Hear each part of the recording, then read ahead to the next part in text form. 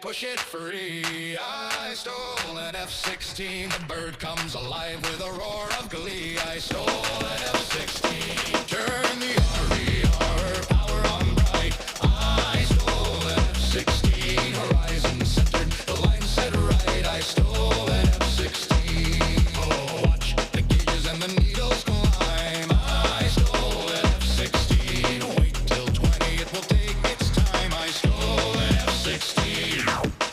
Put your hand in the RE, grab whatever rifle you can. Put your hand in the Abrams tank. We'll figure it out. Roll on a YouTube video. Put your hand in the tank. We'll figure it out.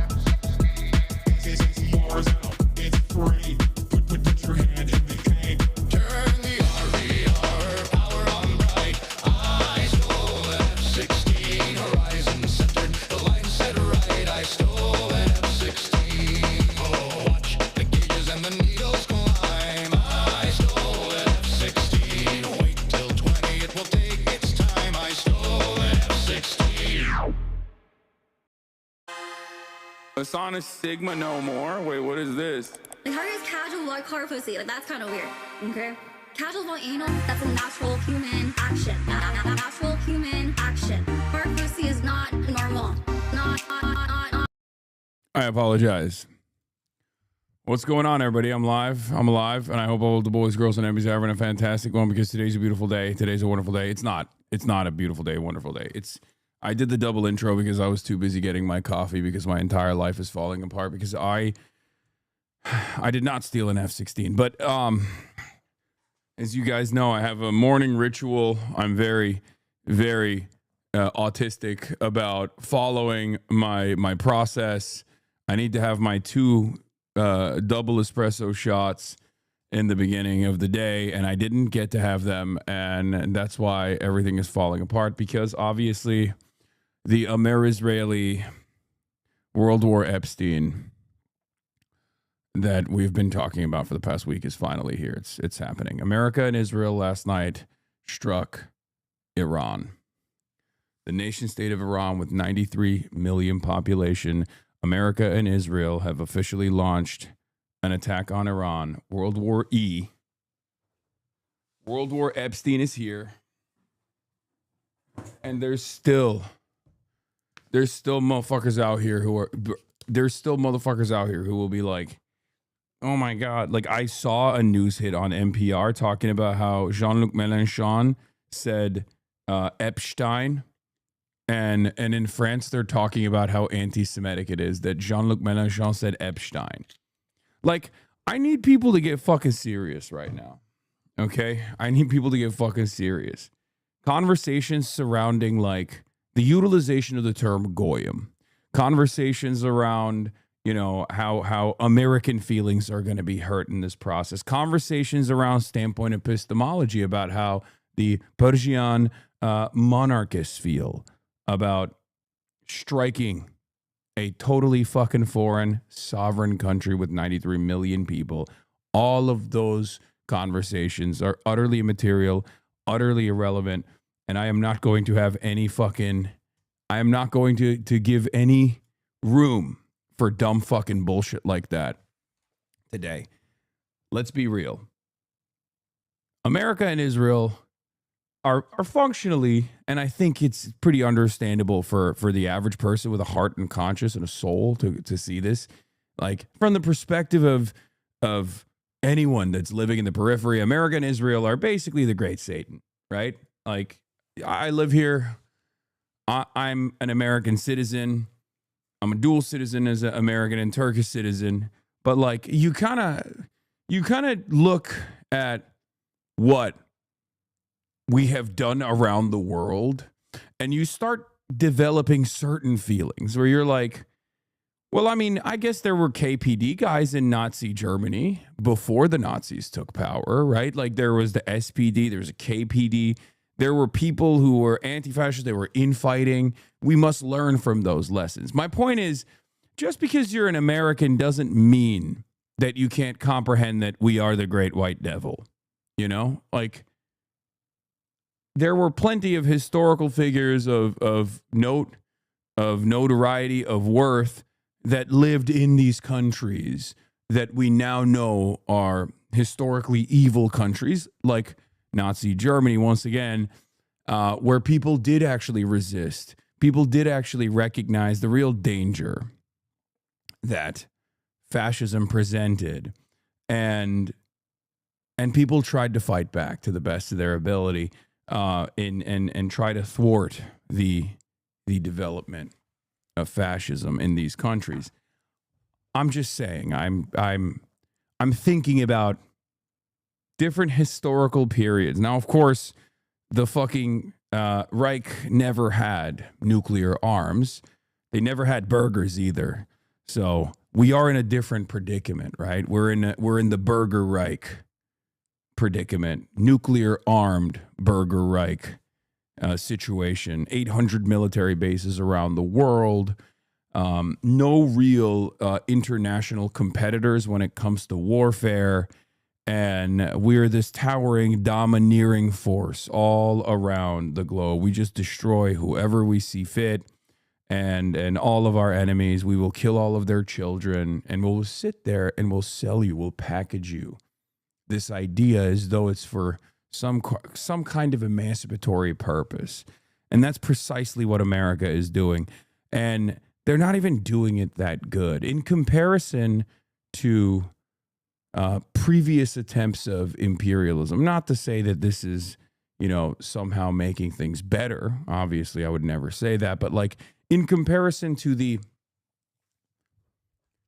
Trump administration, when compared to the Bush administration, as far as like a sophisticated messaging apparatus that justified why we had to go to Iraq and bomb Iraq and invade Iraq and take all the juicy, delicious oil from the ground in Iraq. The Bush administration makes the Trump administration look like fucking savages. The George W. Bush administration and the neocons of the past make this current administration look like barbaric apes. Like, they were monsters, but they at least had a sophisticated tool and a propaganda apparatus that tried to package this illegal and unjust war that displaced tens of millions of people, a 20-plus year occupation, specifically at the behest of empire, at the behest of capital. And now the Trump administration doesn't even see a purpose in doing that. Why is this important? It's important because I hate to report this to you, chatter, but you and I, we're fucking cattle. We're cattle. That's it. They don't see the need to ask us for our consent on this. At least in the past, they would make it feel like we were involved in some way. They would try to coerce us into getting involved. They would try to manufacture consent. But the reality of the matter is we are cattle, and our consent is not necessary because our tools of fighting back against the masters have been destroyed. They have been completely destroyed. Do you understand?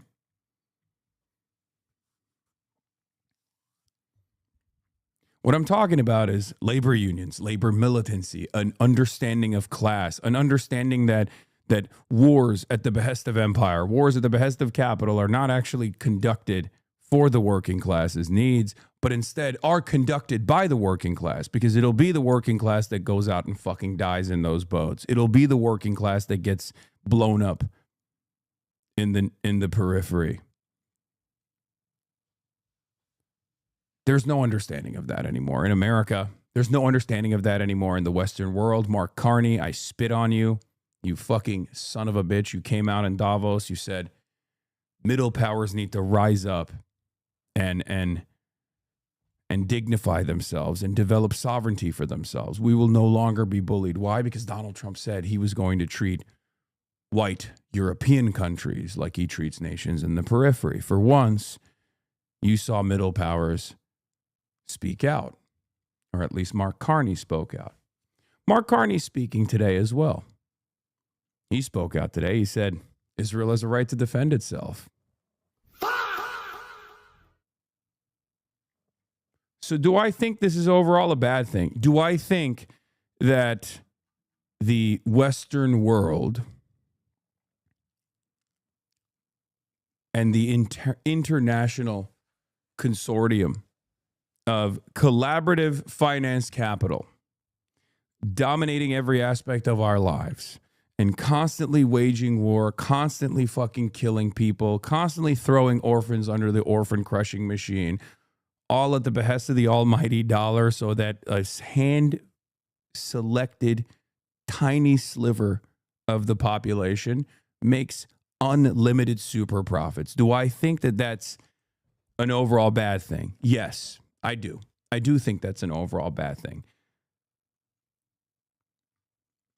I do. I think it's a disaster. It is unacceptable. It's a disaster of epic proportions.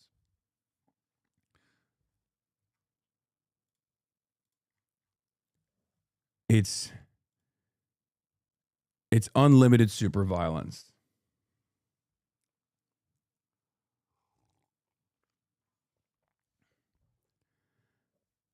Anyway, but we're going to cover it. But that's why I'm live early.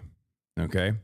I'm live early because You think any good will come from it, like a byproduct of violence?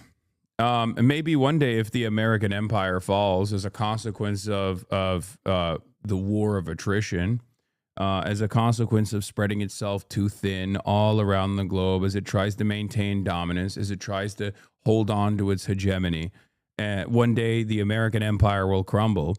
It will be very painful for everyone living in the imperial core. It will be very painful it will be even more painful for those who actually have to exist outside of the imperial core, but eventually change will come.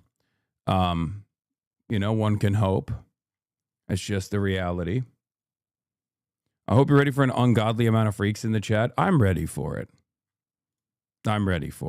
Are they doing boots on the ground? I'm not super tapped in. No, they're not going to. Not for the time being. It's entirely dependent on how much of a resistance the Iranian government can put up, how much of a resistance the Iranian government can put up, how much Iran can punish Israel, how much Iran can punish American airstrike, American carriers in the region. I'm going to get into all of that right now. But let's get started. U.S. and Israel launch an attack on Iran. Rocked multiple cities across Iran, including its capital, Tehran. Videos from Tehran show smoke. You see it here billowing over the city. And now we're getting reports of explosions in Gulf Arab countries hosting U.S. military bases.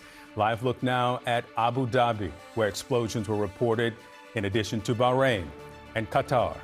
A video now of an explosion in Bahrain. Officials say a missile hit the service center of the U.S. Navy's Fifth Fleet in the country. These strikes happened barely a day after the latest round of indirect nuclear talks between Iran and the U.S. And sources tell CNN the U.S. military is planning for these attacks to last for days. Israel said the same, and both President Donald Trump and Israeli Prime Minister Benjamin Netanyahu are now calling for regime change. To the great, proud people of Iran, I say tonight that the hour of your freedom is at hand. Stay sheltered. Don't leave your home.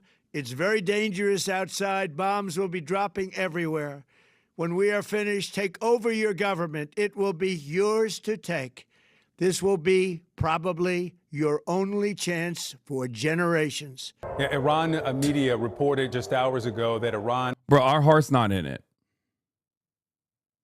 Our heart's not in it. You know what I mean? It's like in order to do this kind of like regime change, you have to come in with boots on the ground. And maybe they will try and do that, but I do think that will inevitably lead to the end of America.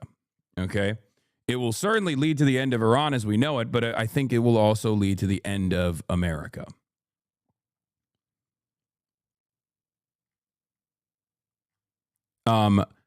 What's remarkable about that is the admission that American sons and daughters will die, right?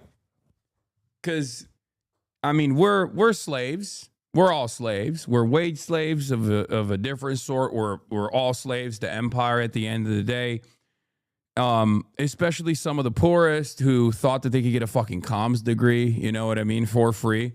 An amenity pretty much offered by every other competent social democracy, the opportunity for upward social mobility that's given to every single citizen unconditionally. In the United States of America, you have to become a slave to the Pentagon.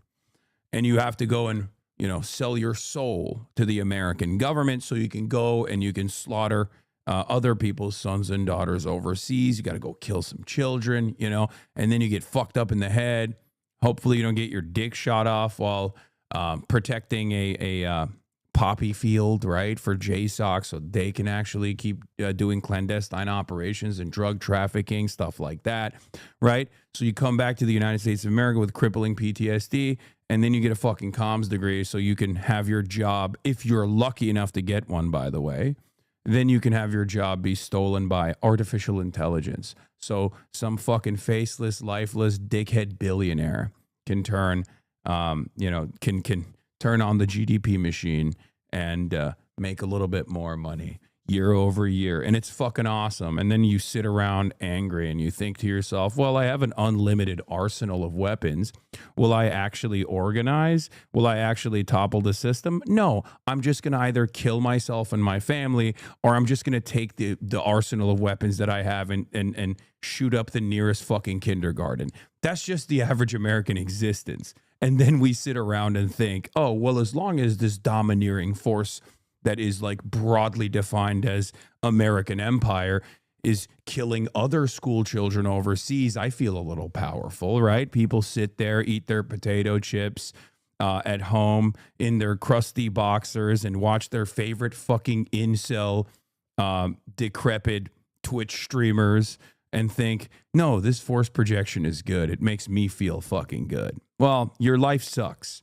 Your life sucks. You have no freedom. You're fucking cattle. You are literally a goddamn slave. Some of you are slaves without actually even working, but that's just the reality, right? I myself am a part of this process as well. I play a role in this fucking sham. I play a role in this song and dance as well. I try to yell. I try to wake people up to these realities, but for the most part, you know, it's very difficult. It's very difficult for people to even envision any sort of change because we have been reduced to being servile cattle for many, many years at this point. Many generations ago.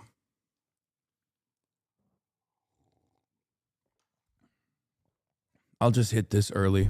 May Allah awaken the people and help them to see the evil doings of Israel and the United States. Oh, inshallah, one day. In any case, here, you want to see who you're doing this for. Remember why this is happening. When gas prices shoot up because the Strait of Hormuz is now officially mined and dammed and closed, and that's like 10% of fucking all global oil commerce that won't happen any longer, and all of a sudden you're at the fucking pump and you're like, why is gas $15 a gallon? How did this happen? Remember who you're fighting for.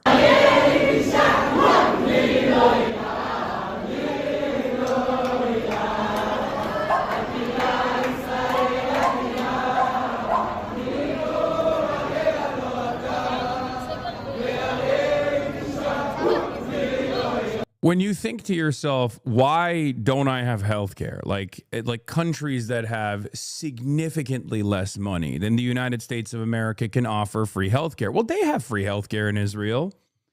For the record, they have free healthcare in Israel. Just so you know, they don't have to worry about defense, for example. You want to know why they don't have to fucking worry about defense? Because we got that shit covered, baby. USS Gerald Ford, the poop chute, is encircling the Israeli coastline so we can have maximum defense for Israel as we fight Israel's war in Iran.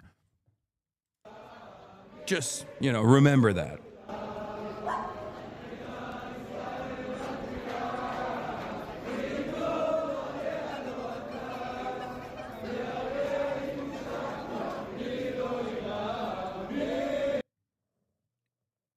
Anyway, I think this is an older video from the last time Israel fucking tried to blow up Iran, and then Iran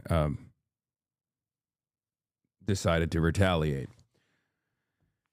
Working class magic. Did you see Israel responded to you? Oh, great. There's no such thing as a preemptive strike, I said. Israel is striking Iran in spite of the negotiations that the Oman mediators tried to publicize in the U.S. media to avoid this exact outcome. Little did they know Israel gets what it desires, even if it collapses the West. That's awesome. I'll be sending that GIF back when people are talking about how scared they are in the bomb shelters.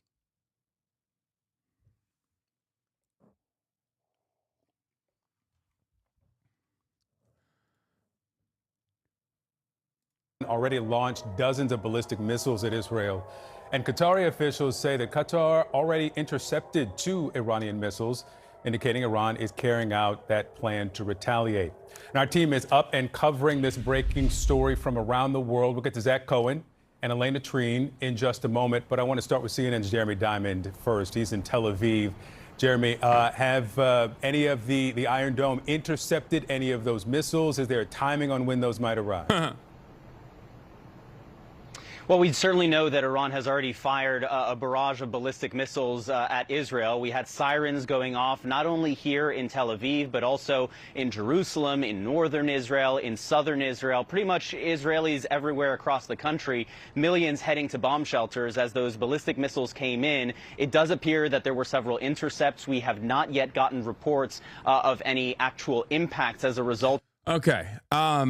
So the short and sweet of it is, last night at around 10:30 p.m. Pacific time, as I was laying in bed trying to close my eyes to wake up and work out early in the morning and go live with the hopes that, like, Iran had still not been struck, I found out that Iran had, as a matter of fact, been struck by Israel and the United States of America.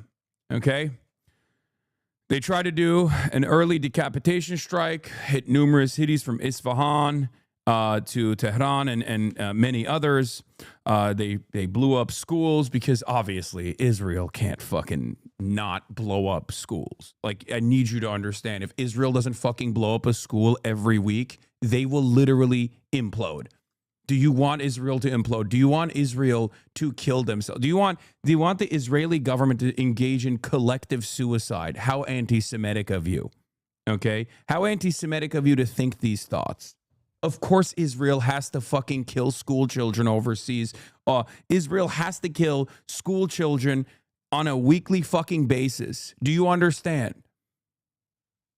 They have to do it. They have to do it. This is the only way to liberate the masses, okay? The Israeli economy runs on exploded school children, and some school children have to fucking die. 40 elementary school schoolgirls killed, 9 to 13 years old. Thank you, Israel. Thank you, America.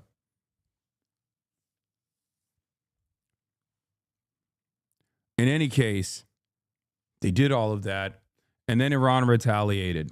And this retaliation is different from the 12-day war. You will never get the full scope of exactly what's going on if you go on fucking Twitter, unless you know exactly what to look for, because the entire information apparatus on social media is polluted with bots, polluted with human beings that operate like fucking bots. Okay?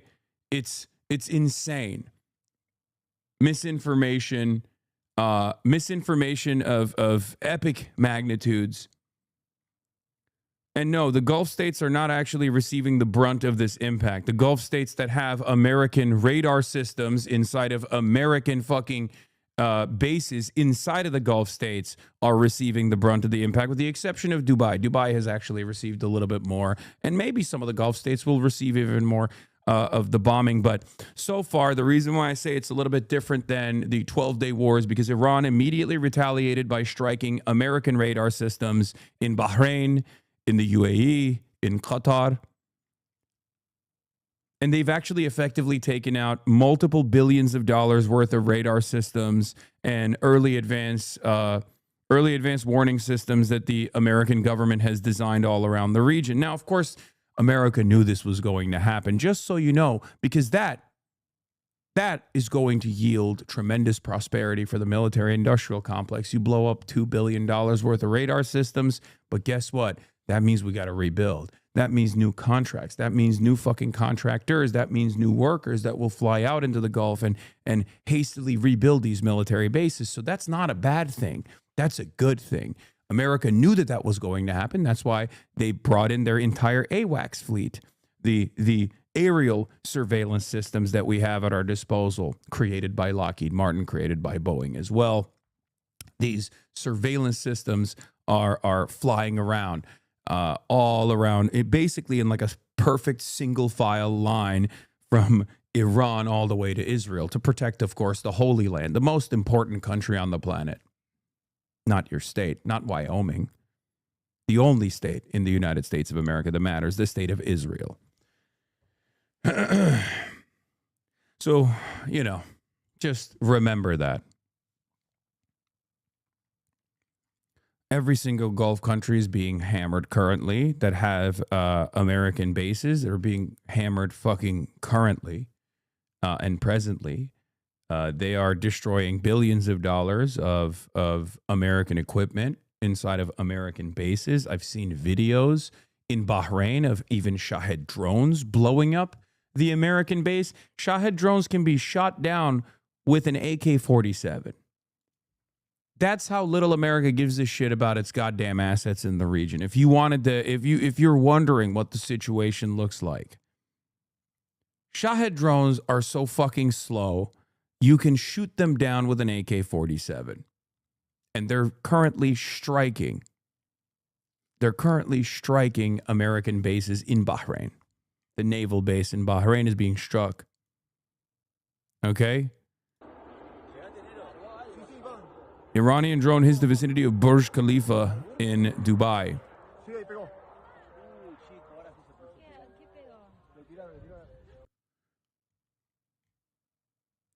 The IRGC has officially announced the closure of the Strait of Hormuz. The economy about to buckle. Inshallah, the economy will buckle. These people that lead these countries are fucking animals. Do you understand? They're animals. They do not care about you. We are going to suffer as a consequence of their actions, but they only fucking respond. They only respond to force. They only respond to military deterrence. They only respond to pressure. And it's literally, we have to be the pressure. We have to be the pressure. We have to take it to the streets. We have to fucking protest. We have to put an end to this kind of action. We have to demand an end, sever ties with Israel. We have to demand an end to American imperialism. It's done. Okay? It's done. There is no other way out of this. Note the book on Prime Minister Benjamin Netanyahu's desk during this call today with the President Trump is historian Tim Bouvier's book, Allies at War, about how the Allies defeated Hitler in World War II. Prime Minister Benjamin Netanyahu during his conversation with U.S. President real Donald Trump. I bet his bitch ass is fucking having that conversation in some Greek military facility too. Drone strike in Dubai. Yeah, Israel is fucking, not Israel, sorry. Iran is pummeling Dubai. If you noticed, out of all the Gulf countries, like Dubai is getting hit the hardest. This to me shows that there's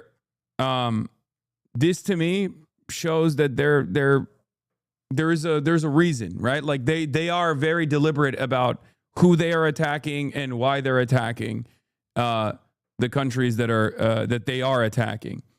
Dubai is obviously, the UAE is obviously Muslim Israel. For those of you who don't fucking know, I know many of you think, oh no, that's like a pedophile cryptocurrency safe haven. That's basically in Miami. The UAE's foreign policy and like regional leadership is basically to be the Muslim version of Israel. Okay. They're right there. Whenever Israel's doing stuff, Dubai and the UAE is right there. Okay. And for the record, Iran did warn every other country in the region. And Iran did say, if you do this, it will be a regional war. If you do this, if you back us into a corner, we will fight back. And of course, you know, that is the case.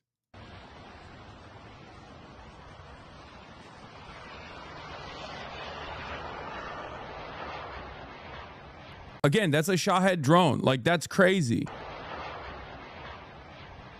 Oh my God. Bro, you really actually don't need like I was thinking about this with like the Afghanistan, the Taliban, Pakistan fight that was taking place. And I was really thinking about this. You really don't need suicide bombing anymore. You know, because like the Taliban guy was like, oh, you have nuclear arms, but we have like suicide bombers. Like, we'll just blow up your country with suicide bombers. And it's like, you really don't need that anymore in drone warfare, right? You don't need that at all. Just make fucking drones. You can purchase them from, you can purchase them in the online marketplace. Like, China literally sells like explosive ordnance delivery mechanisms that you can put to a DJI drone that you can purchase like at virtually no significant cost in comparison to like, you know, sophisticated equipment that you need to put together. So I guess like you kind of at that point you're doing that for the love of the game, right? Like you're doing suicide bombing just for the love of the game because like you want to keep it old school. Is that what it is? Why is bro saying that? I'm just saying it's like insane that, I mean, this is functionally what you could get away with if you facilitated like a somewhat difficult to pull off suicide bombing strike, right? And instead you're just using a Shahed drone that's like what, $10,000? It's crazy. It's crazy how terrifying this process is.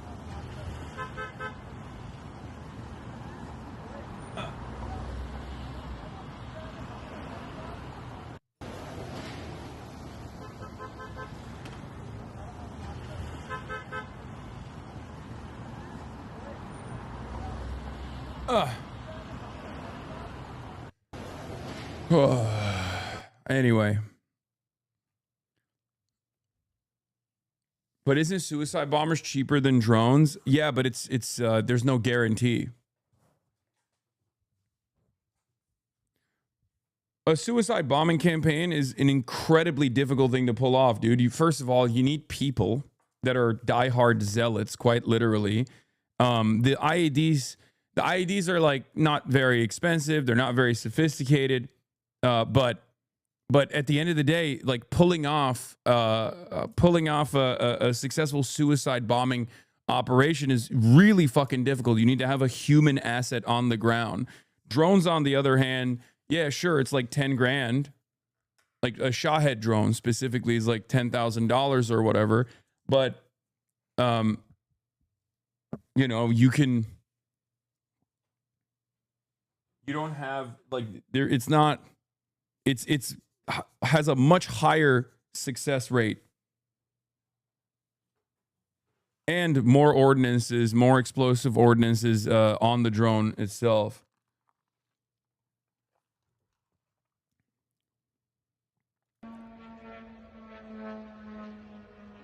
That's crazy.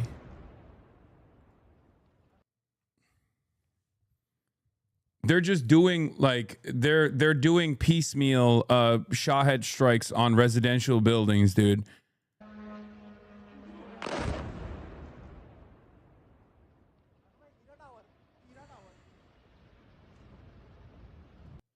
This is the Al Udeid radar system before and after the strike. Yeah, what was and what became. This is like $1.5 billion, I think.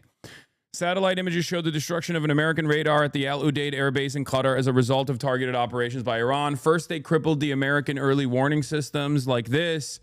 And America let it happen, by the way. Just so you understand, if you are living in one of these, if you're living in one of these Gulf countries, that's in Bahrain. This is fake. Look at the buildings in the bottom. No, they did strike at the Al Udeid base, though. I don't know if this is like... what do you call it? I don't know if this image is fake or not, but they did actually strike the Iranians did strike the Al Udeid Air Base radar. They did actually do that. The photo itself might be fake. I'm saying the photo itself that you guys sent me might be fake, but they did strike the radar base in Qatar. Like there is literally a fucking video of it. You know, I don't know what the fuck you're talking about. This is the one in Bahrain.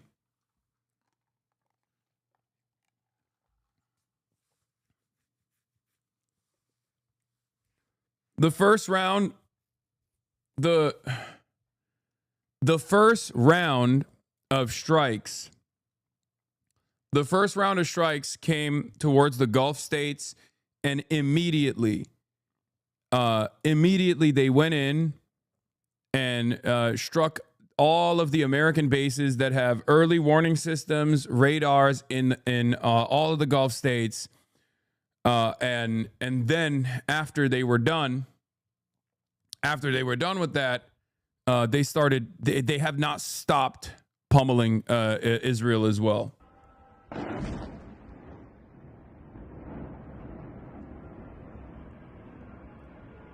All this is a distract from the Epstein files? No joke? No, brother. No. This is not a distraction from the Epstein files. This is a 50-year project for Israel. This is so much more consequential than the fucking Epstein files. Like, this is not even that's crazy. This is a 50-year project by Israel. This is a project that also corresponds to American interests in the region in general. They've always wanted no sovereignty for Iran. They always wanted the Iranian oil as well. America has always wanted to have complete monopoly over the cartel, OPEC plus. Obviously, you have state actors that are not always going to be compliant, but as long as you have some servile Gulf nation states like Saudi Arabia, like UAE, and then you also destroy Iran or remove Iranian sovereignty or completely take over the Iranian oil refinery process, then you have a significant upper hand in this cartel. You can control the petrodollar to the best of your ability. You can use it as a significant point of leverage against your foreign adversaries like China. This is 50 years in the making. This isn't a new thing at all, and it's finally happening because Israel has lost all of its Western support. So this is perhaps the last time that they can do it. Okay? This is the last time that Israel will be able to do this. From their perspective, Trump is crazy enough to follow through on it. This is a final act of desperation, in my opinion. This is the grand design in the region coming to a close. So however much America, like if Iran is capable of putting up a strong front and a strong resistance against this, make it as difficult and as costly as possible for America to engage in this war of attrition while destabilizing the entire global economy, which they have the capability to do, America will most likely collapse.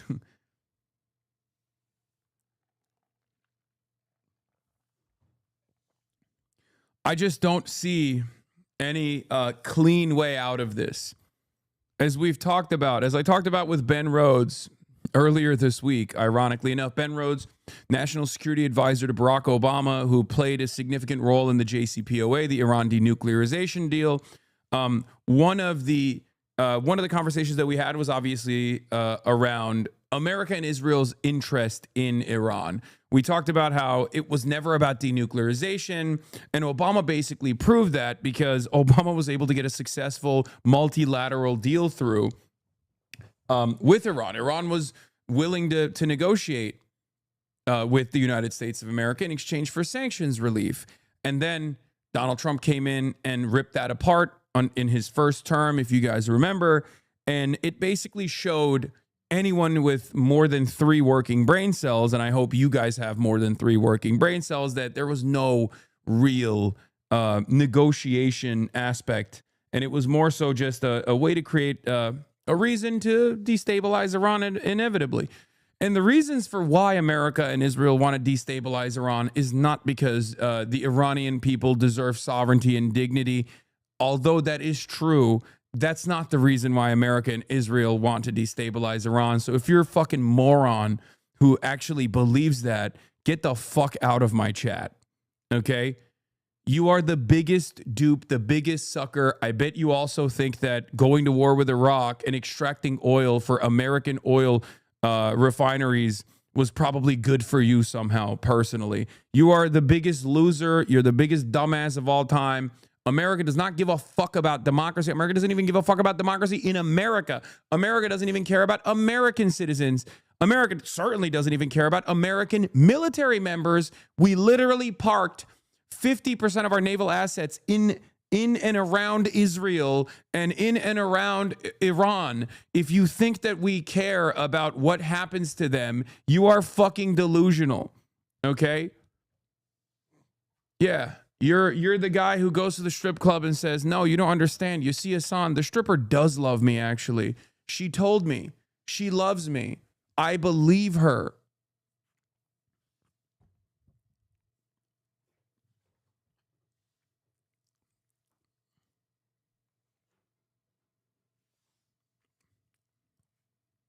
You are all, at best, human shields, okay?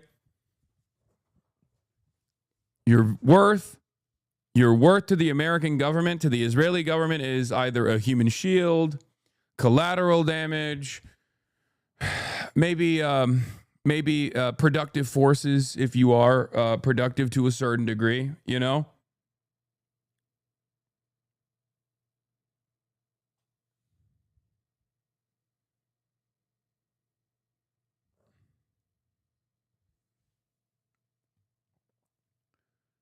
What is this? Saved as modded GIF?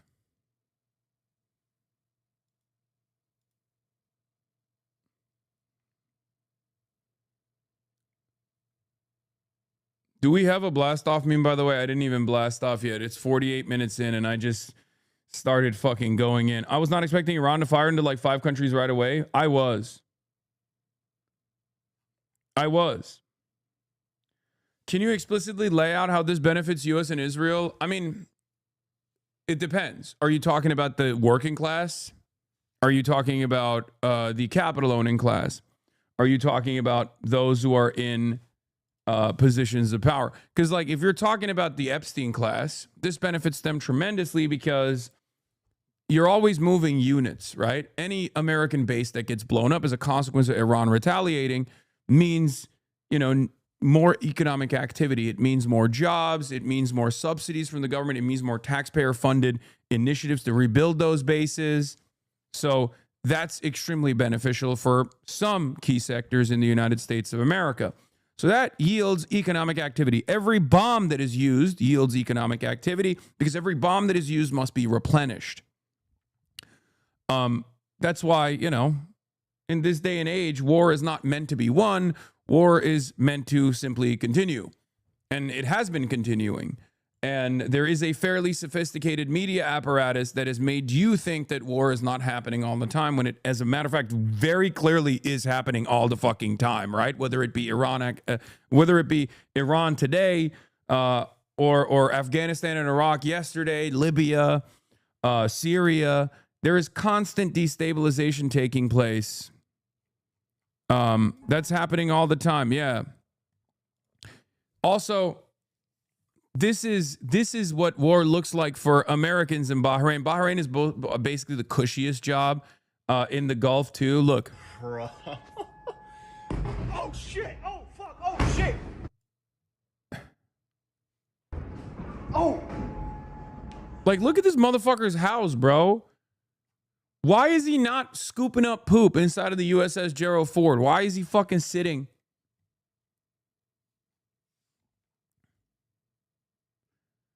Jamal Bowie is retweeting that you're anti-Semitic and insane on Blue Sky. Jamal Bowie is calling you anti-Semitic and insane on Blue Sky.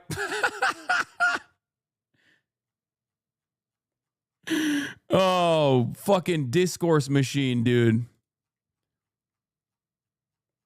Yes.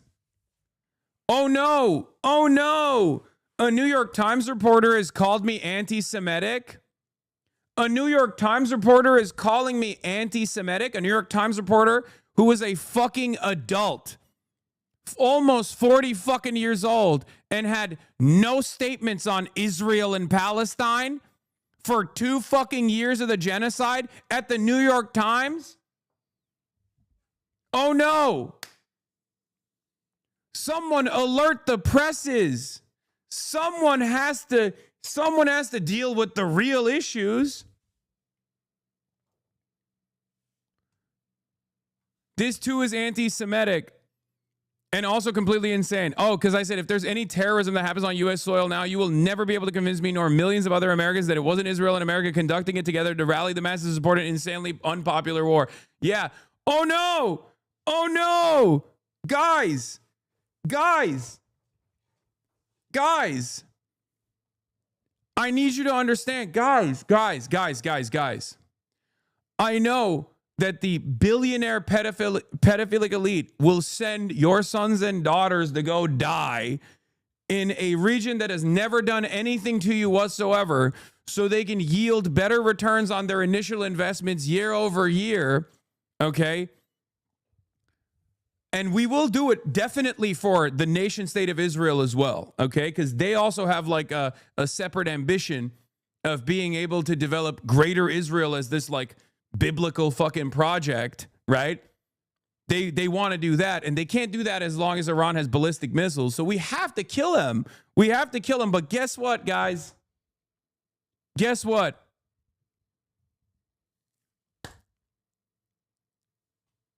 That could come across as anti-Semitic if you fucking literally call it out.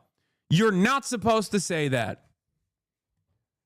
And because it's deeply unpopular, because it's a deeply unpopular endeavor, because Israel is deeply unpopular, because Donald Trump is deeply unpopular, in an effort to do some sort of fucking crazy psyop on U.S. soil, if they were to do like an anthrax attack, for example, you know, never been done before in the United States of America, never been conducted to make everyone in fucking Iowa think that like Al-Qaeda is going to come after them. Not even talking about 9/11 at this point. I'm talking about what came after, right? All the anthrax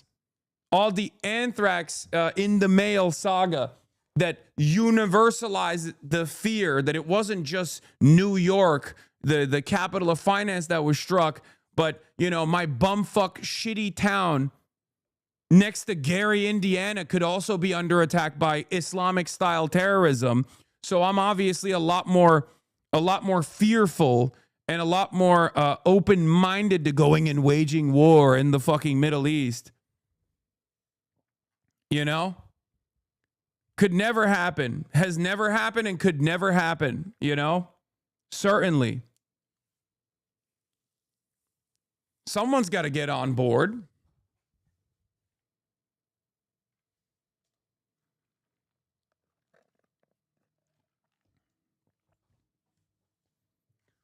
It's so insane. Is this Jamel Bowie? Apparently Jamel Bowie reposted this. How is this man so popular? Because everyone went crazy and expertise has been completely eroded, says Joe Steve. Where does this guy work? Assistant professor at U.S. history at UNC Chapel Hill. Political liberal, hoop reactionary.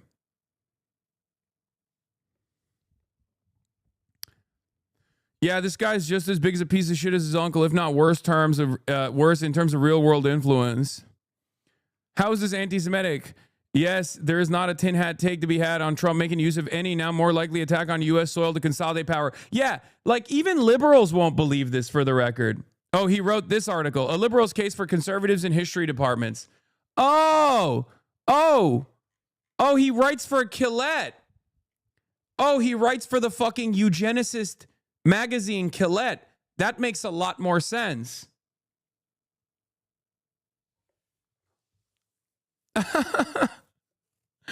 Oh, guys. I mean, listen. Guys, you can't say that like Israel is in the driving seat of American foreign policy in the MENA region. You can't say that because that might be scary. That might be, it's not the reality that is scary. It's that might hurt my feelings personally. Okay? What about my feelings? Have you considered my feelings? How I feel? You're making it quite difficult for me to defend these sorts of actions. So I have to fucking turn around and tell you, you're being quite anti-Semitic, my good sir. You're being anti-Semitic, sir. Like, what the fuck are you talking about? Get the fuck out of here, dumbass. Liberal. Yeah, he reposted the fucking Quillette reporter. Shame on you, Jamel. Chopping up children's genitals. Shame on you. Seriously, fucking shame on you, Jamel Bowie. That is fucking bullshit, and you fucking know it. Shame on you. Yeah. Wait till liberals do this exact same thing, but this time for Trump consolidating power. Because they only deal in terms of like the Democratic Party's success in elections versus the Republican Party, right? Like they do not deal in the material, and they will literally lean into this stuff when it inevitably happens, okay? They will say, oh, Trump is doing this because he's distracting people from the Epstein files. Trump is doing this because he wants to consolidate power and implement martial law. All of these things also correspond to one another. They're not even separate from one another. These are not like mutually exclusive incidents. Yeah. Why hasn't Jamel Bowie written a single fucking thing about Gaza? I remember a couple years in. I remember a couple years in when at this point it was like a year and a half in, and people were like, hey, Jamel Bowie, we love your takes. Okay? We love your takes, Jamel. Do you have nothing to say about, what Israel is doing? And he was like, oh, I haven't read into it. I haven't read into, like, I don't really know too much about what Israel is doing.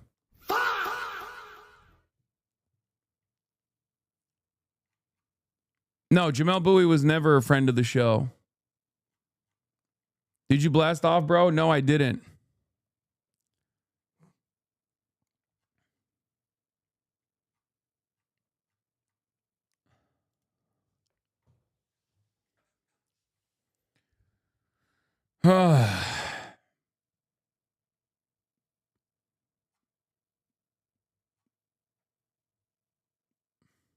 Yeah, 85 children have been killed by the Amer-Israeli bombing campaign in Iran. But guys, I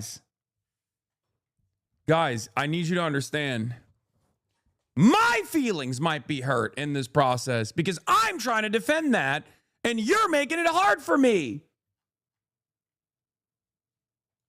You're making it hard for me. What about my feelings? Just a heads up, I couldn't find your stream on mobile and had to search for you on PC. What did I get fucking blacklisted already? No, I doubt it.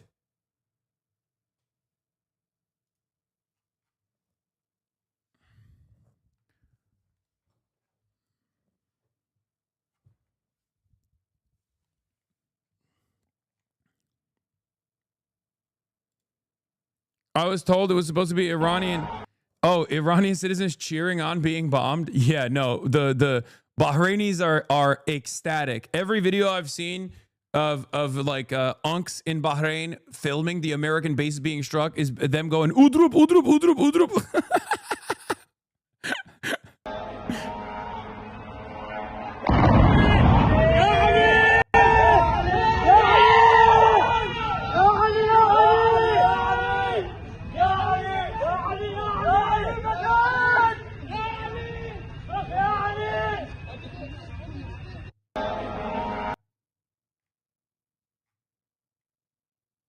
Anyway,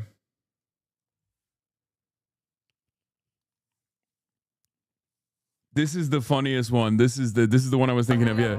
مسيرة اضرب اضرب اضرب اضرب. That's a radar dome, no? They just straight up took out a fucking a radar system with literally a Shahed drone. That does not happen unless America totally wrote that off, okay? Like, that literally only happened because America was like, yeah, we don't give a fuck. Yeah, blow it up. We'll make a new one. Do you understand? That's a Shahed drone. Look how fucking slow it flies. You can literally shoot that out of the sky with an AK-47, okay?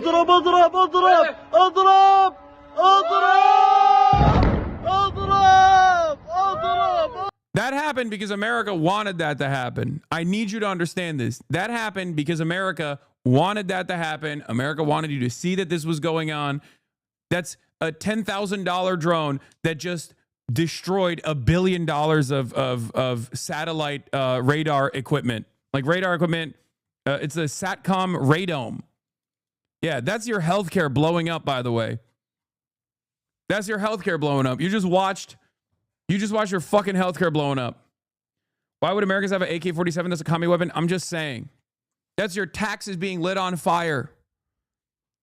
Every time you see one of these fucking things blow up, I need you to think about it like that, okay? Every time you see that, the $1.5 billion radar was destroyed, but this one of the video cost $18 million. Sorry. This is a $18 million radar. Okay, great.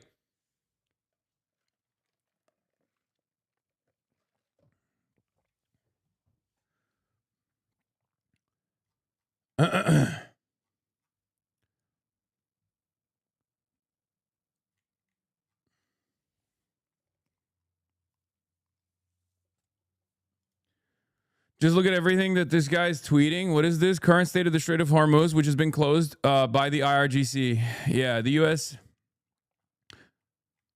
Has its own energy. It hurts China more to have it disrupted. Are you not in agreement?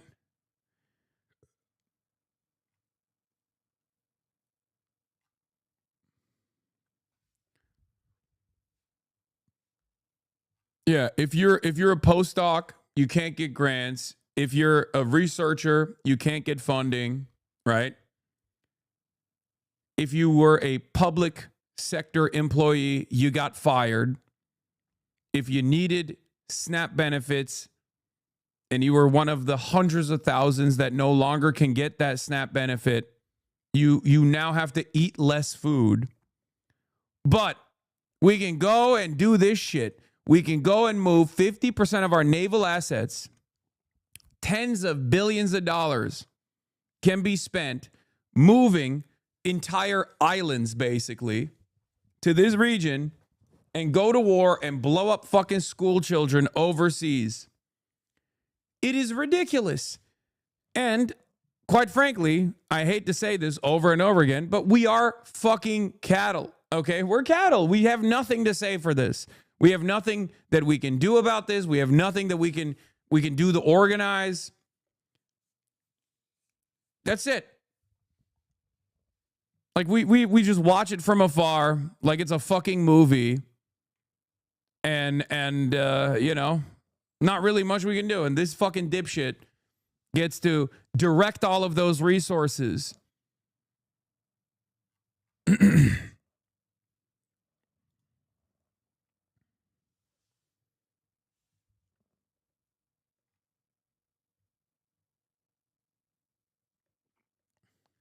Breaking. The building is in the Grand Air Hotel, which frequently hosts senior U.S. military officers located close to U.S. Fifth Fleet headquarters, struck with a Shahed 136.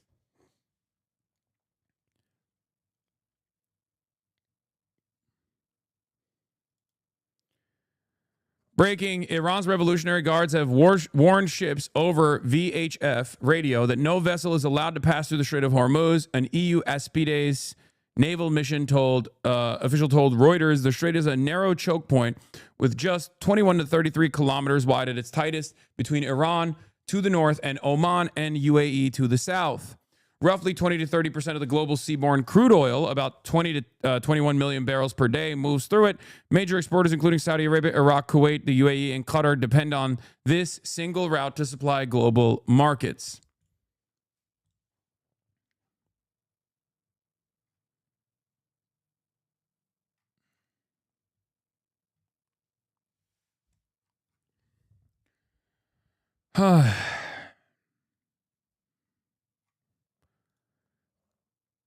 Price of oil will go up. Yeah, this was insane, by the way. This is just pure Jewish supremacy, for the record. CNN put out an article 33 minutes ago saying that this attack is for Amalek. This is Tal Shalev, senior reporter at CNN based in Jerusalem, who literally said this attack, this was last night, that this attack was for Amalek and to fulfill the mitzvah of remembering Amalek. Timing of U.S.-Israel attack on Iran bears symbolic meaning in Judaism. The timing of the U.S. and Israeli attack on Iran bears symbolic meaning in Judaism. Ahead of the upcoming Jewish holiday of Purim, worshippers read the specific portion from the Old Testament known as Zachor. The passage from the book of Deuteronomy commands the ancient Israelites to remember an unprovoked attack by the nation of Amalek and to eradicate the memory of Amalek once the Israelites are settled in their land. The passage is read publicly before Purim to fulfill the mitzvah of remembering Amalek as Israel's archetypical enemy.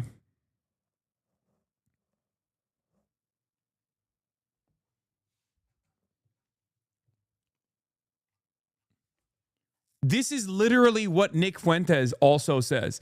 Benjamin Netanyahu and Nick Fuentes and this lady on CNN are entirely in fucking agreement. Okay? Like, this is Jewish supremacist thought. Okay? Who gives a fuck what some religious text says? What are you, fucking insane? You think I'm supposed to care about this? Are you out of your fucking mind? I care about school children being blown up. I don't want that to happen. There is no justification. This is a pre-Ellison takeover at CNN, by the way. So I don't know what the fuck the Ellisons are going to do to CNN to make it more pro-Israel. Like, is this going to be the only thing? Is this going to be the only thing that fucking comes out of CNN? Yeah. Also, Jeremy Diamond, CNN's Jerusalem correspondent, also last night was calling it a preemptive strike. Israel has launched preemptive strikes against Iran in a state of emergency. There's no such thing, okay? A preemptive strike in almost every single circumstance is just a made-up reasoning for striking first, okay? It can only be considered a preemptive strike if there is like actual information, actual data that there is supposed to be a strike incoming and you want to cut it ahead of time. This is ridiculous. Israel always says they're preemptively striking their enemies. Israel always is preemptively striking their enemies. And the American media always fucking lies at the behest of Israel. They always lie at the behest of Israel. Oh, it's a preemptive strike. Really? Was 9/11 a preemptive strike on American empire? Like, what are we talking about? Al-Qaeda. Al-Qaeda issued a preemptive strike in the nation's finance capital to the World Trade Center and attempted to engage in a preemptive strike on the Pentagon. Like, is that... No, it's ridiculous, right? It's fucking ridiculous. No, that was not a preemptive strike.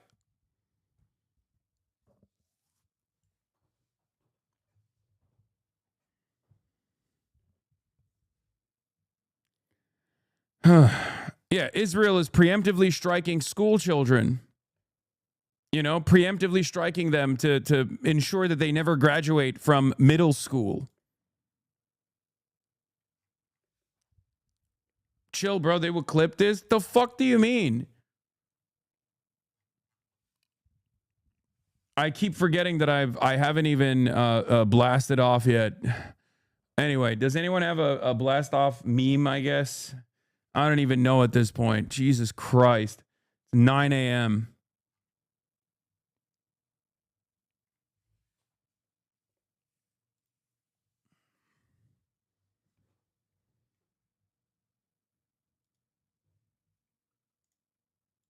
Yeah.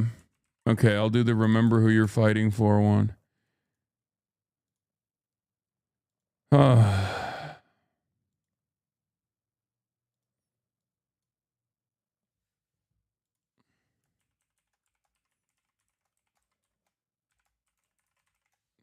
Incredible stuff. By the way, I'm live on Twitch and YouTube, okay? I'm live on both Twitch and YouTube here. We're blasting off.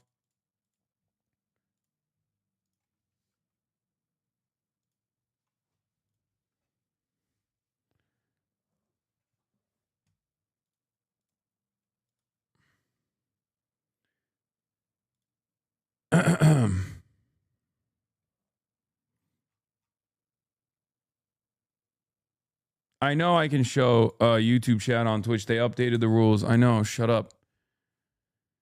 I know. Here it is. Here's the blast off meme. Yeah, our Kamala Harris and Biden's loser ass up there. All the dumb folks keep saying things that would be different if Kamala won. I mean, what is Hasan's YouTube thumbnail? Oh yeah, this is my YouTube thumbnail. Yes.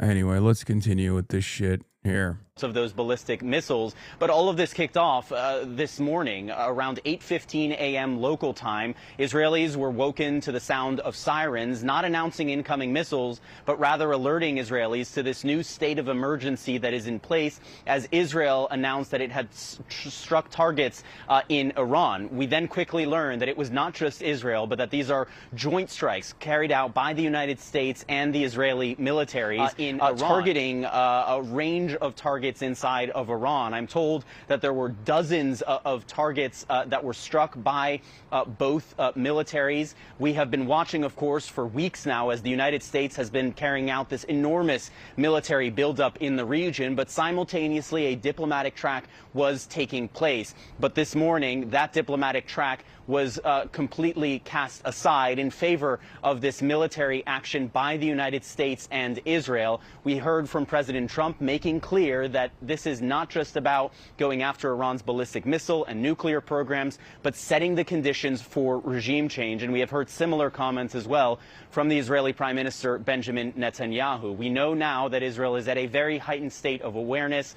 Most Israelis are either in their bomb shelters or very close by, awaiting the ramifications of this, as we are already watching Iran launch missiles not only here, but at other sites across the Middle East. Victor? Jeremy Diamond for us there in Tel Aviv. We will get back to you in just a few moments. President Trump is monitoring the strikes from his Mar-a-Lago resort, and he calls on Iranians to stand up to their government and warns the fight could put American lives in danger. He also says the U.S. has done everything it can to keep American troops safe in the region. Come on, bro. Come on. Yeah, we are doing everything we can to keep American troops safe in the region. By what? Fucking blowing up Iran? A country that has a ballistic missiles program specifically for this very moment. We're keeping them safe by like bringing them. We're keeping them safe by basically putting them on these like floating islands that Iran can strike. You know, that's it. They're basically missile sponges, dude. That's it. Just understand that your homies, your neighbors, your loved ones, your cousins, whoever the fuck's out there right now is functionally a missile sponge. They're drone sponges. They're missile sponges. They're just sitting there, parked outside, hoping that the anti-missile systems actually stop the Iranian pummeling.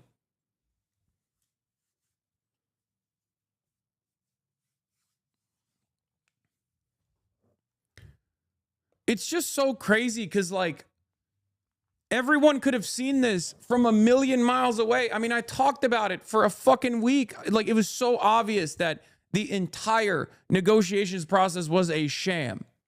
The entire negotiations process was an utter sham. Everybody knew. Everybody understood that this was going to happen. It was an inevitability. It was going to happen.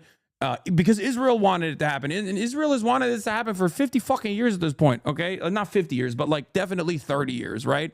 This is like 30 years of American policy, American foreign policy and Israeli foreign policy.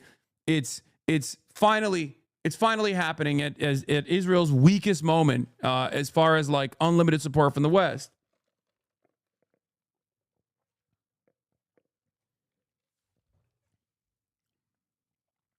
Did you see what that pig kid starver said? Earlier this morning.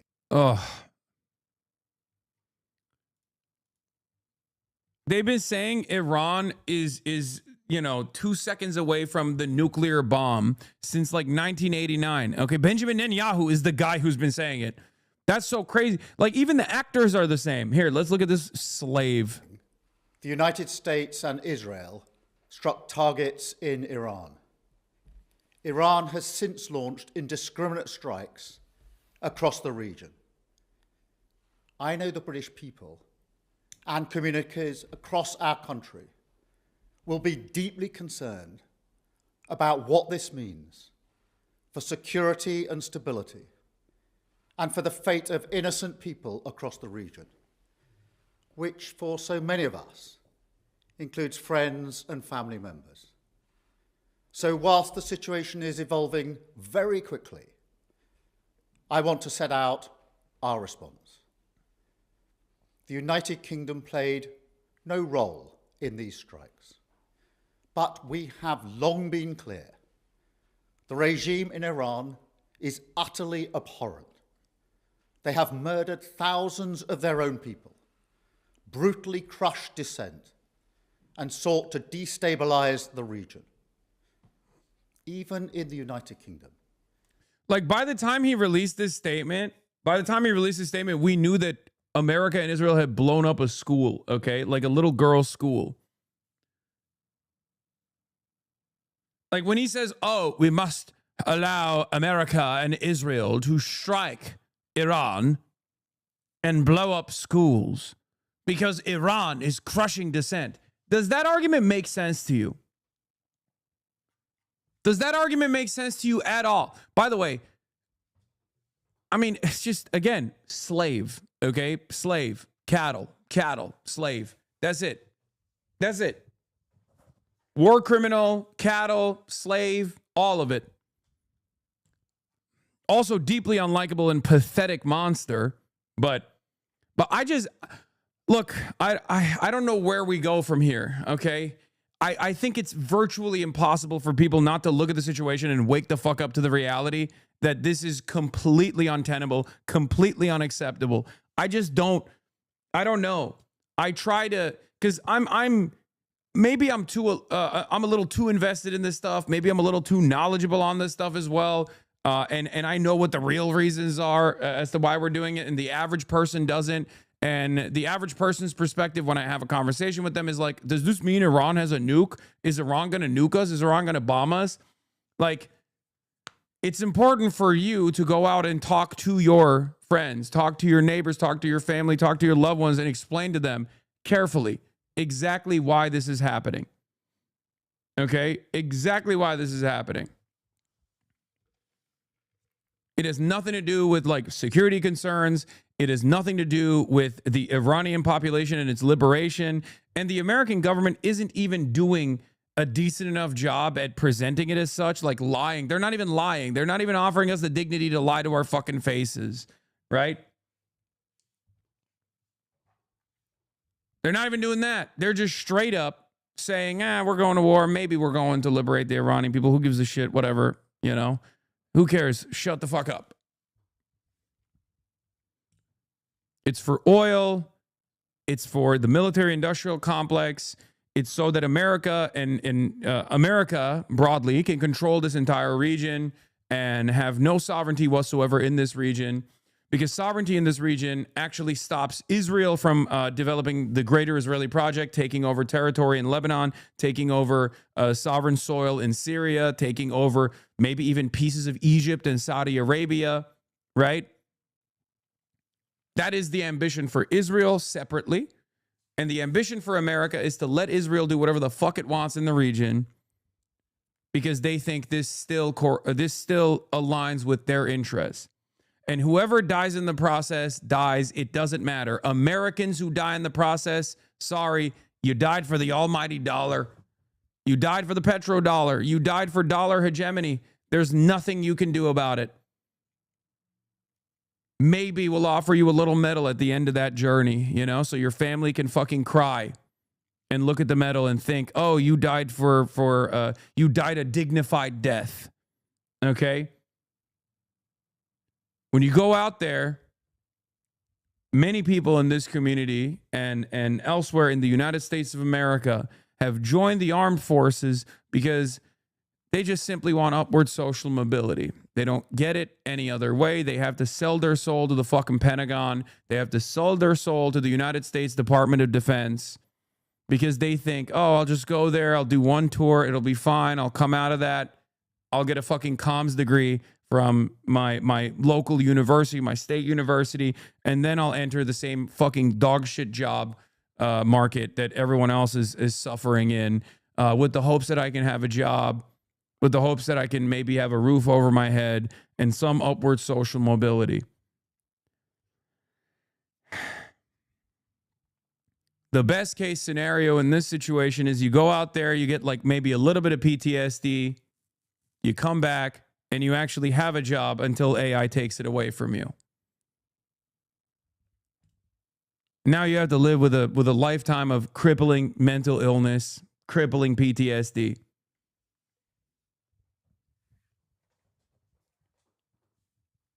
But just know, when you're going out there and you're putting your body on the line, you're doing it for the pedophilic cabal of elite billionaires that control every facet of society so they can make super profits over and over again. So they can extract the materials, they can extract the rare earth minerals, they can extract the natural resources, oil, right? If you want to simplify it, and they can make the money. Yeah. In worst case scenario, they'll tell you your injuries are not service related. There's that too.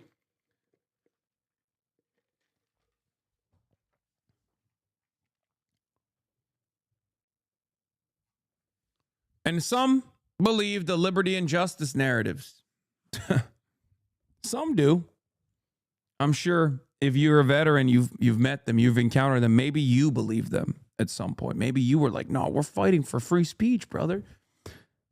How many doors do you have to knock down in Kabul before you realize, like, maybe there wasn't really a free speech component here? You know what I mean?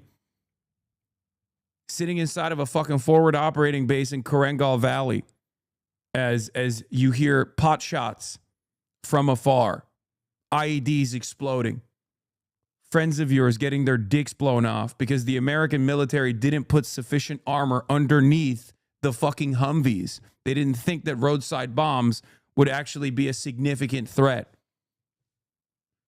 You see your buddies get their legs blown off inside of a Humvee. Someone made money there. Not you. Someone else made money, right? A contractor made money. Now your dick's blown off. Now your leg's blown off. You come back, you're like, what am I supposed to do? My life is fucked. Why did you do it? Did you do it to defend freedom? Is that what it was? Whose freedom were you defending?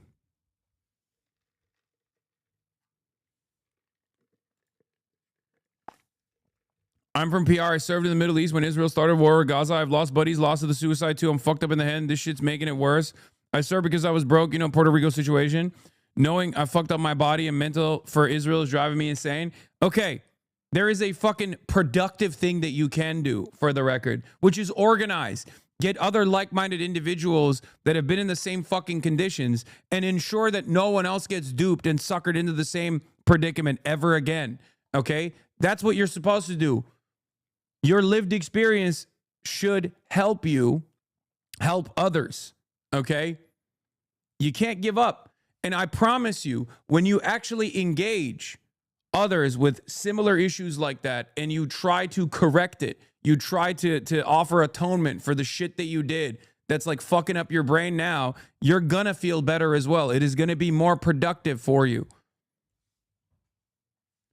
And slowly but surely, you work to the best of your ability to make things right, to ensure that there aren't new, younger generations that fall into the same fucking trap.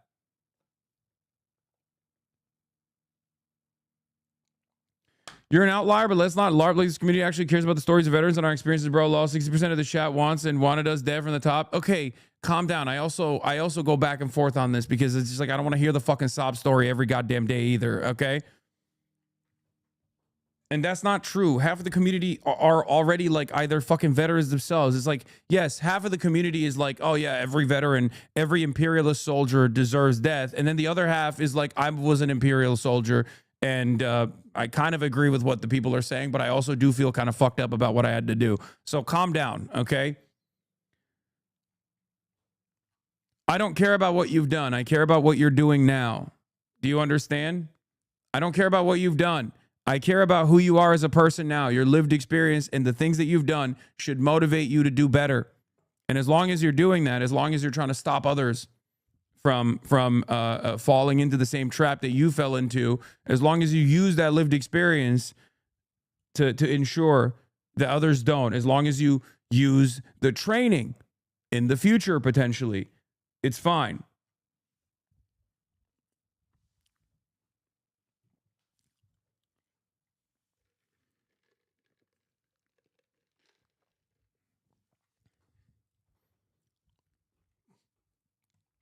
Do you know why North Korea is trending? Yeah, because they have fucking nukes, and therefore they don't have to deal with this shit. Okay? That's probably why they're trending. Like, motherfuckers will say, do nothing, win, but the reality is you have to do something. And that something is develop nukes. That's it. Nuclear sovereignty is the only way that you can exist as a nation in the periphery without American and sometimes Israeli intervention.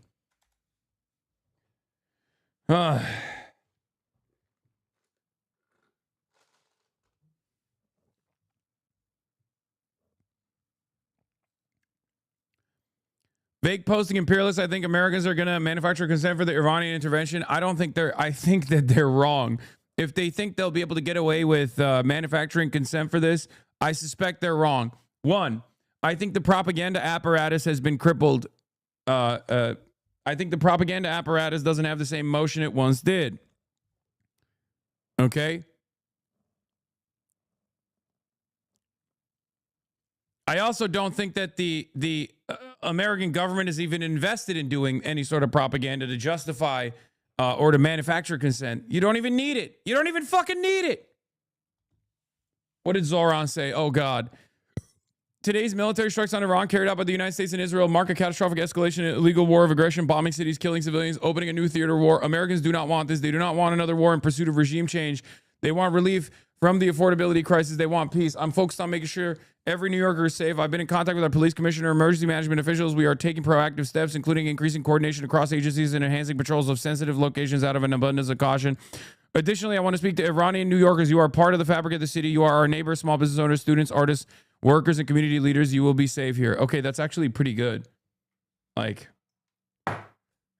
thank God. I thought he was gonna.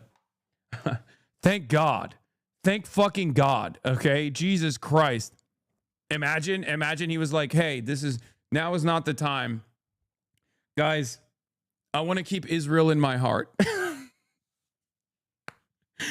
As Israel and America is blowing up little school children in Iran, I just want to say, please don't say anything that it might offend the sensibilities of those who are actually championing this death and destruction campaign at the best of Israel and the Epstein pedophilic cabal. That would be very unkind of you.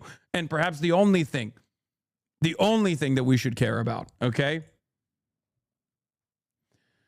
AOC statements, the American people are once again dragged into a war they did not want by a president who does not care about the long-term consequences of his actions. This war is unlawful, it is unnecessary, and it will be catastrophic. Just this week, Iran and the United States were negotiating key measures that could have staved off war. The president walked away from these discussions and chose war instead.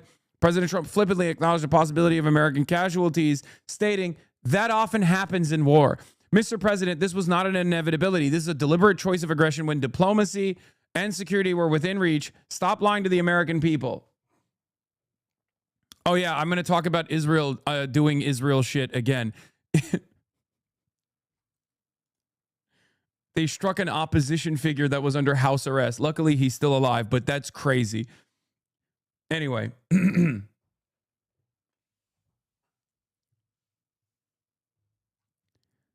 Violence begets violence. We learned this lesson in Iraq. We learned this lesson in Afghanistan. We're about to learn it again in Iran. Bombs have yet to create enduring democracies in the region, and this will be no different. In moments of war, our Constitution is unambiguous. Congress authorizes war. The president does not. I will do my part to uphold our Constitution by voting yes on the Representatives Ro Khanna and Thomas Massie War Powers Resolution. Every member of Congress must join us in rejecting this aimless war. I will say, like all of you, I woke up this morning to the terrible news that Donald Trump had taken up. Yeah, I was talking to Abdul last night. Yet again to war with Iran. Ask yourself who this benefits. It doesn't benefit you or I. It doesn't make our grocery prices any cheaper. It doesn't address the fact that our healthcare is more expensive. It doesn't make home ownership more attainable. All it does is change the subject, distract us from the broken presidency of Donald Trump. This is a man who ran on America first, ran promising that the era of regime change wars was over. And now he's just taken us into another foreign entanglement, the third one this year alone. This is Trump admitting that he cannot solve your problems. He will not even try. Instead, when those problems get bad enough, he's going to distract you. How do I get my boyfriend to snap out of the Western war can be good mindset? I know he's smart enough to understand this, but he just won't. Is he cattle? Does he sometimes go, Like when you bring him treats, do you sometimes smack him in the ass and he just gets really excited and runs away, runs off into the distance, galloping around?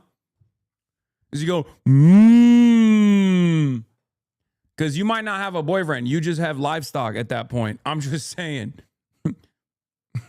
Okay. How do I get my boyfriend to snap out of the Western war can be good mindset? Okay. Are you dating a Lockheed Martin executive? Are you dating Mr. John Boeing? Ask him these questions. Ask your boyfriend, are you Mike Huckabee? Because if you're not any of those things, it's not beneficial for you, right? It's not beneficial for you at all, especially if you grew up in a rural area. He might literally be a cattle. He might literally be livestock. But if you grew up in a rural area, ask him, hey, don't you think it's fucked up that you don't have a rural hospital? Like the last time you guys had like a healthcare professional in this region was 35 years ago. And businesses have completely pulled out of this area. Everyone is poor as fuck. But it seems like there's always money in the bank to go to war overseas. Does that do anything for you?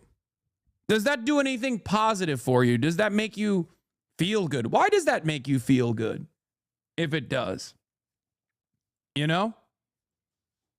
These are the questions you can ask your loved ones. These are the questions you can ask your loved ones. Ask them. How does this work for your best interest? Because there's obviously a non-selfish argument to make, one that revolves around solidarity across the board, one that one that recognizes the dignity and humanity of those who are being slain by the Amer-Israeli Empire. But if people can't comprehend that, there's not really any good arguments to constantly engage in this endless warfare anyway. There's not really a lot of great arguments at all, as a matter of fact. I mean, fucking even the veterans that go out there recognize it.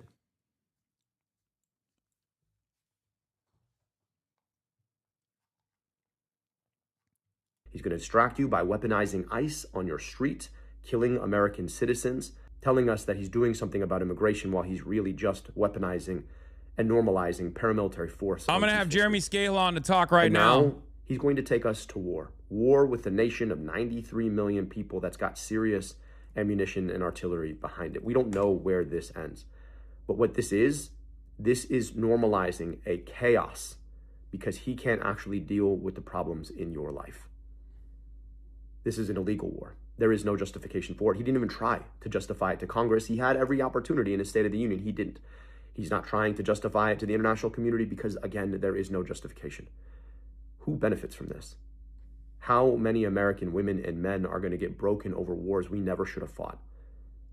How much of our time and our treasure is going to be spent shedding blood rather than saving lives here at home? This is unacceptable. No war with Iran, and we are going to stand up every single day to oppose this. All right. Jeremy Scale's in the building. Jeremy Scale of Drop Site is in the building. Esteemed guest. Welcome back, Jeremy. Unfortunately, every single time we have you on, it always feels like the world is collapsing right in front of our eyes. But it's still an honor to have you on nonetheless. Can you hear me?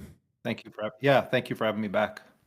Of course. So you guys, you just got done with your reporting. I believe you're in contact with some officials on the Iranian side, and Dropsite just revealed a couple hours ago, or your latest reporting shows, a very different perspective than what we're seeing in mainstream media. But I know you're paying close attention to what's going on in the news. Let's get started with, I guess now almost 50-year project of Israel finally coming to a close. Do you feel like there is any? Do you feel like there's any argument that you've heard so far that made you go, maybe this is a real reason for why we're going to war with Iran? No, and I think it has to be stated at the beginning, just from an American perspective, that the Democrats, we've seen this coming for weeks and weeks, that Trump was going to move forward on this. And at DropSite, we've been reporting on things that we've heard even from people within the inner circle. And one of the things we reported recently is that Trump has been kind of stomping around, even in internal briefings, making statements like, I'm going to go down as the president that forever changed the Iranian regime, and obsessively talking about the '79 revolution and the seizure of the embassy. And they've been, this whole thing started on its surface in mid-January, after the protests in Iran that then converted into very bloody battles and attacks in the streets of Tehran and other cities around Iran. And there's competing narratives about what happened there. But Trump seized on that moment in Iran and said, help is on the way. And of course, the utterly discredited son of the deposed Shah also was calling on Iranians to rise up and seize institutions. And then nothing happened in the immediate aftermath of that.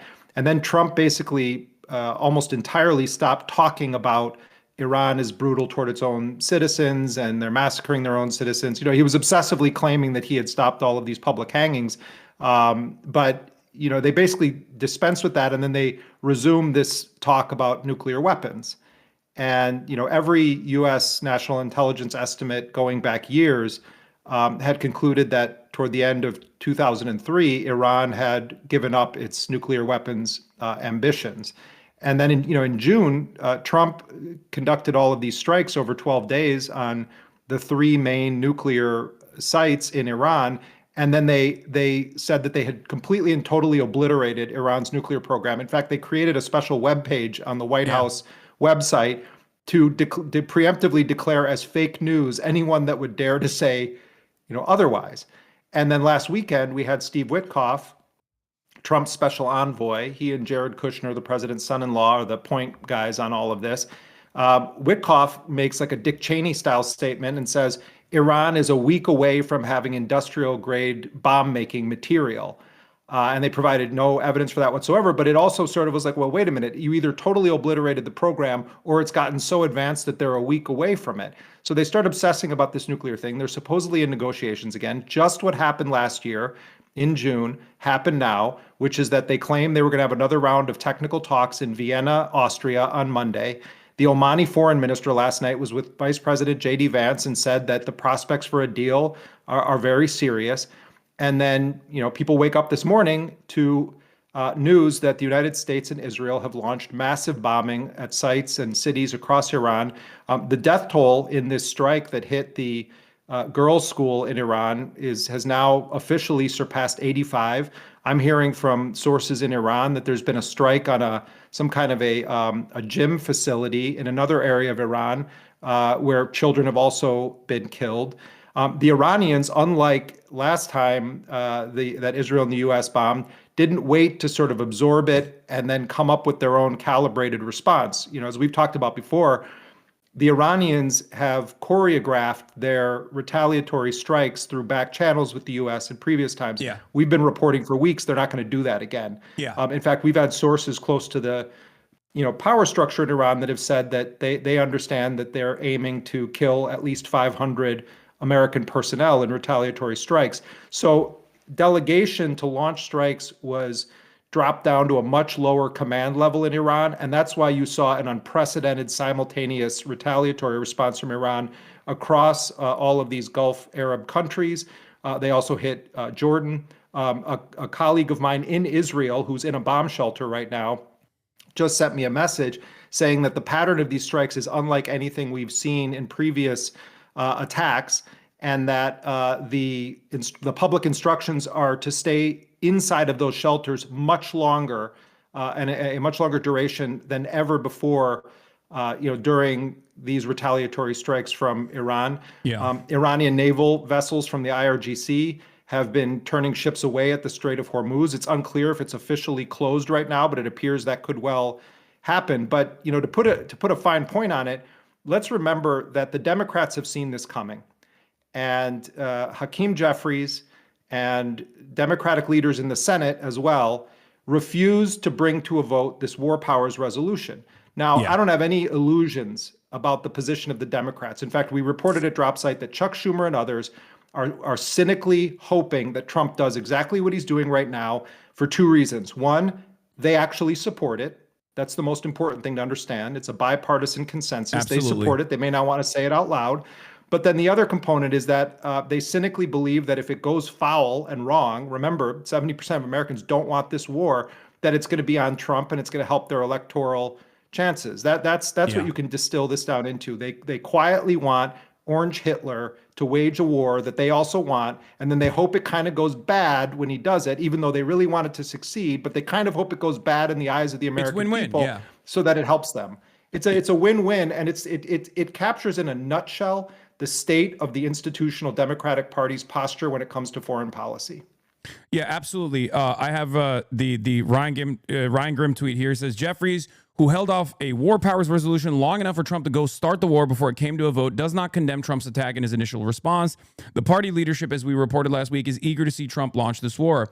I'm sure you've seen the House Minority Leader's statement on this supposedly unprecedented surprise attack that America and Israel conducted on Iran, that they were signaling that they were going to do as they launched an armada. 50%, more than 50% of our entire naval assets were moved into the region over the last month or so.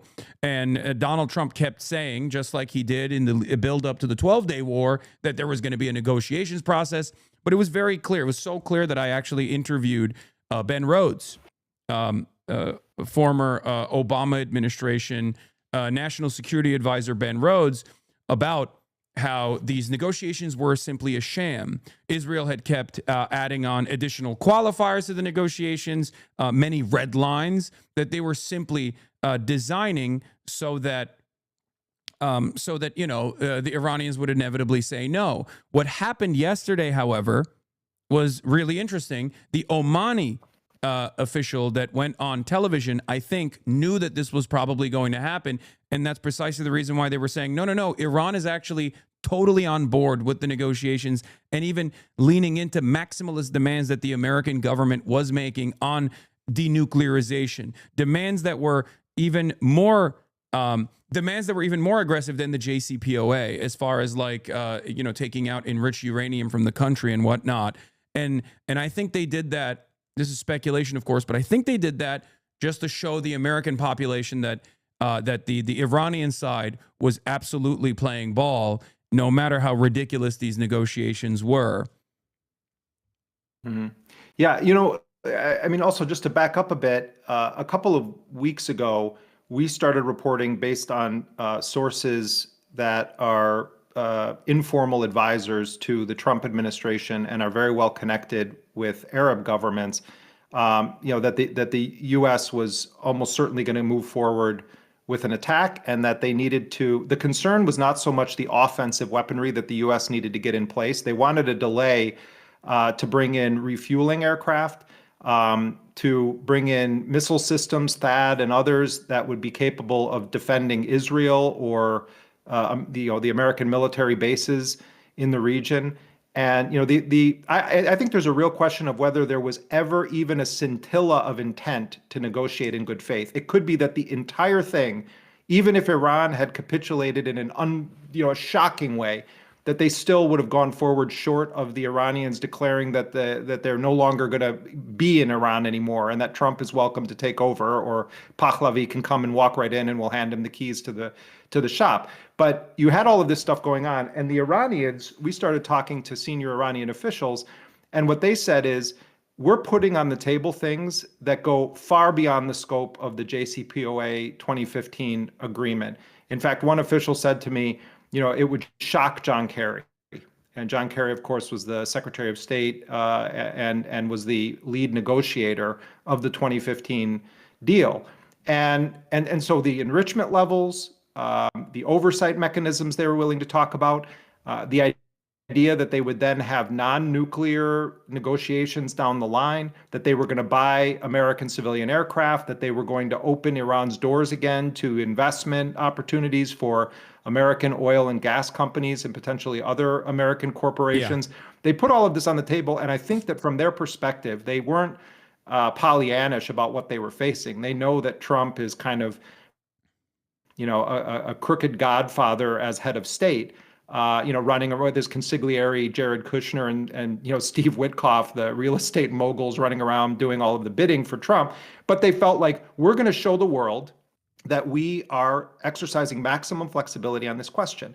And for some moments, it did seem, and by the way, I was told that there were actual direct talks between the US and the Iranians, not just in this last round, but going back to February 6th in Oman. And the Iranians were saying that they had a sense that the Americans were even taken aback by some of what they were willing to put on the table. So, I talked to Rob Malley, who was on that negotiating team in 2015, an American official, former envoy to Iran under President Biden. And he said Trump could just call it a day and declare victory on this. He's just like knocking it out of the park compared to Obama in terms of what he's able to get out of the Iranians right now. If the issue is nuclear, they've got a victory here. But the thing is, the issue wasn't nuclear. The issue hasn't ever been nuclear. The issue is regime change. The issue is fighting Israel's wars for it. And this all comes days after Mike Huckabee. I know you talked about this on the stream, but days after Mike Huckabee says to Tucker Carlson that, it's a perfectly acceptable goal for Israel to try to move not just from the sea, to the river, but from the sea to the Tigris and Euphrates. Yeah. Yeah, What we're seeing here is a combination of factors. This is war for Israel. Yeah, go ahead. Oh, sorry. You're also a little bit delayed on your end. Your internet is cutting in and out a little bit. So I apologize for cutting you off. What I was gonna say is like there's competing interests here. There's converging interests and then there's diverging interests. On the American side, and I want to hear your perspective on my assessment. On the American side, obviously, we have a grand design for this resource-rich region. We want to dominate it. We want to have complete control over OPEC Plus to the best of our ability, or at least we want to have like the majority control, right? We have pliant, servile Gulf states, and also completely dominated, former states that are now failed states that are puppet states to the United States of America. As far as like oil producers, and we want to be able to control. We want to have controlling interest in OPEC Plus, so that we can use that as a leverage point against our foreign adversaries, specifically China, right? And that's America's interest in the region, and Israel has different converging interests with the United States of America, and Israel plays a formative role in this project as a unsinkable aircraft carrier, as a missile sponge at times if need be. As a place where we can develop our weapons, as a testing ground for some of the latest and greatest technology in terms of conducting warfare and surveillance and population control. But then on top of that, I think Israel's specific interest, beyond being a servant to American empire as a settler colonial apparatus, is this insane zealotry that they have in terms of following this ultra-Zionist agenda, this idea that they want to complete a greater Israel project, destroy all of the indigenous populations, and either turn them into slaves or basically ethnically cleanse them and dominate this entire area from Lebanon to Syria as they've started taking on even more territory and annexing even more territory in these places, and maybe even parts of Saudi Arabia and Egypt. And who knows where they go from there, right? And definitely even start waging war with Turkey as well once Iran is knocked out of the equation, as even Naftali Bennett has clearly signaled, right? That's the convergence, but the divergence, I think, is when Israel's ambitions get in the way of a more reasonable path forward. And I think we saw that as a divergence in the Obama administration. The last time we had any sort of sovereignty in our own design in the Middle East was the JCPOA. Now, obviously, I have my own personal opinions on, developing nuclear sovereignty for nations in the periphery. I believe everyone has to have a nuclear program if they want to exist outside of the American nuclear umbrella as a sovereign state. Having said that, the JCPOA was something that the Obama administration put together to actually negotiate a peaceful path forward with Iran, to potentially normalize relations with Iran, to have a lot of controls over their nuclear program and their enrichment capabilities, And Israel hated that. And then Donald Trump came into office and ripped the JCPOA apart. And Iran still continued following along with the JCPOA for a little bit, but then Donald Trump added additional sanctions. This was Trump 1. And then Joe Biden came into power, and Joe Biden was also an ultra-Zionist, and Joe Biden also followed with the same exact agenda. I feel like post-Trump 1, Israel got into the driver's seat and was no longer simply a consultant or no longer simply, the tip of the spear in some ways on America's MENA policy, but basically took it over entirely. Do you agree with this assessment? I know it's very long. I'm sorry. Yeah, I mean, a couple strings to pull on from what you just said. I think there is a sort of massive shift in aspects of Trump 1 to Trump 2. Remember that Trump openly viewed John Bolton, one of the most obnoxious neocons on the scene. He openly was talking about what a fanatical lunatic John Bolton was. And one of Bolton's kind of crowning achievements in the first Trump administration, when he was the national security advisor, was the assassination of General Qasem Soleimani at Baghdad airport in January of 2020, the head of the elite IRGC force of Iran. And when you read some of the reporting about it, and even sort of how Trump spoke about it at the time, it took a while for Trump to come around to that, and then ultimately he did it, and then he felt good about it, and it kind of showed him his awesome power. And it's like Trump liked those kind of clean things. Oh, I killed Baghdadi, I killed Qasem Soleimani. But, in general, while Trump was a militaristic president, no doubt about it, in his first term, you got a sense that he was listening or sort of leaning more toward the direction of kind of the anti-interventionist, isolationist wing of the MAGA movement. And he kept the Israel firster Netanyahu neocon wing kind of a little bit at bay. He comes in this time, and again, the context is Joe Biden, 50-year dedicated Zionist, who facilitated the Gaza genocide with total enthusiasm, throughout his 4 years in power, and then Kamala Harris, who comes out and when she becomes the nominee and says, "There's nothing I would do differently than him," and that's a huge part of why they lost, of course, but they don't want to release their autopsy, sets the stage then for Trump 2. And I think one of the most telling moments, and it speaks to the questions you're raising, in this entire period of Trump's second presidency, is when he goes to the Israeli Knesset back in October, when he's on his way to declare he's secured the Gaza ceasefire at Sharm el-Sheikh, Egypt. And he arrives in the Knesset, and it was sort of like a reverse Nuremberg trial, where the war criminals themselves are celebrating themselves and standing up and cheering one another.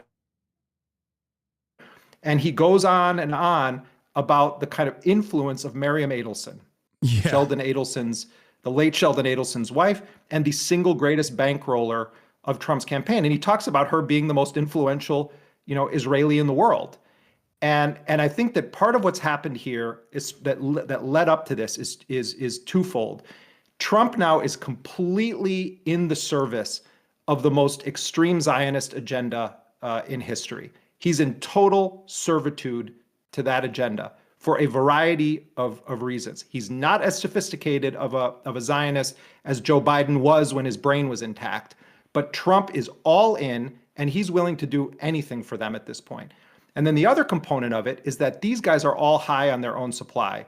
You've got drinking buddy Pete Hegseth as the so-called Secretary of War. You've got little Marco, who thinks he's Dulles risen from the dead, trying to overthrow Cuba and the Venezuela thing. They kidnap Maduro, and Trump starts to sort of want it injected into his veins. And I was told that Trump and his people were saying, can we do another Venezuela in Iran? And he's hearing from intelligence and military people, it doesn't work that way in Iran. And he doesn't like some of what he's hearing from the military people. And he starts to understand that, Iran didn't go all in the last times that they've struck against us, that their ballistic missiles are actually pretty ferocious in some ways, that there are weak links in the Iron Dome system in Israel, that it can be overwhelmed, that U.S. bases can be hit, that you may, Mr. President, face a mass casualty incident involving American personnel. So then they're talking about, what about a Libya option where we use air power? But the problem is, what ground forces do you have inside of Iran?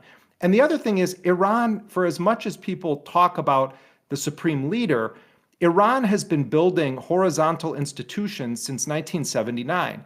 This isn't a commentary about any internal political issue. These are for Iranians to debate. I'm looking at this from a perspective of military intelligence, strategic, what is possible and what isn't. Iran is not Libya.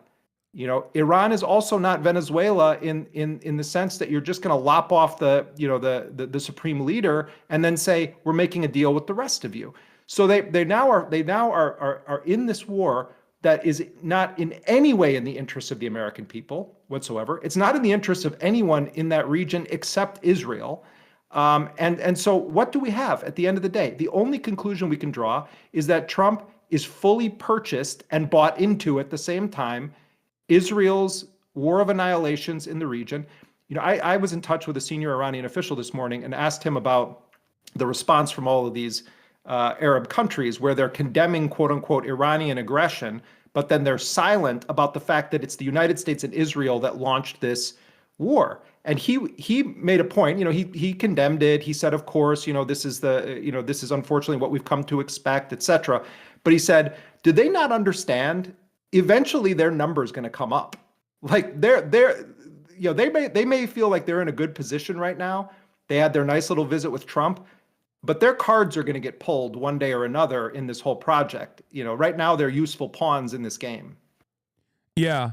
There's also this national security report from Reuters, which, maybe not always the most trustworthy, but at least on the American side, it's important that they're leaking this kind of thing. But Aaron Banco reports as a Reuters exclusive, the CIA assessed before the strikes that even if Iran's supreme leader Ayatollah Ali Khamenei was killed in the operation, he would likely be replaced by hardline figures from the Islamic Revolutionary Guard Corps. And I've said this over and over again, that the Ayatollah himself is 87 years old. He is a zealot, but and therefore I think like martyrdom would probably be something that he looks forward to. But outside of that, there's also obviously like you said, a horizontal leadership structure. And within the Iranian forces, within the Politburo, within the political side of Iranian civil society, and within the IRGC, the Ayatollah is probably one of the more restrained elements, whether it be offering personal setbacks to the Iran nuclear program, or even the restrained nature in which Iran has refused to retaliate beyond some kind of retaliatory theater, as we talked about with Qatar. So if you take out Ayatollah, or even some of the top-line generals in the IRGC, which have become even hardliners from the last cleansing that took place in the 12-day war, you're going to have a group of individuals that are even less responsive to American negotiations. That's my speculation. It turns out the CIA is saying similar things as well. But yeah, and I think that there's a couple things I want to comment on that, but just to start with what you just said, I think that even is confirmable from the Iranian perspective, because what we've been told by sources is that they have a multi-layered succession system that they put into place at the time of the 12-day war. And it is true that a significant number of senior military figures who fell into, a more moderate camp when it came to how should we be responding to attacks militarily by the United States and Israel, they're gone, and there were directives issued, as I said at the beginning, further down the command chain, and that's why you saw this almost immediate retaliatory response by Iran across the spectrum, and actually increasingly seems like they're going to start hitting targets in these countries in a real way. There's been a hotel here, a military facility here. The airport in Kuwait was also apparently bombed as well. But I think we're gonna see a lot more on that front. But on this issue of is someone from the IRGC going to take power? That's not exactly what we've been hearing from Iranian sources. That's not what has been reported from the Iranian side. It's newsworthy that is the assessment that the CIA is making. But again, I think it goes back to Iran being a nation of institutions. Yes, it has a supreme leader, and that seems like a very foreign concept certainly to Westerners. But that doesn't mean that it's not a country of institutions. Another thing about Ali Khamenei specifically, remember that, yes, he is a religious and a highly revered religious figure in the world of Shia Islam. There's no question about that. But he also, on a tactical level, was deeply involved with the Iran-Iraq war. Yeah. And he is not just a guy sitting in a room, praying for the world. This is someone who also has been a combatant in this war since the 1979 Islamic Revolution, understands the stakes very well, and understands military strategy. This is not just like your neighborhood priest who's giving, this is someone who really, really understands on a tactical and political level the enemy that his country is facing. That is just a factual thing. This is a highly advanced scientific society. Yeah. That is a society of institutions. I keep emphasizing that because it is not some, sort of banana republic somewhere where you just pluck out the dictator and everything comes crumbling down. The other part of it is, who are the ground forces that are going to come in to implement this thing? Pahlavi, he's going to raise an army. The MEK, this fanatical cult that has this oversized influence among politicians in the United States. You're going to have Kurdish forces, come in. It's some military planners have said it's like they're not actually thinking it through on a political level. The U.S. military advisors, they're telling Trump all of this stuff. Yeah. They're painting pictures for him. And the Trump people kept coming back and looking for something clean. So what do we get in Trump's speech? We get Trump going out there, and it was like this weird hodgepodge potpourri of things I'm going to throw at you. Wow, the 79 revolution. Oh, they took our embassies hostage. Then he throws in, they were involved with the USS Cole bombing in Yemen in 2000, which was done by Al-Qaeda, sort of sworn enemies of Iran. He's just throwing everything at the wall. And then he's saying, after we are finished raining bombs down on you, everyone should stay inside for now because bombs are going to rain down. But then you're going to seize the reins of power, which you've always wanted, and we're going to hand it over to you. It's as though it presumes that there is some strange, tiny cult that somehow is in charge of a nation of 90 million people, and that it's just a matter of killing the leaders of that. Yeah. And then everybody comes out and says, oh my God, we want the Shah back in power. And, this is like fanciful thinking that from an American perspective too, if you want to be like just looking at what are America's interests, could well result in a large number of American deaths. Not to mention, they're blowing up girls' schools within hours of this thing starting. They blow up, and I'm sure the death toll is going to rise. They hit a girls' school. They're hitting sports facilities. That bombing, by the way, of that girls' school is as horrifying as some of the worst single bombing episodes that we've seen in Gaza. And they did it within hours of launching this thing on day one. We always talk about what are American interests, but I think it needs to be said, Hasan, that what about the Iranians who are dying on the other side of these missiles? And again, the whole thing is a cooked up narrative. Yeah. There is no imminent threat. There is nothing to preempt. The only thing that was preempted was a diplomatic solution where the other side was making concessions that were on an unprecedented scale. The Iranian people are being punished for Trump's nonsensical war that was facilitated by the Democrats doing nothing yet again, not raising any voices, quietly cheering this on, cynically hoping that it benefits them electorally. That's the bankrupt nature of our politics that leads to a war that is setting literally the Middle East on fire right now. Yeah, no, they have no succession plan, and that much is very clear from some of the targets that they've actually prioritized as well in the first round of the bombing, where apparently they tried to strike the president's residence as well, and the president is like elected civil society leadership that is a reformist, right? Like this is, I know that I'm so sure is that the foreign minister by that matter. So is the foreign minister. Exactly. Arachi the foreign also minister and comes the out of that president camp. they're not like they're nowhere near even from the eyes of the Iranian population. They're not seen as like, I'm sure that they're very upset because they feel as though the Ayatollah hand selects everyone regardless. But like these are some of the more reformist and some of the more moderate forces in Iranian society. They've actually, from what I understand, targeted the in the Pasteur district, the residential building in which Akhtar Ali, the leader of Iran's Green Movement, was housed under house arrest since 2011. So they're actually going after oppositional figures as well.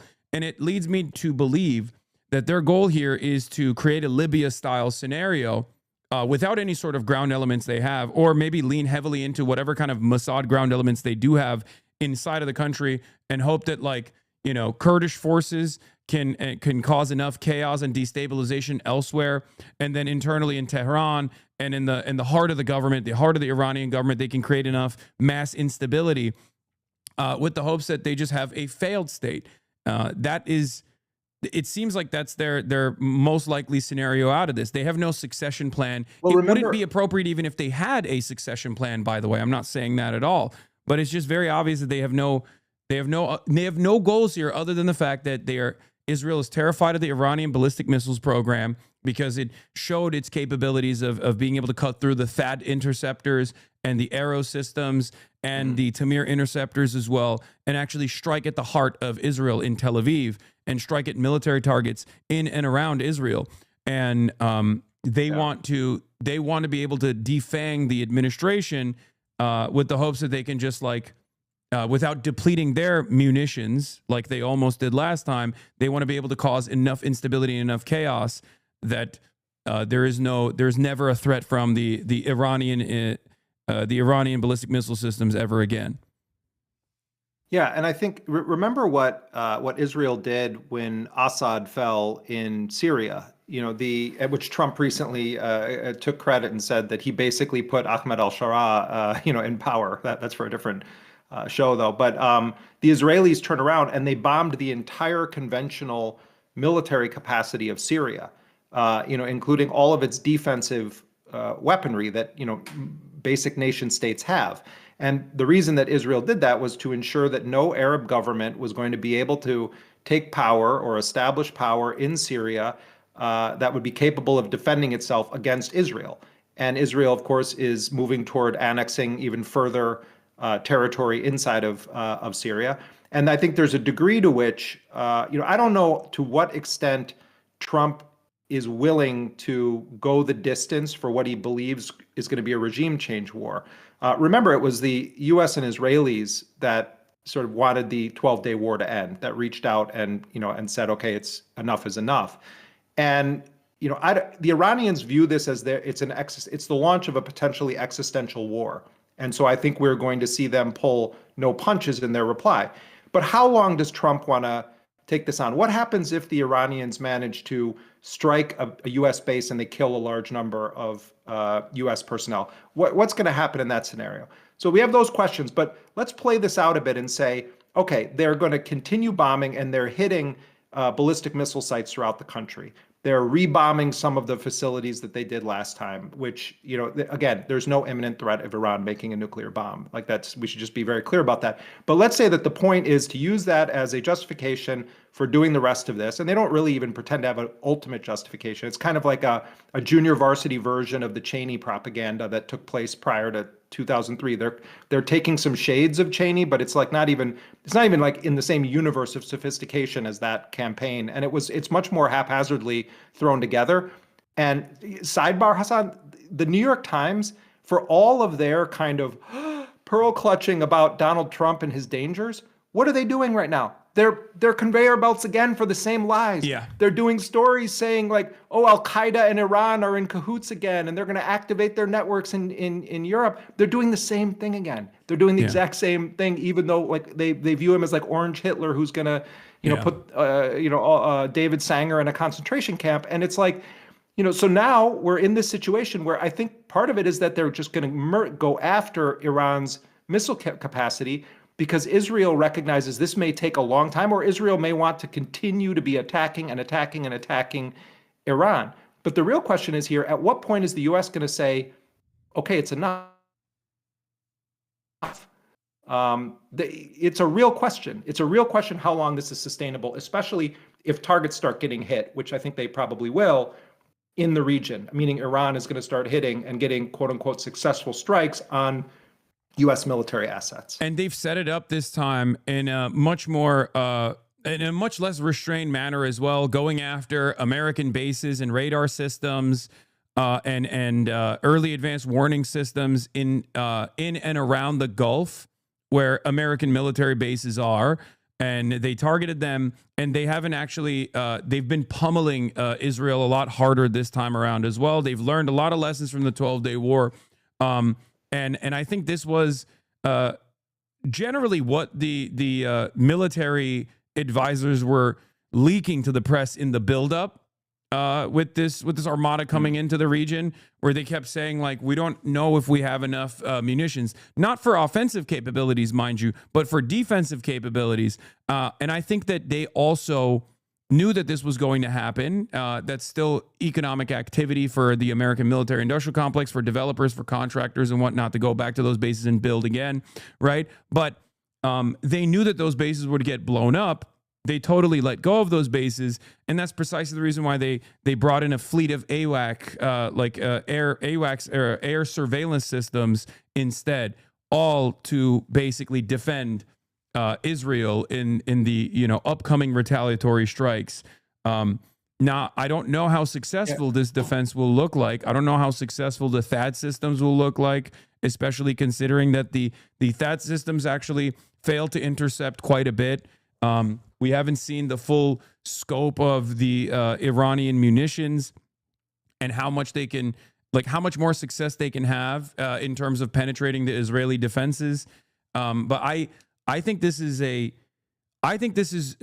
not going to be as successful an operation for America. And I think if this continues, the longer this goes on, the worse things will get, especially if they end up striking American assets with American active duty service members in it. Yes, and I think probably Israel has fed the United States an idea, because I think there's still a lot of people enamored of the Israeli intelligence in Iran, and without question, Israel has been able to successfully, clandestinely and covertly, and at times overtly, strike inside of Iran. There's no question about that. But I think that the power of their intelligence services, or the prowess of it, is overrated. And I think that they do a very good job of snowballing the Americans into believing that their intelligence is like platinum level. Yeah. And I bet that my guess would be that there is a lot of, or a significant amount of, wishful thinking that's been stovepiped, through the system into concrete intelligence about what might happen if you just manage to kill Khamenei and the commanders of the IRGC. That actually there's great consternation within the conventional military in Iran, that we think we could start to see defections take place. And Pahlavi, nobody really likes him, but he does have X, Y, and Z, and the Israelis are ready to do this, and they can smuggle weapons in this way. I can imagine that they have some little lab that they're cooking this stuff up in, and they're hoping that, like, things come together if they just continue to bomb and bomb and bomb and bomb. I think there's a real chance that that's part of the plan, is wishful thinking. But again, it's how heavily is the United States going to bomb? What are they going to bomb? How are the Iranians going to respond? What is the response going to be in the region? If this goes on and on and on, and Iran really does pull out all stops and puts its military force on display, we're going to know whether it was hot air or whether the Iranians were telling the truth, that they've really calibrated their responses. I don't think we've seen the most ferocious Iranian response. I think this is just starting. Yeah, no, I agree, and we'll see. Especially in nighttime, it is nighttime now in the region, so we'll see what kind of retaliatory strikes they have. They've definitely upped the intensity of their bombing campaigns in retaliation to Israel's strike. And who knows? I mean, the one thing I will say is that the only thing that both America and Israel respond to and choose to back away from is a military deterrence. That's the reason for why there is an indigenous, ballistic missile defense industry in Iran that has been fairly successful. And it seems that, like, restraint over and over again, and assuming that, like, the Western nations will deal with Iran in as equal partners in any capacity has been an abject failure. And it looks like they're recognizing that now, because once you get backed into a corner over and over again, you're basically teaching your adversaries that the only way to get out of it is to fight out of it, to fight their way out of it. Yeah. All right. Well, and Yeah, I was gonna. And again, like you know. Go ahead. Sorry. It's there's a little bit of drop. Yeah, I apologize off. if it's my internet. Yeah. No, it's all good. Go ahead. Yeah. Just one final thought on this. You know, I mean, all governments are going to say, you know, oh, you know, we're ready to take you on. We're going to fight. You're not going to be able to overthrow us. Like, you know, I don't think any of us that have you know followed warfare or American regime change operations, you know, or know anything about this history, are naive to that. But when we talk about the difference between Iran and the other nations that the United States or Israel have attacked in this manner, we're talking about a much more formidable adversary. We're talking about a much larger geographic area. We're talking about a much more modern and sophisticated society with a very sophisticated military and weapons production system. And we're talking about decades of building horizontal institutions. So it's not that the United States doesn't have the bombs to just continue on and on and on. It's not that there isn't sort of a really nefarious will here that's at play, or that Israel is finally getting its way. That's all true. At the end of the day, it's going to boil down to some unpredictable components that neither you nor I really can imagine at this point. And I think that it can come down to also what happens when there is a large scale casualty incident involving Americans. How is Trump going to respond? Is he going to lose his mind and start talking about using a nuclear weapon? You know, how is he going to respond to that? What happens if you do this for a couple of weeks, and yes, you've killed a bunch of people, but there's no sign of an uprising happening? There's no sign of rebellion. And instead, what you're seeing is large demonstrations of Iranians inside uniting against what the U.S. is doing. What happens in that scenario? From the Iranian perspective, what does happen if the use of force by the United States is much more overwhelming than any analysts expected? That they are actually severely degrading the country's ability to launch ballistic missiles? What happens if there is a real wipeout of multiple layers of the succession system in Iran? These are questions that float around in the ether. And at the end of the day, the narrative from the US is that there's this Islamic Republic dictatorship that's holding a nation of 90 million people hostage. That's the dominant narrative. My sense is that Iran is a much more pluralistic society than that you have much sharper and nuanced degrees of how Iranians in general view the Islamic Revolution, the Islamic Republic government, what they want in their society. This isn't a case of two options where you either have, these secular, Western-oriented Iranian diasporas who think that, you know, who want to make sure that no one ever has to wear a hijab, and then on the other side you have the mullahs. It's a ridiculous oversimplification that does a service to no one to think about. So that human dimension is something that almost never gets talked about. Iranians don't fall into two categories. You have people, even within the ruling state in Iran, there is great diversity of how people view what that government should be like, how they view its policies, including some of the favored policies to talk about in the West. There's great diversity of thought. And all I'm cautioning here is that let's say that the US and Israel are able to do unspeakable damage to the state in Iran. That doesn't mean that Iranians are going to, like, en masse say, oh my God, you know, thank you, Donald Trump. Now here we have X kind of government. That oversimplification is a total disservice, including to Americans who are trying to assess what they actually believe about these policies. Yeah. One last question before I let you go. Thank you so much for coming on, by the way. Jeremy Scale of Dropside, everybody. And my question for you is, what do you have to say to these middle powers who at Davos, led by Mark Carney and many others, had condemnations for the United States of America and the death of the New World Order when Trump came out and basically treated white countries, European allies in the same way that he treats countries like Venezuela and the same way that he's treating a country like Iran. There was a lot of condemnation during the Greenland incident, and yet every single one of these European leaders and the Canadian leader with Mark Carney has come out to condemn not the United States of America and Israel for blowing up schools only a couple hours ago. And according to the Red Crescent, the death numbers are at 200 plus at this point in the first round of bombing, with 700 plus casualties overall. They are condemning Iran for retaliating. What do you have to say about this? Well, look, I mean, all of these countries have just been like cucked by Trump. I mean, it's really impressive. And you know, I heard even Keir Starmer today say that Iran needs to give up its missiles. What nation state exists without a capacity to defend itself? He didn't even say like nuclear weapons. He said they need to give up their weapons program. And it's like, okay, Iran, the solution to this is you're being attacked by the most powerful nation in the world, plus Israel, and the Prime Minister of Britain gets up and says that the solution is Iran should end its weapons program, as though that means that they don't believe that Iran should be a state.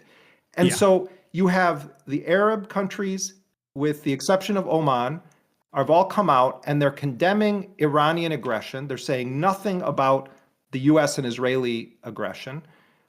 You have the European countries who all are issuing these milquetoast statements about concerns about rising violence, and they're speaking as though there is no aggressor involved here. And then they pivot to the most passionate languages denouncing Iran, as though Iran started this.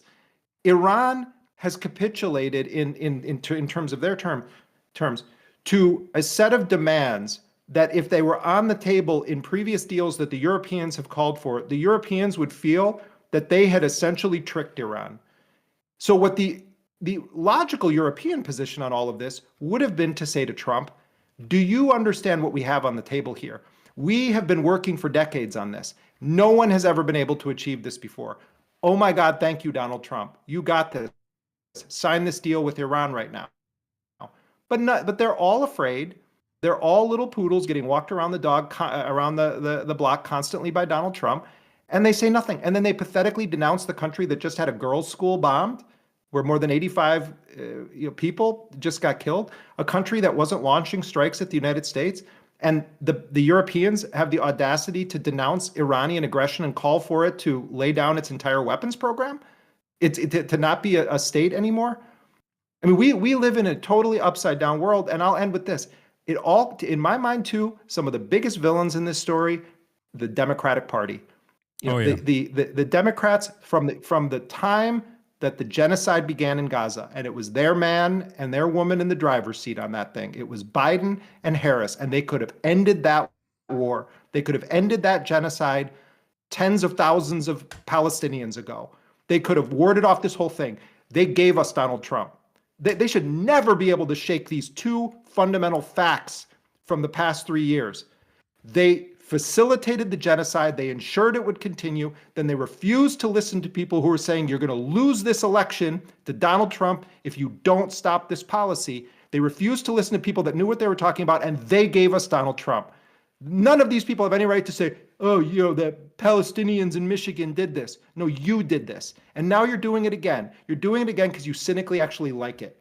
You cynically actually like what Donald Trump is doing. And then you pretend, oh, we're against it. Oh my God, Chuck Schumer saying the president needs to make his case.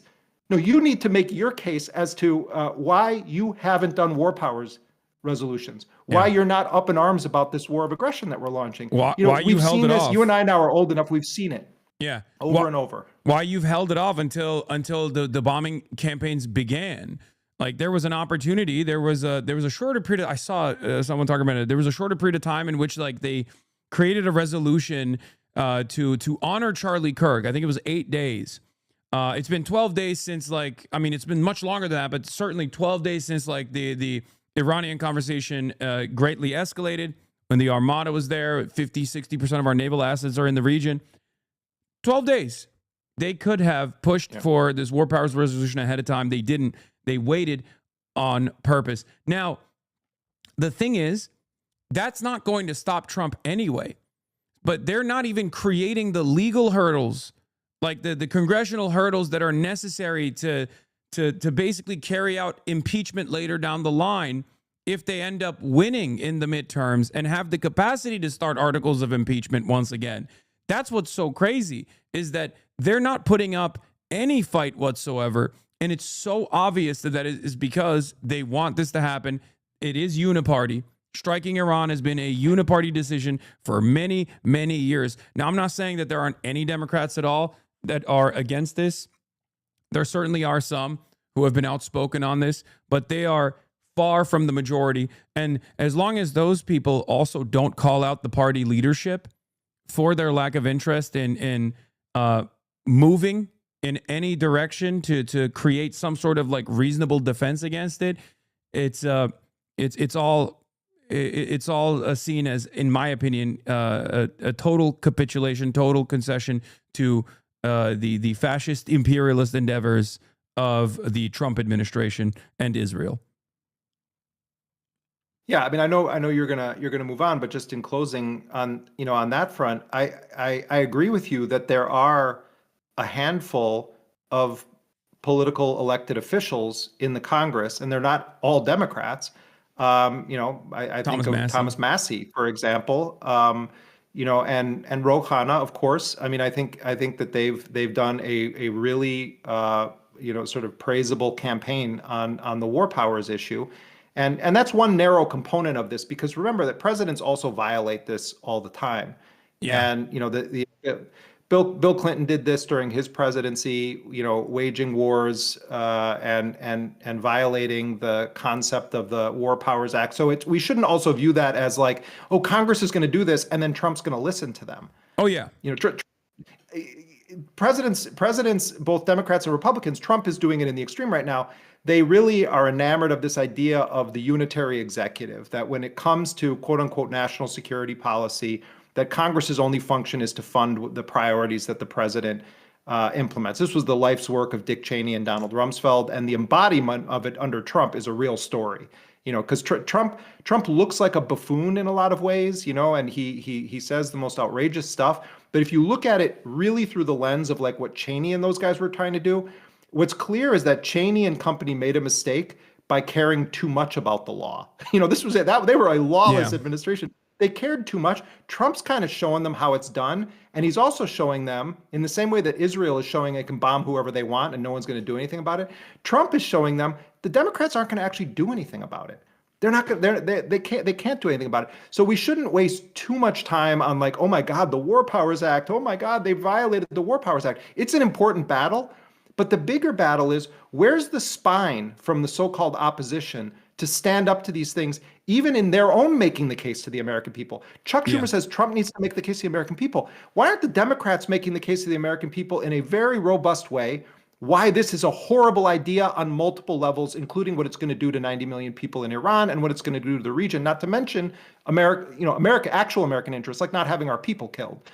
They're not making the case at all. So it's not just about the War Powers Resolution or demanding that Trump make his case to the Congress. It's also, if we had a real opposition, they'd be making the moral, ethical, and strategic case, like their very existence depended on it right now, 2 weeks ago, 3 weeks ago. And they won't do that ever. So yes, War Powers Act, we should use it, but that's not the end all be all. Yeah, no, the reason why I brought that up is because the War Powers Act, by my assessment, is kind of like a restraining order, right? A restraining order doesn't create a physical protective barrier around you and your stalker. It just simply creates legal paperwork so that when there is any sort of additional enforcement of a restraining order, in violation of a restraining order, you have more tools in your disposal to prosecute it.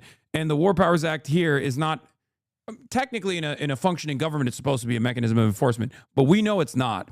But at least it creates a paper trail, a legal paper trail, so that you can actually enforce articles of impeachment later down the line. It also advances the narrative. You're 100. I 100% agree with you. I don't mean to imply that it's a nothing thing. I'm just saying that it shouldn't be the only thing we're talking about. Oh, for sure. But remember too, the era we live in now, it's not just that like you have to tune into C-SPAN to watch the debate. In the media environment we live in now, with clipping, with people pulling things, What would happen if we had an actual war powers resolution debate is that you would have an actual debate about fundamental issues involving the American Constitution, about the war powers of the Congress, about the war making of the president, and then you would have the best among that lot in Congress making some of the cases that you would want to hear or I would want to hear. Yeah. And then what that does is you then see recognizable politicians making this case. The clips go around. That's how you then initiate also a public debate on it. Yeah. Because we don't just have to have C-SPAN. We'd be all of us would be sitting there clipping like mad. This was said, this was said, this was said, picking it apart, fact checking in real time. That would have, if we had done this 3 weeks ago, when it was so clear this is where we were headed, then it's like the Democrats would have been doing something at least. It's not just about the war powers. They would have facilitated a debate. We would have had an opportunity to talk about it where we would have seen the positions of elected officials. They didn't want to go on record. That's really the dark story here. Yeah. None of them actually wanted to have to go on record about this. Yeah, no, absolutely. They didn't want it. They didn't want their ambitions to be known. And it's crazy because, once again, theoretical democracy is collapsing, especially in Western liberal democracies. And we see that, especially when you look at the polls and you look at the attitude that the American population broadly has, where only 27% of Americans actually want to strike Iran, and more than 70% of Americans don't. In the Democratic Party, the overwhelming majority, if not damn near the entirety of the party's base of support, actually, one, has dropped its support of Israel, has higher sympathies, much higher sympathies for the Palestinian population as opposed to the Israeli population and the Israeli government.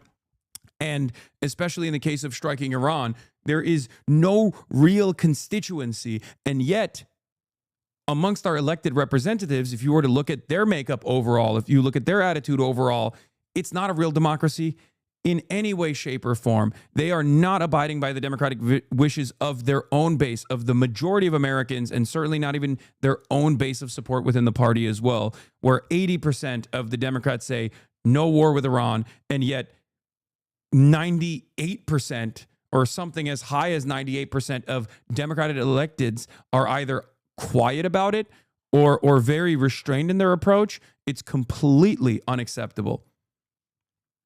Yeah. Well, Hasan, thank you very much, man, for having me on. And again, big thanks to your crew of people. Like from the first time I was on your feed, I've said this every time I've been on, but I really mean it. Like you've also got some wackadoodles with you, but like in general, your community is a great group of people, man. Yeah. And I always love the dialogue and the feedback that I get from your broader community. Yes. Thank you so much for coming on. Everybody support Dropsite and Jeremy's reporting. It's an honor to have you on as always. Thank you. All right. Have a good one. Take care, everybody. Bye. Okay. I am going to run to the bathroom as I play this video now because I have to pee really bad. But that was Jeremy Scale, everybody. Our objective is to defend the American people by eliminating imminent threats from the Iranian regime, a vicious group of very hard, terrible people. Its menacing activities directly endanger the United States, our troops, our bases overseas, and our allies throughout the world. For 47 years, the Iranian regime has chanted death to America and waged an unending campaign of bloodshed and mass murder, targeting the United States, our troops, and the innocent people in many, many countries. All right, let's bring in CNN's Elena Treen. She's reporting from Palm Beach, Florida. Elena, the president said on Friday that he was not happy with where the talks were with Iran, and now we're seeing the consequences of that. Absolutely, and I think you're right to point out that the context of all of this is incredibly important. We had been hearing of Victor in recent days, really in the lead up until these strikes this morning, the president saying that he wanted diplomacy. He was hoping a deal could be reached. And from all the conversations I had with people at the White House, that was sincere. But of course, at the same time, you saw the Trump administration and the president directly order the most massive military buildup in the region since essentially the 2003 war with Iraq. And so that leverage was there. And I think a lot of people were waiting to see whether the president would move on that. And of course, he did. I also found it very remarkable just to see the president in that video statement giving it and releasing it on social media, having that be the way that he delivered it. But look, there's a couple things I took away, Victor, from those remarks from the president. One is that he said that this is going to be a massive and ongoing operations. And that comes as sources are telling our colleague Zach Cohen and I that the United States is planning for there to be several attacks or several days of attacks. This is going to be a long operation and could ultimately be, the largest military operation the president has ever overseen, including during his first term. But another moment that I found very striking as well is that he essentially... I've long said that George W. Bush is the worst contemporary administration that America has ever seen, bar none, because of the global war on terror. After today's events, depending on where this goes, I think Donald Trump is objectively now the official title holder and is far more devastating. I will say that. I think that his reign of terror is going to be more consequential than George W. Bush. If this goes the way that they're signaling, and there is a destabilization of Iran in particular, it is truly, I mean, at the domestic front, Trump is worse. All this stuff is true, right? I mean, George W. Bush did the Patriot Act. He walked so Trump could run. All this stuff is theoretical. But if you look at if you look at the actual, like, incalculable death toll of the global war on terror, the destabilization that took, the destabilization came afterwards or during, until, I would say, like, until this moment, they were competing with one another. From this point onward, I think Trump takes the cake. This isn't to say that Donald Trump was good by any metric, by the way. I'm just trying to highlight how evil the Bush administration was. And effectively called for regime change in Iran. The president said in those remarks, quote, "When we are finished, take over your government." That was a message He cares more about Iran's democracy than he cares about the U.S. democracy? No, brother. He does not care about either democracy. He does not care about democracy, period. And he's never cared about Iranian democracy. That's not a real thing. You don't bring about democracy by blowing up schools. You don't bring about democracy by blowing a country up. That's just a lie that they half-heartedly told the American population leading up to this. And I guess some people were silly enough to believe it. But that was never the case. That was never the truth. Directly to the Iranian people. It will be yours to take. This will probably be your only chance for generations.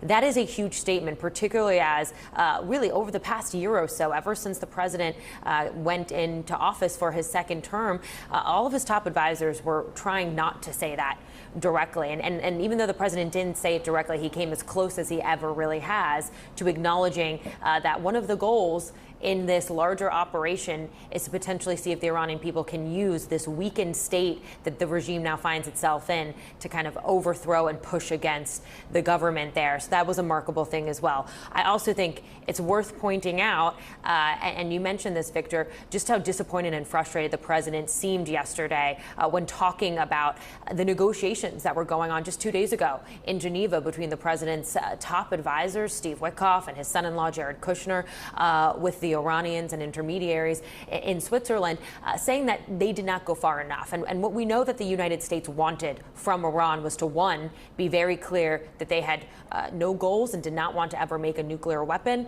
and also that they would commit to zero enrichment of uranium, things that the president argued they were not able to get to. And so that is what's led us to this moment. But of course, so many big questions, I think, that many Americans still have about what the future of this is going to look like. It's really interesting that one of the questions that I keep receiving in the chat over and over again is like the coverage around whether or not Ayatollah Ali Khamenei is dead or not. The Israeli intelligence has often been correct in their assessment whenever they say, like, a high-profile target has actually been assassinated. There are very few instances where they actually get it wrong. They lie about everything else. But The Israeli intelligence is saying that Ayatollah Ali Khamenei is dead. Iran is saying that that is not the case. Now, judging by past performance, he could just as well have been killed. The issue here that a lot of people don't comprehend is that is not as meaningful as you think it is. Okay? Even if that was the case, which there's no evidence for at this moment, that's nowhere near as meaningful as you think it is, or meaningful in the direction that you think it might help boost morale of like some on the ground movement of Iranians that are going to now seize control over the government. Okay, as I talked about with Jeremy earlier, there is a line of succession. This is a competent government with a contingency plan built into it, with horizontal expansion and numerous other forms that can seize control over the government and the government functions and continue retaliating against both the United States and also Israel. And not only that, but also there is a regional significance for the Ayatollah as well, as you probably know by now, if you've been in here for a long enough time, that there are Shias all around. There are Shias in Lebanon. There is a robust Shia population in Iraq, in places where there are American military bases, and their response to the assassination of their highest their highest religious figure will not be kind. Okay?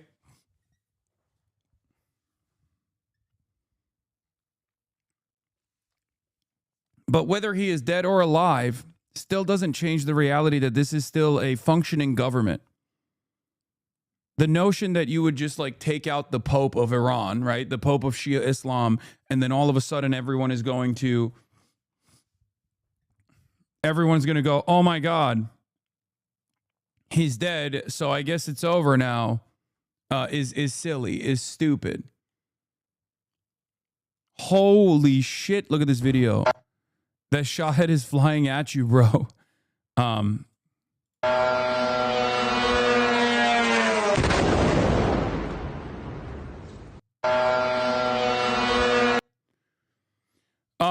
For the record, and I saw this with my own personal fucking two eyes when I was in Doha.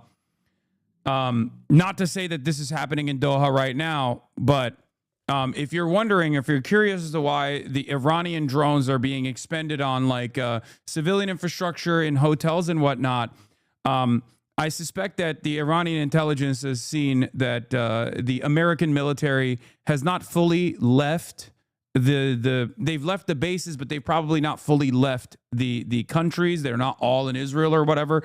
I suspect that they're probably staying in those hotels because there's no other reason why they were just like, this is Iran attacking all the Middle East, not Israel. Know your enemy, buddy. Wait, what? Is Iran attacking everyone, not Israel? Know your enemy, bud.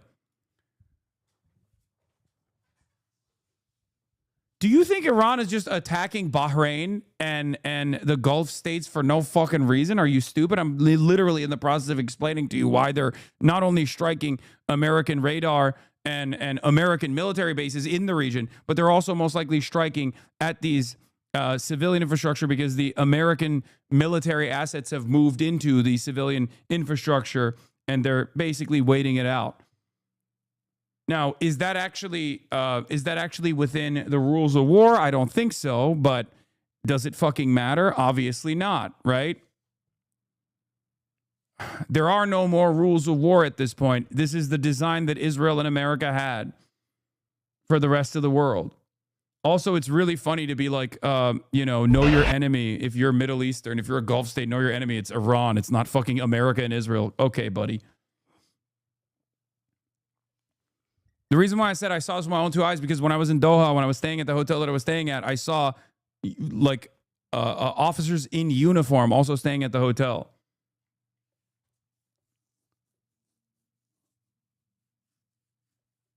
Scenes of damage at the Kuwait airport following his targeting by a drone.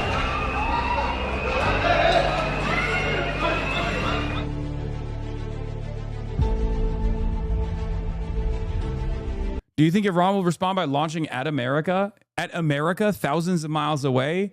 Iran, as far as I know, does not have the ballistic missiles capability of targeting American soil.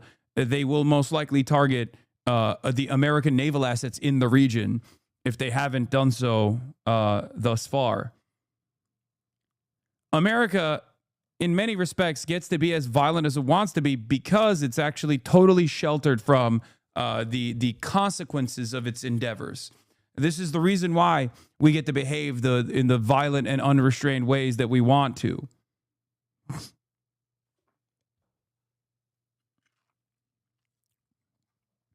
I support all. I support all the lies the war is based on, but not the war itself. Old liberal proverb. Now compare and contrast Zohran Kwame Mamdani's statement about going to war with Iran and what the consequences of that might look like versus Gavin Newsom. The corrupt and repressive Iranian regime must never have nuclear weapons. The leadership of Iran must go. But that does not justify the president of the United States engaging in an illegal, dangerous war that will risk the lives of our American service members and our friends without justification to the American people. President Trump is putting Americans at risk abroad because he is unpopular at home. This is the lackluster shit lib response to Donald Trump literally fucking waging war with Iran. It is mind-boggling. Also, the name of the Green Movement leader is Mir Hussein Musawi, not Ali Akhtar. Sorry, Ali Akhtar is the area that he's in. Also, Samira Zone is in here and has been yelling at me for the last week. Okay? And he's still talking about why is Iran targeting residential buildings? Brother, oh my fucking God. Your countrymen are being slaughtered. And you're still going, why is Iran targeting civilian buildings? You are out of your fucking mind, dude. 200 dead, 90 schoolgirls murdered by American weapons, by American targeting systems in Israeli hands, and you're going, oh, why is Iran retaliating? You are a psycho. You're a fucking psychopath.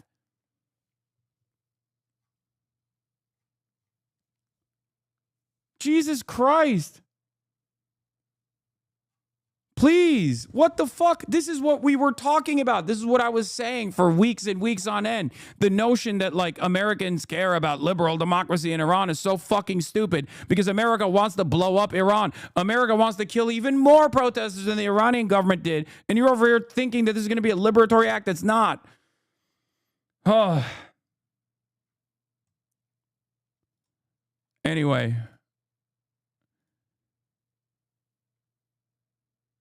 Ay, ay, ay, man. And that has been a big struggle. You can criticize both? No, you can't criticize both. What do you mean you can criticize both? What are you talking about, dude? What are you talking about? The Iranian government's repressive elements or the Iranian government's repression is inconsequential if we're talking about tens of thousands more people dying in the hands of a foreign state. What the fuck do you mean?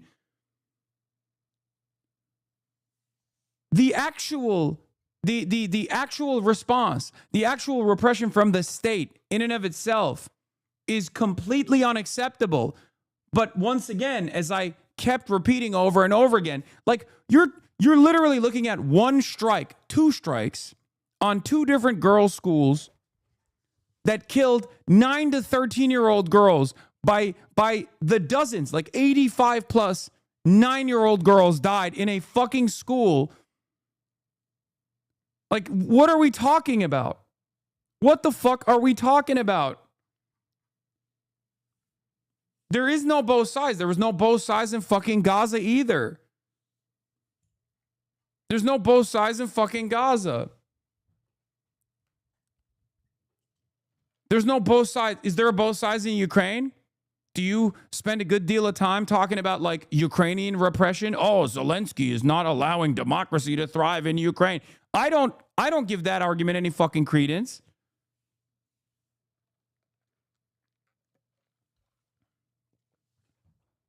It's ridiculous. Yes, I know CBC released my interview today. Hassan Piker comes to Canada. Comments are turned off. Oh, brother.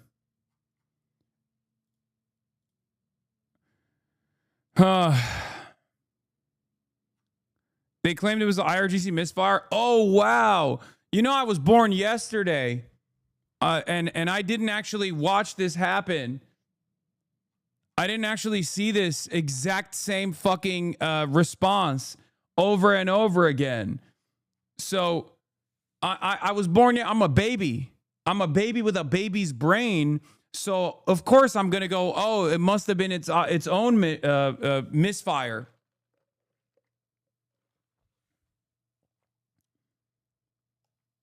Oh, shit, dude. Is there any way for you to check if your YouTube stream is restricted? Why are you saying that? I don't think it is. Why? Because there's not a lot of people watching on YouTube. Is that what you think?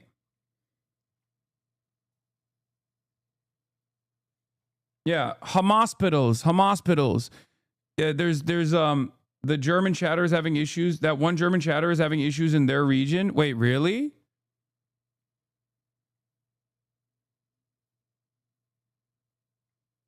Oh.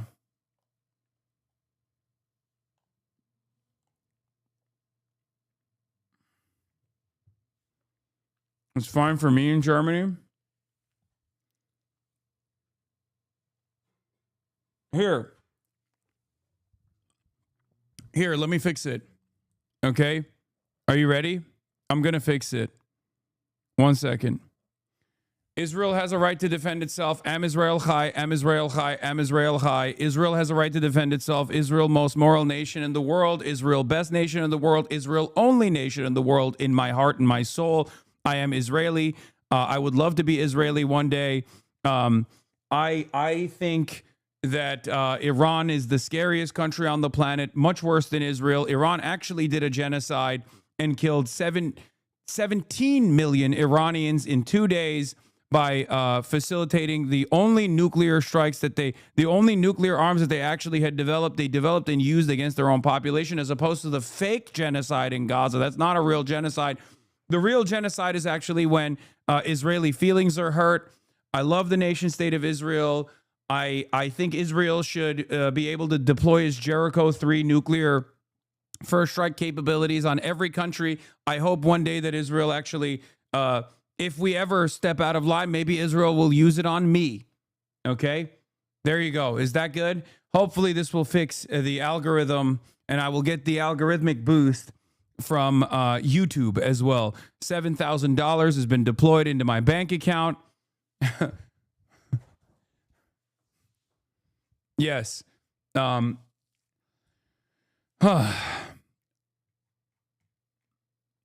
Is this sarcasm? What the fuck do you think, man? I'm making a joke.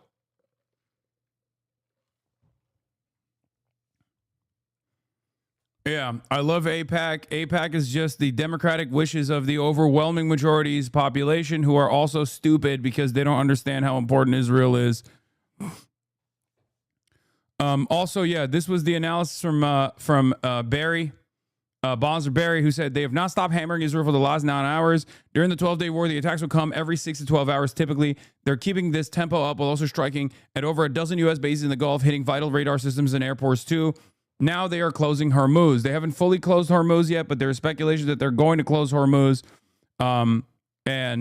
Yeah, so it is definitely different.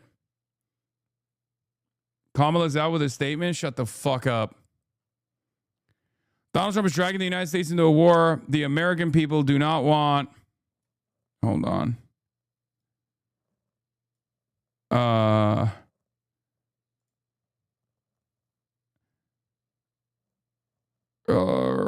Let me be clear. Let me be clear. Let me be clear.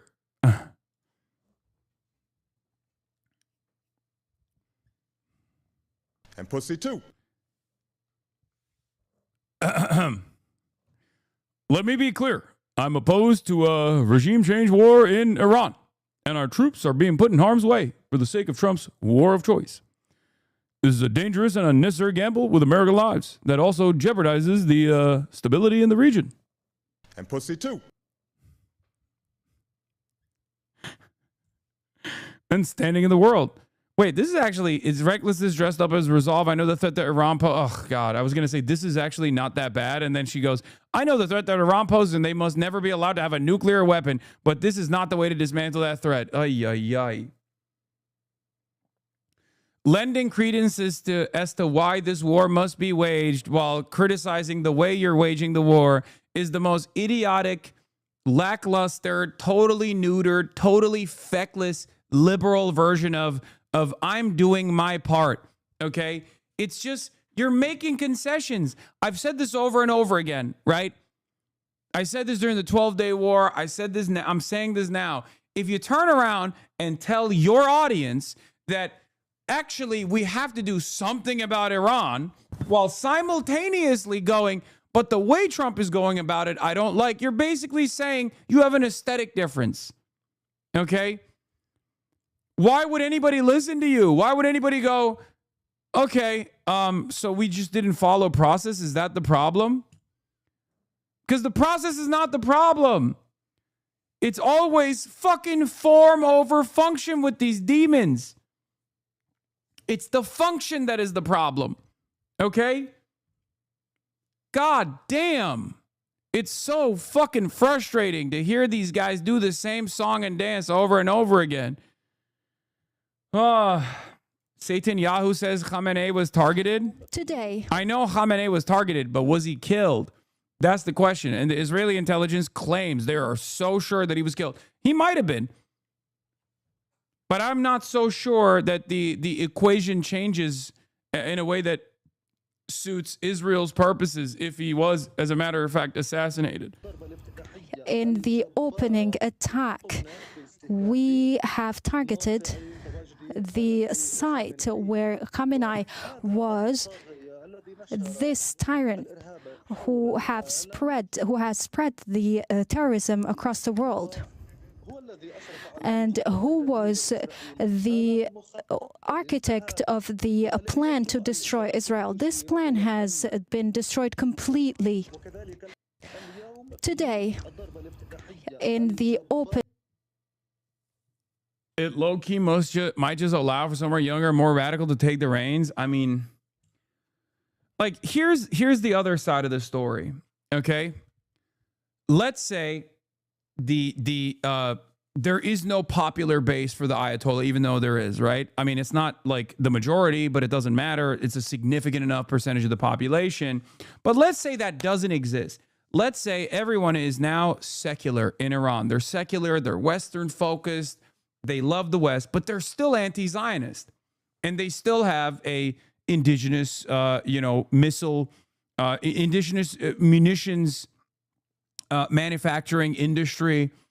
And they're still continuing along with their facilities, their underground missile silos, their underground missile production facilities, their underground missile launching capabilities are still there. They're still intact. What does Israel do then? Let's say Iran democratically arrived at the same fears that we all have about Israel. What then? Does Israel let up all of a sudden? What argument do they use at that point? Because at the end of the day, this has nothing to do with Iran's version of governance and everything to do with Iranian sovereignty being an ever-present danger and threat to Israel's ambitions in the fucking region. Okay? I can give you one example that is in line with American interests in the region. Okay? Turkey. Turkey is what they claim Iran should be, right? Turkey's a secular country, even though the leadership is more right-wing and more Islamist than ever before, but it doesn't matter. Ultimately, Turkey has all the functions of the things that they want to implement in Iran. And even the modest pushback that the Turkish government presents to Israel's ambitions in the region, despite the fact that Turkey is a fucking NATO nation, has led Israel to openly say Turkey is the next Iran. Turkey is in Israel's kill list. A NATO country. So even if they turned Iran into Libya, even if they turned Iran into Libya, destabilized it, and its reverberations will be felt across the entire European continent, entire world, as a matter of fact. It's a massive country. Let's say they destabilize this country. Let's say they destroy the sovereignty of this nation state. And now you have tens of millions displaced, another refugee crisis, destroying the entire region once again, right? They say they want to go after Turkey next. And Turkey has been in line with Israel's interests in the region because Turkey is a servant of empire, just like Israel is a servant of empire.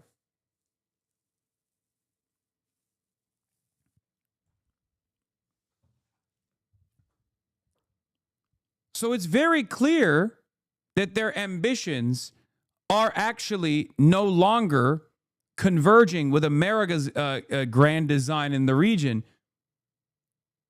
Their ambitions go beyond. Their personal ambitions, Israel's personal ambitions, is to seize as much territory and ethnically cleanse it to the best of their ability. That is very clear. Okay? Because they are a fascist country, and not all fascist nation states are going to exclusively work within the realm of material necessity. Imperialism as the highest state of capitalism. Okay? There are certain instances where, even the American government acts out in ways that don't pertain to immediate natural resource extraction when they engage in some aspects of foreign policy engineering. Okay? Haiti is a great example of this. Cuba is another example of this. Like, why the fuck are we constantly destabilizing Haiti? Is it the limestone? Is that what we want from Haiti? Is that, the robust limestone depots that they have that we need? Is it a matter of necessity? No, we're doing it because we want to punish a country that was designed around a slave rebellion, a successful slave revolt.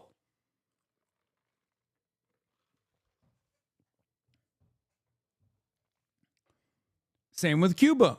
We don't want to have a stable communist government so close to the United States of America. That's terrifying. So there are sometimes ideological ambitions that supersede the grand capitalist design. And especially as liberal capitalism is failing, a lot of people lean into that fascism and the ideological purposes. And that's kind of what you're seeing with American foreign policy as Israel takes control over the MENA region and the grand design that America has in the region.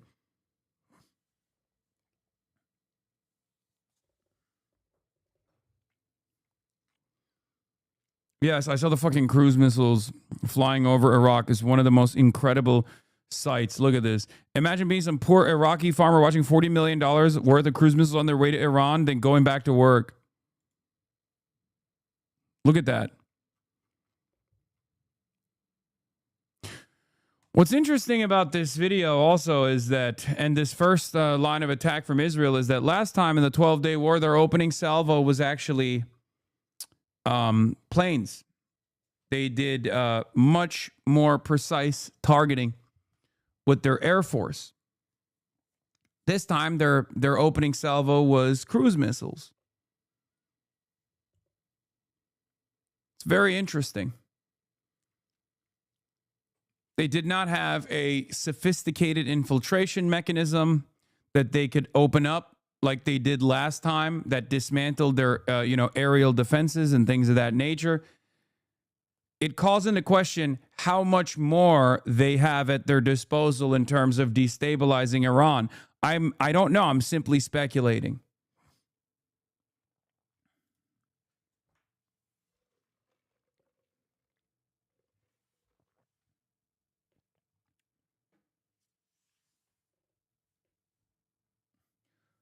I saw a picture of a bloody backpack on Reddit. Did we really strike an elementary school? We struck 2 elementary schools. We killed 80 little girls. Not one, but two.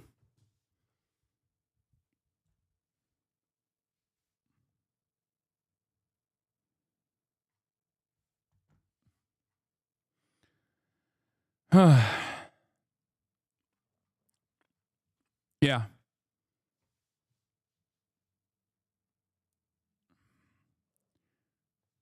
Could this be the end of America? It's entirely dependent on what level of retaliation Iran has, the capability to commit to. It's again, it's entirely dependent on what happens next.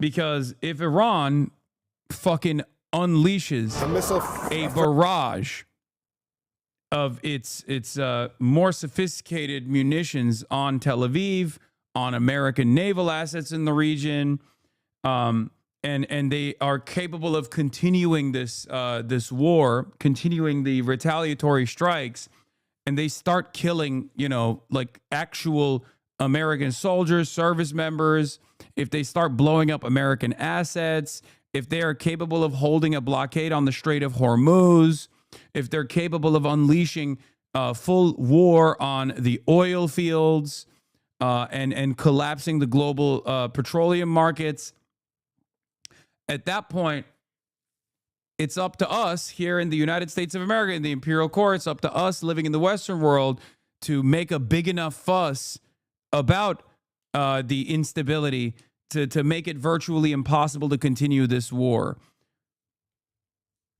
At that point, who knows what might happen? The Iranian government has worked overtime to arrest, disappear most of every principled reformist leader, and when Israel bombs, they target them. There's no decent follow-up to a collapse. Even more cool-headed IRGC leaders are gone. Regime change in Iran just means security elements most responsible for the worst repressions will rule. Maybe they play ball like Delcy in Venezuela, but it won't be better for the people. Yeah, of course it won't be better for the people. There's never been a moment where American intervention has yielded a prosperity for the fucking population that is on the receiving end of American attacks, Israeli attacks. That doesn't happen. That's never happened, and it will never happen. That's just a fucking lie. And it's not even a lie that they are committed to at this point. It's not like they're fucking saying, we're doing this for you, people. They're not even committed to it.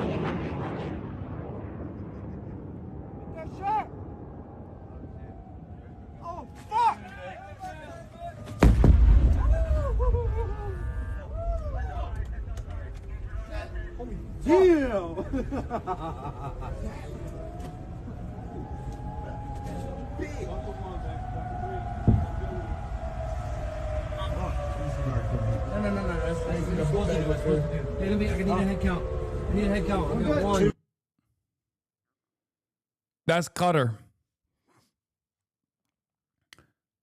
They refused to tell them for months that they were going to deploy. How long has it been planned? I mean, you can't conduct a military operation like this overnight, okay? It's months in advance planning. Fragment falling to the ground and exploding in Doha, the capital of Qatar. Why are they laughing? Wait, where did the video go? Oh, this is one of the buildings that was struck in Bahrain that's on fire. For those of you who are asking why residential buildings are being struck with Iranian Shahed drone strikes in places like Bahrain, I suspect that it's not to punish the countries, the Gulf nations that are allowing Americans to reside in them or allowing American bases to reside in them, but it's more so because a lot of the service members are moved out of the bases. And they're probably staying in hotels and shit. Something that I've seen personally as well. If they strike, because remember, they have the enemies of America have limited tools at their disposal, right? The foreign adversaries, our foreign adversaries have limited tools at their disposal, which is why I always stress to people that go, oh, why did the Hamas militancy, like, you know, throw missiles at whichever direction they possibly could? Well, that's because their capabilities are incredibly limited. Number one, they don't have the precise striking capabilities more often than not. And two, if they're striking a target, they most likely have some intelligence about why they're striking said target. Because if you have more limited tools, more limited munitions capabilities, you're going to try to make the most use out of them. You're not going to like try to fucking blow up a random house or whatever. Israel gets away with doing whatever the fuck it wants to because it has virtually unlimited munitions. And its grand strategy is just, you know, ethnic cleansing. Having said that, of course, there are other civilians that are casualties in the process, other civilians that are also living there that get struck. And it's, you know, it's not. This is just a byproduct of, once again, America's imperial endeavors in the region. It's also a byproduct of Israel and America totally destroying the rules of warfare. The pre-established rules are completely gone at this point. It's part of the retaliation from Iran after the U.S. and Israel launched a massive and ongoing military campaign across Iran. U.S. embassies across the region are now telling Americans to shelter in place and just in. The State Department is now urging all U.S. citizens in Lebanon to get out while commercial options are still available. Let's go live right now to CNN's Paula Hancock, who's joining us from Abu Dhabi. Paula, you and your teams are hearing new explosions where you are all the time, right? Yes, Wolf, there was another wave of incoming missiles, or at least we heard the blasts of what we assume to be the interceptions. Guys, I just want to ask you a question. If you feel like the highest priority here is like, you know, liberal interventionism or something like that, do you ever question why they do this after market close or in the weekend? Does that ever strike you as odd? Like, because it is strange, right? It's objectively strange that they would literally forego the element of surprise and also the capabilities that they might have by striking at night. Why is it that Israel struck Iran in broad fucking daylight, you think? Isn't that strange? Because if they really wanted to, if this threat was imminent, okay, if the threat was imminent, they would probably strike Iran in the middle of the American business day, right?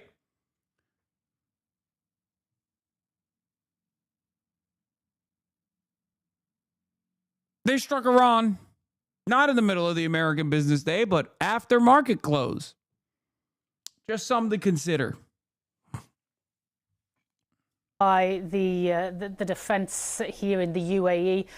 This has been happening for hours now, so we're certainly seeing no let-up in the retaliation from Iran. We've heard from the Ministry of Defense here in Abu Dhabi saying that they have been intercepting missiles. They also say that one person has been killed by falling debris after...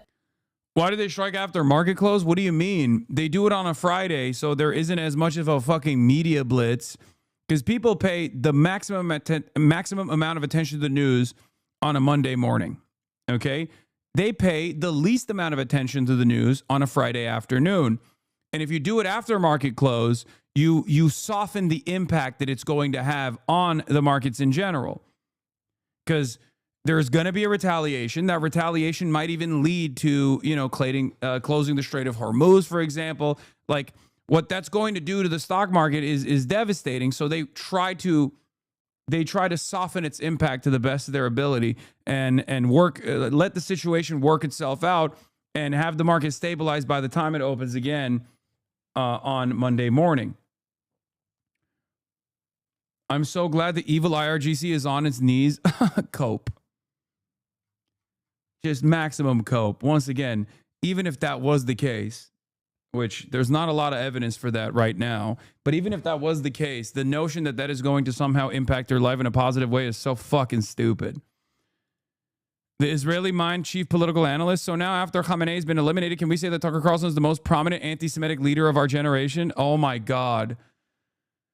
Oh my God. Yes, Khamenei is slated to give a speech about how he's not dead, and the Israelis already have said that that will be a pre-recorded speech.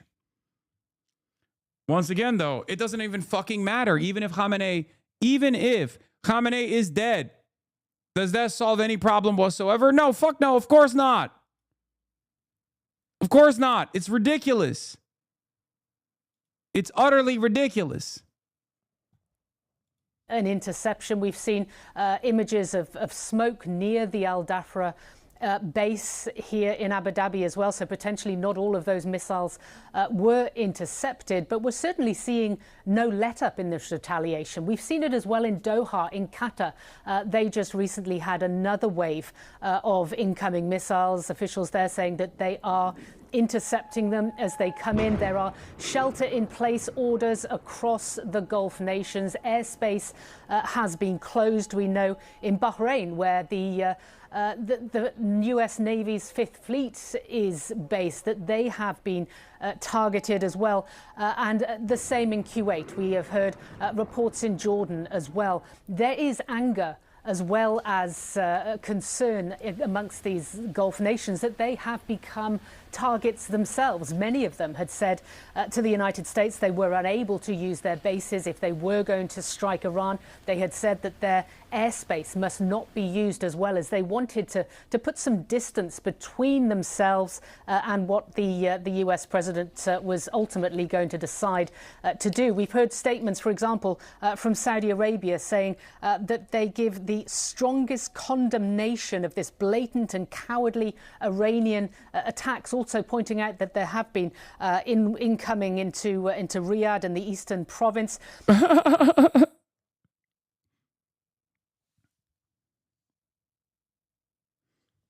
Fucking awesome, dude.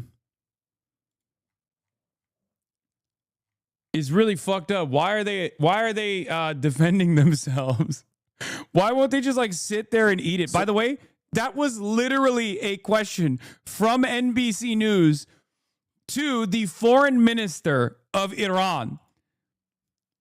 If you think that we are not living on a separate fucking planet with the way that these guys approach every issue, look no further than this interview. So for clarity, you said that your missiles cannot reach the United States by design, that you do not want to reach the United States, but you also said it would be necessary as a defensive vehicle, that you could if necessary. So to be clear, are you committing that Iran is not and will not build missiles that would have the capability to reach the United States? I can confirm, yes. Sir, if that's a red line for you, why is attacking U.S. military bases abroad justified? But because they are attacking us. They are U.S. military, installations, facilities, bases who are attacking us. We are under attack. Why don't you, recognize this fact? We are under the attack by U.S. forces in the region. So we have every right to defend ourselves. And how to defend ourselves? We attacked, the U.S. bases. This is obvious. This is a very simple fact. And I hope that, and I'm sure that people would understand that. We are not the one who attacked Americans. We are only defending ourselves. New worldwide, following the launch of U.S. combat operations in Iran, Americas worldwide, and especially the Middle East, should follow the guidance of the latest security alerts issued by the nearest U.S. embassy or consulate. They may experience travel disruptions due to periodic airspace closures. The Department of State advises Americans worldwide to exercise increased caution. Enroll at step.state.gov to receive the latest security alerts. It's fucking nutty, dude. It is so goddamn nutty. Sina Tusi, 200 missiles fired thus far today from Iran to Israel alone in just under 12 hours. The entire 12-day war, around 550 were launched. The fact that the U.S.-Israeli direct and cyber assaults haven't significantly reduced Iran's ability to retaliate at the get-go, as they did for over 10 hours in June, is important. Despite full-spectrum U.S.-Israeli assault, Iran appears to have entered this war firing at scale. Yeah, that's why I'm saying this is not like the 12-day war at all. This is not like the 12-day war at all. They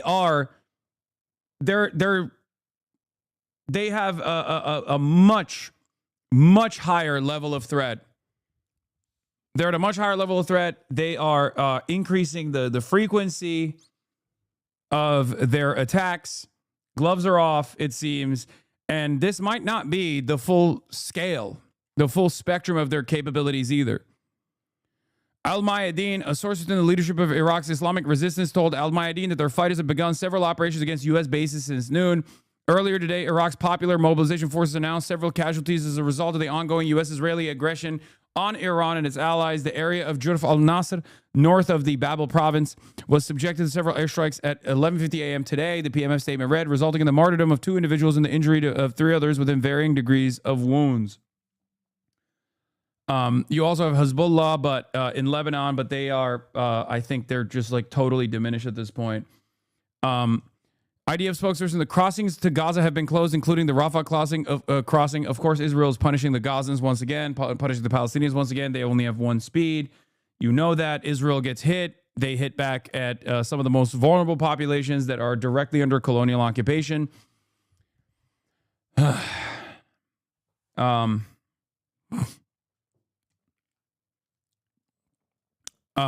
Breaking, U.S. military officials now estimate Iran strikes may extend for weeks.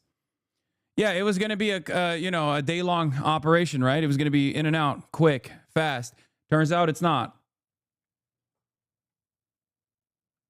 Qatar has called it a flagrant violation of its national sovereignty. The UAE condemning and denouncing this as well in the strongest terms, the blatant Iranian missile. Just so you know, while the opening salvo of Israel and Iran was pretty fucking disgusting, as is the case, shooting schools and whatnot, just understand that it's going to get worse. Their opening salvo was always going to be the least impactful to the citizens, the least impactful to the civilians, because they still think in their minds, in their machinations, that there's an opportunity here where they can get the popular base of support to mobilize against the IRGC, against the Iranian government. If they start recognizing that that's not happening, whether because the IRGC has been successful at destroying any kind of dissent in the country through repressive forces, or even if people realize that, okay, well, my new enemy now is America and Israel, when that calculation changes, because if you notice, like, Israel is currently doing cyber warfare, they're hacking apps, they hacked a prayer app to get get whoever they can to defect and fight against the Iranian government, all this stuff. But once they realize that the Iranian population might not respond positively to what America and Israel have done so far, or if they run out of military targets, which they probably won't, they are going to start punishing the civilian population even more so than they have. This isn't to say that they haven't already. They have. We know that they have. They've killed children, school children, little girls. I'm telling you right now, they are going to kick up the mass casualties on the civilian side in an effort to just say, fuck it. We are throwing away caution. There is no alternative here. We just want to turn this country into Libya. Trump spoke to Axios and floated off-ramps. New Barak Ravid, of course, Israel's #1 journalist, Barak Ravid, IDF Ravid, has gotten an exclusive with Donald Trump. How shocking.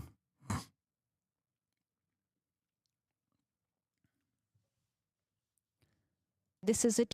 Netanyahu to Iranians have basically said the same thing as well. You will be demanded to take to the streets to finish the job. Chance and an opportunity that will not come again, because you will have your moment, a moment where you will be demanded to take to the street in order to finish the work and to topple this regime. Yeah, they're gonna. It's going to go from Iranians, we see you, we hear you, we're on your side. These are liberatory bombing campaigns to, if you don't fucking kill your leadership right now and destabilize the country at our behest, we will fucking murder your families. It will turn up. Just wait.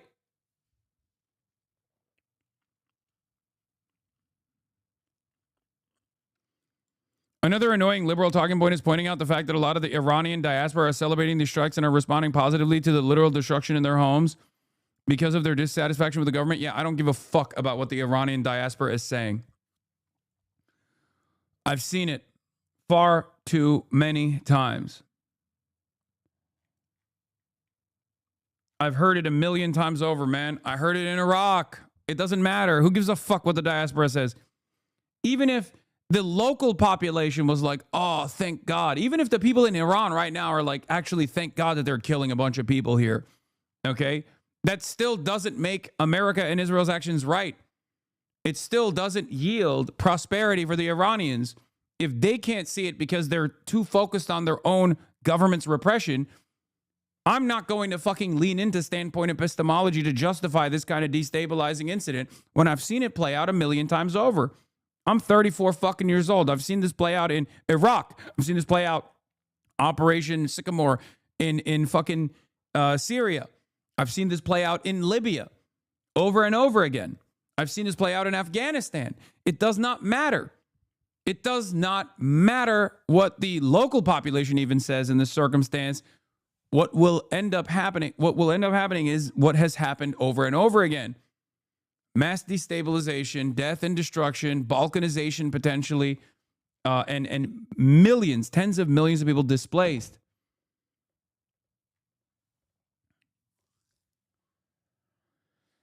It has never worked. I don't know why we even entertain this fucking failed notion. Any Iranian who wishes this kind of foreign violence on their own country, who cheers for this as a possible path towards democracy, is not ready for democracy. That's the hard truth of it. Yep. Oh, wrong video. Hold on. Let's get back to this. Attacks. So there is concern in these Gulf nations who are unaccustomed to this level.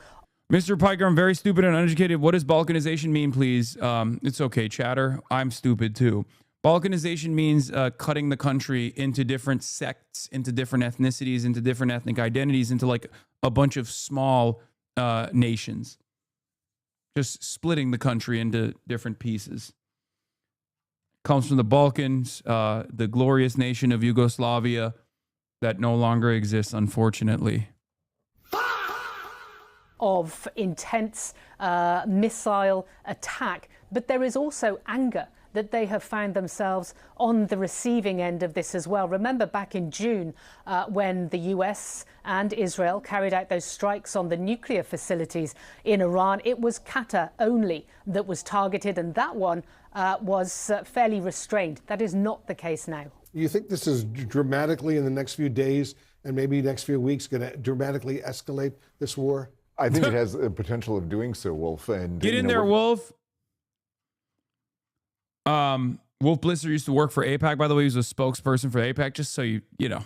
I mean, that's my goat, but, just letting you know. You're seeing is a very large Iranian response. And I think, it's going to be interesting to get the military assessment from places like CENTCOM to see if they had anticipated this kind of a reaction from the Iranians. They clearly anticipated some of that by evacuating some troops from some of these bases that you've mentioned in the Persian Gulf region. But I don't know if they've really anticipated the magnitude of this, because it looks like, we're... I will have Ro Khanna on at 1 p.m. Pacific time to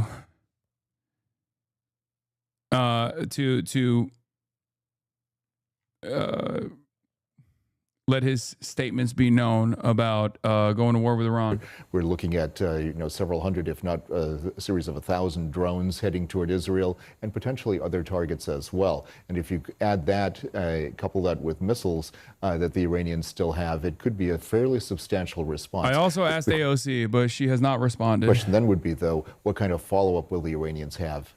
How effective is that Iron Dome anti-missile system that Israel has over the whole country in dealing with a lot of drones coming in from Iran? This is what the Iranians are trying to do, Wolf. The Iron Dome system was not built for drones.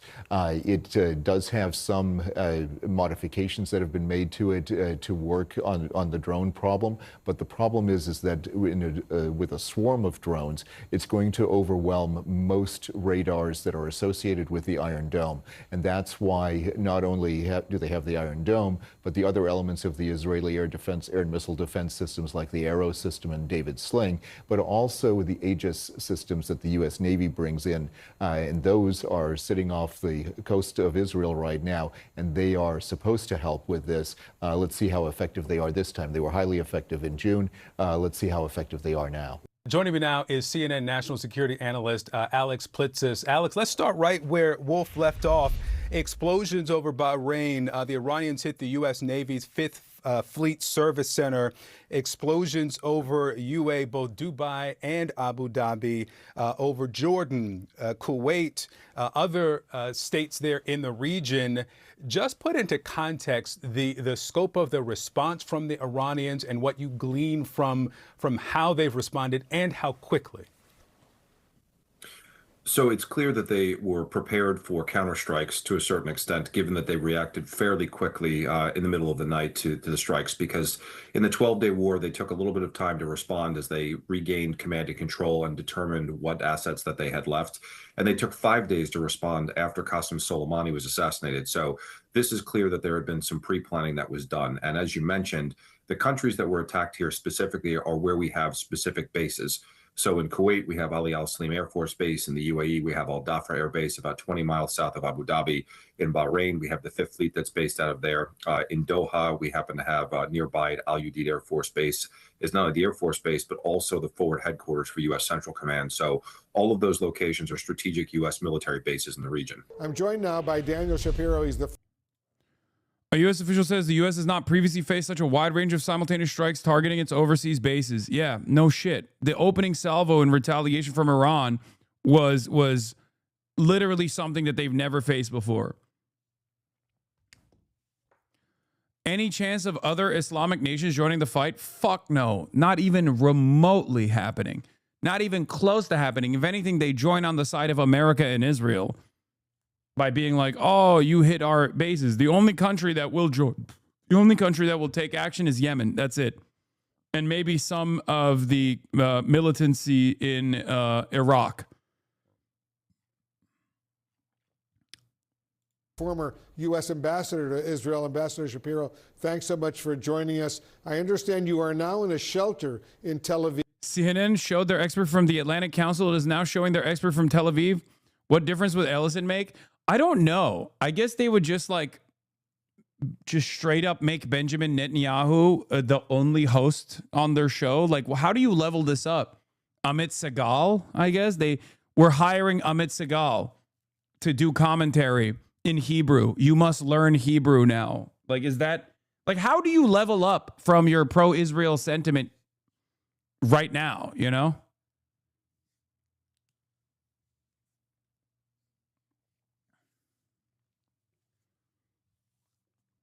Barack Ravid posting that Khamenei has been killed.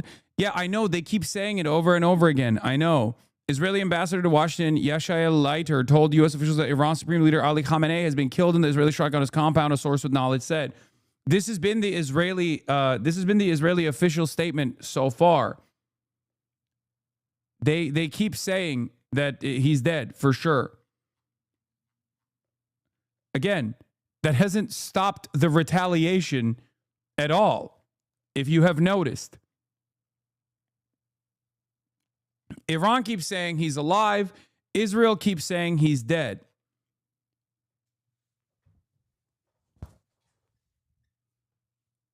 As I said earlier,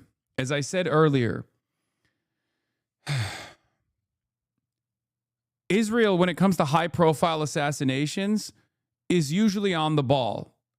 We gotta be for real here, okay? When they talk about high-profile targets, they're oftentimes correct, okay? As I said earlier in the day. But ultimately, that that doesn't matter, right? Like, or it's not going to yield the response that Israel and America thinks is going to create.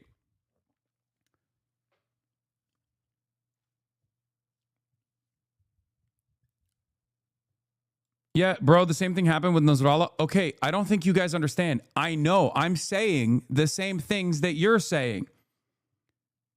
Okay? When Israel said Hassan Nasrallah was killed in their strikes and Hezbollah said he wasn't killed, okay, it turned out that Israel was correct.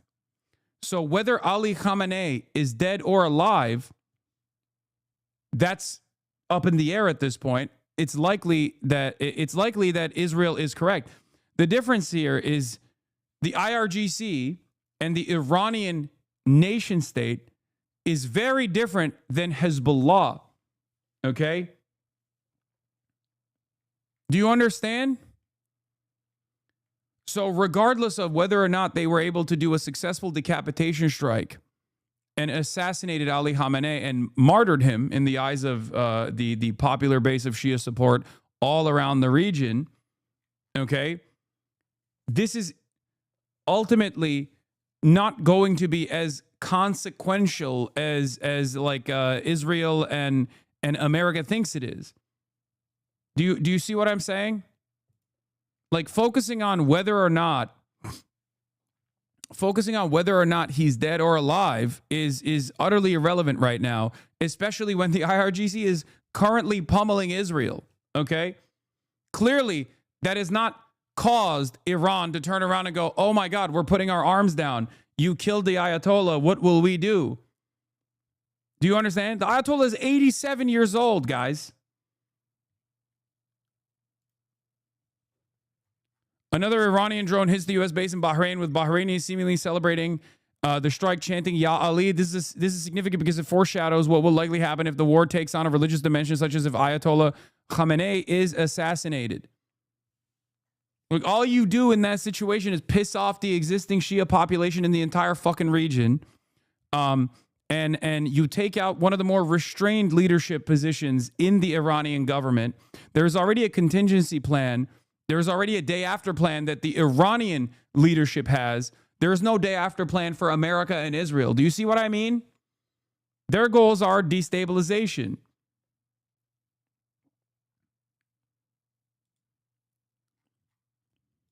So just to clarify, what you're seeing play out right now, you believe this is a war? Well, when you call for regime change, it is not a military action. It is a war. Congress should be on record, every member, all 435 members of the House, all 100 members of the Senate, make a decision, put your name on there, yes or no, because this is not a limited military action, and that is on any capacity, Caitlin. This is something because the president has given you 6 explanations: nukes, ballistic missiles, Navy, proxy war, capacity to do that, and then regime change. It is all of the above and more. It's maximal. So therefore, because of during the 12-day war, Israel did not want regime change. No, that's bullshit. They did. It was that America didn't have as many assets in the region as this time. They did.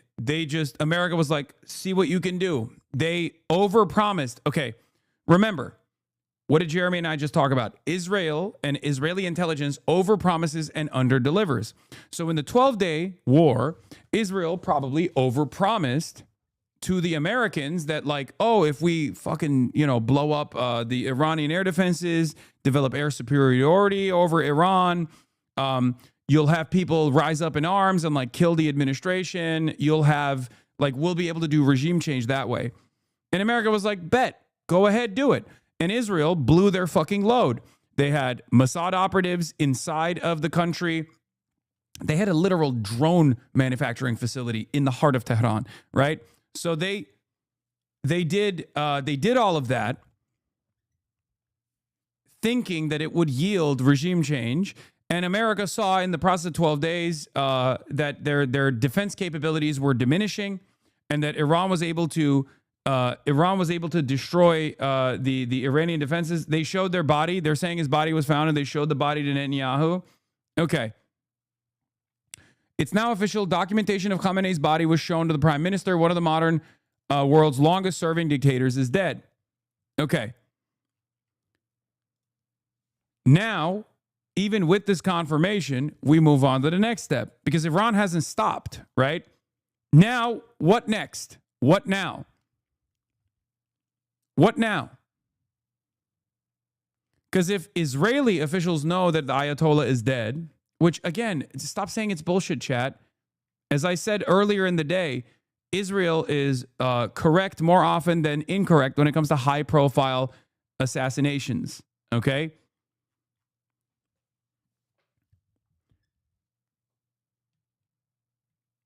Even if it is correct, even if there is full confirmation, even if it's correct and there's full confirmation, what now is the question. Steve, all right, I what gotta caused pee. you and your associates to go to this shelter? What happened? Thanks for having me, Wolf. So early this morning, for the first time, a siren sounded, and where I was staying, we all rushed to a shelter. That's now happened about 7 or 8 times today here in central Israel. The last one, which just occurred a few moments ago, was followed by a series of booms. Sometimes which is an interception of an incoming missile. And earlier in the day, we heard 1 or 2 of such booms. But in the last round, we heard over 2 dozen. So it seems that the Iranians have changed their tactics as the day has gone on, from individual or small numbers of missile attacks to at least the last one being a larger salvo, which they've used in the past to try to saturate and penetrate Israeli air defenses. Do you get a sense that the Iranians in their missile attacks, their drone attacks, are going after specific Israeli military targets, or just launching them to kill people and destroy as much as possible? It's impossible for me to know from the places I've been able to be today exactly what they're targeting. In the past, they have put a lot of emphasis on military targets, intelligence targets, but some civilian targets. There are still buildings destroyed in central Tel Aviv from the war last June. So, and because Israel's a small country and a lot of civilian population lives alongside various other installations, and these missiles are not that accurate, it's entirely possible that they could shoot for a security target and hit an apartment building or a neighborhood.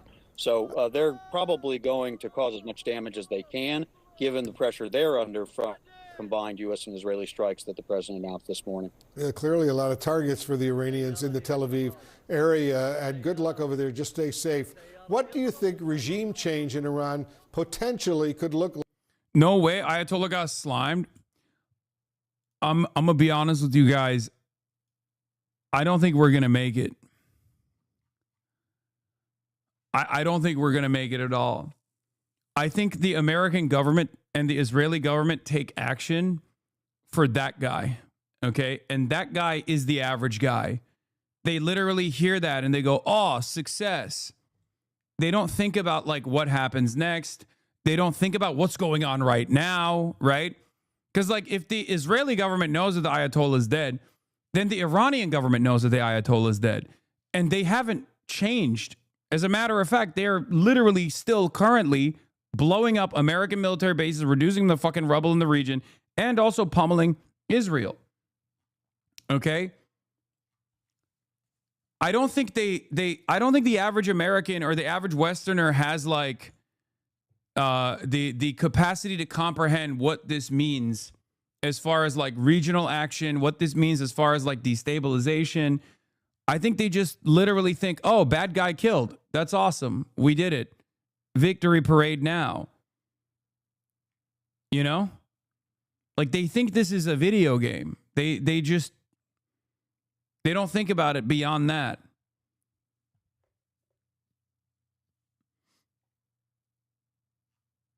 Is that what it is? Like they refuse to comprehend what's still currently happening.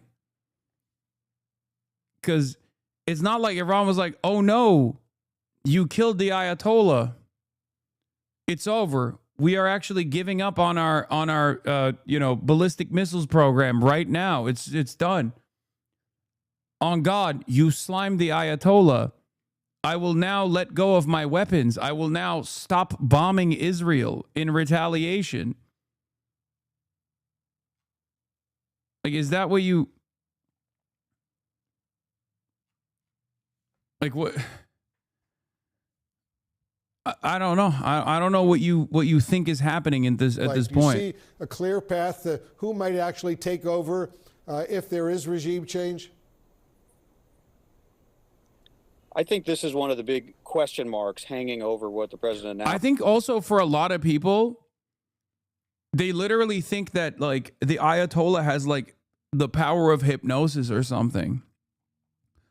Like that people don't independently arrive at the conclusion that like they want to fight back against Israel and America's bombing campaigns after like the first opening salvo killed like a bunch of schoolgirls and a bunch of civilians, like 200 plus civilians, right? Like they think, oh, well, the Ayatollah's dead. He had the Gias power to fucking hypnotize the entire Iranian population. Now that he's dead, these people are going to welcome us as liberators or something. Am I wrong for remembering that in the 12-day war, Iran hit the same civilian targets that Israel did a day or so later? Yes. They did, but if the Ayatollah is dead, then they probably have a different response package anyway. Because this time around, they have been much more aggressive in their retaliation. Last night. First of all, I think many Americans probably woke up this morning surprised to discover that we're at war in the Middle East, something the president said he was going to try to avoid. And he really didn't do very much to prepare the public or discuss with the public what his strategy was, what the goal is, why it was imminent, and why it was necessary to take this action now. He mentioned... I'm from Iran, the neighboring city of Tehran. People are dancing, cheering, and whistling in the streets. Nobody is with Iran. Stop supporting Islamic savage regime. Longtime fans is 2020.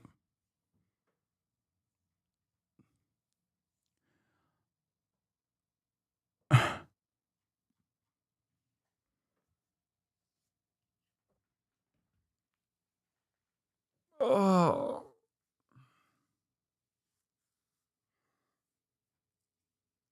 We're not going to make it. It's over. It's over, brother. Hog brain is complete. Okay? Hey, HasanAbi, I'm standing literally in the rubble right now, and it's fucking goated. Okay, you don't understand. I want more JDAMs. I want more JDAMs. Oh, wait, I'm dead now.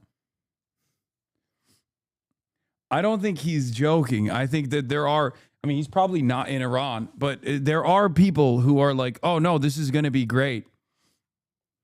Just like there were people in Iraq that were like, I hate Saddam Hussein. Thank God he's been toppled.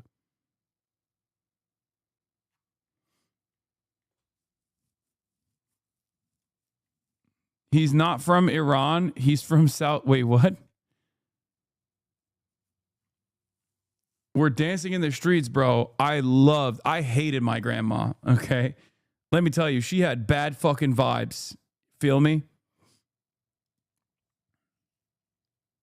What is this? Where is this from? Only 18% of Iranians in Iran see foreign intervention as a path to change. 18%. Where is that from? Study after study shows that while the majority of Iranians don't support the regime, even more don't support foreign intervention.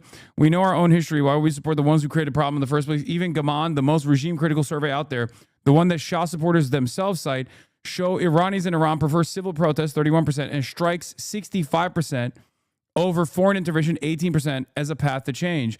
Iran poll / Chicago Council asked 2007 Iranians what Iran should do if the U.S. attacks. The majority said respond militarily. 30% said go to the UN. No majority for welcoming it. 86% of Iranians view the U.S. negatively. Iran poll 2019. And NIAC / YouGov in 2025 show 53% of Iranian Americans don't even want foreign intervention. Like not even the majority of diaspora supports this. Except if you were to look at my chat, it's 99% of Iranians in Tehran, and 125% of Iranians in the diaspora that support this unconditionally. They're literally aching for it. Their back walls are quaking. They want it so bad. They want to shove a Tomahawk missile up their fucking assholes and launch themselves in the direction of Tehran to kill their own fucking grandparents. If that was what it would take. If you ask the people in my chat, tuning in from fucking Langley.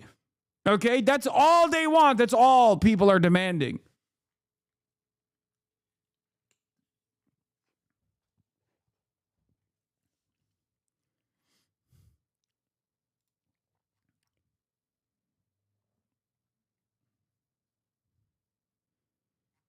Unc, pace yourself. It's going to be a long day. It's already a fucking long What we day. know very well about this It's the longest terrible of Iranian days. regime. Its nuclear program, ballistic missile program, its abuse of its own people, and its sponsorship of terrorism. But why now? And it was surprising to me that he laid the predicate that the goal of this is regime change, because that is not something that can be done just by airstrikes. What he said, and he's probably right about this, is that only the Iranian people on the ground are going to be able to overthrow the regime and replace it with something else. But replace it with what? Most intelligence experts who you consult with suggest the most likely near-term replacement for the current regime is a military dictatorship under the Iran. You're telling me that the IRGC had a plan for their 86-year-old leader to die one day? Yeah. It turns out they are aware of how the passage of time works. And yes, of course, they have a fucking contingency that they already implemented last time. Okay? The 6-way split screen of Al Jazeera showing half a dozen regional capitals on fire should quickly bring home the catastrophic implications of this illegal, stupid, and completely unnecessary war.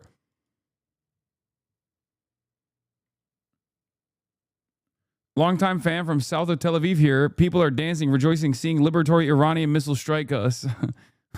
They're doing the cum dance.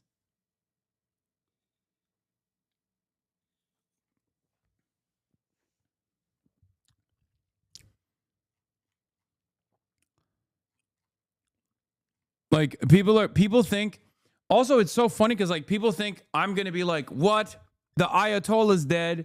Oh my God, I love the Ayatollah or something. Like they come in here to be like, bro, your boy's dead, bro, Ayatollah. It's like, first of all, I'm not even fucking Shia, dumbass. And secondly, even as a Sunni Muslim, like when have I been a pious man, you know? Like, what gives you that indication that I have any sort of like personal connection to the fucking Ayatollah? You absolute dumb monkey brain loser. You fucking stupid Ameroids who think like, oh, well, obviously this guy fucking, his name is Hassan. He's Muslim. Obviously he fucking loves the Ayatollah personally. Like, I don't, you know, I only care about the consequences.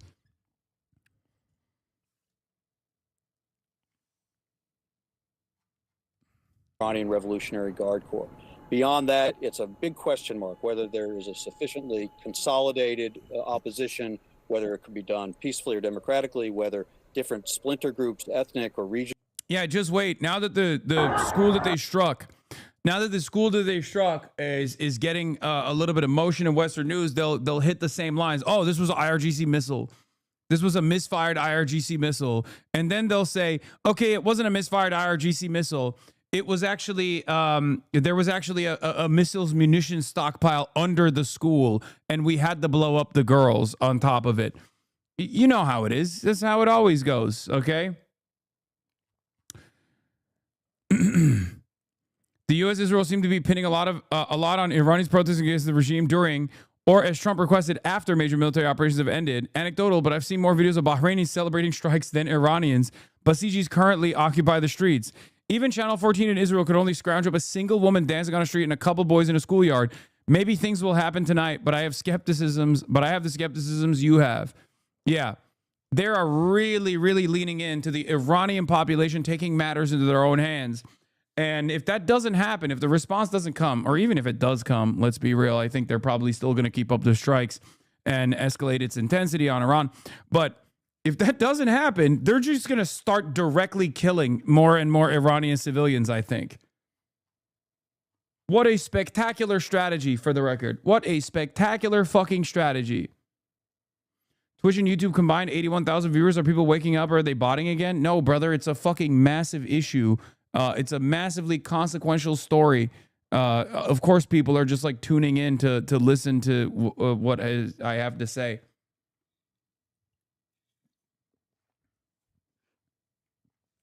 Yes, the Piker Broadcasting Service is alive and well. For you, the viewers, by you, the viewers, subscribe to the Piker Broadcasting Service if you would like to support the broadcast. Twitter claims your dog died. What is this?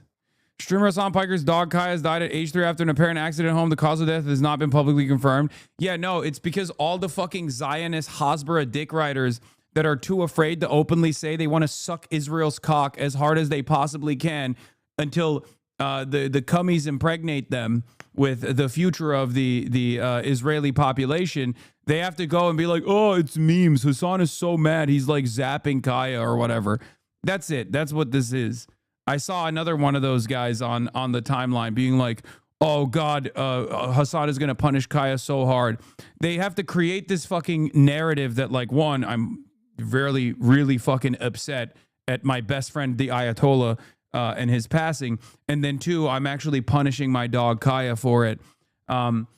It's just a way to, it's basically just a way to not say that you want to eat Israel's dick to the best of your ability. Did your dog really die? No. What are you, fucking stupid? Of course not.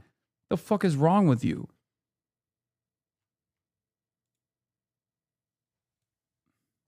You do seem upset, to be honest. Yeah, I wonder why I would be upset about multiple billions of dollars in assets being used to destroy a foreign nation at the behest of Israel, another foreign nation, rather than, I don't know, use it on American soil for American hospitals and American education. I wonder why, as an anti-imperialist, I would have, some opinions on this that are negative. You should ask yourself why you think this is good. You shouldn't wait until the gas prices go through the fucking roof for you to go, why did this happen? Dumbass.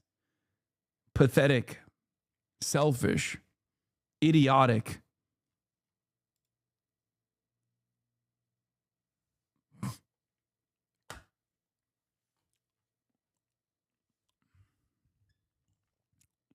Ignorant.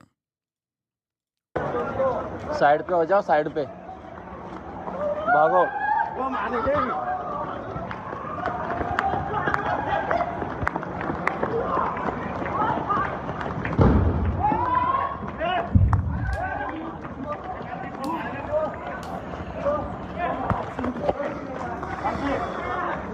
Oh my God.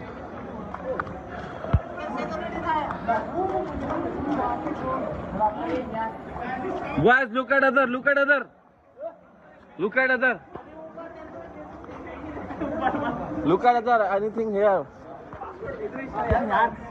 Oh my God.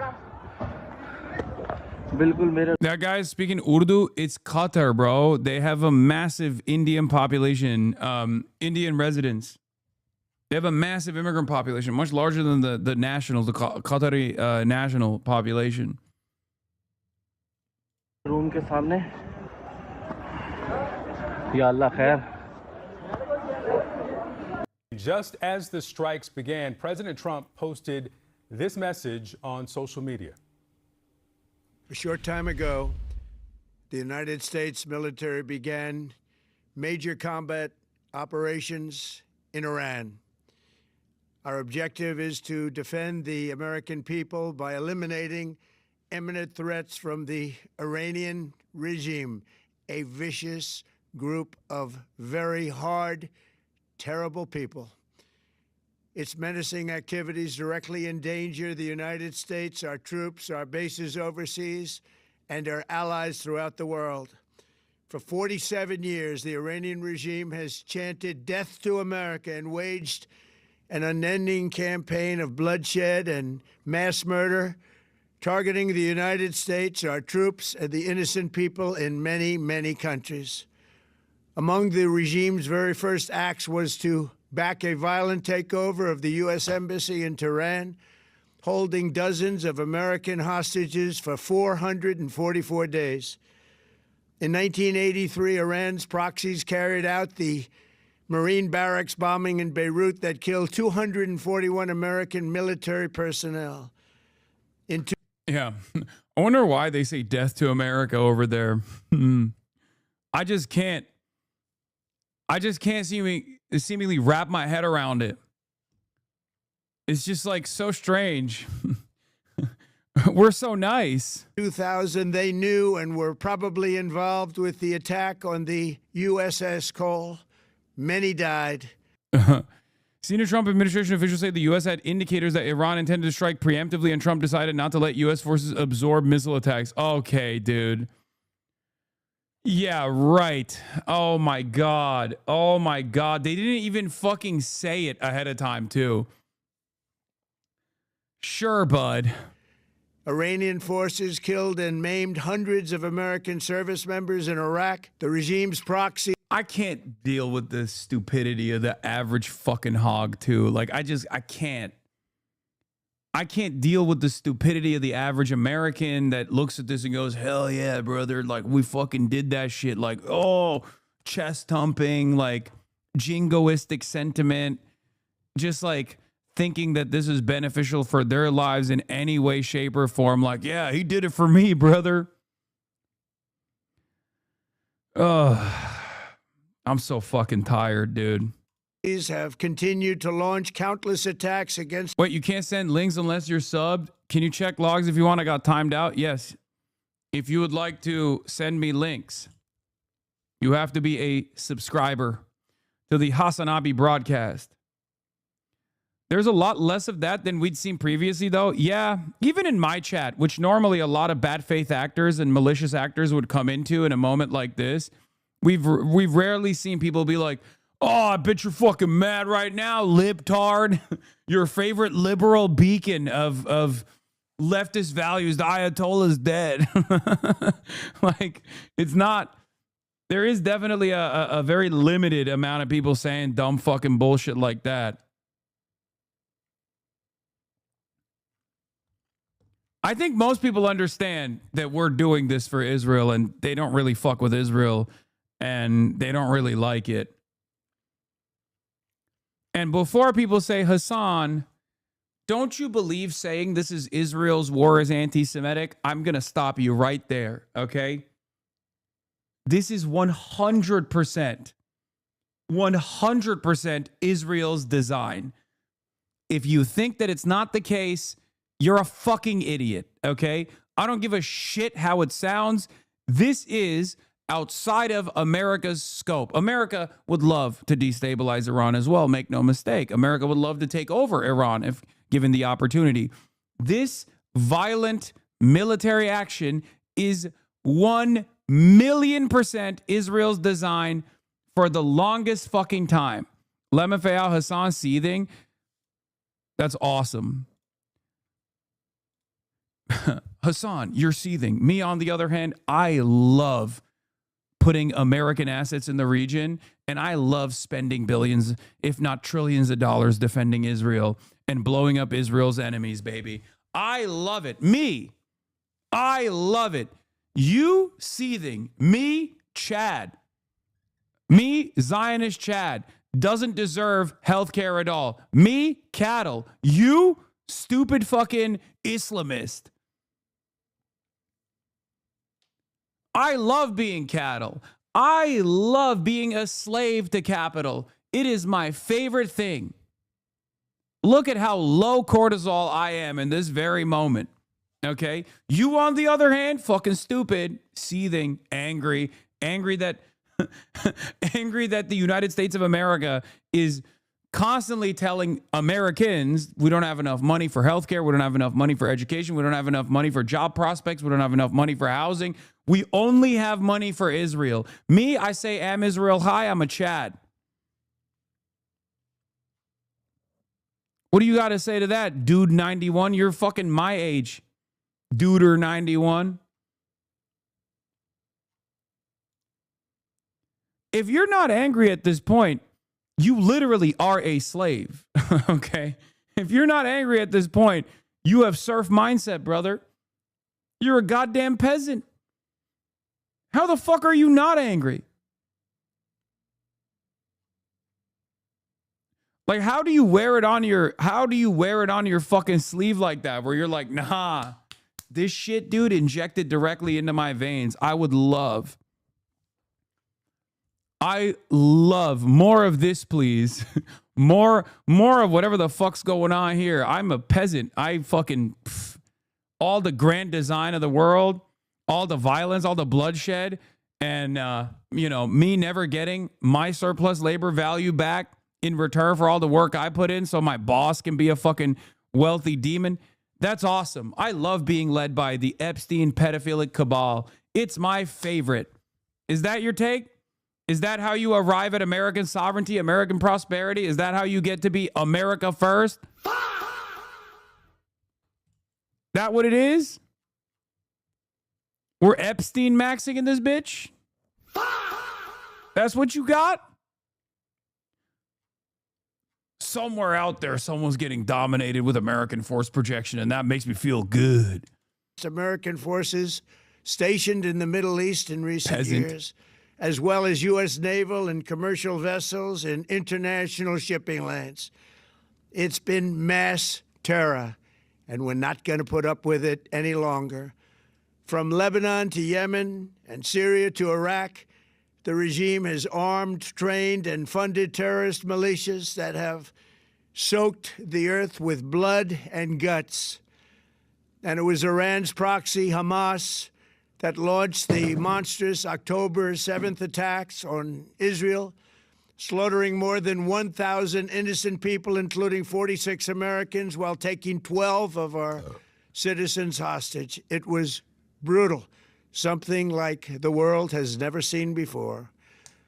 Iran is the world's #1 state sponsor of terror and just recently killed tens of thousands of its own citizens on the street as they protested. It has always been the policy of the United States, in particular, my administration, that this terrorist regime can never have a nuclear weapon.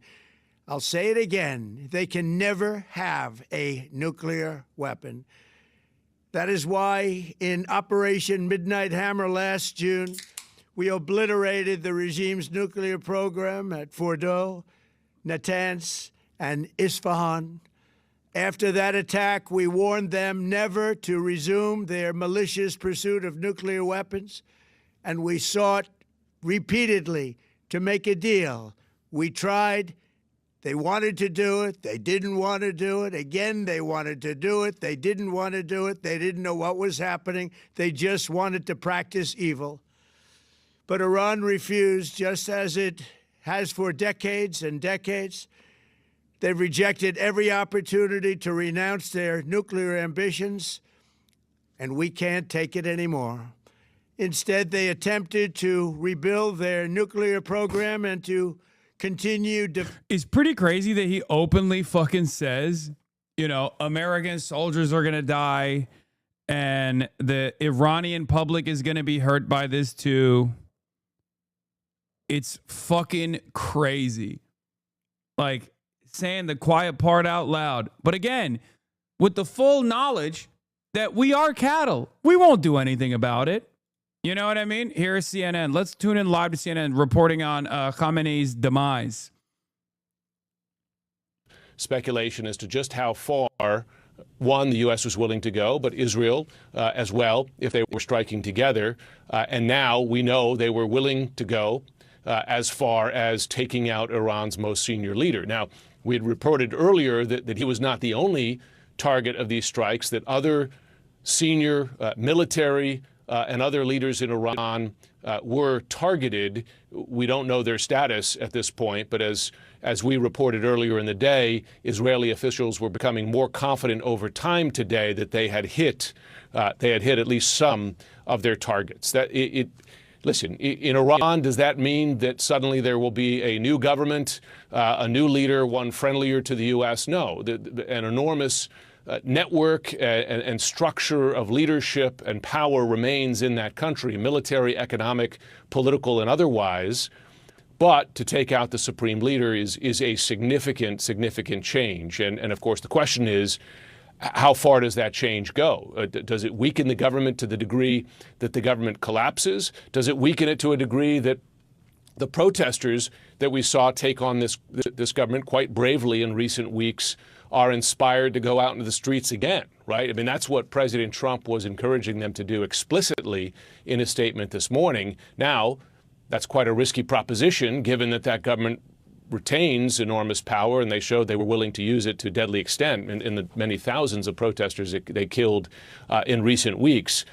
Those are still the open questions, but we have one question answered. Was Israel willing to go so far as to take out the supreme leader of Iran? And the answer is yes, and they had success doing so. Right. And now the big question is what comes next? Jim Yeah. Sciutto, stand by. I want to bring in Barak Ravid, CNN political and global affairs analyst.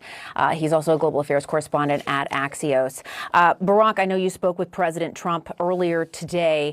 Again, if you are just joining us, our breaking news is that Iran's supreme leader has been killed in these strikes. That is coming from Israeli sources. Barak, we're still waiting to hear from the president, from the U.S. government, but the Israeli sources confirming that. What more are you learning? What did the president tell you? So first, just about Khamenei, I think around 30, 40 minutes ago, the Israeli ambassador to Washington, Yechiel Leiter, updated several U.S. officials and members of Congress that Israeli intelligence shows that Khamenei has been killed and his body was taken out of the rubble in the compound in Tehran that was attacked. I spoke to President Trump a little bit before 1 p.m. While he was in Mar-a-Lago. We spoke for around 5 minutes. The president sounded to me I said at hi least in chat, but you and your community ignored me, not a pretty single hi back. calm and confident that I don't know, things chatter. are going according to plan. World-changing incidents are taking place, don't you think? The situation with Khamenei was one of the main things he was tracking at that moment. And what was interesting in what he told me is that I asked him, how long is this going to continue? And he said, I have several off-ramps. I can go long and take the whole thing, meaning take over Iran, something that, I don't think that's something that is seriously being considered. That's quite a statement, yeah. Yeah. Or I can go on for another 2-3 days and then tell the Iranians, we'll see you again in a few years if you try and rebuild your nuclear program, your missile program, meaning that Donald Trump, at least my impression from the conversation with him, is that he's looking to end this thing within a few days. And basically put an ultimatum to the Iranians. We can get a deal, or you can try and rebuild your program, and then we'll just bomb you again if you try to do this. And I think that was one of the messages that U.S. officials that just briefed reporters, I think 10 minutes ago, said that when the 12-day war ended after Operation Midnight Hammer, the U.S. told Iran, if you try to rebuild, we will come again. And those U.S. officials said that the Iranians, according to U.S. intelligence, did try and rebuild the program. So we know from satellite imagery that the Iranians started infrastructure work in several of the nuclear sites that were attacked in June. We do not know whether they really tried to resume a nuclear program, meaning enrichment and other activities. One of the interesting things I heard from President Trump is that he told me that he thinks that Operation Midnight Hammer allowed Operation Epic Fury to go forward. Because President Trump claimed that if he did not go on that operation last June, if he did not order a strike on those 3 nuclear facilities, Iran would have been much, much closer to a nuclear weapon, maybe even have a nuclear weapon by now, according to what President Trump said. And that would make the current operation much harder, maybe even impossible. We just have to say the Iranians were very close. By the way, for YouTube, like the YouTube stream, for the YouTube chat, like the YouTube stream and interact with it, please.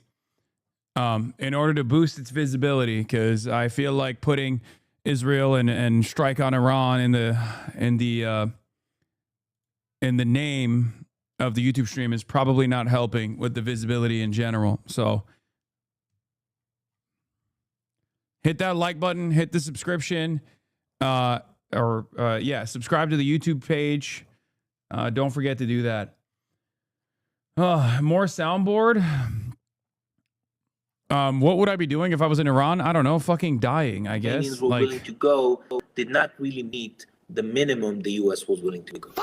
Barak, I also Here. want to ask you about these strikes and the strikes this morning that ultimately killed Iran's supreme leader. What more do we know about them? You have to think, and there has to have been incredible intelligence that went into knowing where he was. The fact that these strikes happened in the daylight when normally, when the U.S. has struck, it has been at nighttime.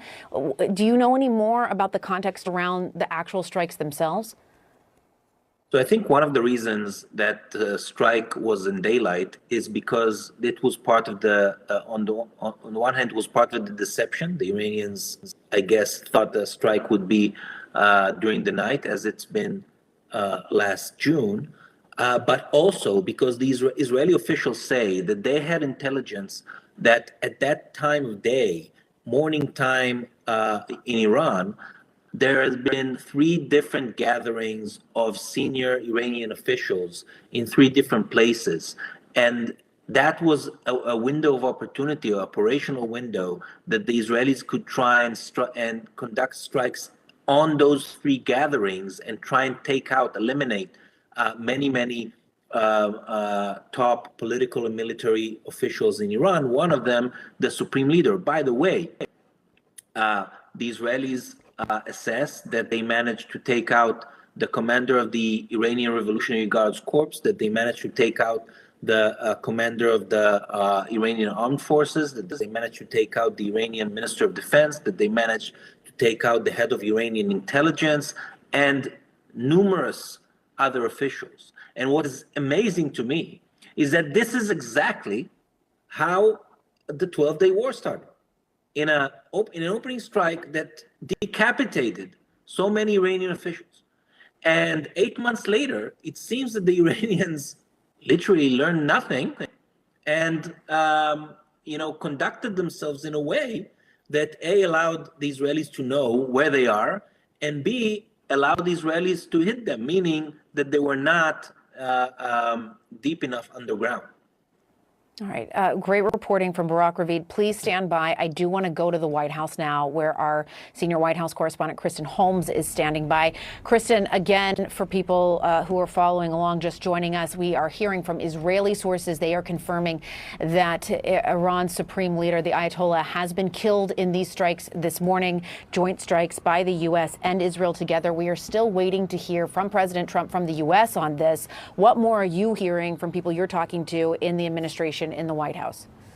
Yeah, I was asking about this just moments ago. They said they weren't ready to comment on it just yet. That could also mean that President Trump himself may be gearing up to. Trump is confirming to the NBC that reports of Khamenei's death, we feel that is a correct story. Once again, there is, as I said early on in the day when Israel first said Khamenei was dead, that Israel usually, when it comes to high-profile assassinations like this, are correct more often than they're wrong, okay? Even if Trump is not fully on board with the confirmation, it still doesn't matter, okay? You only believe that this will collapse the system if you believe the bullshit that the American government was pumping up from the get-go. That, like, once the Ayatollah is dead, all of a sudden everything falls apart. As though, like, the Ayatollah himself has placed a hypnosis beam on the entire Shia population all around the region, and certainly on the entire Iranian population. Like, these guys are not getting the W that they want to get right now, but they're trying to fucking farm it to the best of their ability to be like, well, we told you that if the Ayatollah dies, then the Iranians are going to take over, and the regime is going to collapse in and of itself.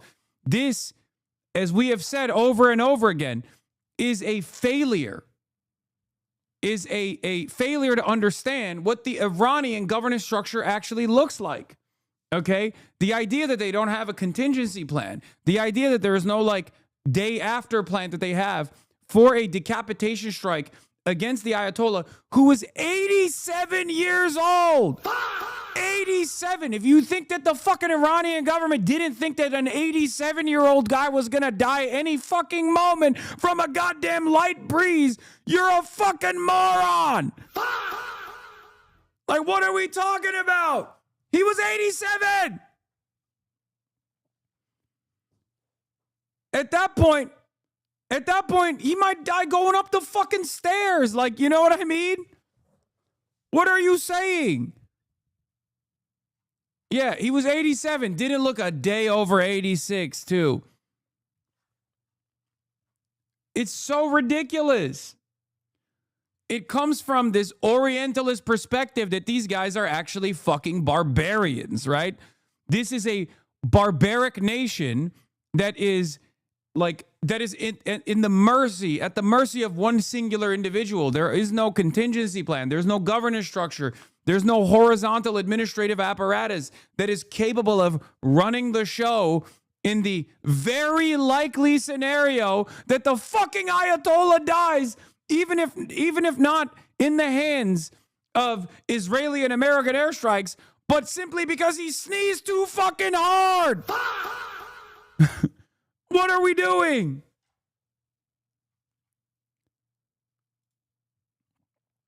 Yes, the IDF spokesperson and Emmanuel Fabian also confirms they killed several members of Iran's security leadership, including top defense official Ali Shamkhani and the commander of the Islamic Revolutionary Guard Corps.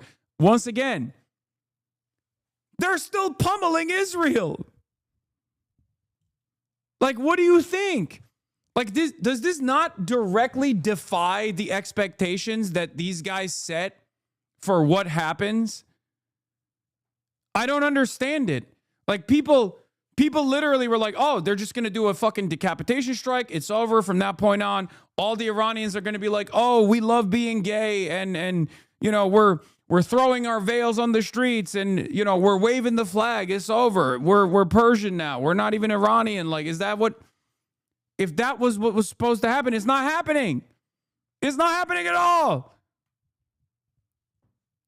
What happens to the popular, the actual popular base that the Ayatollah has? Like, what happens to the 20% of the population that actually like the guy? You know, there's, let's say 80% of the population doesn't like the guy, 20% likes the guy. That's still a lot of fucking people. You know what I mean? Yeah, if you want to see who's actually celebrating, here you go.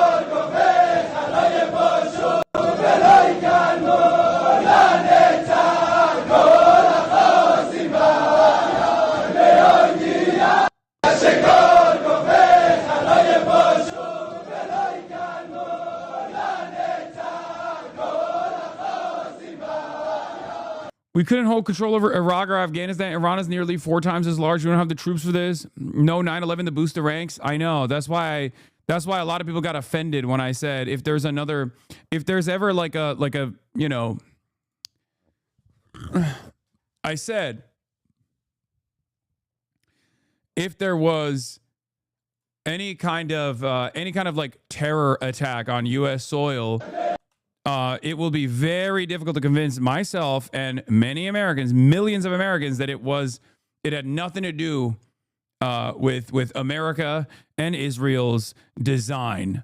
Okay? And people got real mad about that.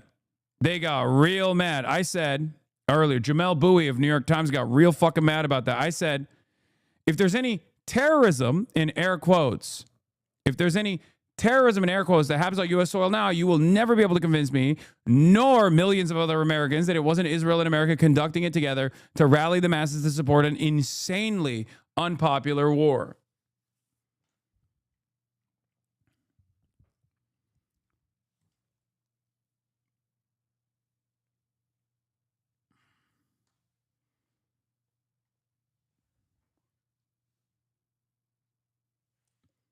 Your take is a filter? In some ways, yes. Kaya from Morale Boost, she's literally living La Vida Loca right now. She's literally living La Vida Loca at the park. having the time of her life, not a care in the world, has no idea what's going on. He deleted that repost, by the way. Everyone blow up on him, lol. Like, this isn't even awesome. 9/11 was an Israeli op shit either, for the record. Like, I'm not even saying that here. I think, like, people want to make it seem like I'm saying that, okay? But I have long maintained the position that America does not have the popular support for another global war on terror, especially in the aftermath of the global war on terror. What kickstarted the increase in the ranks and the reason as to why so many people joined the military, joined the armed forces, was because of 9/11. A lot of people were like, oh, there it is, like fucking 9/11. We got to go punish people. We got to go punish people overseas. We got to do something. It was a vengeance quest, right? A lot of people joined. Ever since then, obviously, the draft has been relying heavily on the poverty draft.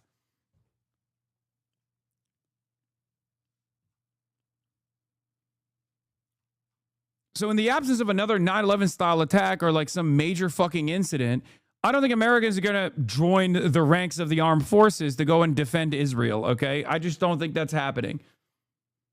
The war itself is unpopular. Israel itself is unpopular. Most people see this as Israel's war. America's waging Israel's war at their behest, as always. It doesn't fucking matter. You can't just be like, oh, they killed the Ayatollah. Like, this is going to get all the support in the world. No one gives a shit. You know? Than the ones that they replaced. But good luck. Pay extra mind to those who offered unlimited support to the Epstein class and Donald Trump and his defenses of his defense of his butt buddies that were all over the fucking Epstein files. Pay close attention to how they try to package this incredibly and unimaginably unpopular war. And by that, I mean the likes of Asmongold, who will try to fucking massage the narrative to be like, well, yeah, I mean, we're fucking dominating Iran. Yeah, it's based. Just make sure you understand. Anyone that comes at you with this and doesn't openly state that this is very clearly Israel's design, it's very clearly uniparty for the Democratic Party's leadership. They wanted this to happen, and that's the reason why they're not presenting a strong enough response to it, knowing full well that it was going to happen. Pay close attention to the ways in which people try to package this, okay? Pay close attention to the ways in which people try to defend it. Administration is, as we are getting this news that the Supreme leader has been killed. Well, clearly, Jessica, the president has chosen his most aggressive action here, which is seeking regime change, and he made that pretty clear during his brief 8-minute video that he released on Truth Social. What he didn't explain was the mechanism of getting from the military action that Cedric has just walked us through to the political reality of what a regime change would look like. Because as Cedric just suggested, you can get all kinds of regime change, and some of it can be worse than what it is that you just departed from. So if in fact the supreme leader has been killed, if in fact a good number of the leadership of the Islamic Revolutionary Guard Corps, their most elite military, have been killed, the first question is, who are the successors there? And the second is, what is the mechanism for the people of Iran to pick up on this chaos, rise up, as the president suggested, and install a new government? And they're without arms. They're without organization. The government still has that. The military still has that. And we haven't heard a plan yet from the U.S. for how they would get over that particular hurdle. And that is so key right now as we move to the next phase of this, which is what comes next after the Ayatollah has been confirmed dead. Okay, so now who is going to fill that void? And to your point, David, in talking with a number of people, how might the Iranian people who, just in the last few months have suffered to be in the streets to demand their freedom, who have been protesting and being killed for it, but how might those people who, as you note, aren't armed, aren't trained, aren't necessarily organized in that way, take their government? And is there any thinking from the Trump administration about how to support that piece of it besides the military part? Well, one hopes that there has been thinking about this. Secretary Rubio was asked about this in a Senate hearing back in January, and he said, well, if there was regime change, that's an issue we'd have to think about for a long time. Well, fact of the matter is, people in the United States government have been thinking about this for 40 years in various forms. So clearly the Iranians have a succession plan. The supreme leader is 86 years old. And so they needed a succession plan anyway, and he was not in good health. The question is what that plan looks like and whether the U.S. and the Iranian people can knock them off that plan. And that's really the hard and difficult part here. I think it's also worth remembering that this was, despite the administration's efforts to sound like there was very urgent reason to go do this, the timing of this was a war of choice for the administration. That is to say, there was no urgency of an attack from Iran. As Barack Ravid mentioned to you, they're further from a nuclear weapon than they had been in June after those strikes. So the question is, did the president pick the right moment? And he might say, there's never a wrong moment to change the government in Iran. Right, because Kristen Holmes, as you noted, had reported that the White House is saying that they were concerned about these preemptive strikes, in their words, that Iran might be taking, and yet there is reporting, that is counter to that, but they are going to be asked, the administration, why now? That is a question that continues to come up again and again and again, right. Especially as they were in talks. It did come up in a background briefing. It did come up in a background briefing that some administration officials gave, but they didn't provide any evidence of an imminent strike. Yeah, right. But yes, yeah, exactly. But that is their explanation at the time. But of course, as you note, time will tell. The evidence, we will need to see as well. All right, David Sanger, thank you so much. It is great to have you as always. I want to bring in New Jersey Democratic Congressman Josh Gottheimer. He's also a member of the House Intelligence he's nutting. Committee. I fucking hate Congressman, this. thanks for being here. I hate this fucking piece of shit. I first just want to get your. I hate this fucking. Dude, how is CNN supposed to be more pro-Israel than this? How is CNN supposed to be more pro-Israel than this? They have fucking Josh Gottheimer on. Are you fucking kidding me? Josh Gottheimer is literally one of the only fucking congresspersons on the Democratic Party side that straight up was like, alongside the other dipshit in fucking Florida, saying, of course we gotta go to war with Iran. How is CNN supposed to be more pro-Israel than this? This is basically Fox News. The attack on Iran, but the fact that Iran has turned around and attacked so many of our allies in the region, right, which is also not to be something that we should take lightly as we look at this, in terms of their attacks. Put Randy Fine on CNN. Just cut to the fucking chase. Cut through the noise. Put Randy Fine on to literally suck Benjamin Netanyahu's cock on television. Just do the pornography. Do us the dignity. We know. We get it. Fuck. Is and has been the government of Iran an existential threat to the United States. We've seen both Barack Ravid. The panel is comprised initially of AIPAC's very own Wolf Blitzer. Then they bring on Barack Ravid. Then they bring on fucking Josh Gottheimer. Where is Alan Dershowitz, I say? Where is Benjamin Netanyahu? Just have Benjamin Netanyahu on. Who strikes on live stream in Tel Aviv? Did they udrub or what? Where is it? Oh, shit.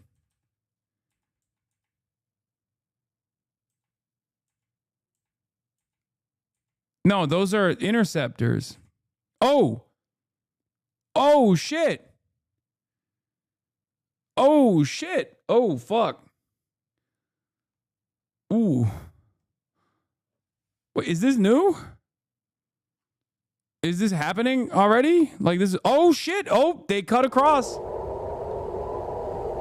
All right, and you're starting to see some activity there, again, toward the right of your screen now. Ooh. Okay, so 10:39 there in Tel Aviv. Just a few minutes after we reported Israeli sources saying that the strikes this morning by the U.S. and Iran did in fact kill the supreme leader of Iran.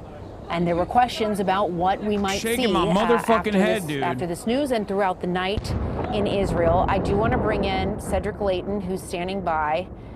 And Cedric, obviously, Israel has the Iron Dome. They work to intercept these missiles that are coming toward Tel Aviv right now, but help people understand what we're looking at on our screen.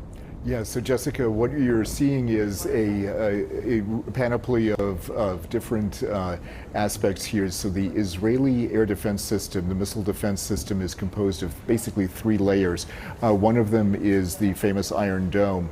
That is basically takes care of short-range missile threats, also drones, threats of that type, in some cases even artillery shells. You go up then to the David Sling system. That David Sling system is a system that takes care of medium-level threats, medium-range threats. So that could include some of the missiles that come into Israeli airspace from places like Iran, also places like Lebanon, where Hezbollah was very important as an Iranian proxy. And then you have the Arrow system. And the Arrow system is the one that we're probably seeing most of, because that takes care of the longest range missiles. So every time you see a flash in the sky, what you're looking at is the point where the Arrow missile or one of the other air defense missiles is actually intercepting an incoming missile.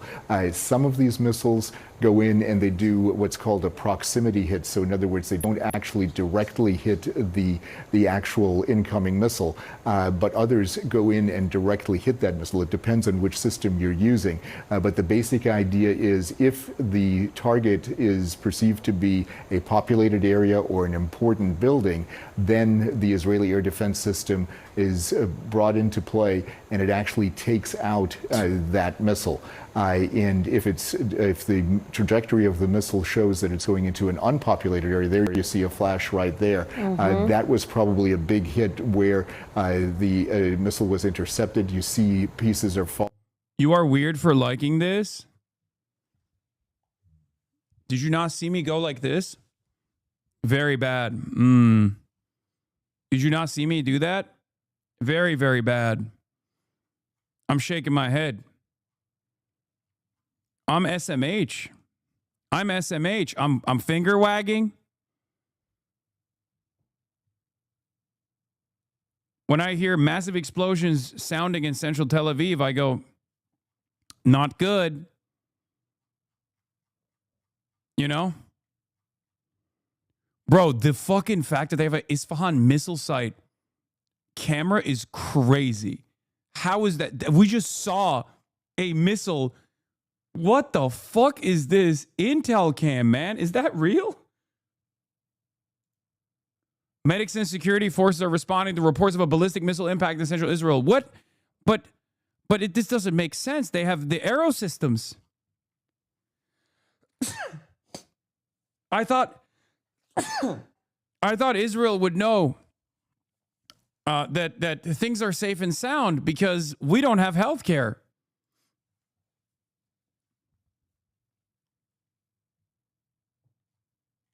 Israel go and find out today why we don't have health care. You know, that type of shit.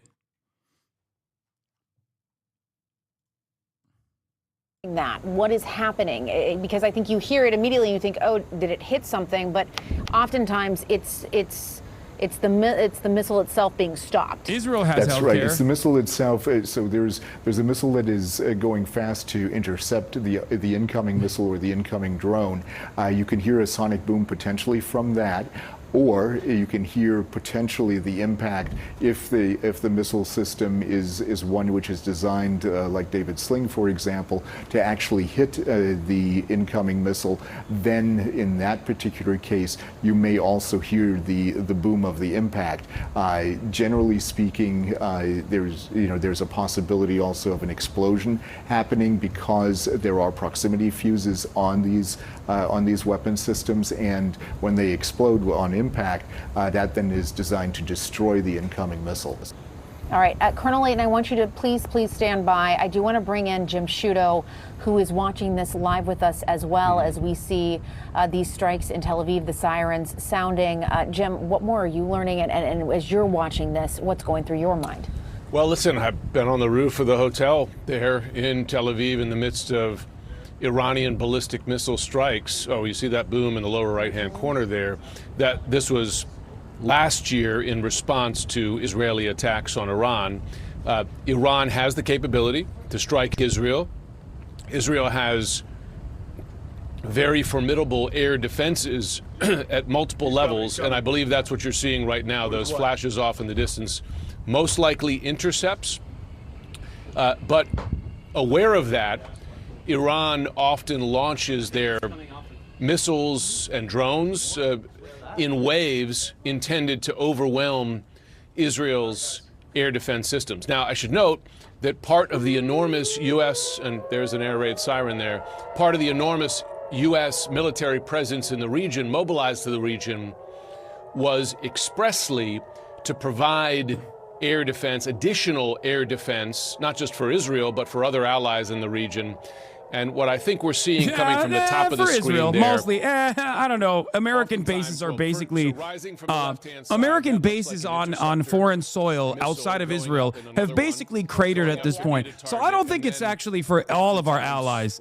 Let's be fucking real. I think it's more so just for Israel, don't you think? To be clear, an impact is good. That means you've taken out the missile on the way in, but that debris still has to come to the ground, right? And when it comes to the ground, it can still be deadly. And there have been a number of instances of that last year in the midst of Iranian strikes on Israel.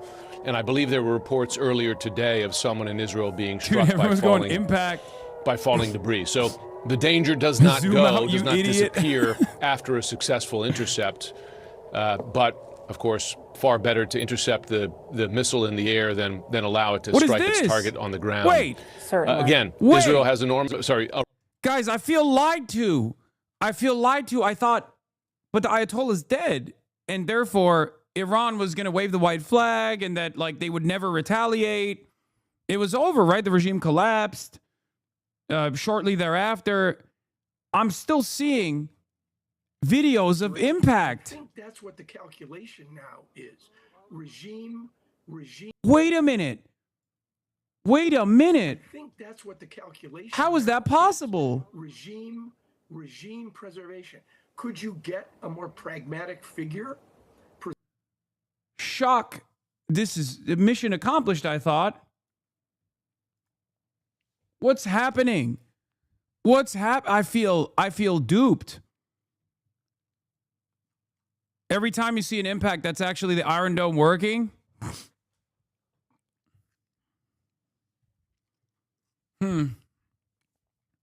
It's just confusing to me is all. I've been told by all of the intelligent, smart, well-educated individuals that are on the Israeli payroll, mind you, on virtually every media outlet that this should not be happening at all. Siding over this regime? Sure. Aaron, I just want to break in for a moment because we're looking at live pictures in the air over Tel Aviv, and obviously, as many people know or maybe don't know, there is an Iron Dome that Israel uses as its missile defense system, and we're seeing it working now, but in some I'm places hearing reports that Ahmed Segal is no longer dancing. It gives me no pleasure to report that Ahmed Segal is no longer dancing. It seems that the death of the Ayatollah has not actually led to the collapse of the regime as previously planned. Let's take a look. Another impact. Listen. That's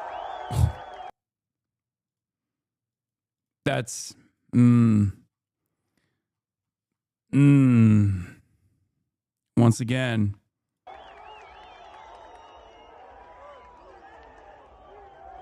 this is I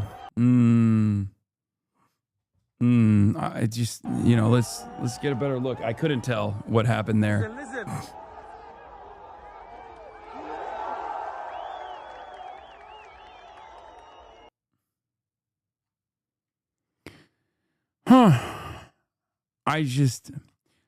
I feel duped. I don't know if you guys feel duped, but I personally, am Israel high, am Israel high, am Israel high. I want to repeat that over and over again.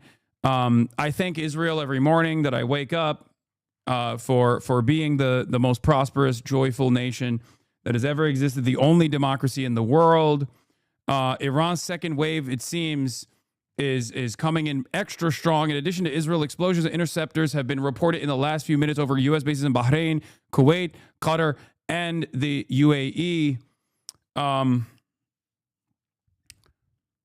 I just I don't know. I don't know how to make of. I don't know what I'm seeing. I feel like I'm my eyes should not be seeing this. I feel like my eyes are behaving in an anti-Semitic manner for seeing this.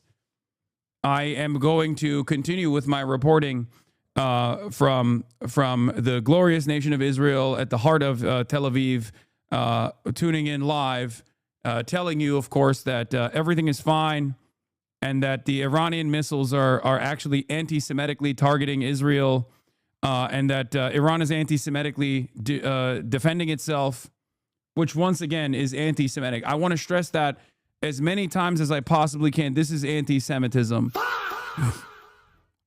The Associated Press is live showcasing, once again, the ballistic missiles coming from the Iranian direction, striking at the heart of Tel Aviv in the most anti-Semitic manner. It's unacceptable and anti-Semitic. Iran does not have a right to defend itself. Israel has a right to defend itself. And what that defense means is offense. That's the best defense, is a strong offense. Let's be real.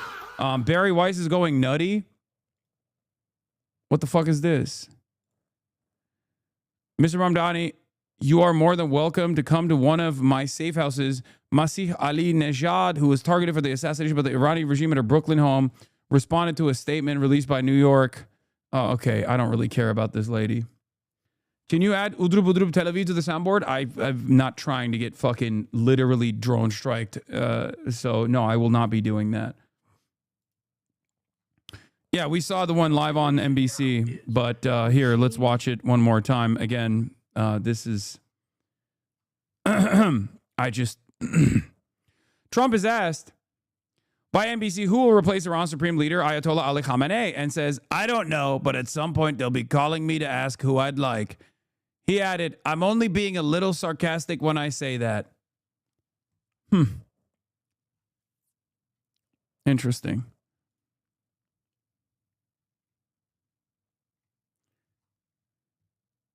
This missile is very anti-Semitic.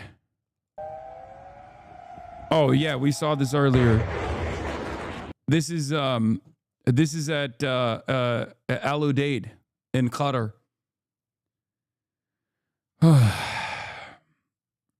In 10 minutes, I will have Rokana on to talk about the Democratic Party's response and lack of response. You have the Israeli air defense system, which is basically designed to protect against these kinds of missiles, but it can't do it all alone, and especially when it gets overwhelmed by these kinds of things. The Aegis systems, the Aegis radar systems that are based on the ships that are part of the carrier strike group. What's the point then if they don't think it'll actually topple the regime? What do you mean? The point is to try to destabilize Iran so that they can't do this. What they're doing right now, they don't want Iran to do. That's the whole point. And they're going to keep pummeling Iran. Once this barrage is done, they will literally continue pummeling Iran. And then if Iran ups the ante, if Iran starts striking American carriers in the region, for example, then they'll respond by upping the ante on their own. I don't know. I mean, look, man, who knows where this goes? I will say Israel is a nuclear armed nation and is utterly psychotic. But for us here in the United States of America, we get to watch our tax dollars light on fucking fire. So even from a selfish perspective, even from the perspective of a selfish American who doesn't give a shit about like the lives that are being destroyed in the process,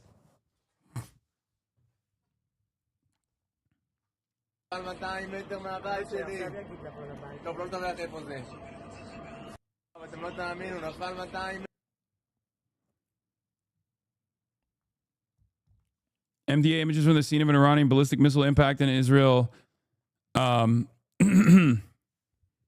central Israel a short while ago.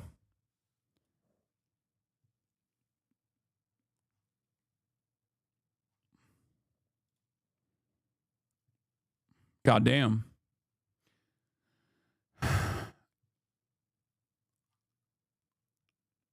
Amit Segal is mad at Palestinians for celebrating. In Iran, they celebrate the death of the dictator in the Palestinian city of Nablus. They celebrate the firing of rockets at Israel. Oh, God, you're a fucking bitch, dude. I wonder why they're celebrating. Shut the fuck up.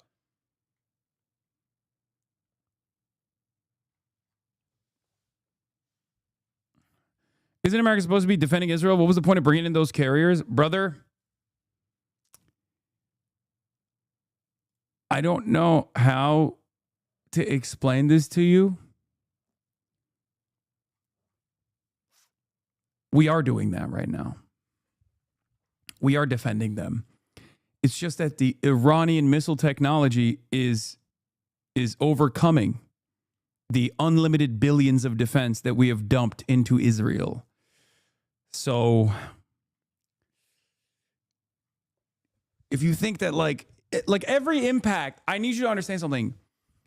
Every impact that Iran has right now inside of the Israeli boundaries means that all of the American defense and all of the Israeli missile technology, the anti-missile defense systems, is failing. They are not allowing these missiles to penetrate the Arrow systems or the Iron Dome or any number of different like THAAD missile launchers that we have that we placed inside of Tel Aviv. It's happening, but it's not supposed to be happening. It means that all of the additional carrier strike groups that we sent to the region, all of the extra anti-defense systems that we have in the region with our naval assets are failing. They're failing to stop Iranian ballistic missiles.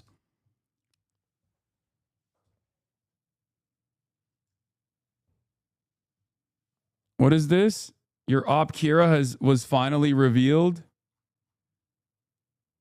That's not real. There's no shot that's real. Popular user Kira won't miss home security. Because you want to know why I don't think this is real? Because I think Kira won't miss is actually a white man.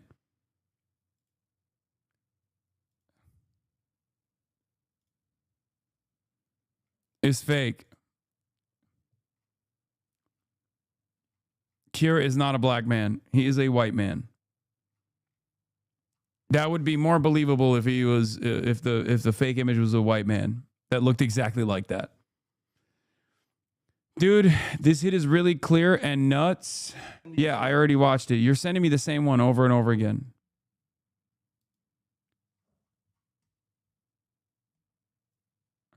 Oh, don't worry. Don't worry. I have this in the tank.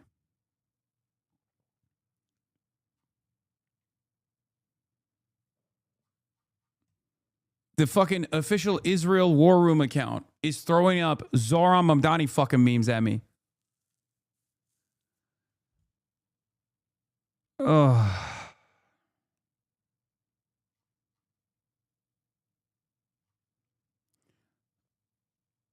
Jose, new video on watching Tucker Carlson, not relevant right now. Does it exist if levity is needed? What levity? We're getting some of that. Don't worry. Big facility to do this with the amount of enriched uranium, the 60% enriched uranium, and they have is about 600 pounds worth of that uranium, 420 kilograms of that uranium. That's enough material for 10 nuclear devices, and it would only take a few hundred centrifuges. They have thousands of centrifuges originally. We don't know where the centrifuges are. We don't know where the enriched uranium is. Still a risk, still a danger. All right. So certainly more to come.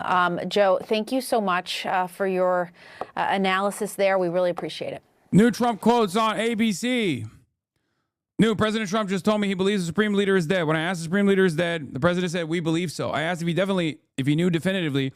I don't want to say anything definitively until I see things, but we believe he is. And much of their leaders are gone. Not only from the one site, but two other sites that we attacked also. We had great intelligence, and so we think much of the leadership is gone. There is going to come a moment where Donald Trump also realizes, but he's an idiot, so it's going to take a while, but he's going to realize that the Israeli intelligence was lying, not on the Ayatollah's demise, okay, but certainly lying about like the day after plan. Okay? That's what's so remarkable about the situation.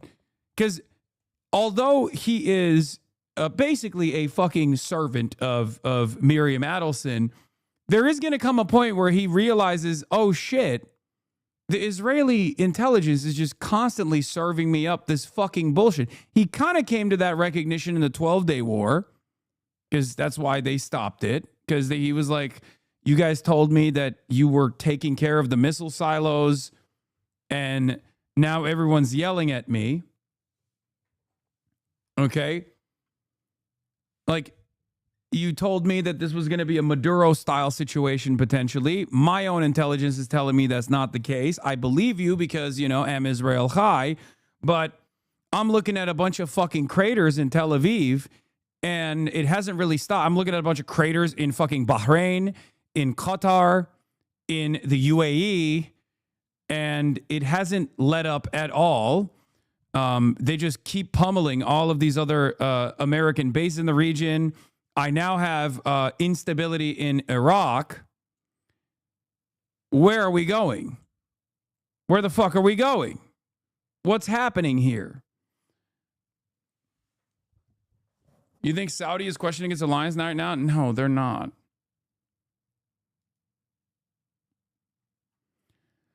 Post-war hand-wringing has always been liberal ornamentation. It was with Iraq, another war, apple bomb started, and it is here. The point is to destroy military's independent U.S.-Israeli hegemony. What follows is irrelevant. Fragmented, chaotic, and sectarian, all the better. Yes. The goal is collapse. The goal is complete destabilization. The goal is anarchy. The goal is to defang all of the instruments of defense that sovereign nations have. It is the sovereignty of nations that is the problem here. And they want to destroy that sovereignty. And if they can't destroy that sovereignty, they at least want to diminish their capabilities. Okay? That's it. That's it. Where's Russia and China in all this? Don't even get me fucking started on Russia and China in all of this, okay? They're probably kicking back, feet in the air, giggling like schoolgirls, okay? That's what they're doing. They're like, oh, it's awesome.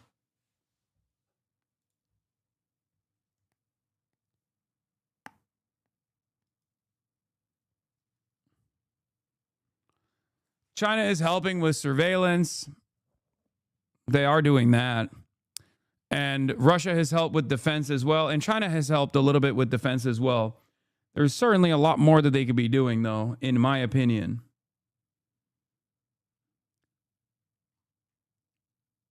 China hasn't traded in 12 hours. They are going to die.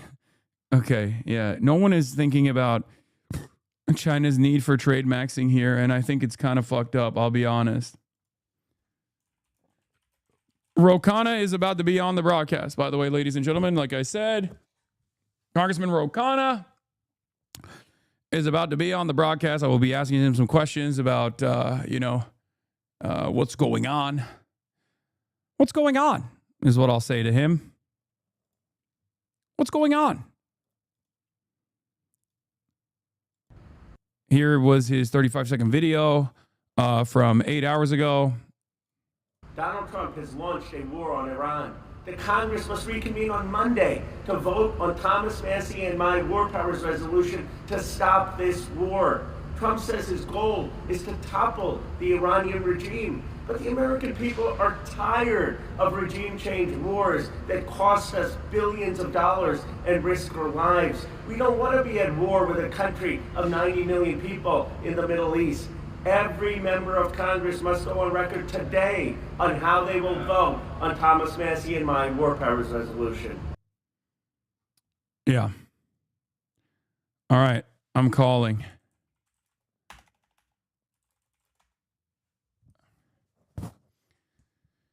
The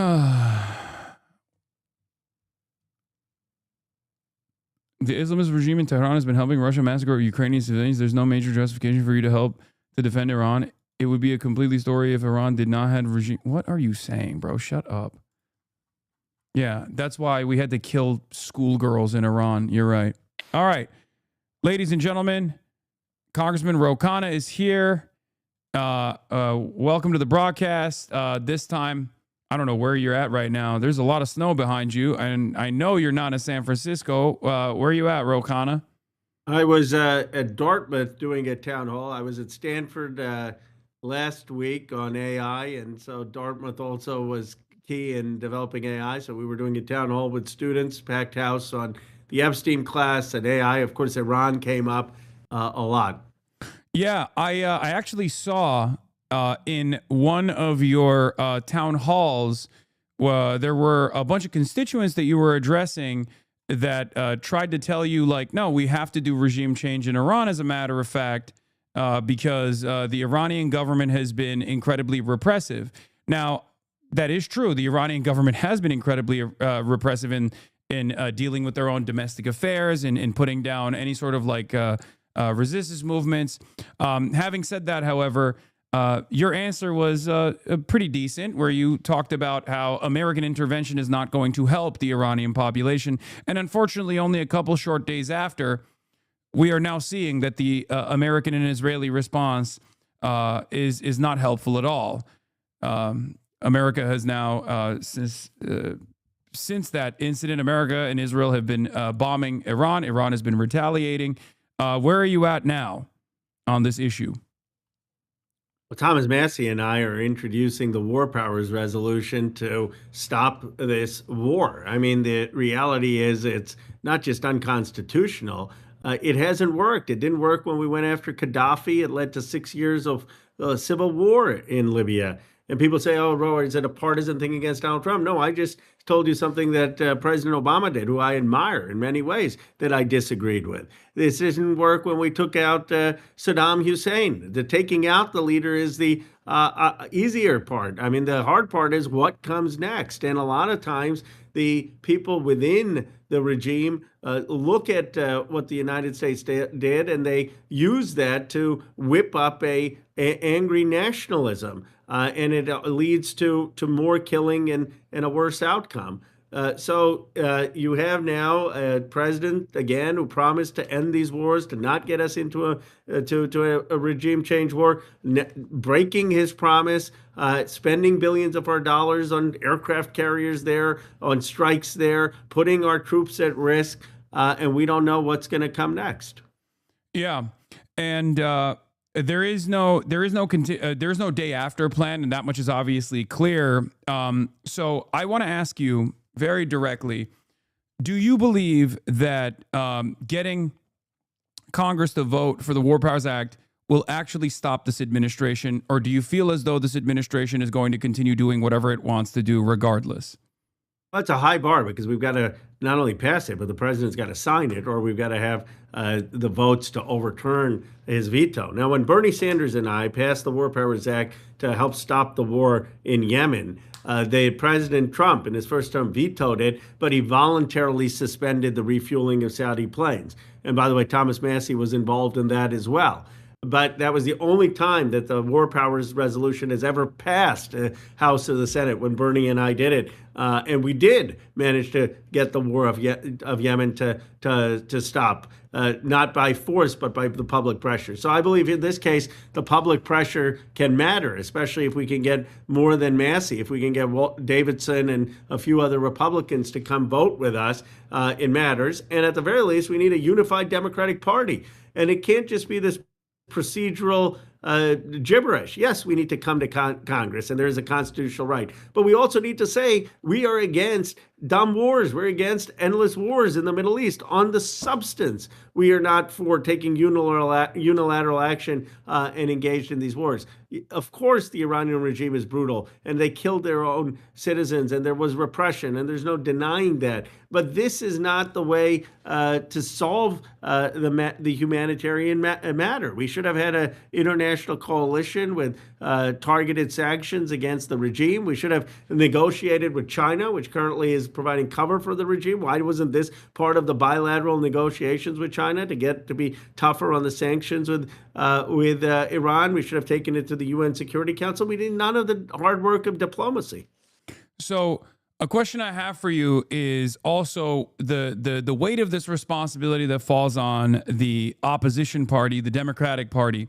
When you announced that you and Thomas Massie were going to work to put together the War Powers resolution, we were already at the heat of the escalation of the Armada moving in the direction of Iran, and it's now been 12 days after Trump openly postured about attacking Iran.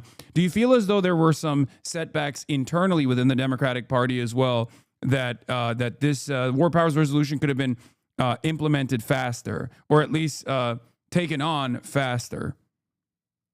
It could have, but it wasn't leadership. It was the cracks in our own coalition when Josh Gottheimer and Markovitz came out with a statement saying that the Massey-Khanna bill was the Protect Ayatollah Khomeini Act. That created division where we felt, okay, are we going to lose 20 to 30 Democrats in the vote, which would have been an incredible signal of weakness. And so we regrouped, and it was a short work week.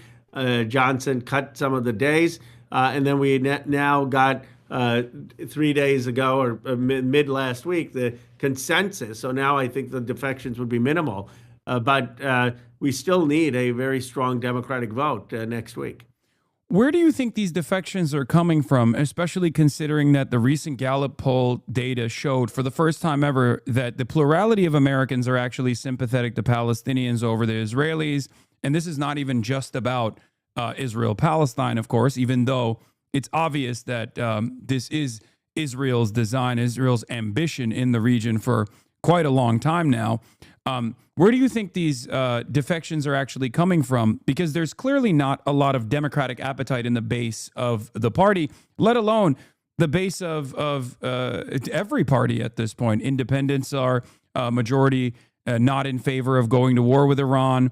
By large majorities, Americans are not in favor of going to war with Iran at all. I believe right before the strikes happened, 27% only across the board, with, you know, even the Republicans barely meeting 60% support for striking Iran. So where are our politicians, some in your party as well, and plenty in the Republican Party, with the exception of Thomas Massie and maybe a couple others, where are they getting their notes from? Well, they're the normal neocon pro-war groups. I mean, some of the think tanks, they've wanted a war with Iran, of regime change for decades. People like Lindsey Graham and others affiliated with them.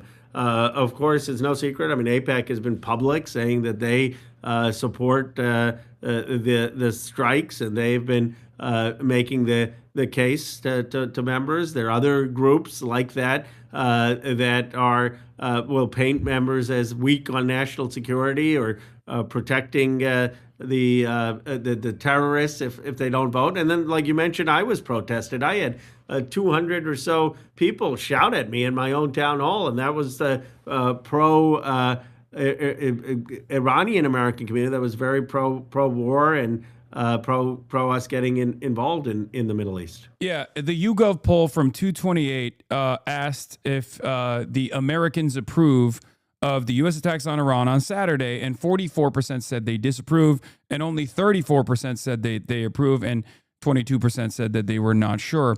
With the Democratic Party, 70% disapproved and only 10% approved. With the Republican Party, even with the Republican Party, it was 69% approval, 12% disapproval. And amongst the independents, it was, again, a majority disapproval at 52%.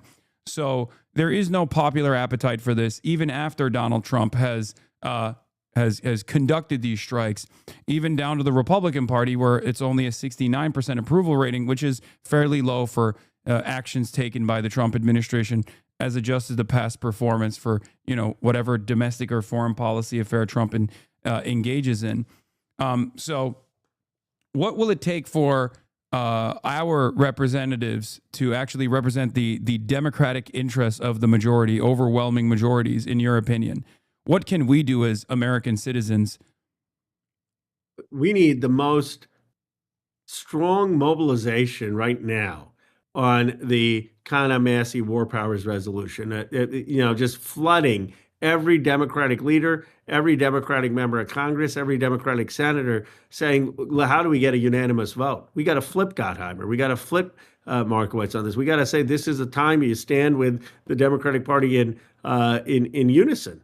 And you stand against a president who's gone to an illegal war that is as that could have repercussions like the Iraq War. It's as consequential a vote. And so all of your listeners, you've got a huge base. If they can just help get an enormous social media movement that we should become the anti-war party. Look, Donald Trump took that and lied about it, that slogan from us. He said, I'm going to be the pro-peace candidate. I'm going to be the anti-war candidate in 2024. We have got to be the anti-war party. We've got to say that what Trump did in Venezuela was illegal and wrong. What he's doing in Iran is illegal and wrong, and not mince words. You know, some of these Democratic statements, I'm not going to say which ones because I don't want to pick a fight with my own party, but some of these statements, you read it and I don't know what they're saying. It's a bunch of, I have to get to paragraph 6 to understand, well, are they against it? Are they for it? I mean, It's such a long prelude. I'm thinking, okay, are they going to come out with a Fetterman, I'm for the strikes? And then they're like, no, it's illegal. So just say we're against endless wars. We're against intervention in these cases. We're against spending people's money on these wars where we know from experience from Libya, from Iraq, from what happened in 20 years in Afghanistan, that they don't work. Do you feel like, so that's another thing I was going to ask. Do you feel like offering justifications to why there is a necessity for regime change while simultaneously talking about the process in which this regime change is taking place is actually a failure in the response within the Democratic Party for those who choose to speak on this issue on such terms? I think it should start with the war in Iran is wrong, that we should not be getting involved in another Middle East war, that we should not be spending billions of dollars on this and our aircraft carriers there, that it can foment an ugly Iranian nationalism that could make the situation worse, that it could foment civil war and sectarian violence that could lead to more people being killed. And in that, one can then say that we understand that the Iranian regime is a brutal regime that is killing its own people, and that we call for human rights and we call for the Iranian regime to be sanctioned for what they're doing, to build an international coalition for what against what they're doing, and that we call for the recognition of human rights in these places and standing for that as an international community. But I don't think that what we should be doing is openly calling for regime change with the assumption that the United States' military is going to help facilitate that. Okay, so you're saying as long as the wording is flipped on and the weight is adjusted in the direction of no war with Iran, but then talking about the Iranian administration's repressive nature is probably a better alternative. Another question. Another question I have is the reason why I'm asking this question is because clearly when these kinds of statements come out, right in the aftermath of the Israeli-American joint strikes on Iran, taking the lives of 200 people, and according to on-the-ground reports so far, there have been not one but 2 schools that have been potentially targeted and hit with our missiles, very likely, where there are a lot of young schoolgirls that were slain, up to 51 in the last reports that I saw, and the numbers actually may rise, with the total casualty numbers being 80 to 90. I think that the reality of the matter is American bombs are not going to be are not going to cause liberation for the Iranian population. As a matter of fact, especially considering there's no day after plan. Even if there was a day after plan, it still wouldn't cause true sovereignty for the Iranian population. How do you feel about the ways in which Donald Trump is trying to create a mission accomplished banner here by talking about the Ayatollah being potentially killed? Do you feel like this is going to be a battle to fight on the communication on the communication side? Well, we need to see what the reporting is. I've seen the same social media reports that you have, that the Ayatollah may have been killed, and obviously he's a a terrible actor. But the question is, what comes next? I mean, is the regime just going to replace him? I mean, it's not clear that just because he's killed, that suddenly that means that there's going to be democratic governance with human rights. I mean, you could still have the IRGC just replace him with someone else. He was aging and frail and likely to pass anyway over the next year. So I think what is important is to see what the facts are and understand that just killing people is the easier part, but the much harder part is building a government that respects human rights and democracy, and that making sure that the country doesn't descend into civil war. It's also about not setting a precedent for Putin or Xi Jinping or other great powers that if they want, they can just go in and assassinate other country leaders if they disagree with the regime. Yeah, I mean, I don't think. Well, with Putin, he has done similar things in the past as well, but I don't necessarily think that the hypocrisy argument is our strongest one. But that's my own personal perspective here. The thing that I wanted to before I let you go, and I thank you so much for coming on. One of the questions I have here is about where we go from here. Like where we go from here. What's your assessment on what the retaliation is looking like so far? What the retaliation is going to bring about? Because it does seem like this is going to be an extended conflict. Well, first of all, I'm hopeful that it is not extended. I'm hopeful that we can extricate ourselves. I'm hopeful that our service members aren't going to get killed. I'm hopeful that we're not going to have killings of young girls in Iran. Again, I haven't been able to confirm that, but I've seen the same reports on social media as you have of this horrific sense of young girls being killed in schools, and I will find out. But we need it to stop, and we need to have some sense of statesmanship and diplomacy now take over. And that's why I'm hoping, that's why I rearranged my schedule to come on, because you reach a lot of people. And this vote is going to be one of the most critical historic votes in their country's history. I mean, people are talking about the Epstein vote, and that was important, very important for survivors and justice and elite impunity. But this vote may even have deeper consequences, which Massey and I are bringing, which is that a clear no to getting into another war in the Middle East. I mean, that's really what's at stake. And so my hope is that we will see anti-war mobilization around the country, that we can get a decisive vote on this, and that we can stop us from putting in ground troops, stop us from having forces there that are going to be in a drawn-out fight with the regime. Or at least create a legal structure to later down the line have punishments if necessary, if the Democrats actually do win the majority come midterm elections and draw up articles of impeachment potentially.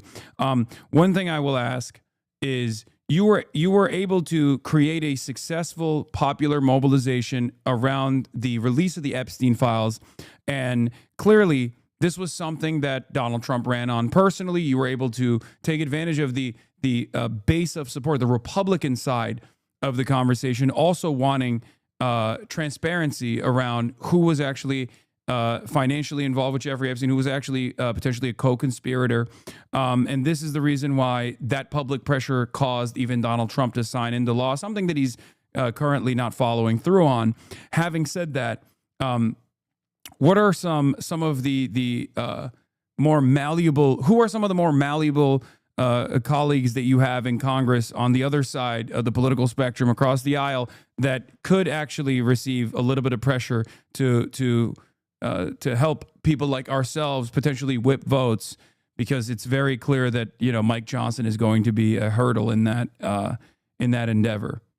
Well, I think Representative Davidson is a key vote. Representative Bacon is a key vote.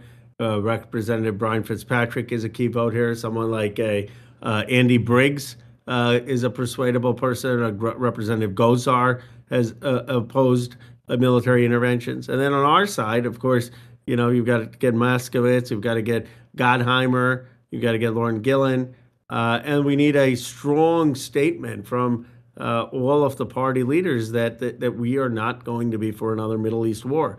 And so to the extent that people are mobilizing online for strong statements in support of Massey and my bill, that will help. I mean, we've seen it from some people. AOC issued a very strong statement saying no war, we'll support Conor Massey's bill. She's going to do it. We need other clear, decisive statements. Of course, Pramila Jayapal and Mark Pocan, and, there have been a number of people in the Progressive Caucus, Greg Kazar, who have, but we need as many of those as possible. Yeah. Last question I have for you is, you talked about potentially pressuring the Iranian government in order to bring about democracy in Iran. There was an alternative means that previous administrations utilized, one that you actually brought up yourself. Barack Obama's administration was able to successfully facilitate the JCPOA if denuclearization was a major problem, which I don't think it is. Isn't there an alternative as far as the utilization of sanctions and the ease of sanctions in order to get assurances? And do you believe sincerely that this conversation, these negotiations were actually about these conversations that were taking place between the Trump administration and Iran, with a lot of Israeli intervention and influence as well, were truly about denuclearizing Iran, ensuring that they only have, civilian grade enriched uranium? Or do you believe that that was just a casus belli to create an opportunity to strike Iran, to destabilize Iran? I believe that there were people who were negotiating, thinking they really were going to solve the nuclear issue, but the Omanis who were mediating said that they were close to a deal, that they were making progress. And yet Donald Trump, someone got in his ear about a regime change, and he's gone at it from a regime change, as is evidence, if you believe the reporting about the Ayatollah, that there's allegations and evidence that he made the first strike may have been on one of the first strikes would have been on the Ayatollah. So obviously their mission was a regime change and not just the nuclear deal. I supported the JCPOA. The Omanis were saying that the United States could have gotten a better deal than even the JCPOA. We could have gotten a deal on on dismantling the ballistics, on dismantling any and giving up any enriched uranium in storage. But we chose not to do it. And I, at this point, believe Donald Trump is engaged in a regime change war. Yeah. Okay. Well, thank you so much, Rokana, for coming on. And I hope to hear from you. Thank you. Good luck on hopefully being able to win the votes, and we'll try to do our very best out here as well. Thank you. Thank you. Thanks, Hasan. All right. That was Representative Rokana for a short interview. Moscow is Israel. Moscow is a genocide supporter. He needs to be voted out in these midterms. No, I know. I think it's good to have people's like actual perspective on the record, and whichever way they vote, like to have that in the congressional record. Dubai airport has reportedly been hit in the latest Iranian attacks against the UAE.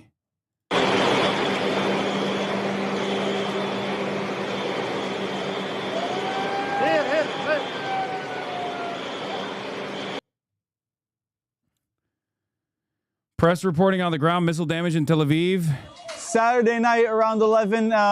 The fact that this is the Israeli government allowing this reporting to go through means that there's a reason for it, okay? There's a reason for it. If they're showing these strikes, that means that their retaliation is going to be incredibly severe, okay? That means that their retaliation is going to be far more severe, and they're trying to create a reason for it, to showcase themselves as like the victims here. Because under different circumstances, Israel has not allowed there to be any reporting on impact sites because it greatly diminishes confidence in the Iron Dome. So the very fact that they have this in English too means that they're going to go fucking nutty mode next time around. PM, we're here on scene in the central district of Israel. You can see behind me there is... They literally made it illegal to show this stuff last time around in the 12-day war. I just want to let you know, okay? This was illegal. They never allowed... If you remember, there were American reporters on scene. Trey Yinks was pushed away by the Israeli occupational forces and stopped from filming one of the impact sites. This is probably because it's a residential area. That's part of the reason why they're showing it. They don't show the military. They don't show strike zones, impact zones if it's actually a military target, even if it's in a residential neighborhood. This is in English. That's very suspicious. I'm just letting you know. There's a reason for why you're seeing this. Severe missile strike that hit a building complex. Iran is produced iron, not iron. Okay, good one. We're still currently working now with the other forces on the field to make sure that we can take out the fire. And we're still extracting at this moment patients from both buildings you can see behind me. We're still working on the buildings that are surrounded and are still ablaze. Have you found any trusted sources denying or confirming Khamenei? The Iranian government is not the most reliable when it comes to stuff like this. They're saying that that's not the case, that Khamenei is still alive. The Israeli sources, especially when it comes to high-profile targets, high-profile assassinations, are fairly reliable. They're fairly consistent. I would... If I were to weigh the responses, I would say that the Israeli response is probably accurate. I don't know. Donald Trump is coping, doing the media blitz right now, saying it's pretty much over. At this stage, maybe we can get a fucking interview with Donald Trump. This motherfucker's calling every goddamn news outlet he possibly can to be like, no, it's great. It's great. We're great. We're doing great. I promise you. Things are great. Believe it. Okay. But judging by the Trump response, it's probably the exact opposite. If he says it's good, that means it's not good. I talked to the president over the phone a short while ago and asked him how long U.S. military operations against Iran will go on. How long do you think this will last? As long as we want it to, actually, but it's done such damage already. It's like they are incapacitated, essentially. I asked them what happens next if the regime fails. What do you think the next leadership looks like? Have you identified anybody? Trump, yes, we have a very good idea. Who, how? He did not elaborate beyond that.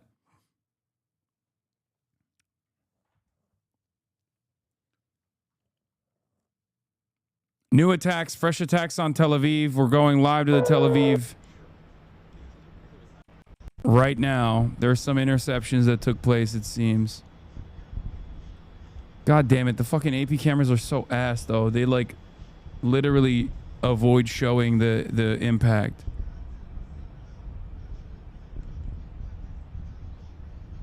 Would you throw on a MAGA hat?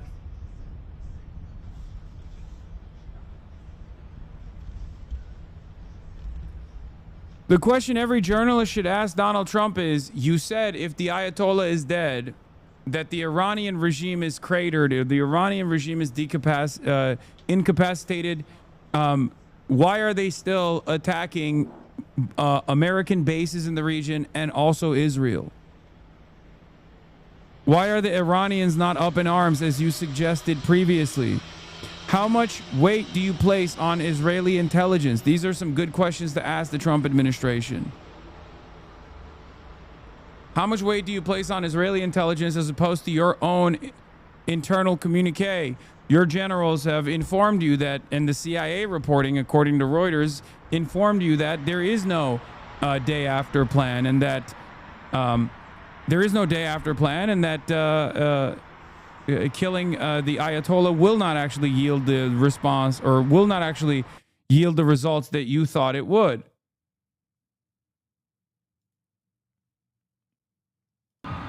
As the president stated, our objective is to defend the American people by eliminating imminent threats from the Iranian regime. The president ordered bold action. CENTCOM forces are delivering an overwhelming and unrelenting blow.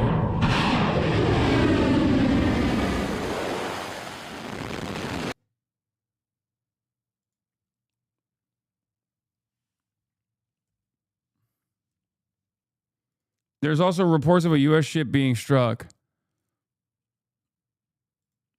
but I don't know how reliable that is. Iran's IRGC announces fifth wave of TP-4 U.S. targets were a U.S. MSP supply ship near Jebel Ali.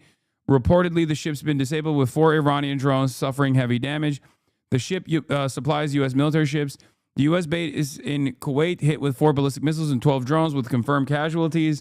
A U.S. MSD-class combat support vessel serving as a fuel tanker in the Indian Ocean struck with Qatar 380 missiles.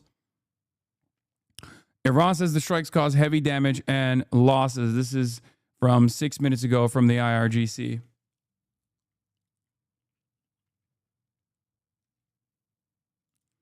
The number of injuries in Tel Aviv have reached to 20 people. Some 20 people were wounded by the Iranian ballistic missile impact in Tel Aviv, according to first responders. Among them is one person in critical condition, one in serious condition, and two in moderate condition. The fact that the Ayatollah posted, yeah, this doesn't mean anything. In the name of the exalted Haider, peace be upon him. That doesn't really mean anything. Anyone could fucking post on his profile. I will say, our only frame of reference right now is to compare this to the 12-day war. And in comparison to the 12-day war, they are much faster at striking targets in Tel Aviv. In the 12-day war, it took a couple days for them to be able to successfully penetrate the Iron Dome, especially with like the missiles they were using. They used a lot of fucking older equipment. They used a lot of drones. The drones are super slow, easy to fucking intercept. This time around, they came in hot, and they haven't really ceased in their barrage of missiles. The Arya dude is a huge propagandist for the Iranian state. Don't trust them. You're not wrong, for the record. You are absolutely correct on that. But it's, of course, important to get the other side's perspective in this matter. What are you talking about? Of course, I'm literally only watching American media. Every now and then, in the overwhelming sea of Amer-Israeli media that I'm watching, I'm going to fucking listen to what the Iranian side is saying as well. Okay? It's fucking crazy. Like, Jesus Christ, dude. But yes, I am aware. Thank you for informing me. You're going to see behind us, we got to move. There's a lot of incoming fire right now toward Tel Aviv.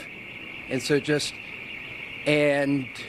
stay with us. We got to go. Our security. So we're going to stay alive with you, but we got to move toward hard cover here. The city's getting hit very hard. Come with me. And you're going to see behind us, we got to move. There's a lot of incoming fire right now.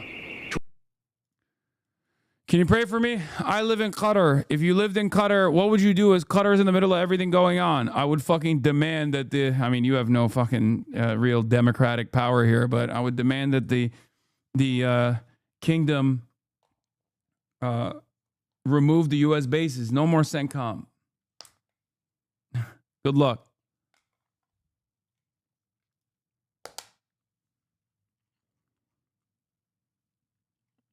Yeah, Trump is calling it.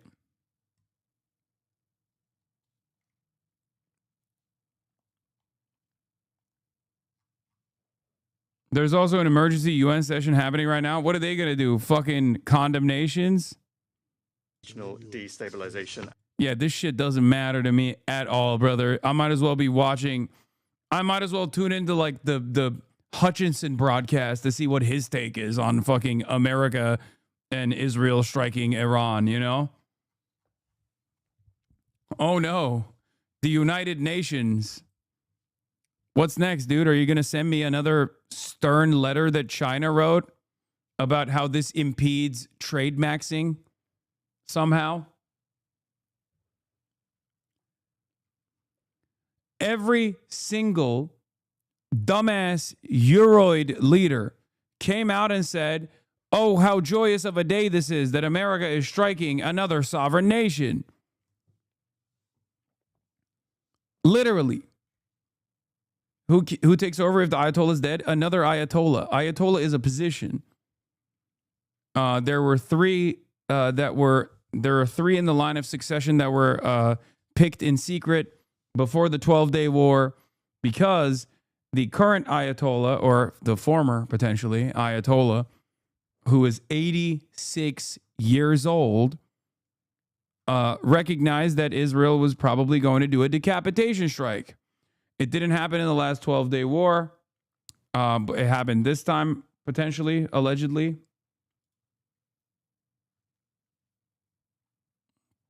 Donald Trump came out and said, Khamenei, one of the most evil people in history, is dead. This is not only justice for the people of Iran, but for all great Americans and those people from many countries throughout the world that have been killed or mutilated by Khamenei and his gang of bloodthirsty thugs. He was unable to avoid our intelligence and highly sophisticated tracking systems, and working closely with Israel, there was not a thing he or the other leaders that have been killed along him could do. This is the single greatest chance for the Iranian people to take back their country. This is the remainder of their strike package, by the way. Oh, we killed the Ayatollah. It's time to take the streets, right? That's why they're heavily leaning into this, like, we killed your leader. Come on, go ahead. Now is the time to rise up, Iran. Okay?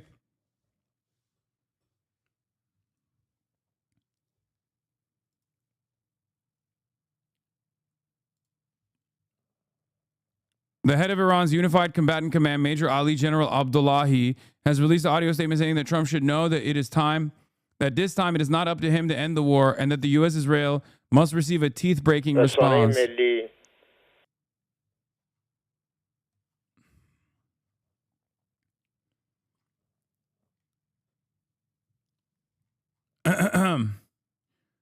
We are awaiting another salvo of missiles that are incoming.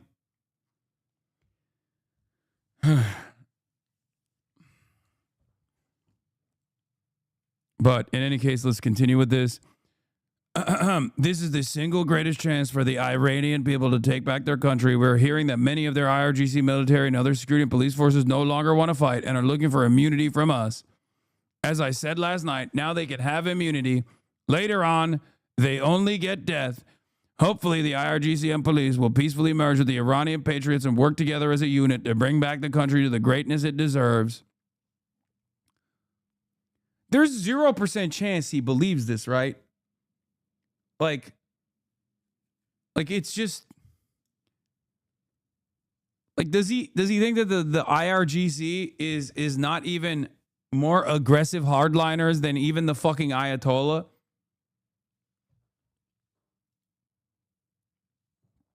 Recent reporting by the New York Times and Reuters indicates Supreme Leader Ali Khamenei entrusted Larijani with wartime contingency planning and safeguarding the Islamic Republic's political structure in the event of major escalations of leadership assassinations.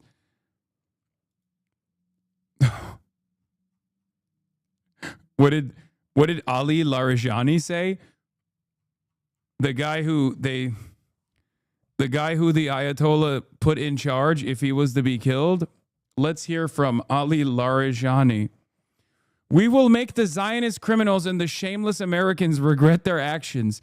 The brave soldiers and the great nation of Iran will deliver an unforgettable lesson to the hellish international oppressors.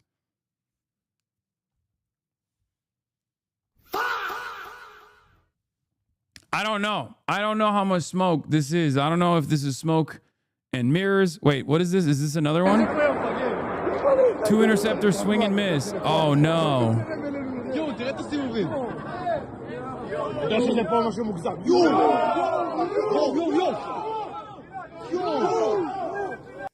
Ooh. Good attempt, though. That's good. I mean, tax dollars at play. Tax dollars at play. Tax dollars at play, folks. Let's watch that again.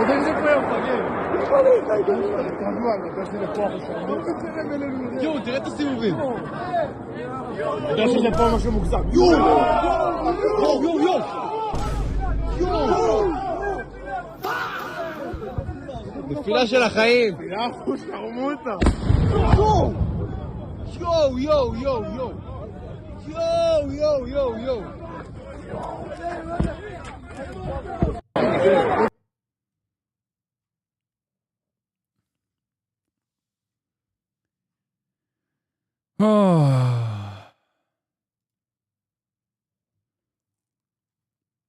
Where are they running? I don't know what they're going to do if... I don't know. I don't know where they're going to go.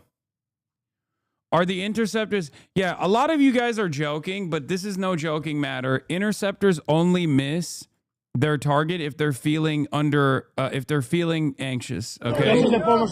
Like this only famously happens if interceptors are feeling very anxious, very nervous.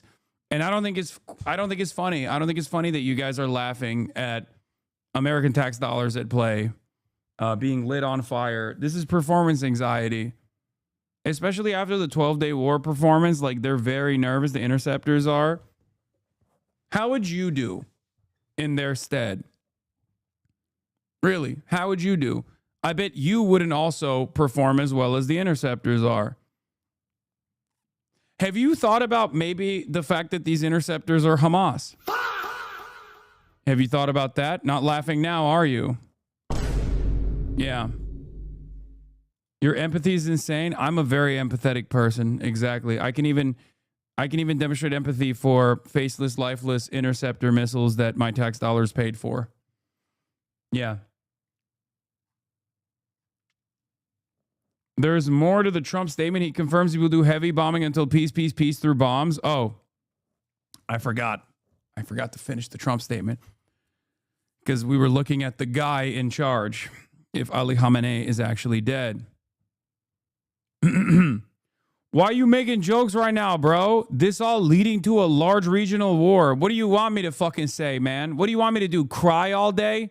The fuck do you want? If I'm angry, everyone goes, oh, you're bent. You're bent. You're fucking mad. You're mad. If I make a joke every now and then over the course of the last 6 fucking hours, you're like, why are you making jokes? What am I supposed to do? Die? Jesus Christ. I paid for it. I'm watching it happen.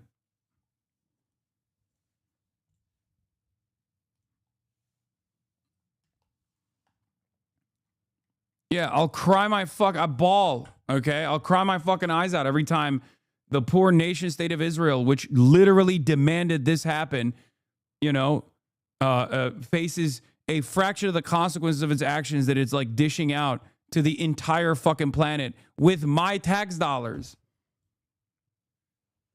Jesus Christ. Yeah, this is what I say. Legalize comedy. I'm stoic.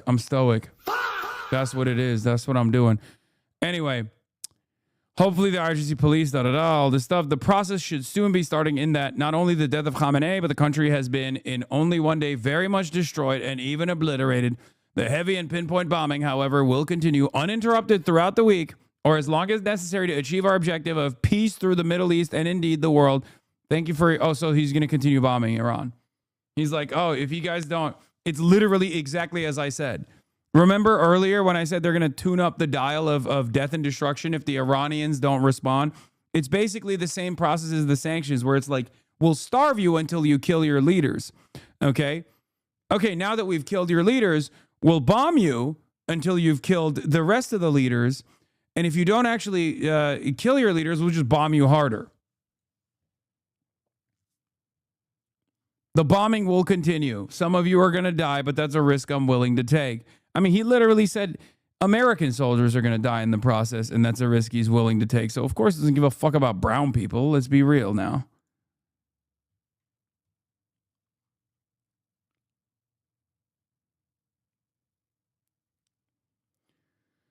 If Iran had nukes, why not use them with their supreme leader dead? But it looks like they will start bombing the oil fields. Wait, what? Who said Iran has nukes? No one thinks Iran has nukes. If America thought Iran had nukes, they wouldn't be bombing Iran. That's kind of the whole point. At the senior level, right up to the supreme leader. But there are other levels that remain, and there are others who could then slide into those positions. Do they have the same power? Does the regime together have the same strength and wherewithal to remain in power, to exercise power inside its country, around the region? Those are open questions. And also, what would the U.S. be willing to accept, right, if this does not topple the regime, if the people don't rise up and do it themselves? Would the U.S., for instance, be willing to accept someone from inside the regime, a la what we saw in Venezuela, right? You remove Nicolas Maduro and Delcy Rodriguez moves in. There's no Delcy Rodriguez equivalent in Iran, but what would the You want to know why that won't happen? Because Israel, that's why. No, that won't happen. Unless it's literally like Mike Huckabee that they plant in charge of Iran, which the Iranian population will obviously revolt against. which you need military intervention at that point, unless there is literally like Reza Pahlavi or something, which again will require boots on the ground to defend. It's not happening because Israel doesn't trust any Iranian to run the country. Israel doesn't want sovereignty in Iran. And held enormous power inside Lebanon. It backed up the awful Assad regime in Syria before it fell, which carried out just years and years of crimes against its own people, bloody crackdown. Of course, it backed Hamas, which has attacked Israel repeatedly, most notably on October 7th. It backs the Houthi rebels in Yemen, which has been disrupting shipping in the Red Sea. But specifically from a U.S. perspective, during his reign, it was Iran that was supplying those. Dude, we are the bad guys. We're watching the bad guys news story. Okay. We are literally watching the bad guy news channel. Okay. Like, think about their perspective. It's like, oh, well, you know, the devastating attacks that Iran contributed to with October 7th. It's like no mention of Israel's apartheid, no mention of Israel's genocide. Like, that's an afterthought. I would just say against his own people. Multiple bloody crackdowns against the Iranian people. That's what his leadership was for the country and for the region. Jem Shudo, as always, it is good to have you to put that in context. The stories that matter. This whole area. Is he dead or not? Why so much contradicting news? There's a very high likelihood that he's dead. But again, that doesn't change. That really doesn't change the dynamic from the perspective of like the Iranian government continue to retaliate against Israel, right? There's a very low likelihood, but there's still a likelihood that he might not be dead. But like, if he's not dead, like, okay, Iran is still retaliating. If he is dead, okay, Iran is still retaliating. Do you see what I'm saying?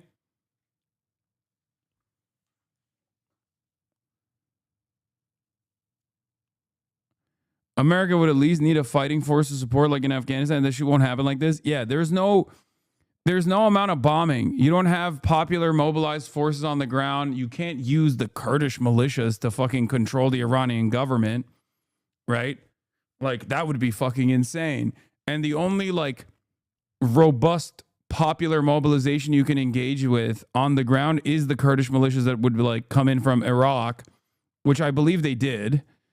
They were pushing in, or they had that sort of ambition, which is why a lot of the IRGC troop positioning moved in the direction of the Kurdish areas, because they were worried about a potential invasion. But there's no world that you have a stable government in Iran that's a puppet state. Iranian people do not fuck with that. Okay, love the crash out, dude. The Epstein cabal is lighting your tax money on fire. You will never actually have a moment of respite. And your only analysis here is that a guy that you don't like on the internet, because he thinks that money should be spent on you instead, by the way, that's the reason why I'm angry. Your only fucking assessment here is, oh, guy on Twitch is mad. You're a fucking idiot, dude. Literally. You are a slave, chatter. Explain to me, to the best of your fucking ability, how striking Iran is going to lead to any positive outcome in your life. Go ahead. I'm waiting for your response. Explain to me how your pathetic life is going to get better. Bombing and murdering little schoolgirls in Iran to own the libs, I guess.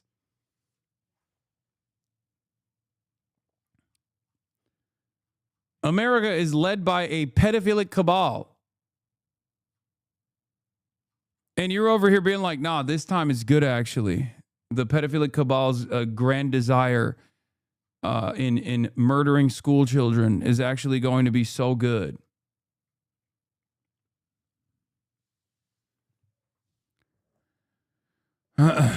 Plot twist, he lives in Israel, so the tax money actually goes to him. Well, it's not. I just love the crash out low. I actually agree with you. Okay.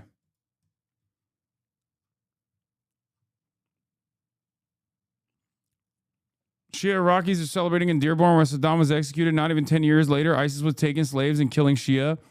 It took 3 to 4 solid years before it was crystal clear that Iraq was a complete clusterfuck and a mistake. Just very odd that this stuff is repeatedly memory hold. I remember Tariq Ali being shouted on question time for not supporting the invasion by an Iraqi. Yeah. The fact that people still point to post-war Japan and Germany as examples of regime turnarounds 80 years later shows how unusual it is in the modern era. That was after the use of nukes and tens of millions dead.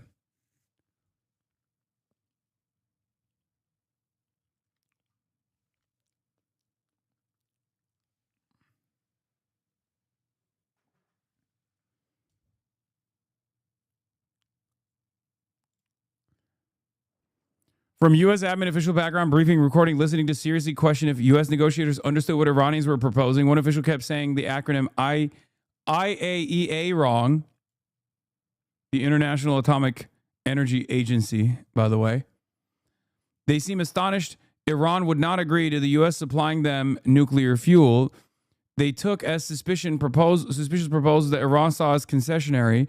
Explains why Oman foreign minister tried to come to D.C. to explain what U.S. negotiators may not have fully understood.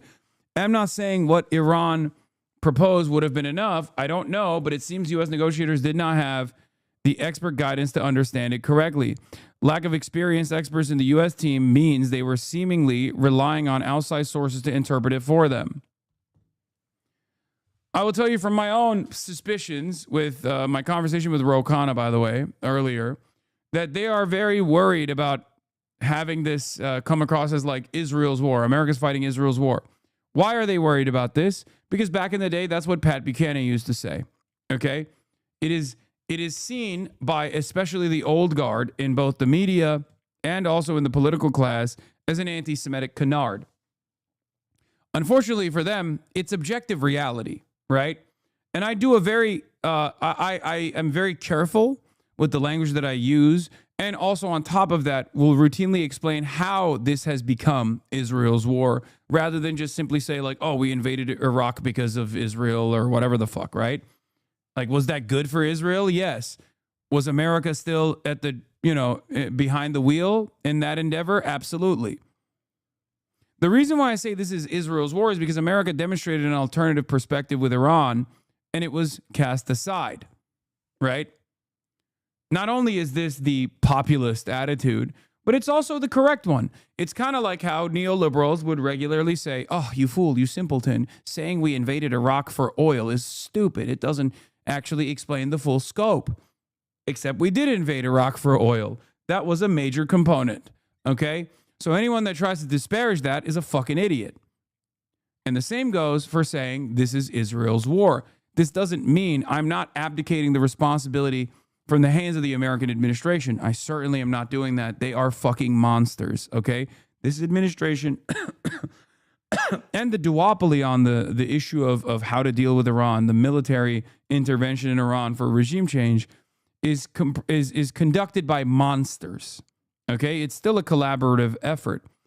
The reality on the matter, the reality on the other hand, is that the monsters that are holding on to the fucking steering wheel here are the Israeli ones. Okay? That's it. There was no ambition to actually negotiate with Iran. That was never in play. That was never real.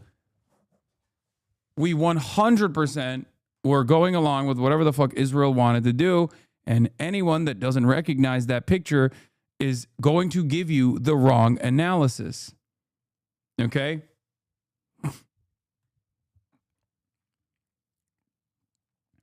I will say this much, though. Shockingly, I am receiving, in spite of the fact that we have 60,000 people on the Twitch stream and another 26,000 watching on the YouTube stream. Shouts out to YouTube, by the way. Please like the YouTube stream. I would like it very much if you were to hit that like button and also subscribe to the YouTube stream. But despite the fact that there are so many people watching right now, the number of people that are in here being like, oh, get fucked, libtard, we're owning the Ayatollah, or whatever the fuck, is very marginal. This is anecdotal, of course, but it leads me to believe that the propaganda apparatus is not working as intended. A lot of people are so angry at Israel in general that it kind of feels as though people are not buying what the American government is selling here. It's quite a difficult thing to sell to the American masses that keep hearing over and over again that you don't have enough money to fix the potholes. You don't have enough money to fix the fucking healthcare system. You don't have enough money to fix the education. You don't have enough money to get better broadband, better infrastructure, better services from the government. But when it comes down to defending Israel, we will fucking move mountains. Okay? We will move mountains. Netanyahu's plane, Wings of Zion, landed in Berlin. He is no shot. Nah, no way. He did not run away to Germany. I mean, Greece, I understand, even though it's in striking distance of Iran, but Germany?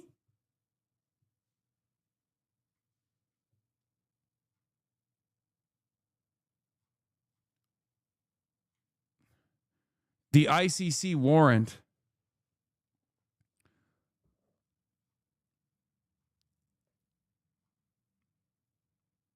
They said he did that last time, but I don't think he did. I don't think this is real, man. That's crazy. Especially considering that the European Union, I mean, it's over at that point. You might as well go to Davos, you know what I mean? Like, what is the ICC warrant worth? Nothing. Nothing at all.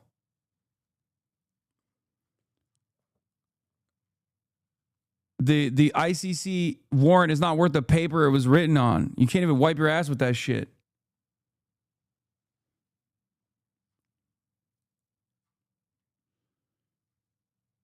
Maybe it's a pump fake.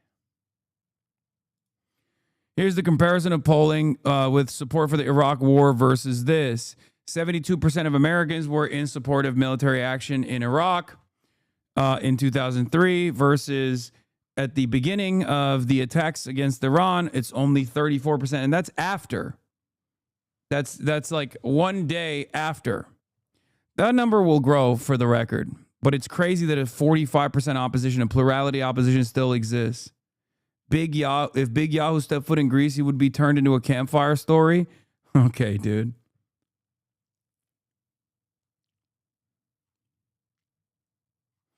Are you live on YouTube? I can't find your stream. I am live on YouTube, yes. Today's military strikes by the United States and Israel mark a catastrophic escalation in an illegal act of war, of aggression.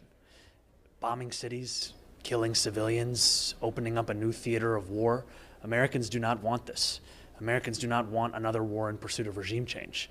We want an answer to the affordability crisis. We want peace. Now, I may be a young mayor, but I am old enough to remember the devastating consequences of our country's pursuit of regime change in this same region not that many years ago. Now, my focus is on keeping New Yorkers safe. I've been in close contact with our police commissioner and emergency management officials. We are increasing agency coordination as well as patrols of sensitive locations out of an abundance of caution. And additionally, I want to speak directly to Iranian New Yorkers.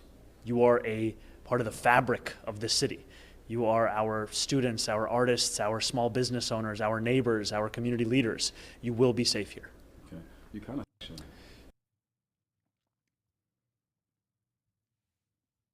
How cooked are we with Pakistan and Afghanistan fighting too? I don't fucking know, man. Here's a wider shot of the Tel Aviv skyline. Bro, I don't want to see it. Okay. I'm seeing no movement, no motion.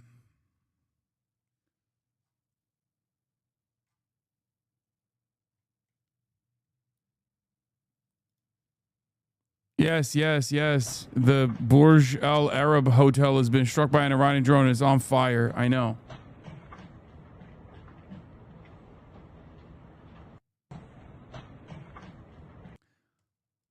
What Trumpers are feeling? Bro, what the fuck? If you still support Trump after starting a new war, you are an ignorant shit for brain sycophant who loves being lied to. You'd believe anything you're told and are enabling the most corrupt president to do whatever Israel demands. What the fuck? No one wants this shit. Yeah. I agree. I agree with that. I just don't know if it's I haven't seen enough as far as like Trump supporters speaking out against this yet. So I don't know. Settlers angry in Tel Aviv screaming something about auto bus on fire.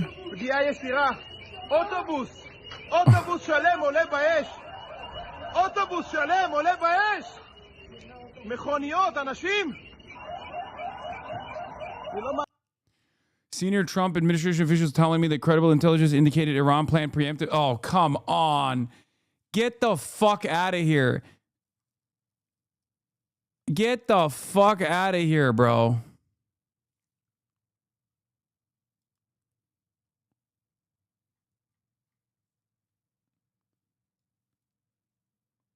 Have any of these wars ever benefited the U.S.? Fuck you, Bradley. I mean, Bradley pulled out the ripcord on Trump far before many did. Let's be real, but it's true.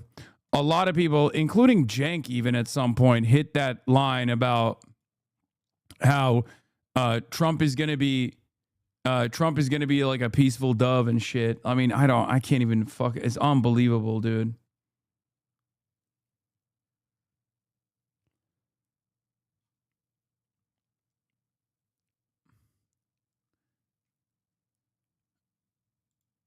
She still made the war about Charlie Kirk. I admire it.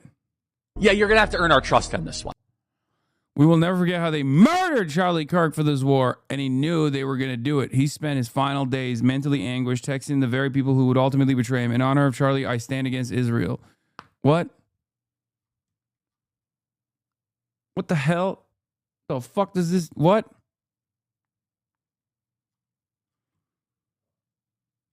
New strikes in Tel Aviv?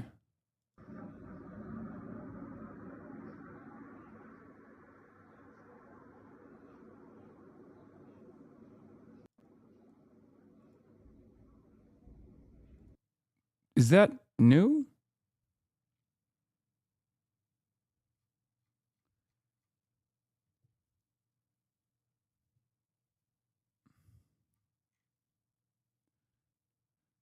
Are you being botted or is it a big news day? What do you think, man? Is World War Epstein? I don't know about this one.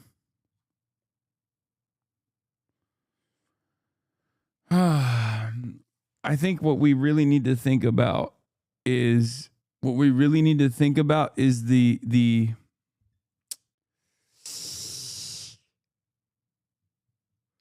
they're getting talking points out on background. A senior administration official briefed the reporters today that Iran's negotiators rejected a U.S. offer. They're just lying about everything. It's so funny.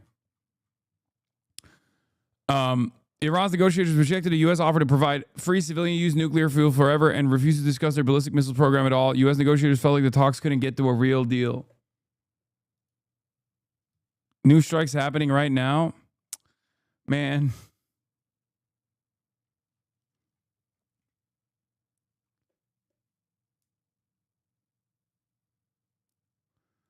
What is this? Iranian liberal women. Oh, this was after the first 12-day war. Iranian liberal women showing her hair hold protest demanding Iran acquire atomic bomb to use against Israel and close the Strait of Hormuz. This was from the last 12-day war. This was the last time Iran was struck. These bastards have been driving us crazy for 400 years. Yeah, this is a real video, but it was from last time Israel struck Iran.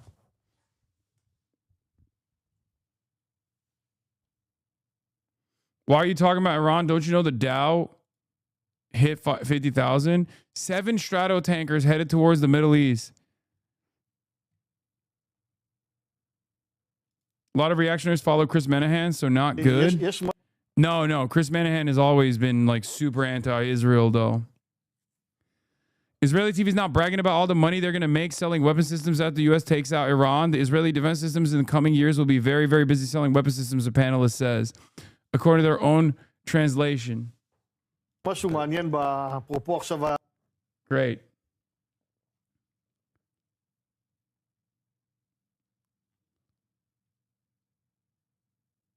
CBS News, celebrations breaking out across Iran. Some thank Trump. What the fuck is wrong with people? I just hate, like, I hate that these fucking losers win anything. You know what I mean? Note, this is being sent to U.S. bases as well as CENTCOM. Anticipating casualties, Pentagon orders U.S. troops to report their status per memo provided to me by Army source. All units are required to report 100% accountability.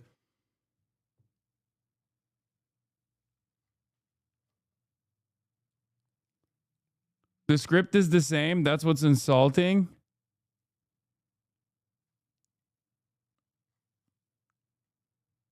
Seems we hit that complex with a cam after it launched a missile and it was able to be targeted after. Bleak, unk on unk, genocide. Jenk, I don't know how I can be more clear. Trump will end and prevent war in the Middle East. He wants peace. Harris and our neocon cabinet want war, war, and more war.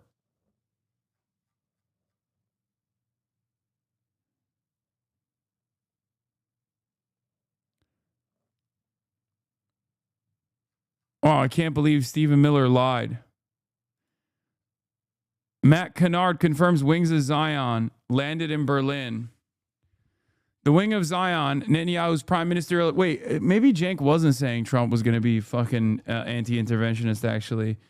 I might be confusing Cenk with not Unk, but Glenn Greenwald. He was consistently saying,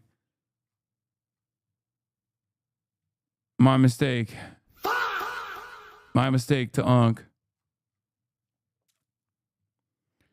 The wing of Zion, Netanyahu's prime ministerial plane, took off from Nevatim Air Base today at 12:10 p.m. It flew off the coast of Israel for 4 hours before flying on to Berlin. It landed in German capital this evening at 8:30 p.m. The Rome Statute is nothing.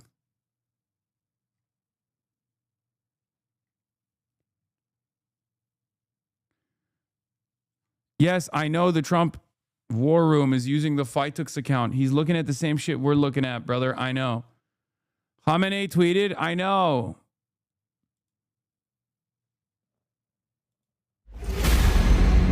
This is not, it doesn't mean anything.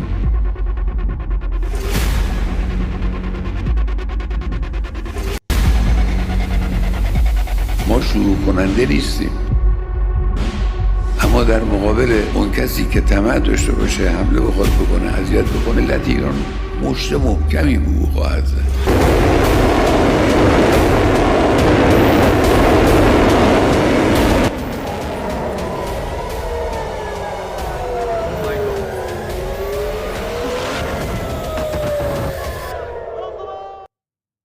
Always fake smoke from them? No, the smoke this time around is clearly not fucking fake.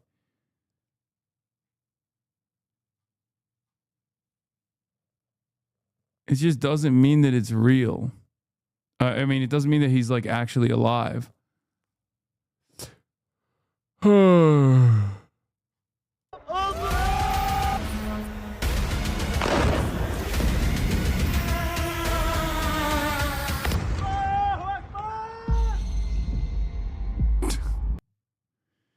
Yes, it is. Yeah. Oh, you think he edited it, bro?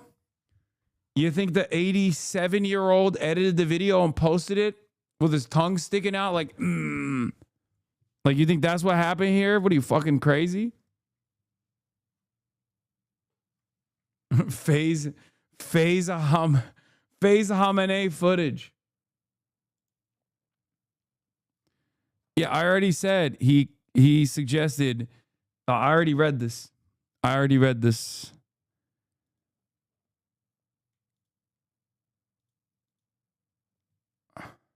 I didn't even get to finish the Trump statement. Developing long-range missiles that can now threaten our very good friends and allies in Europe, our troops stationed overseas, and could soon reach the American homeland.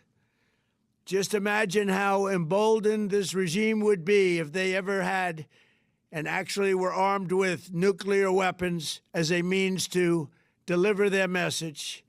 For these reasons, the United States military is undertaking a massive and ongoing operation to prevent this very wicked, radical dictatorship from threatening America and our core national security interests. We are going to destroy their missiles and raise their missile industry to the ground. It will be totally, again, obliterated. We're going to annihilate their Navy. We're going to ensure that the region's terrorist proxies can no longer destabilize the region or the world and attack our forces and no longer use their IEDs or roadside bombs, as they are sometimes called, to so gravely wound and kill thousands and thousands of people, including many Americans. And we will ensure that Iran does not obtain a nuclear weapon. It's a very simple message. They will never have a nuclear weapon. This regime will soon learn that no one should challenge the strength and might of the United States Armed Forces. I built and rebuilt our military in my first administration, and there is no military on earth even close to its power, strength, or sophistication. My administration has taken every possible step to minimize the risk to U.S. personnel in the region. Even so, and I do not make this statement Crazy that he got that dumbass hat on while he's doing this speech, by the way. lightly, the Iranian regime seeks to kill. The lives of courageous American heroes may be lost, and we may have casualties. That's crazy. That often happens in war. But we're doing this not for now. We're doing this for... He said some of our soldiers are going to die for Israel. It's not a big deal, you know? It is what it is. The future, and it is a noble mission. We pray for every service member as they selflessly risk their lives to ensure that Americans and our children will never be threatened by a nuclear-armed Iran. We ask God to protect all of our heroes in harm's way, and we trust that, with his help, the men and women of the armed forces will prevail. We have the greatest in the world, and they will prevail. To the members of the Islamic Revolutionary Guard, the armed forces, and all of the police, I say tonight that you must lay down your weapons and have complete immunity, or, in the alternative, face certain death. So, lay down your arms. You will be treated fairly with total immunity, or you will face certain death. Finally, to the great, proud people of Iran, I say tonight that the hour of your freedom is at hand. Stay sheltered. Don't leave your home. It's very dangerous outside. Bombs will be dropping everywhere. When we are finished, take over your government. It will be yours to take. This will be probably your only chance for generations. For many years, you have asked for America's help. Just take over your government, forehead. Come on.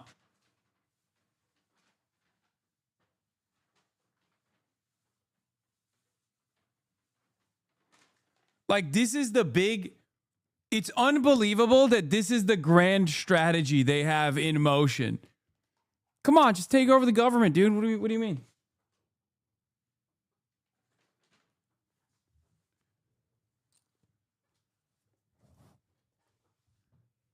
It's incredible. Wouldn't that be great if you guys just, just took over your government?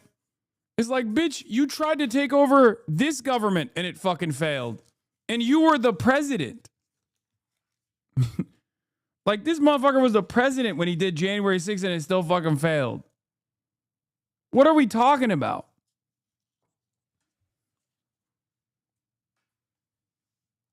You couldn't even liberate the American masses. But you never got it. No president was willing to do what I am willing to do tonight. Now you have a president who is giving you what you want. So let's see how you respond. America is backing you with overwhelming strength and devastating force. Now is the time to seize control of your destiny and to unleash the prosperous and glorious future that is close within your reach. This is the moment for action. Do not let it pass. May God bless the brave men and women of America's armed forces. May God bless the United States of America. May God bless you all. And that was posted at about 2:30 a.m. Eastern time by the president. And since then, we saw, of course, the strike across Many cities in Iran and the retaliatory strikes across several states and countries there in the region. The UAE reporting that one person was killed by debris falling from one of the intercepts of a ballistic missile from Iran. Let's talk now about the political implications of this operation with Errol Lewis, political anchor for Spectrum News and the host of The Big Deal with Errol Lewis. Errol, good morning to you. And before we get into those specific elements, let's back up just a bit. I mean, the world is awake and watching this, but put this into a domestic political context.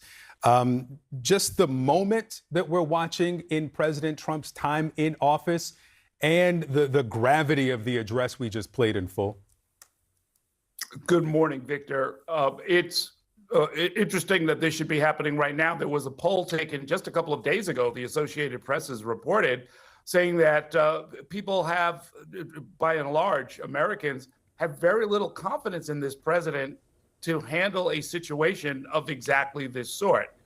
People are worried, a majority of voters are worried about a nuclear-armed Iran, but an overwhelming majority say they are not entirely comfortable with Donald Trump as the person to try and solve the situation. And so I think when you see that there is this arms buildup, there's this troop buildup, the world's largest aircraft carrier, the USS Gerald R. Ford, steaming into the region, we know that there's a lot of force being directed at Iran, but it's really telling that there's no troop presence. And the president's address really confirmed that. It's not a full-scale invasion. He wants to try and get out of this or get through this, maybe provoke regime change without a lot of American casualties, because I think the White House knows very well that the people are not necessarily behind this, and that what starts out as uncertainty can turn into direct political opposition if this goes on for too long. My brothers and sisters, citizens of Israel, before the holidays, Israel and the United States launched a joint operation, Operation Roaring Lion. The goal of the operation, to put an end to the threat from the Ayatollah regime in Iran. At this moment, the IDF is striking targets of the repressive regime, facilities of the Revolutionary Guards and the besieged, and together with the United States, sites of ballistic missiles that threaten both Israel and U.S. forces. This operation will continue for as long as necessary. For 47 years, the evil regime in Iran has called death to Israel, death to America. It has crushed the citizens of its own country, it has cast fear upon the peoples of the region, and it has spread a sprawling network of terror throughout the entire world. It has invested vast resources to develop atomic bombs and tens of thousands of... It'll never not be funny to me that everything that the West says about Iran, Israel has done tenfold.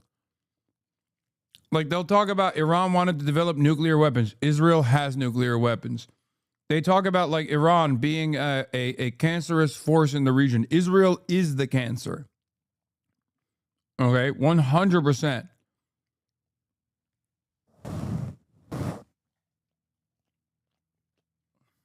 It's nutty. Missiles intended, as it defined it, to erase Israel from the map of the world. It also armed the terror proxies around us, in Gaza, Lebanon, Syria, Iraq, Yemen, and Judea and Samaria, and it shed our blood. But if anyone needed further proof of the murderous nature of the Ayatollah regime, they received it last month.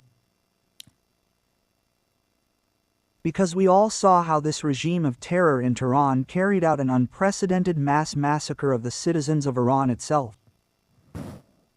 It murdered in cold blood thousands of children, adults, and elderly. Tens of thousands were imprisoned, tortured, humiliated. And why? Only because they asked for a life of freedom and dignity for themselves.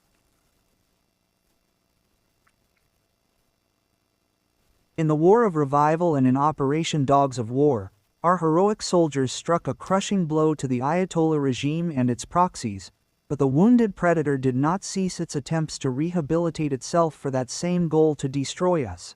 In recent months, the tyrants in Iran have been plotting to rebuild their nuclear and missile capabilities and hide them underground, where we cannot harm them. If we do not stop them now, they will be immune.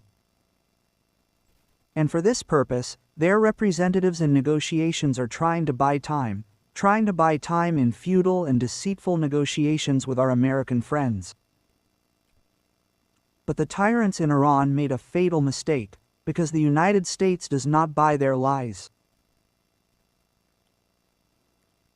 And we will not sit idly by while the shadow of annihilation hangs over us, and therefore we have now launched Operation Roaring Lion, an action that is far more powerful than Operation Dogs of War, which was very powerful. We are doing this in full cooperation with our friends in the United States, under the brave leadership of President Trump. Together with the United States, we will strike the terror regime hard. We will create conditions that will allow the brave Iranian people to throw off the yoke of this murderous regime. During Operation Dogs of War, I was asked many times if toppling the regime was the goal of the operation in addition to removing the nuclear and missile threat. And I answered that this was not the goal, but it could certainly be the result, and indeed that is exactly what happened when millions of Iranians took to the streets. And now they are given the opportunity to take their fate into their own hands.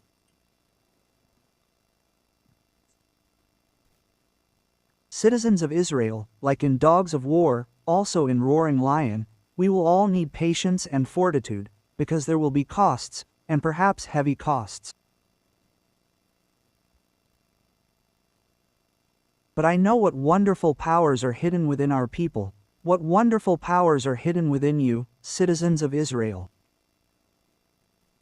Since the War of Revival began, we have stood together, and today too we will stand together with heroism, in brotherly love, with mutual responsibility.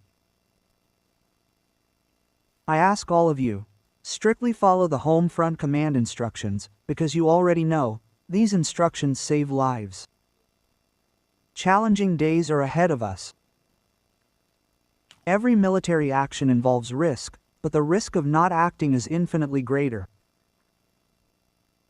Because if we do not act, we will get a nuclear Iran, an Iran with tens of thousands of ballistic missiles, an Iran that will act to destroy us and be immune to our counteractions. As a people desiring life, we have no choice but to go into battle.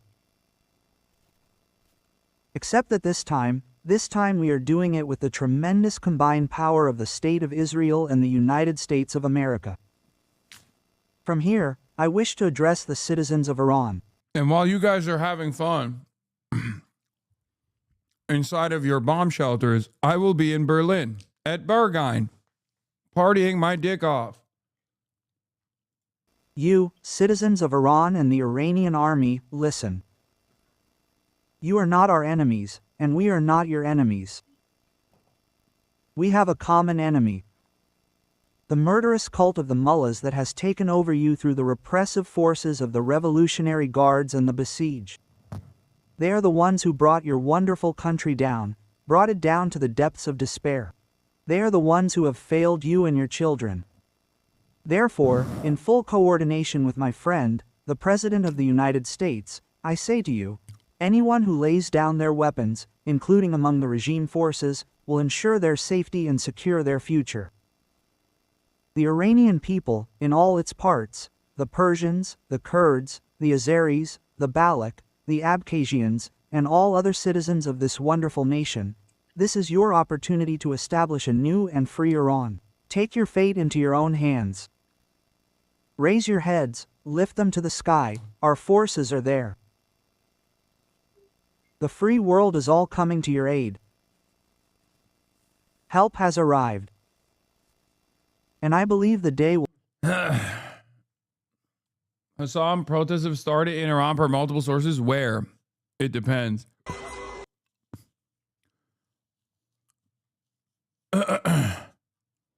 Also, yeah, you know what I'm going to say.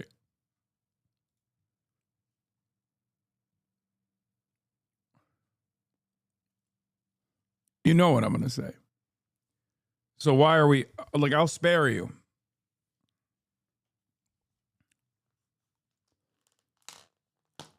You know what I mean?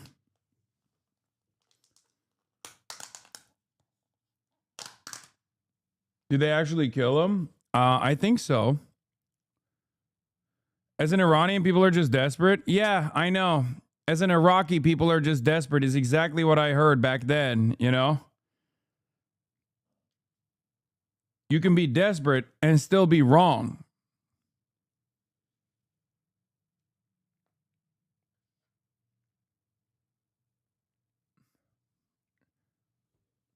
That's it. And if you're judging, if you're looking at past performance, it's obvious that anyone who thinks that this is going to yield prosperity is oblivious to a couple things. One, first of all, the best possible thing that the Iranian population could do right now is just sit at home for a little bit, you know, wait it out. That's number one. Number two,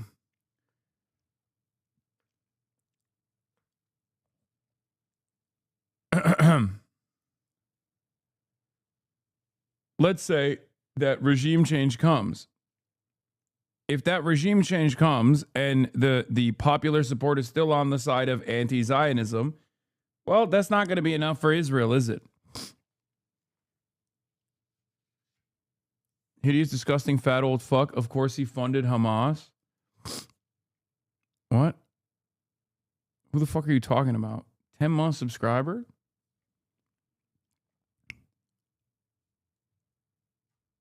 I'm so confused. The United Slaves of Israel?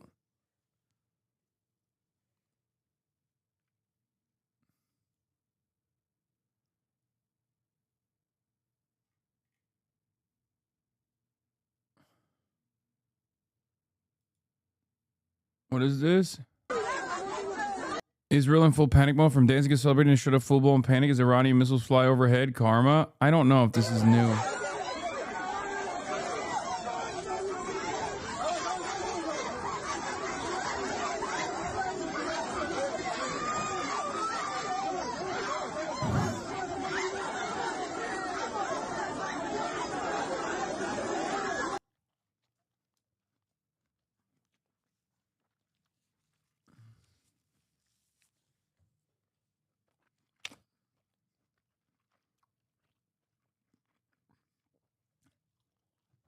I was talking to my Iranian cousin who was like, the 100 plus kids who died were just collateral. Also, I don't believe the source from Iran. Their brains are 100% broken.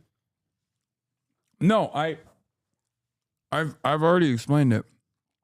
There are going to be, guys, the Ayatollah has like a 50+% disapproval rating. Okay. Like by most of the polling done in Iran, he's not a very popular guy. Now, of course, Trump is even less popular than the Ayatollah. Do with that information what you will. Literally, Trump is less popular in the United States of America than the Ayatollah is in Iran. Now, having said that, what's really interesting is the popularity that the Ayatollah has, the popular base that he has, is also kind of similar to Donald Trump. Because, like, when I talk about MAGA, I would say, like, 20 to 30% of the American public is like pro-Trump. The rest is anti-Trump. Ayatollah has a similar predicament. 20 to 30% of the population is like in the sect, in the pocket, and in favor of the Ayatollah. And then the rest of the country is not so fond of him, right?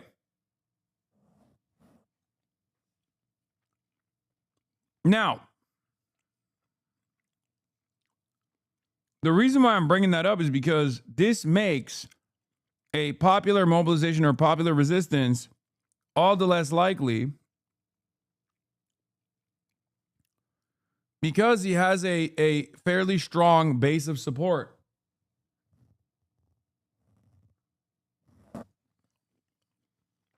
The way that people present it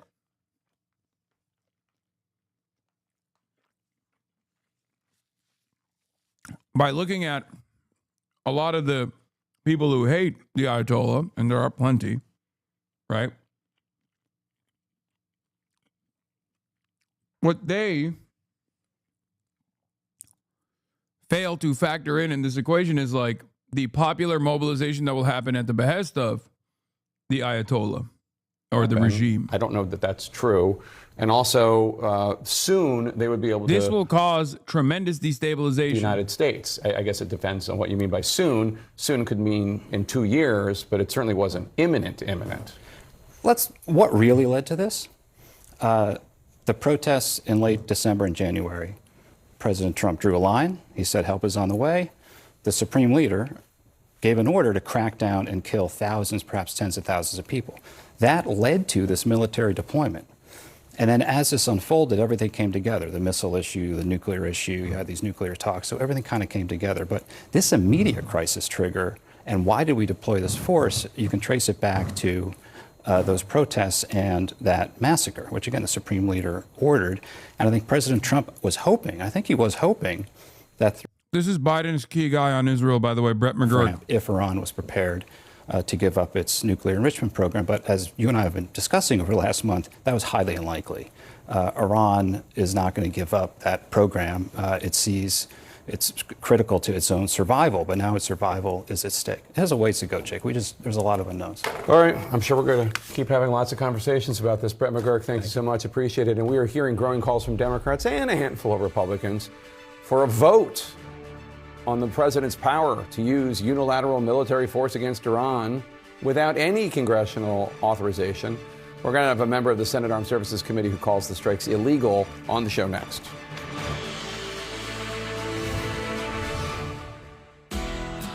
Spring.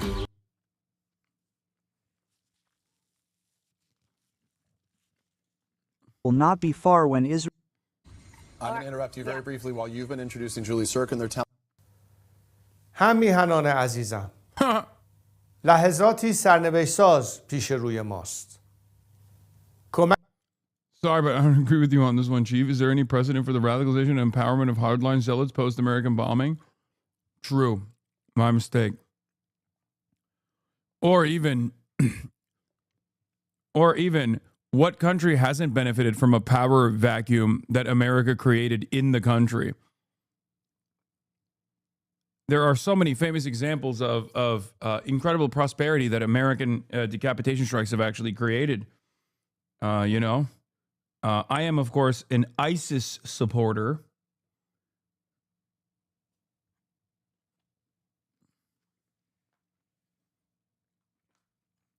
And this is my support. کمکی که رئیس جمهور ایالات متحده به مردم شجاع ایران وعده داده بود اکنون رسیده است.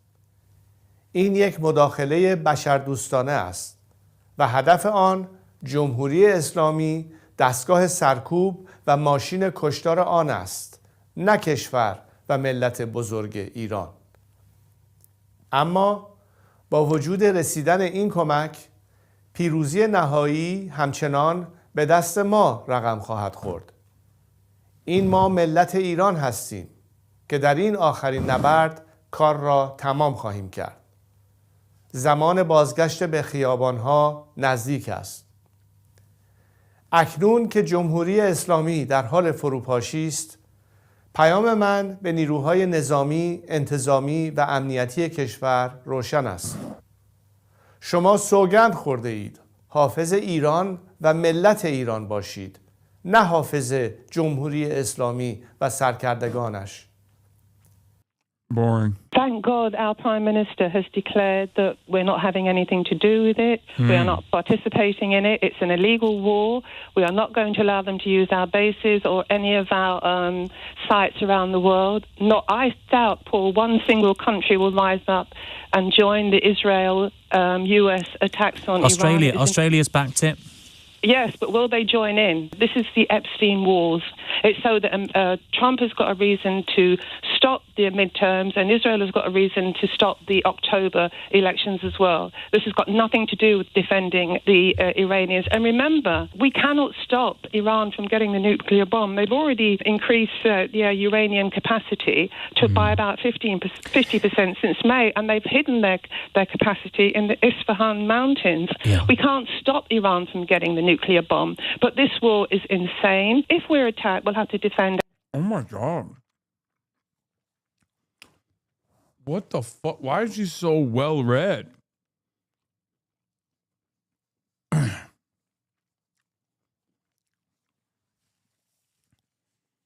Like, she's better at analysis than like 98% of people that we've heard from CNN, Israel's favorite news channel.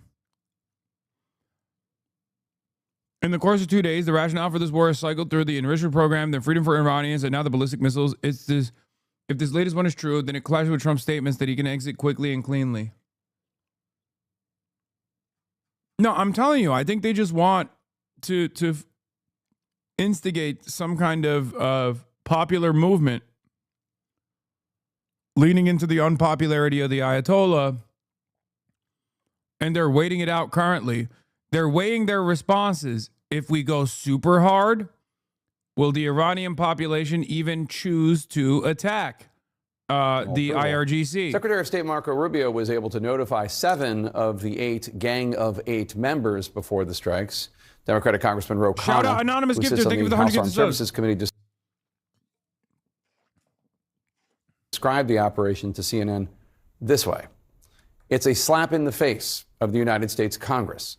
The president has launched an illegal war when there is no imminent threat. He did not consult with Congress or allow for a debate in Congress, which even George W. Bush did," unquote. It is not just Democrats who are expressing anger. Republican Congressman Warren Davidson, a former Army Ranger who sits on the House Foreign Affairs Committee, posted on X or Twitter, "No, war requires congressional authorization." Let's bring in Senator Tammy Duckworth, Democrat of Illinois. She sits on the Senate Armed Services Committee and on the Senate Foreign Relations Committee, and is also an Iraq War veteran and was among the first handful of Army women to fly combat operations during Operation Iraqi Freedom. Senator, what is your reaction to President Trump announcing the death of Iran's supreme leader? Well, listen, I'm glad that Khamenei is dead. He ordered the massacre and murder of thousands of people. Protesters are protesting for democracy. My problem with this whole thing is how President Trump has gone about doing this. He promised Americans that he would get us out of forever wars, and yet here he is on his own launching an attack on Iran without congressional oversight when there appears to be no imminent. Like, what do you mean? I'm glad Khamenei's dead. Like, you can't. You don't even. I'm not saying you have to like Ayatollah Khamenei, but you can't be fucking flexing, even from a partisan perspective, a totally and utterly illegal act of killing the head of a sovereign foreign nation state. What are these people doing? Potentially launch preemptive missile strikes. Now, there is another source that CNN spoke with who's familiar with the intelligence who contradicts those claims and says there were actually no indications that the Iranians planned to strike any U.S. forces or assets first. Did your committees have any intelligence that would back up any claim of an imminent threat or a preemptive strike by the Iranians? No, there's no evidence of any imminent threat presented by the Iranians. And in fact, they don't have the capabilities to launch a ballistic missile at the United States. They have short and medium range missiles. They don't have anything that can reach the United States of America. And frankly, it was President Trump himself who said that Operation Midnight Hammer annihilated the Iran nuclear program. So which is it? Did they annihilate their nuclear program, or are they imminently about to launch a nuclear attack on the United States? Their arguments doesn't hold water. And frankly, I'm deeply concerned that the American taxpayers, and in particular, our men and women in uniform, are going to be paying the price for Donald Trump's recklessness here. You posted on X today, quote, "By illegally striking Iran, Trump made a choice, one he did not have to make. that puts American lives and national security at risk while threatening to draw us into yet another expensive taxpayer-funded forever war without congressional approval. He owes it to the American people. He promised he would always put first to immediate. Like, you guys understand when you say, I'm glad Khamenei's dead, he's a fucking ruthless autocrat, but I just don't like the way Trump killed him.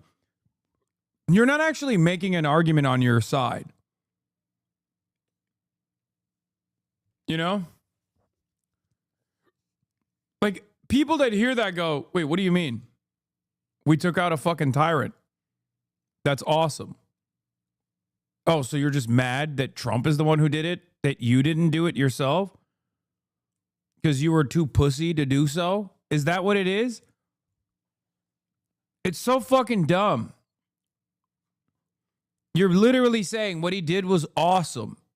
I like what he did. I just don't like how he did it.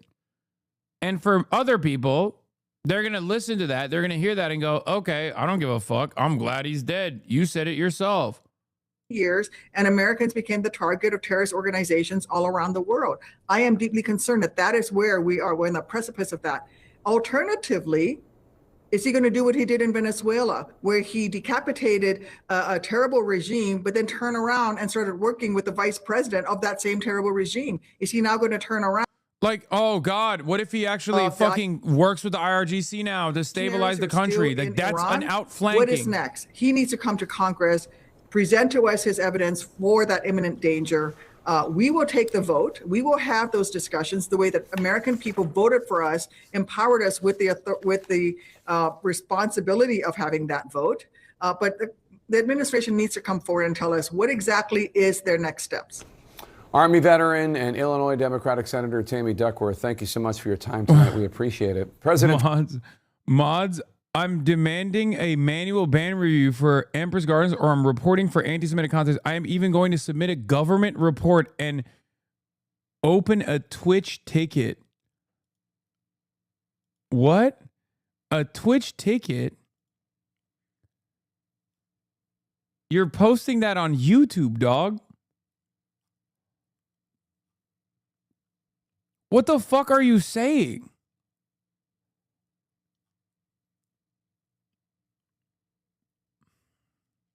Operation Twitch ticket. It's so... YouTube chat is out of control. He said, I'm going to literally call the internet police on... I'm going to tell the government... I'm going to tell the government... You're going to jail for banning my friend.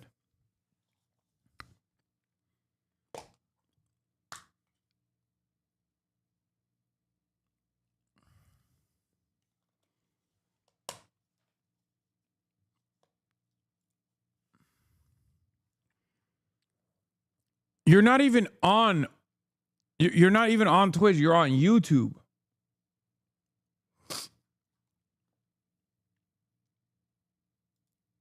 What was it? Empress Gardens? Tell your friend they're a bitch too.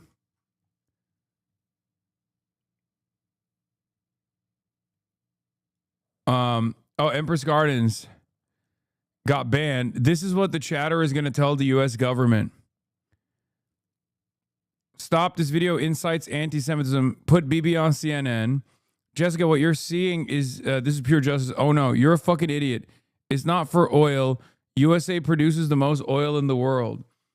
I don't even know why this person got banned, but it is very funny, and you should literally inform the International Criminal Court. Why stop at the American federal government? Take this up to the highest fucking court, dude. Israeli court.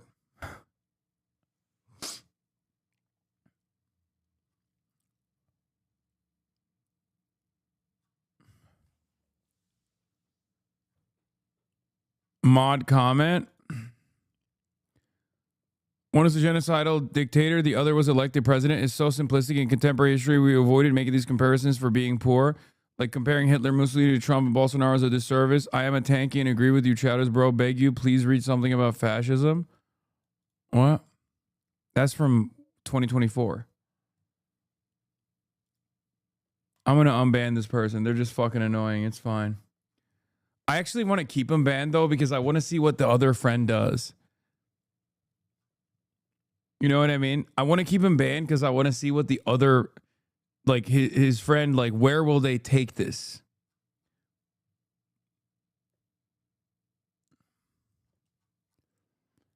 Don't you feel ashamed for profiting off of war? Oh, I didn't even see that part.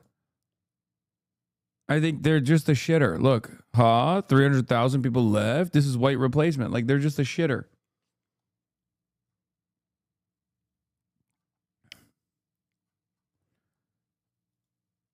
I don't want a ticket to be submitted to the federal government.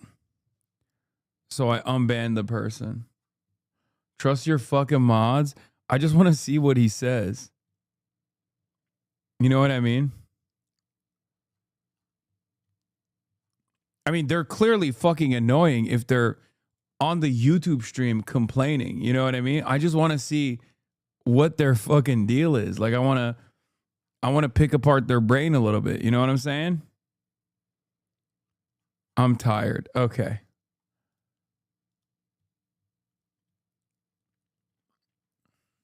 Anyway. Trust the fucking mods, Piker. I'll write a ticket to unban me. Okay, shut the fuck up, YouTube CNN, chat. the U.S. State Department just announced that Secretary of State Marco Rubio will no longer be traveling to Israel on Monday. This following President Trump's announcement of the death of Iran's supreme leader in that massive wave of airstrikes by U.S. and Israeli forces. The Iranians retaliating with drone and missile attacks on sites across the region in what could be the most significant conflict in the Middle East since the U.S. invasion of Iraq in 2003. I'm joined now by retired Army General David Petraeus, who led U.S. Central Command and later served as CIA director. General, good to see you. In Sunday, in an interview on WABC, you predicted that U.S. strikes in Iran, quote, will not bring about regime change, sadly, unquote. Regime change is something that numerous presidents have weighed and that the CIA surely has gained out. And obviously, the death of Khamenei doesn't necessarily suggest regime change. It might just suggest a new head of the regime. Are there more moderate forces within the rank of ayatollahs, the mullahs, or within the Iranian government who not only could run the country, but who could lead it to a more less aggressive stance when it comes to the world? Yeah, I think there are probably. In fact, Karim Sajapur, one of the sagest Iranian experts, was remarking that the regime used to be 80% hardliners and 20% charlatans, he termed it. These are the pragmatists, really, if they're just along for the ride to get what they can get. And now it's 80% charlatans and 20% hardliners.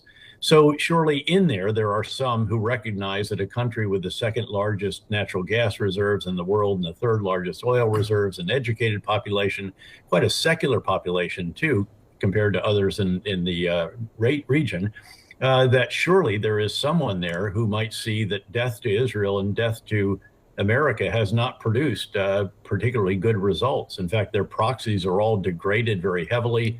Hezbollah is a shadow of its former self, hasn't even really done much so far. And Syria is no longer an ally. Others are degraded also. So there surely is someone. The question is, can that be the person who actually grabs the reins of power?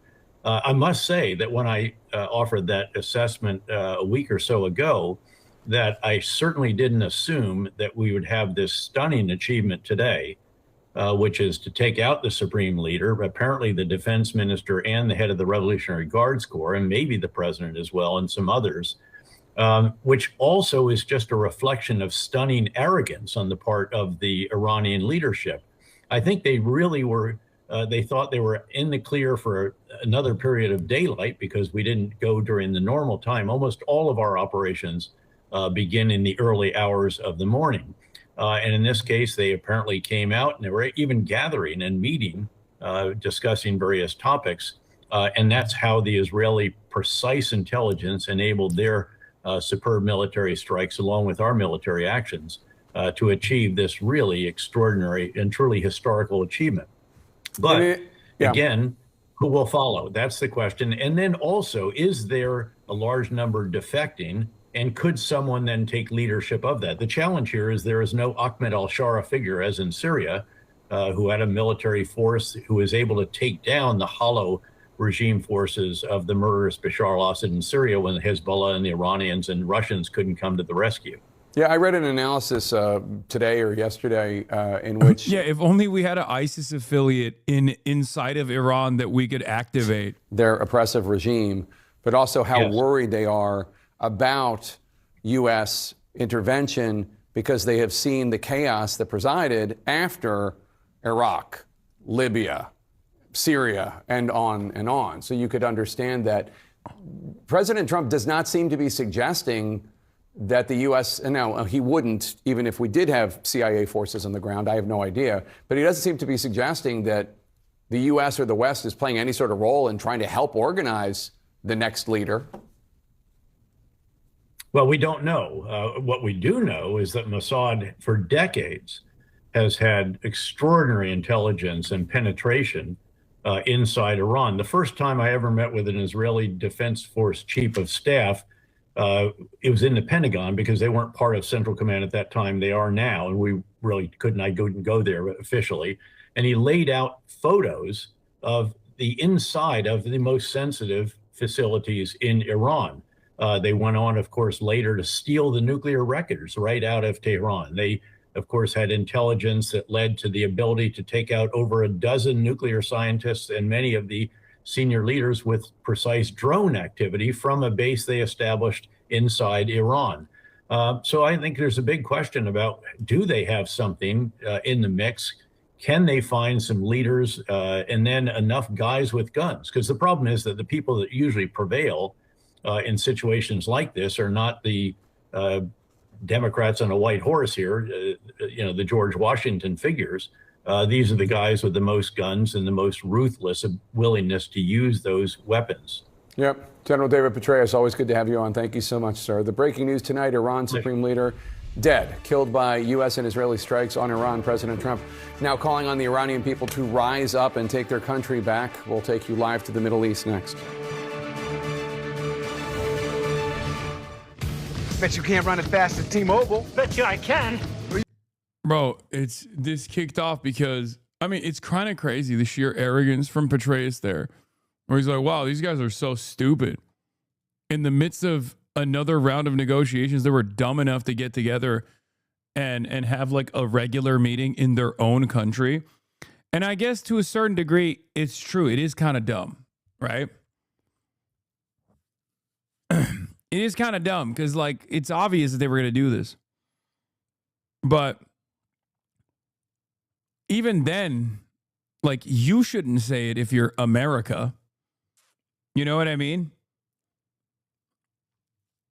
You should just not be out there saying, like, yeah, of course we're going to kill sovereign leaders on their own soil in their nation's capital amidst negotiations. You know?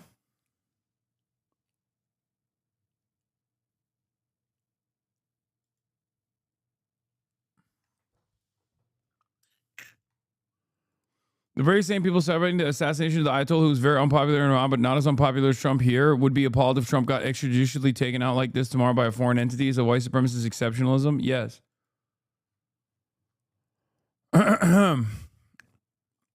Remember to spot the implicit assumption, says Nathan J. Robinson. Israel, and only Israel, has the right to defend itself. Israel has the right to exist as an apartheid state.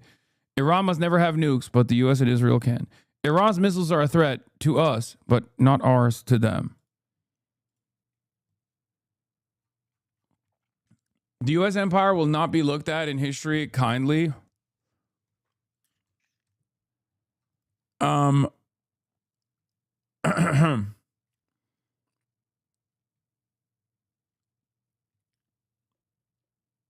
New proverb unlocked. Beware of Americans negotiating.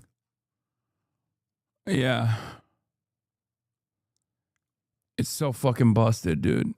It's so busted. First of all, what is your reaction to this attack on your country? Thank you. This is an act of aggression. This is an unprovoked, unwarranted act of aggression that is targeting innocent people, civilian infrastructure, This morning, one of the first missiles that targeted Iran, in fact, targeted a primary school in Minab, Hormozgan province, southern Iran, and it killed more than 70 innocent little girls. Still, there are tens of people. Okay, but have you considered that, like, you know, we were liberating them? We were liberating the 70 little girls is unironically the argument that, like, Israel and America is making today. Okay. Tens of little girls under the rubble. So this was not the first case.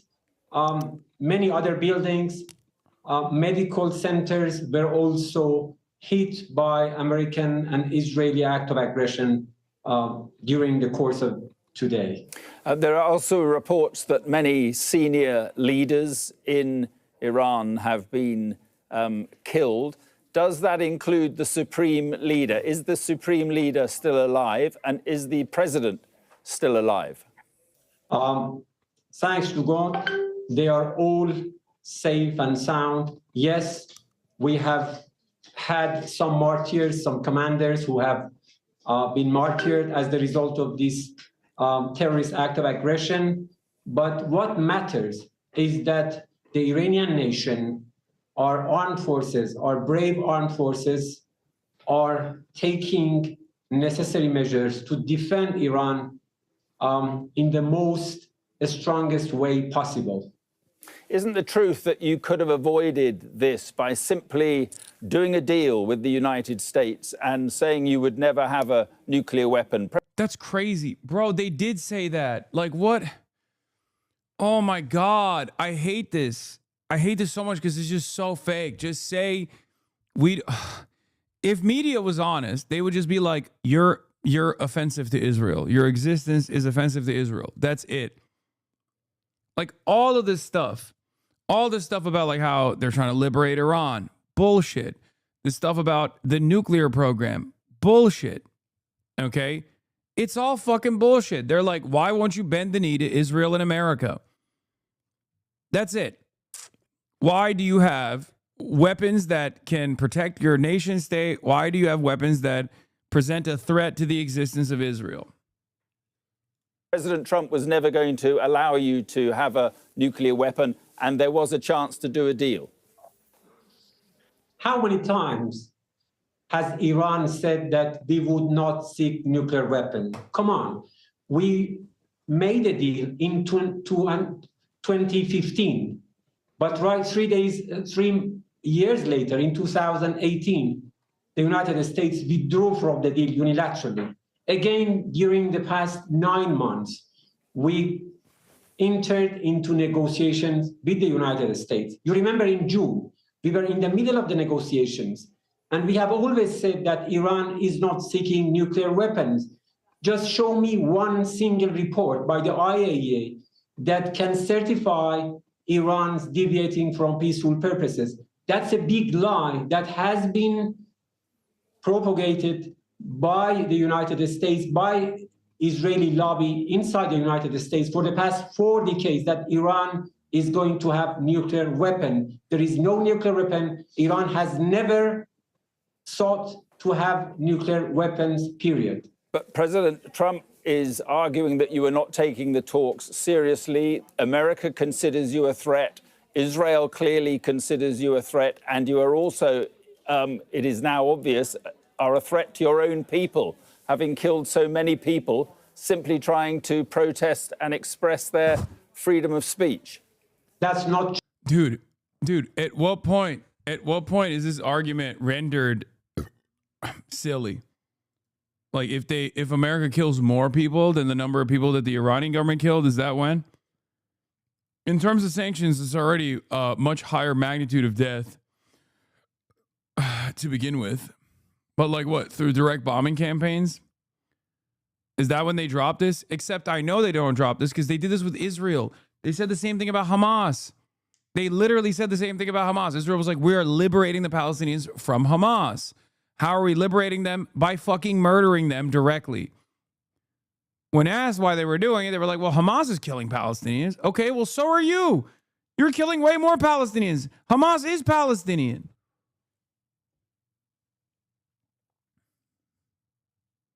True. Which part of that? Come on, both of them. You Europeans, the European Union, European countries always regard themselves as the custodian of the... I mean, let's not pretend the Iranian government is the government for the people. Doesn't justify what we're doing, but like, let's keep that part real. Brother, what the fuck are you talking about? This is completely beyond the scope of the conversation. Okay? Hello? What are you saying? How is this even in any way, shape, or form relevant to America's first strike against Iran that took place today? That only means something if you truly believe that America has a special type of bomb that they deployed on Iran, and that those schoolgirls that they killed with that special type of bomb were actually high command IRGC military leaders that were responsible for murdering protesters in the fucking streets. Hasan needs to explain this point better. What are you talking about? There is no point. You only bring this up if you want to justify America's actions. It is utterly irrelevant in the conversation of America and Israel's first strike against Iran. What more explanation do you want to fucking hear?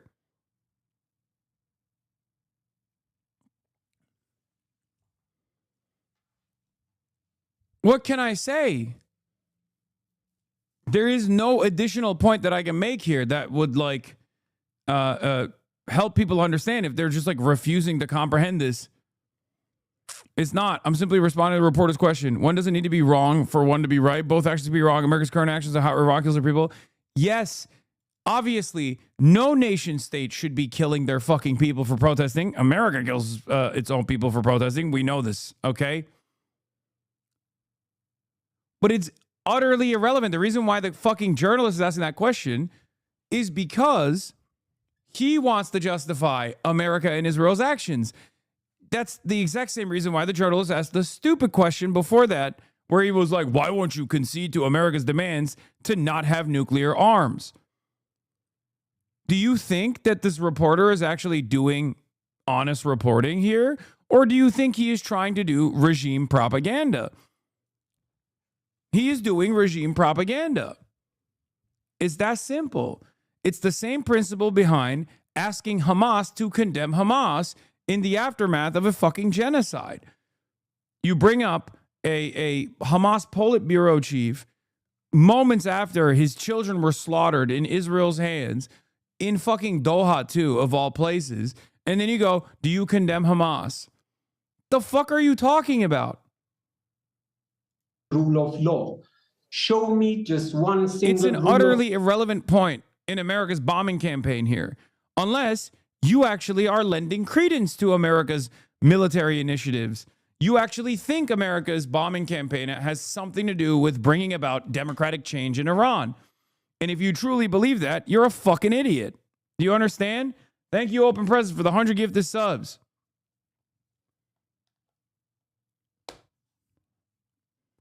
Law or logic that if one country regards another country as a threat, they are allowed under international law simply to launch an attack. But what kind of threat? Come on, what kind of threat do you think Iran was posing to the United States? Did we go to the Gulf of Mexico to attack the United States? They have come from 6,500 miles away to our shore. All right. They have created so all right, many... You're making too much sense. All right, now, enough. Enough with that. Military bases around Iran. And right now, they are attacking Iran. And you are saying that Iran is a threat to Israel and to the United States? Well, you're clearly a threat to Israel. You want to destroy Israel. Now, President Trump wants regime change. Why do you say that? Why do you say that?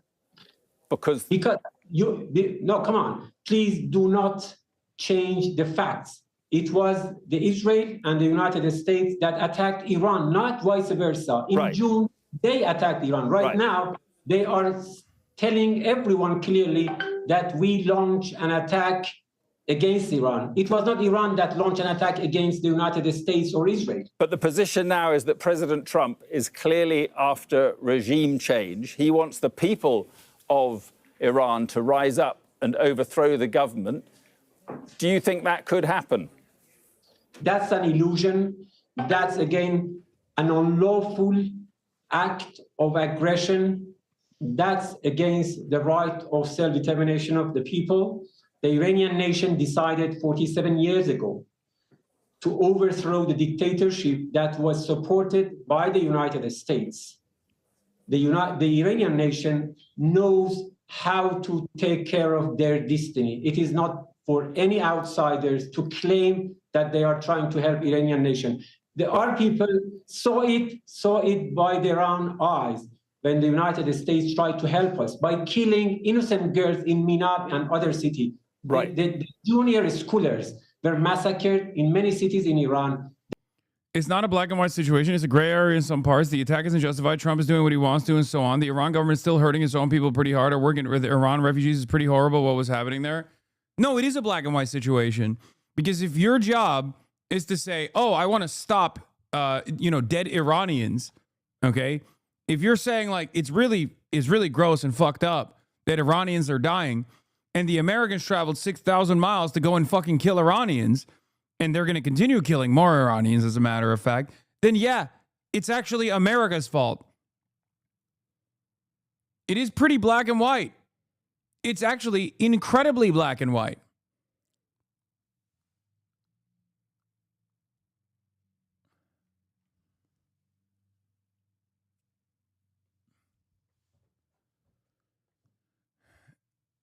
What are you talking about?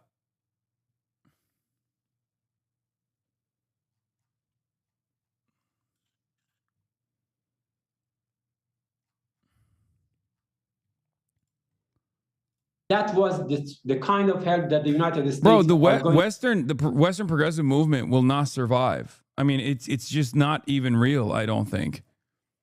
I think there is genuinely no salvation for many people who will always turn around and go, oh man, well, it's too complicated. It's too complicated. Like, if you're still saying that right now, if you're still saying that at this moment, when the two countries that have conducted this operation are responsible for more death and destruction around the globe by a much wider margin, regardless of how brutal Iran might be to his own citizens, you're lost in the sauce. Like, you will never understand this. Okay? If your goal is the avoidance of death and destruction and murder, you can't under any circumstances be like, well, these guys are pretty bad too. I'm glad that I'm not glad that they're bombing, but something had to happen. Like, what are we talking about? What the fuck is this? And especially considering that America and Israel have been doing this over and over and over again to so many countries, from Iraq to Syria to Afghanistan to Libya. What the fuck are we doing? Make no mistake, the U.S.-Israel war against Iran is a colonial war like the genocide in Palestine, the invasion of Iraq and Libya, the incineration of Vietnam and Laos. It is war to subjugate the people of the global south and annihilate their resistance. Colonialism has no place in humanity and it must be defeated, 100%. There's no other way to read this. I'm not a defender of the Ayatollah, but there's no other fucking way to read what you're saying here.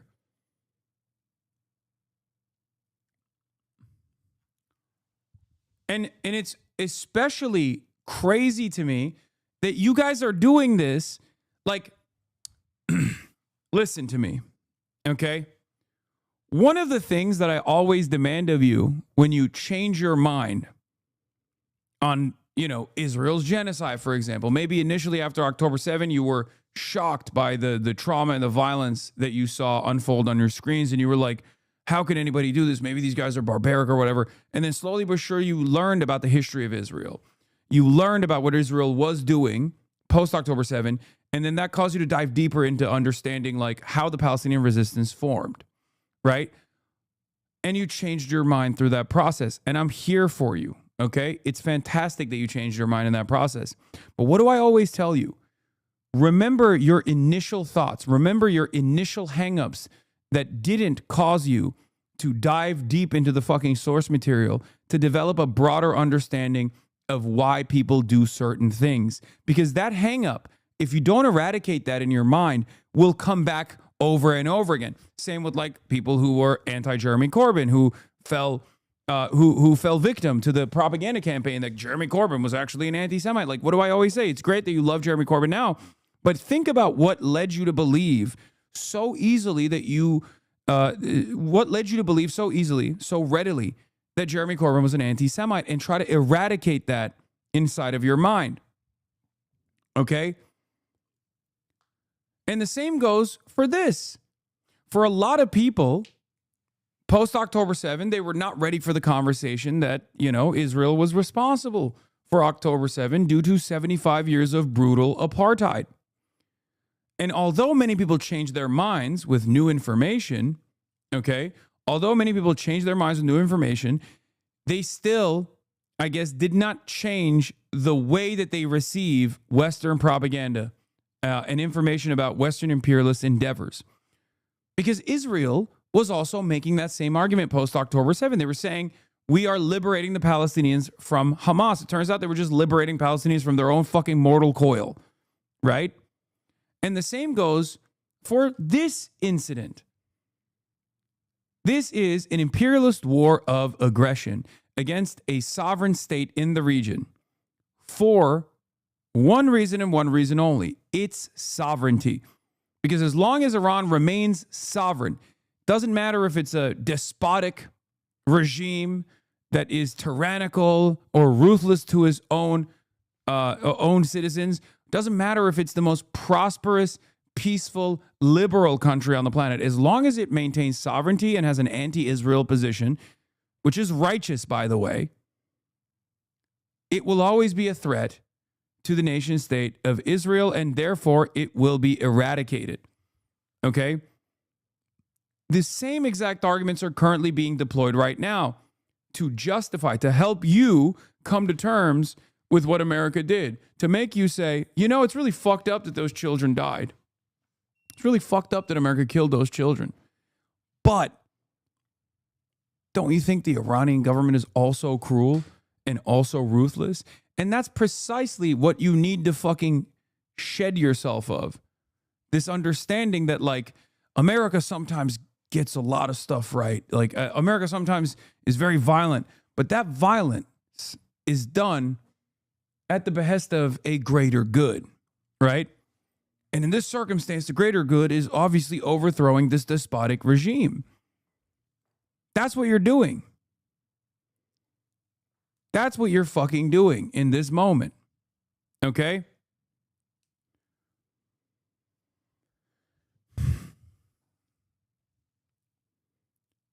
It's not a moment for centrism. You're not making a profound statement. You are refusing. You are refusing to look at the much larger, much more consequential decisions that are being implemented. Okay?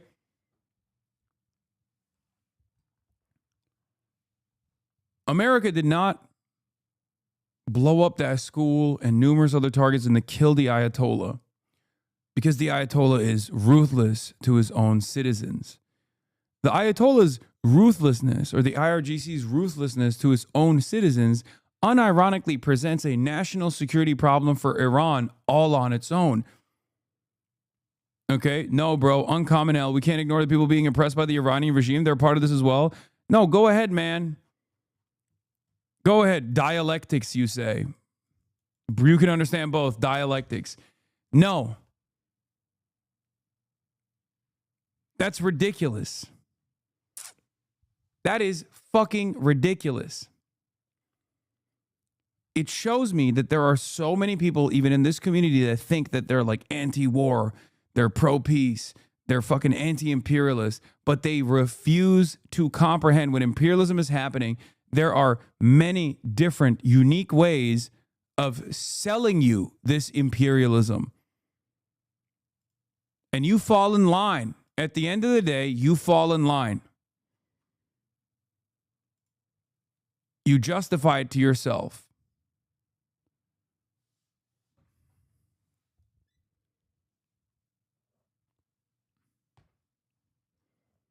That's it. Iran as a sovereign state presents a reactive force against America's imperialist endeavors in the region. And that is the reason why America and Israel have wanted to destabilize the nation state for the longest fucking time. And that is precisely the reason why they're engaging in this destabilization. That is precisely the reason why America has implemented sanctions. It's not sovereign, though. It's occupied by the mullahs. Man, shut the fuck up. It's occupied by the mullahs. Oh. Everything else is pure whataboutism. Okay?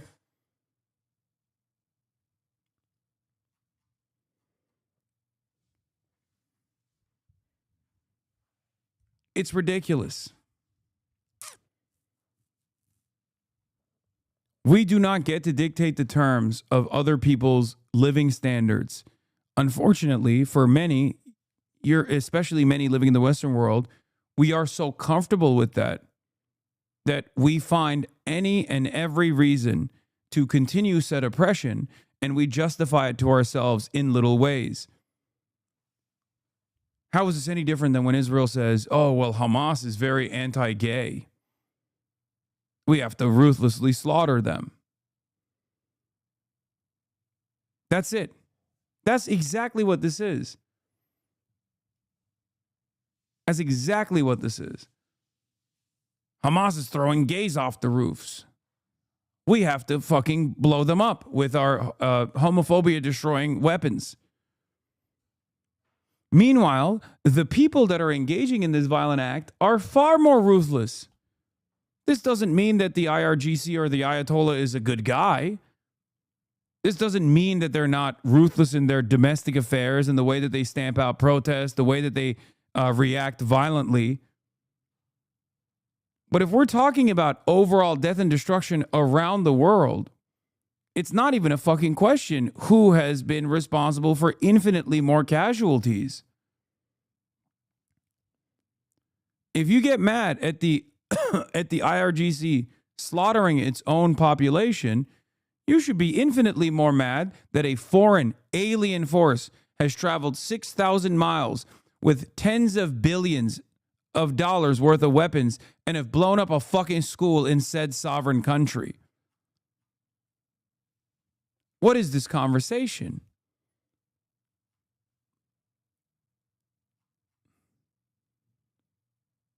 Every single argument that the American side has presented is bullshit. They say, oh, Iran won't correspond to our demands. Iran has conceded to the demands being made on the denuclearization side of things. Iran has even said, oh, we'll talk in the future about a ballistic missile program change as well. They'll say, oh, Iran is actually really ruthless to its own citizens. That's why we have to do this. The citizens demand, they yearn for freedom. And that freedom comes in the form of Hellfire missiles. It's ridiculous.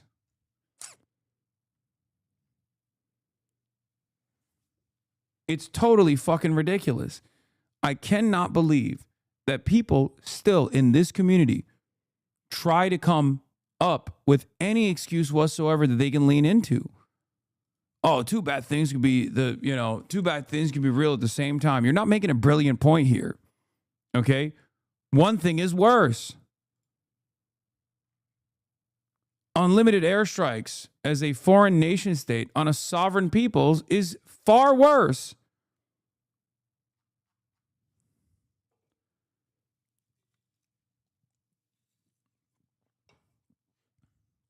Especially when those unlimited airstrikes on a sovereign people have nothing to do with the liberation of said people. And then, of course, the propaganda kicks in. The people of Iran begged for American intervention after 20 to 30K were killed in protest. This was the only way the regime change was going to happen. Exactly. Do you see what you did, chatter? Two bad things can be correct at the same time, chatter? Look, These are your fucking allies. You understand? People love taking advantage of the information vacuum. People love taking advantage of the morality vacuum. We have to be uncompromising in moments like this. You can't cast aside the true escalation of violence in the hands of American empire by leaning into these counter narratives. That's what I was trying to stress to Ro Khanna as well. That's what I was criticizing when the Democrats come out and they're like, well, you know, I'm glad the Ayatollah is dead. I'm glad that the Ayatollah was murdered. I just don't like the process in which this murder took place.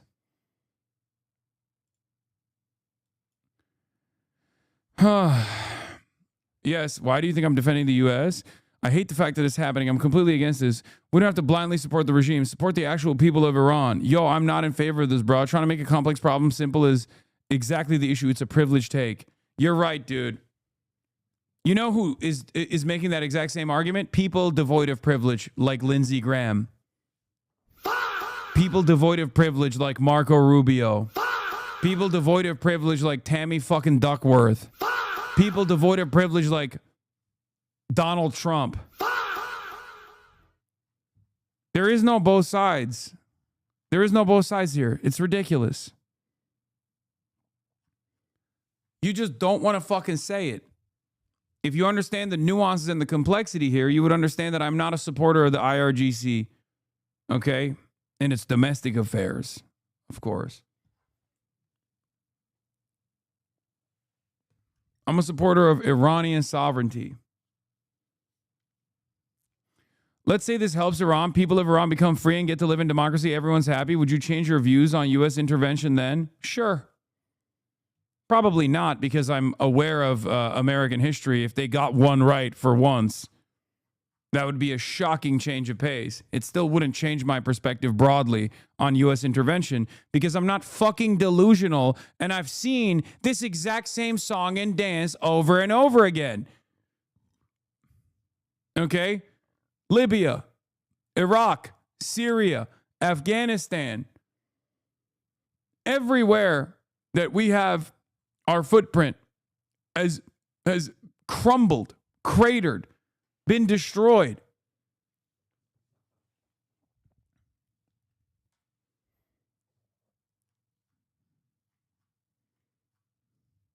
Yeah, it's like a gunshot to the fucking head.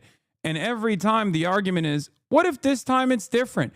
What leads you to believe that?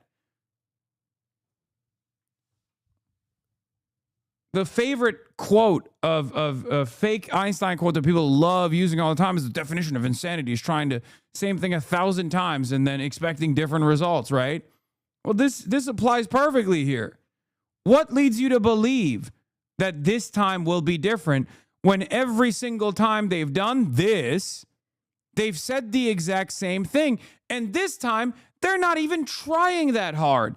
You're just making that up in your own mind. They're not even saying that this will yield a prosperity for Iran. They're not even making that argument all that much. It doesn't take much for you to believe it, it seems. It's like the people that kept telling me, like, well, Hasan, why didn't you just like lie about what Kamala Harris's positions were to your audience rather than reflect on them accurately? You know? Doesn't matter. The fuck do you mean? Oh, yeah, you want me to just sit here and be like, well, you know, America has tried to attempt to liberalize countries over and over again, and it seems like the entire point of that was always imperialism and the bounties for American capital and international capital, but this time it might be different. Like, why would I fucking say that? Why would I say that?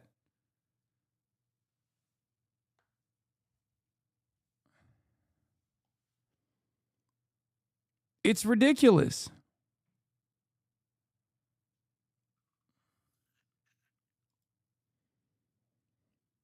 What is it? Tariq Ali News?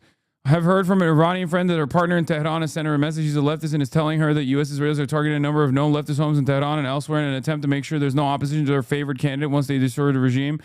What this reveals is the degree of penetration by Mossad in Iran. What it also means is that this is not going to be an easy occupation for the U.S. and its Israeli buddies. I mean, I don't know how valid this is, but I will say they have literally targeted the home of a fucking left figure in Iran who was under house arrest. So it's not, I don't know how valid this statement is. It's like giving, my uncle works at Nintendo a little bit. But we have seen one clear-cut example of the American and Israeli bombing campaigns literally trying to kill an opposition figure to the administration that is currently living under house arrest.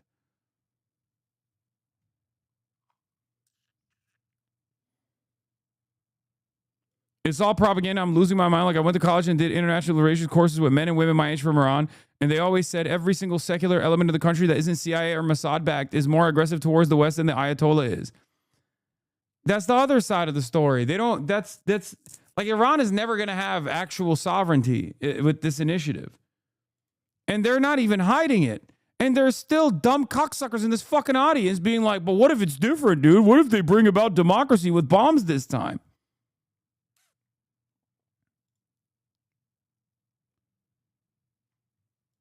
Whatever the George Bush is not fighting this like Vietnam.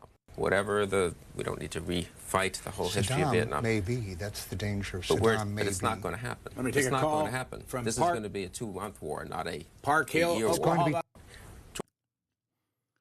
There it is. Oh, Willie Crystal, head of the bulwark.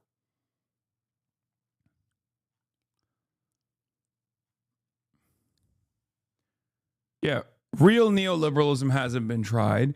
Real bombing for democracy hasn't been tried. We've been trying. We've been trying since World War II.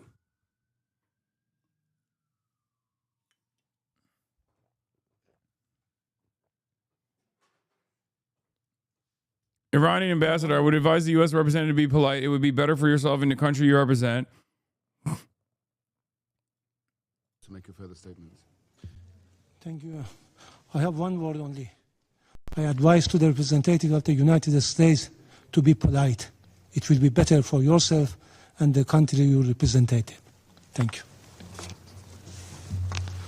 The representative of the United States has asked for the floor to make a further statement. Frankly, I'm not going to dignify this with another response, especially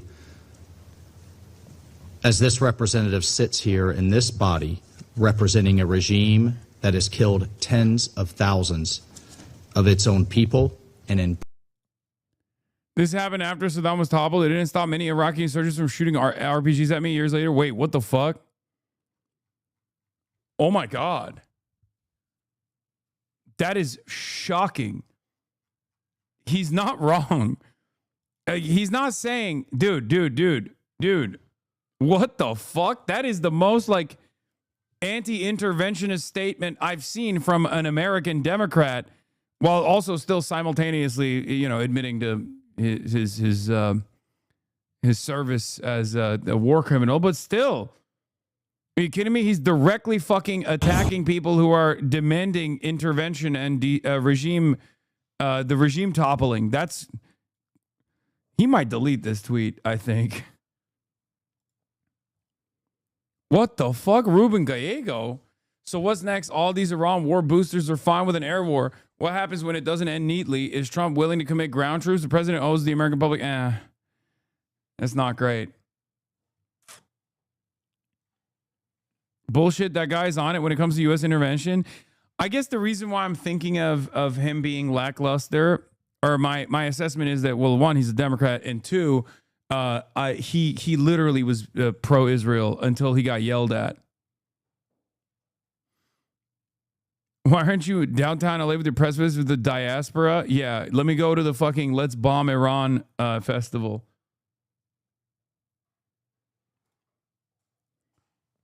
Republican president does this, right? Every Republican president comes to office, cuts benefits for the poor, cuts taxes for the rich, raises prices, and then bombs a Middle East country. Ronald Reagan did it, George Bush Sr. did it, George Bush Jr. did it, and Donald Trump has done it. Now, this is where it gets interesting. Donald Trump is not just alone in that pack in the sense, as Swin so put it, mentally desiccated game show star. It's not just that it wasn't George Bush and Dick Cheney that attacked Iran. It was the guy from Home Alone 2. It's also the fact that he ran as the anti-war president, the anti-war candidate, the no more forever wars, the no regime change wars. Again, sorry to plug our excellent Zateo content today, but we just put out a piece at Zateo, listing out all the times Donald Trump and J.D. Vance and Tulsi Gabbard and RFK Jr. and Stephen Miller and David Sachs, all of these Trump people said, vote Trump. He's the guy who won't take us into any more Middle East wars. Kamala Harris will send your boys to fight and die, Stephen Miller said. Not us. Donald Trump said, there'll be no new war on my watch. He bombed 7 countries in 2024. He started 2025. He started 2026 attacking Venezuela. And now here we are with this major conflict in Iran. We don't know where it's going to go. And it was all a lie. And I'm sorry, I've got to say this. Swin said, we all knew. Well, many of us knew. But we also had a bunch of people on the right and sadly on the left too, who bought into this bullshit line that Donald Trump would be an anti-war candidate. He would be a candidate of restraint, of isolationism, Donald the Dove. It was bullshit. The people who fell for it should apologize today or hang their heads in shame, because what Trump has done, as I say, in many ways is worse than even what Bush did. Bush at least turned up to Congress. Saddam Hussein at least had once had a weapons program that people were worried about. With Iran, it's completely illegal and unprovoked.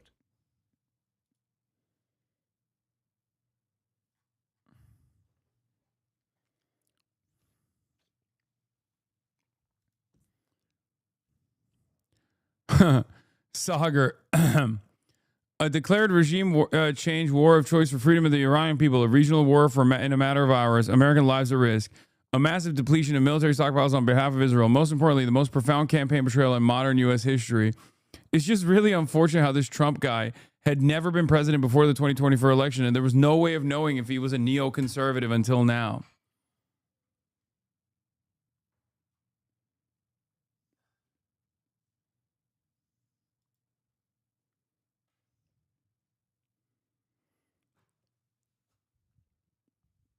Switch over to CBS and you'll see. But yes, I take your broader point. It's bad right now.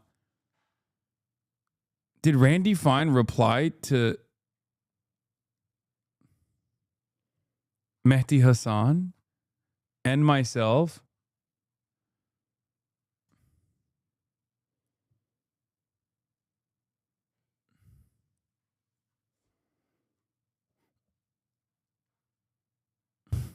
Bro, you never showed us this Dana Fash. And we have here somebody who actually did just go vote for Ron Paul, a first-time caucus voter, Corporal Jesse Thorson, who is 28 years old, and you are active duty U.S. Army. Why did you vote for Ron Paul?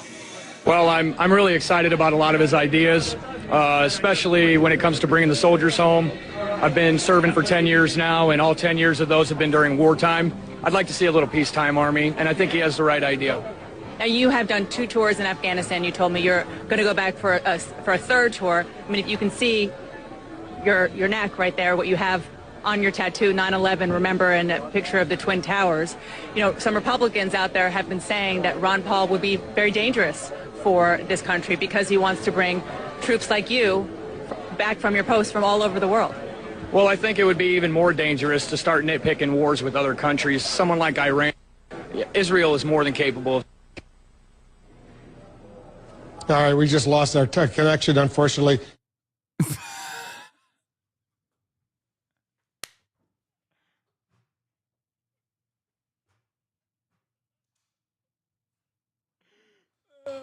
Oh, God. Oh, damn.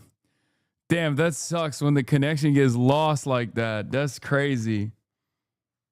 I hate this cutoff, I can't believe it. Unbelievable how that happened. Let's hear what Jason Crow is talking about. Let's see what he's saying. That could happen as a result of this? Americans are piglets, man. We are literally a fucking nation of cattle, straight up. Like what do you say? What do you say to all the fucking people out there that are just like, well, this is actually probably for the greater good. I feel pretty solid about this stuff.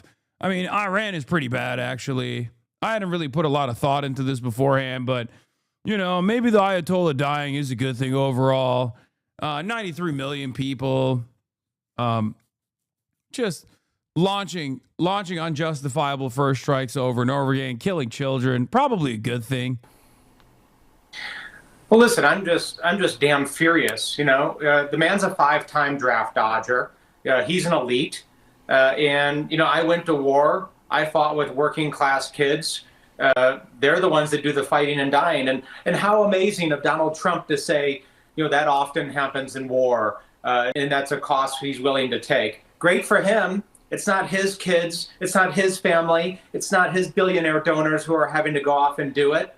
It's kids in towns across the country that have to pick up the guns, jump into the planes and helicopters and get it done. And it's kids that are sitting there at military bases in Bahrain, like your video is showing now, who are sitting in bunkers right now because Donald Trump is willing to. That's cap, by the way. They're not even sitting in bunkers. They're sitting in like nice ass hotels. I don't know if they moved to the bunkers because the Iranians started also bombing the hotels that they're staying in, but let's be real, okay? Take a chance with their lives. I saw that fucking nice ass apartment that one soldier was in when he was filming his base getting blown up. This is everything that's wrong with our national security infrastructure and our policies, right? Elites make decisions, they talk tough, they pound their chests, and then everybody else is left holding the bag. Enough is enough, right? Let's actually have a conversation about what is in our interests, what we're willing to do with American lives, what we're willing to do with American taxpayer dollars, and it's Congress that is supposed to have that responsibility, right? I'm not interested in process arguments, but what I am interested in is accountability. And the Constitution put that accountability on Congress to take the votes, be held responsible for it, and to go home and sit in high school gymnasiums and Rotary clubs and forums around the country. Once again, sirens are sounding. Red alerts populating across Israel's Iranian missile salvo inbound.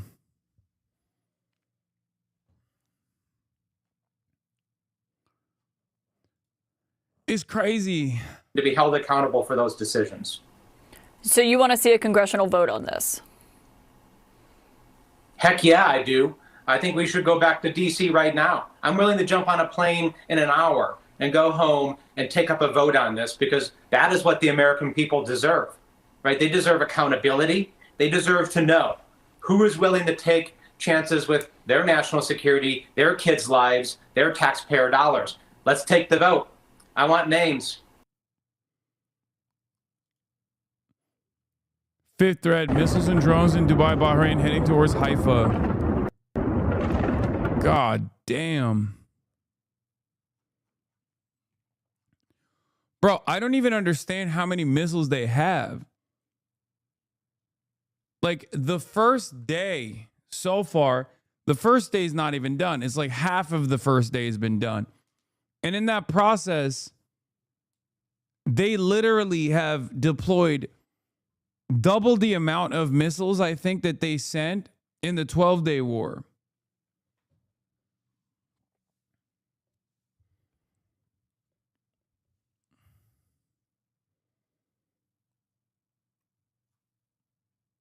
I guess it's like they've been waiting for this moment, you know? This is it. Any chance this will end once it crashes the economy further? Insurers cancel policies and raise prices for ships in the Gulf and Strait of Hormuz. The lesson U.S. sanctions campaigns is that you don't have to physically blockade shipping lines. You just have to raise risk enough that normal commercial trade stops working. That too.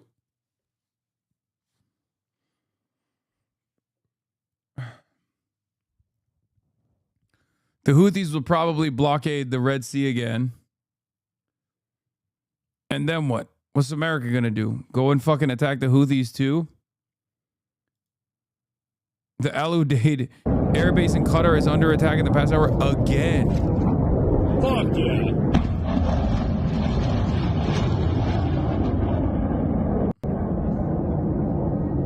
Dude, the entire cost of this is going to be... Holy fuck, the cost of this is going to be immense. Like, look at our tax dollars, brother. God damn.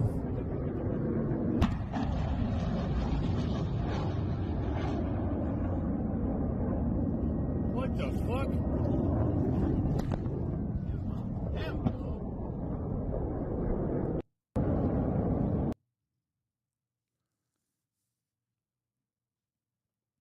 BBC says they have 2,000 missiles and more drones than that. Israel News reports a few hours ago they've launched 200 missiles and drones so far. Oh, yeah. A Chinese tourist in Tel Aviv captured the footage of the U.S. Military support ship being hit by an Iranian missile, by the way. That was real. Look. 看到啊，起烟了没有？航母被炸了啊！看到啊！航母被炸！哇塞，航母被炸了啊！看到啊，看到没有？看见了吧？这航母被炸了啊！哎呦，我说话是不会说了，现在被吓。哇塞！哎呦哇塞，这航母被炸了啊！看看啊，看那个浓烟了没？在海里面炸到航母旁边啊！看看啊，美国这航母炸的地方。哎呦哇塞！ Tom, fuck you for talking about costs when lives are being stolen, and now literally is the modern age Franz Ferdinand. Brother, I've been live for 7 hours and 40 minutes. Do you think I haven't spent the last 7 hours and 39 of those minutes talking about the fucking death and destruction, lives being lost? You know? Are you fucking stupid? 哇！哎呦，航母被炸了啊！看看啊！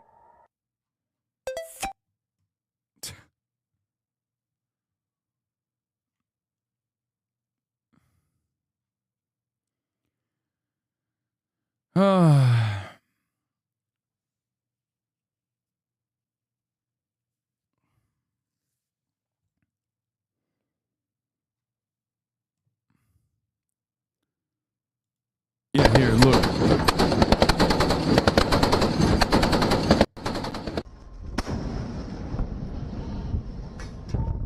Think about it like that.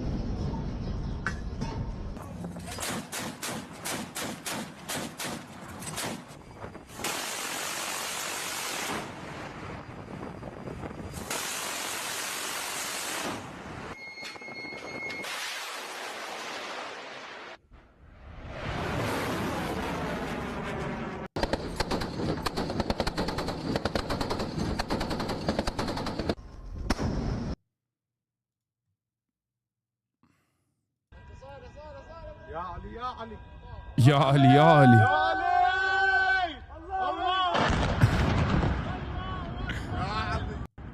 I'm glad the people of Bahrain are having a good time with it, though.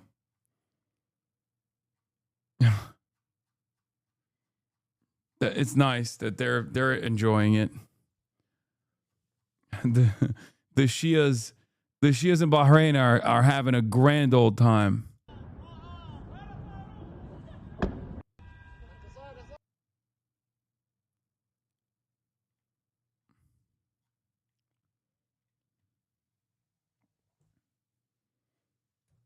Al Jazeera confirmed 2 minutes ago Israel is starting another round of bombing right now.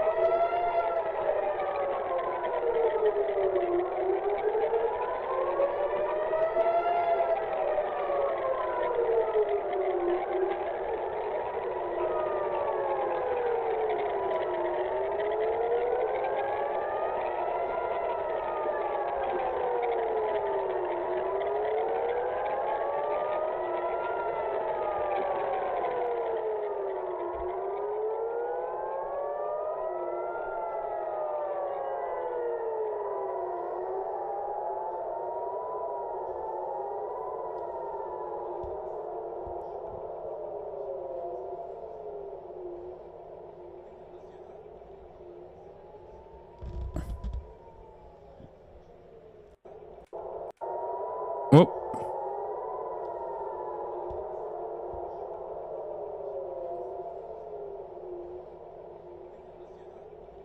That's a hit, isn't it? Yeah. Why won't they show the fucking strikes, man?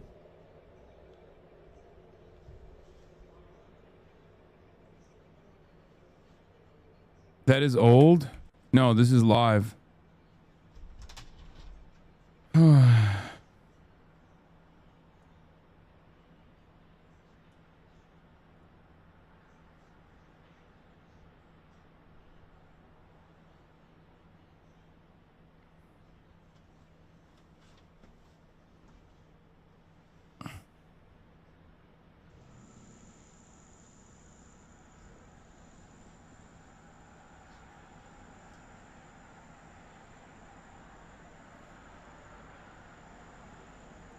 Unlike the 12-day war in Iran, which Iran used a certain segment of its missile force to retaliate in distinguishable waves, this is complete chaos.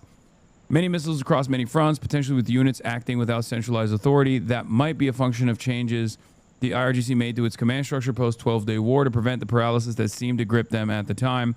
The Iranian attacks on all fronts, especially those attacks aimed at U.S. allies and partners in the region, is almost certainly a semi-planned campaign to attempt to impose enough costs on U.S. allies to isolate U.S. and Israel diplomatically.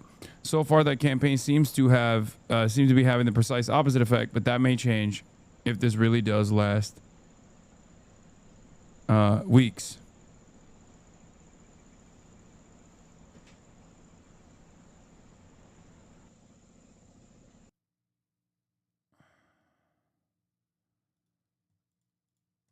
Let's see what CNN is covering.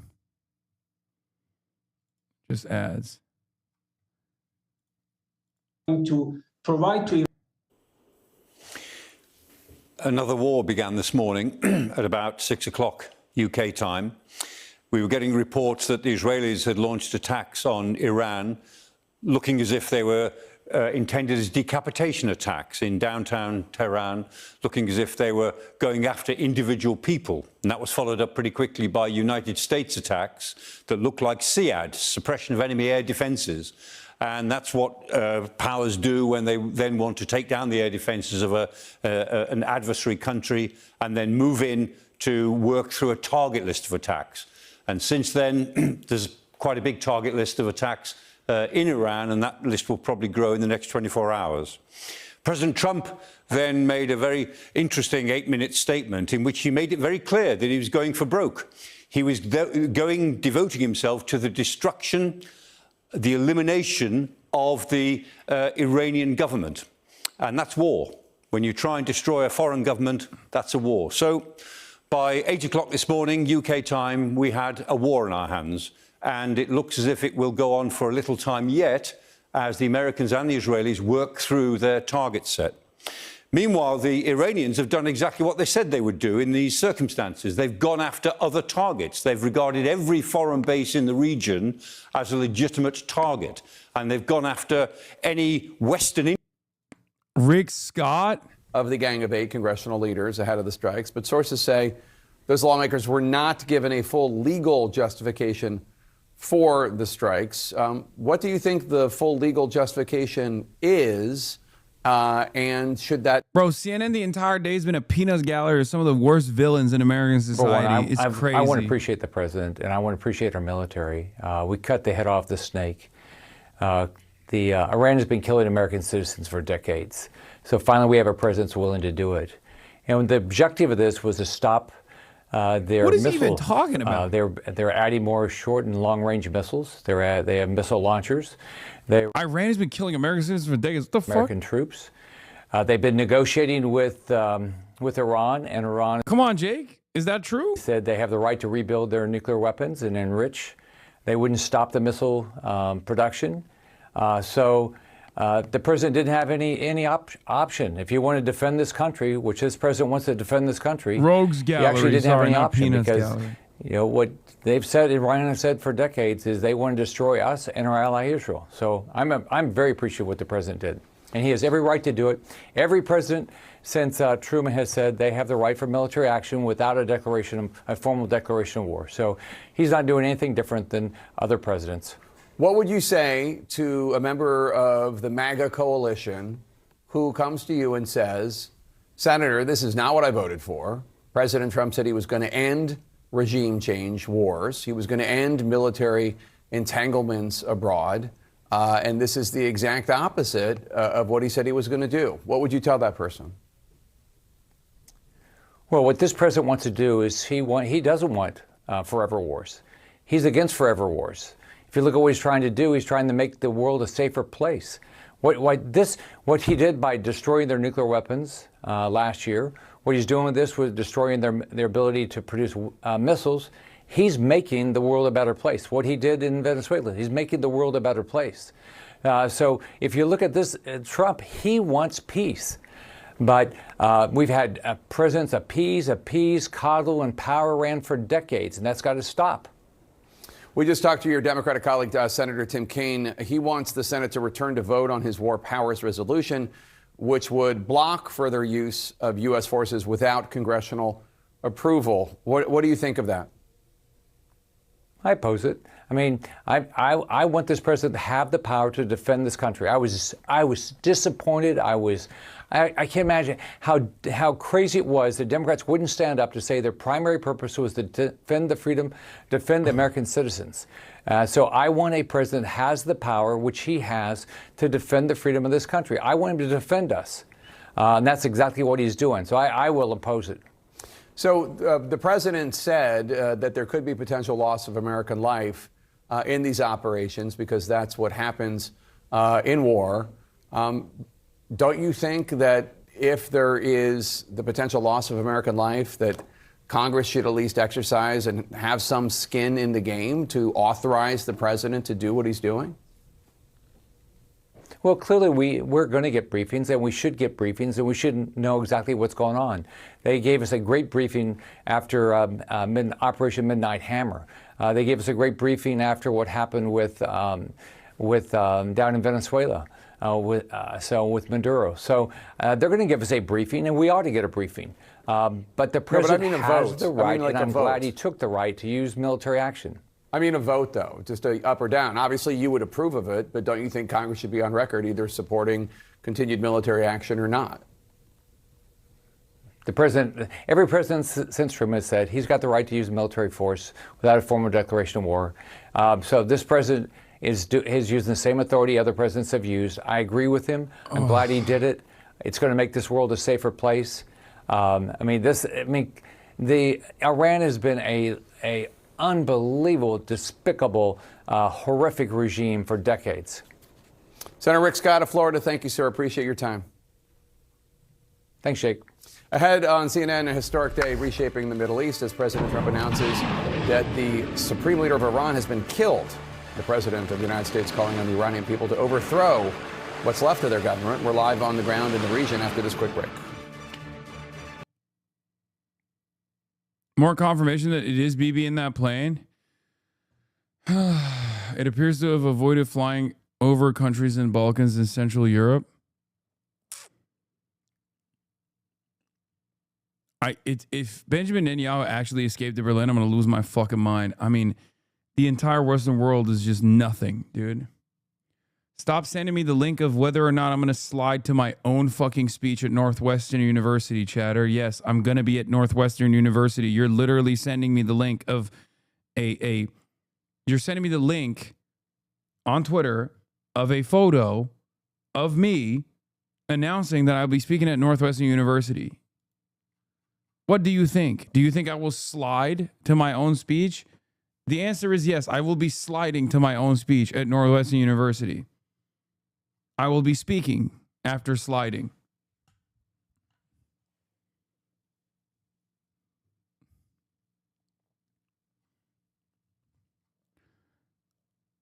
Haig's statement basically echoes Trump's overnight video address, but it confirms that the U.S. military still aims to destroy Iran's missiles, its missile production capability, and its navy.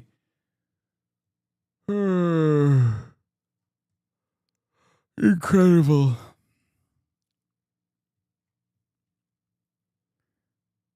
Yeah, maybe I wasn't aware, dude. Chill.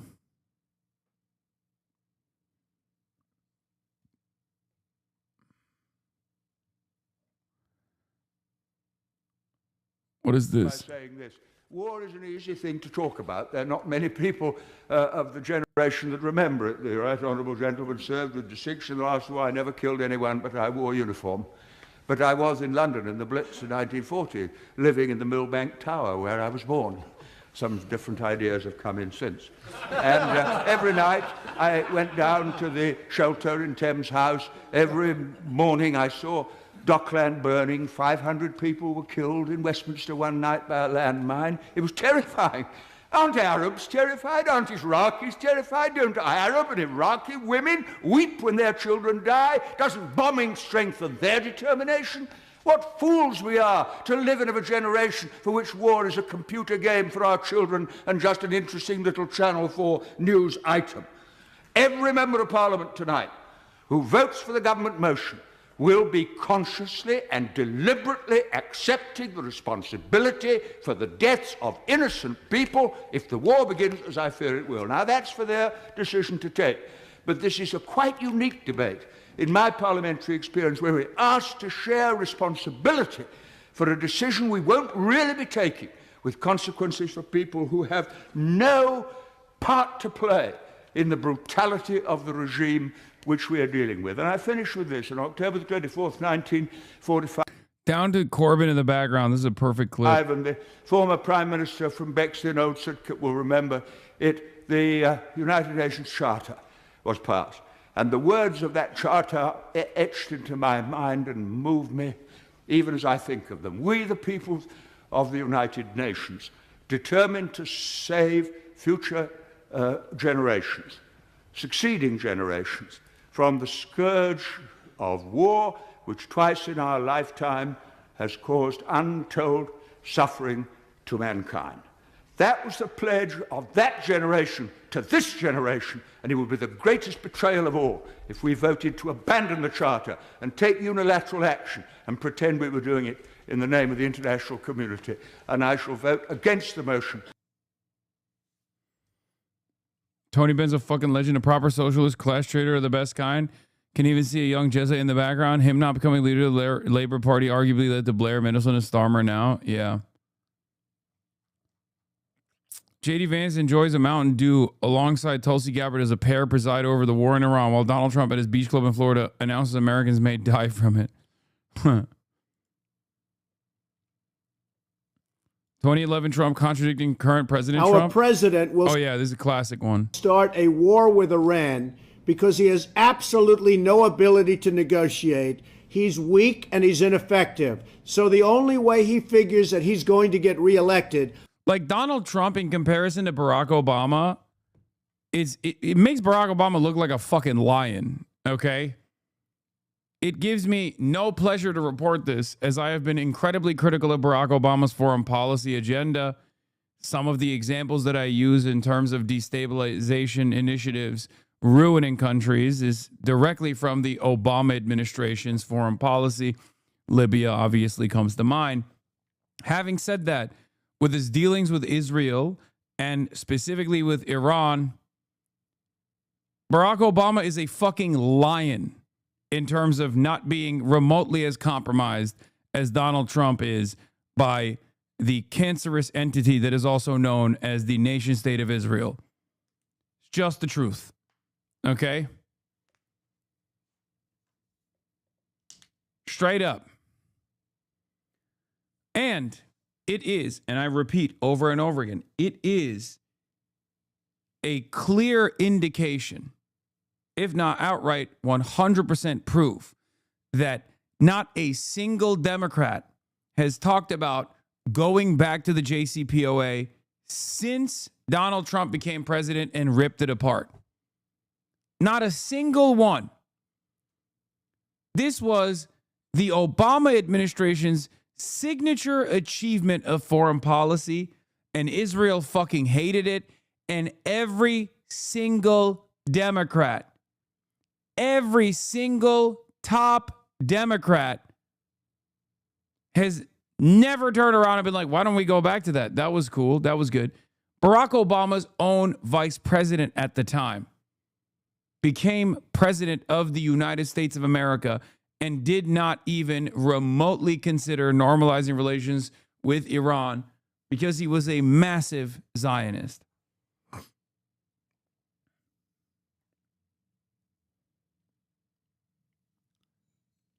That's why I say American foreign policy has always been deadly. It's always been devastating.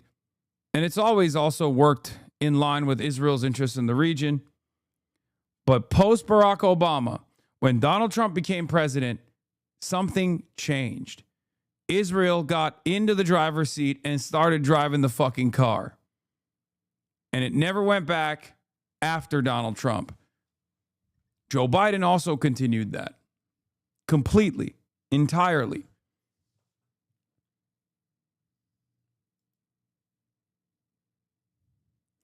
The Democrats will nominate a presidential candidate in 2028 who vociferously condemns Trump's war with Iran by attacking Trump from the right for not finishing the job. Yeah.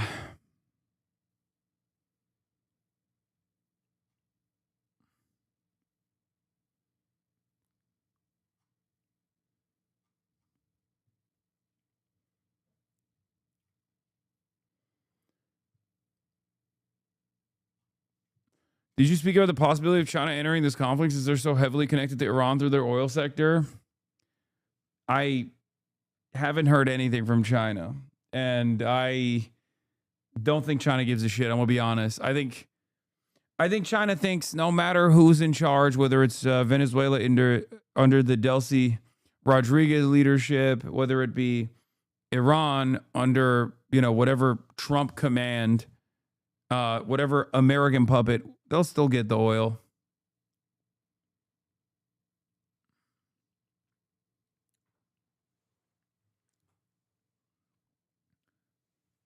When Iraq was invaded, and America took over the oil refineries in Iraq, they didn't stop selling oil to China. They kept selling oil to China at the same fucking rates that they were selling oil to China prior to the American takeover. They'll come out, they'll condemn the attack, and then that's it. Nothing else. The U.S. is a war addict. Throughout its over 240-year history, this is probably not even recent. It has been at war for all about 16 years. The U.S. has 800 overseas military bases in over 80 countries and regions. The U.S. is the main cause of international disorder, global turbulence, and regional instability. What are you going to do about it? Nothing.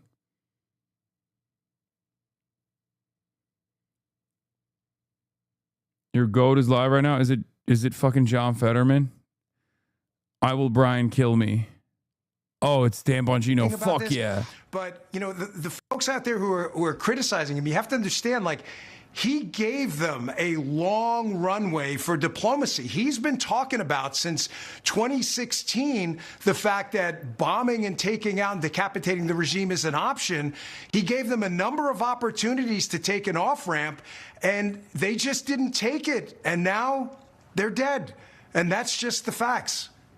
And Dan, all of us remember all too well the $1.4 billion in cash that was directly given to Iran during the Obama administration. These were funds that were unfrozen, and this was part of the Iranian negotiation at the time. After he failed to support the Green Revolution on the ground in 2009, which he conceded was a mistake. But there's been an attempt after attempt and flub after flub, and Trump said, I'm not going to kick this can down the road. I'm going to try to deal with this, and whatever anyone says, that is super bold. Yeah. I mean, do you have any idea how many white papers in academia have been written about how to transform this cauldron into the Middle East into a more peaceful place? President Trump, I think he thinks in like a basic kind of SWOT analysis, strengths, weaknesses, opportunities, threats. The Iranians were just too stupid to take advantage of that. A basic game theory analyst will tell you when you're in a position of weakness like the Iranians were, they have no air defenses, they have a military designed solely for regime preservation, and they couldn't even do that for a day. What you try to do is you try to mitigate threats and take advantage of small opportunities when you're in a position of weakness. What the Iranians did, and now they're dead, their leadership, is they exacerbated the threats and they kicked away all the opportunities every time they came in front of them. They were not negotiating from any position of strength whatsoever. Laura, even their proxies have abandoned them. And we don't know what's going to happen moving forward. I'm sure there's going to be something that emerges from this, and we all hope it doesn't. But their proxies have been basically castrated. They had no card to play with, and they were acting like they had a full house. It was just bizarre, and now you see what happens. Secretary of War Pete Hegseth. I guess this is why people are more pliant in general, because everybody just lies. Like the Democrats and liberal media lies, and they're like, well, this was a necessary evil, even if I don't like the process. And then the Republicans are just like, the Iranians hate negotiating, famously. Like, they hate it. They kept spitting in Donald Trump's face every time Donald Trump was like, please, please, I want to do the art of the deal with you. The Iranians were like, no, fuck you. Suck my dick. You're not the real president. Joe Biden is the real president. Just fucking make shit up. You know what I mean?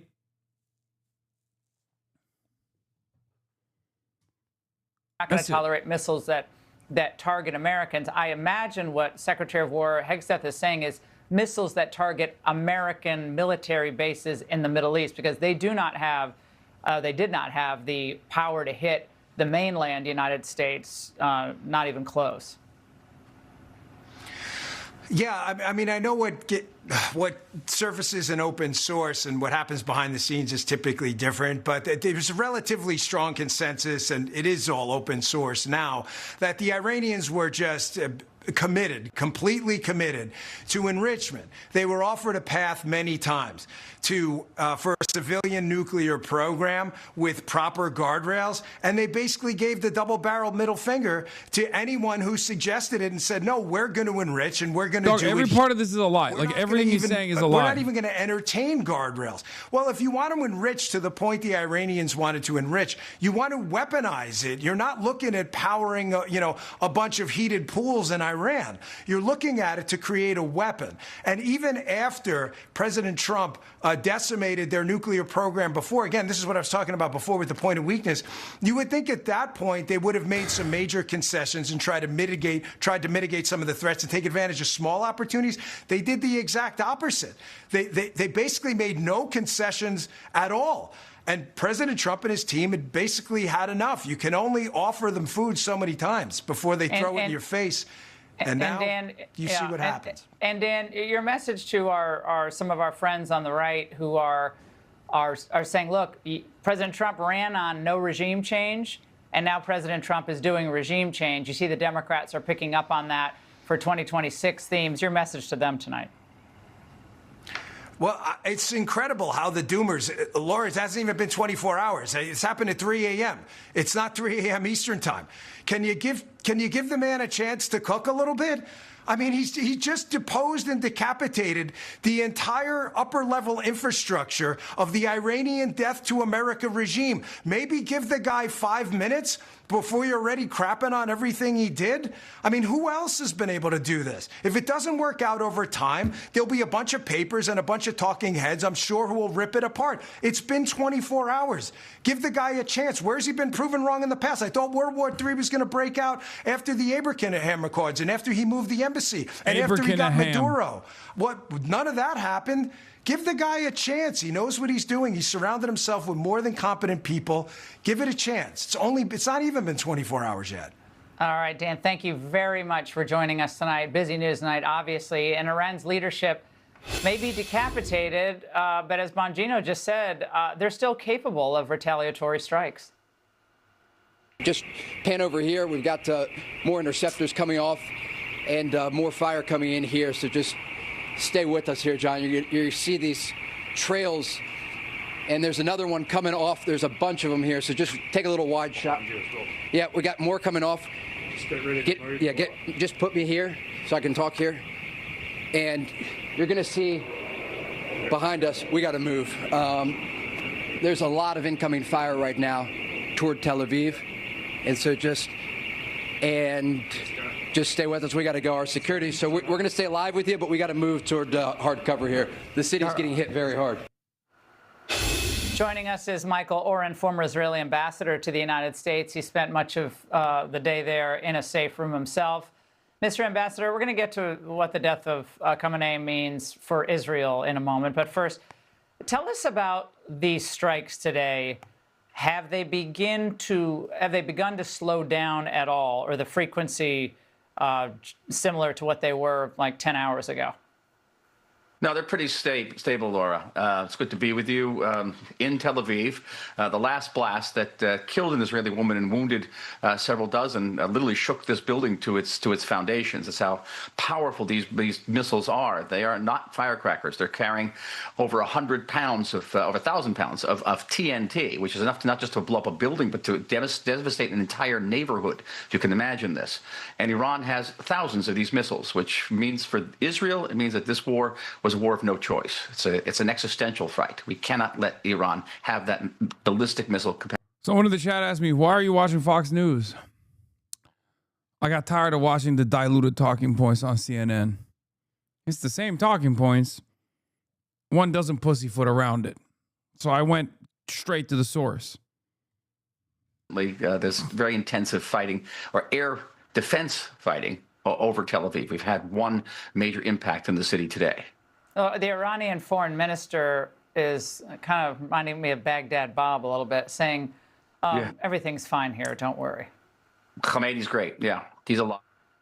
Americans and Israelis have failed to, access to hit their targets, and now everything is under control. And we almost in less than 2 hours we were able to start retaliation.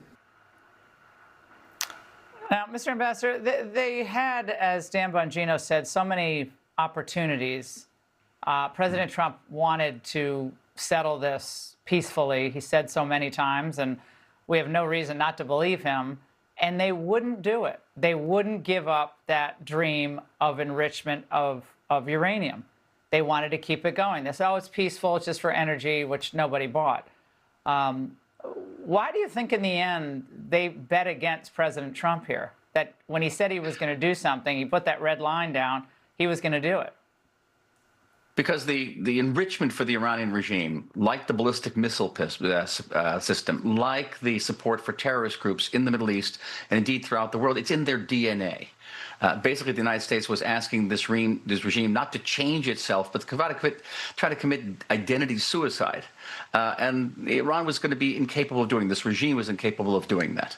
And so probably from the get-go, there was no chance of bridging those huge gaps between the American position and the Iranian position. Maybe the Iranians concluded, I think falsely, that last summer when they, during the 12-day war, when they fired some missiles at Qatar, the president immediately agreed to a ceasefire and actually tied Israel's hands. Maybe they drew false conclusions with that about this president's commitment to seeing through his promises to bring about a change in Iran, to come to the aid of the Iranian people who have been very courageous in going out and protesting against this regime at the cost of thousands and thousands of lives. Well, this is going to be up to them to take it to the next level. After the military strikes are done, this is up to the Iranian people. Mr. Ambassador, thank you very much. And with the Ayatollah and as many as 40 of the top Iranian officials dead, the key question does become, who is going to step in? Is there a true reformer waiting in the wings, or will the next guy be even worse? Now, some Iranian Americans and others are proposing the son of the Shah of Iran, Reza Pahlavi, who's lived in the United States since 1979. And today, Pahlavi posted on X. But does he have the support on the ground that would be necessary? That remains unclear tonight. Another name being floated is Ali Larijani, Secretary of the Supreme National Security Council. This is the guy we just. And he presents. This is the guy who we just heard, who was like, "We will show our teeth to the Zionist entity. We will destroy them." Late today, saying, "We will make the Zionist criminals and the shameless Americans regret their actions. The brave soldiers and the great nation of Iran will deliver an unforgettable lesson to the hellish international oppressors." Here to discuss is Jonathan Shanzer, Executive Director of the Foundation for the Defense of Democracies, and Ali Safavi from the National Council of Resistance of Iran. His brother was executed. FDD is just straight up Israel, by the way. Foundation for Defending Democracy, formerly known as Emet, which is truth in Hebrew, is post 9/11 Israeli lobby, straight up created by Benjamin Netanyahu. Larijani. Well, first of all, thank you very much for inviting me to your show. When it comes to who will be the next leader of Iran, I think it is the Iranian people who will determine that. Today, and it will be Reza Pahlavi. Maryam Rajavi announced a provisional government based upon her 10-point plan, which calls for holding free elections in Iran no later than 6 months after the fall of the regime, to elect a constituent assembly which will draft the future constitution of the republic.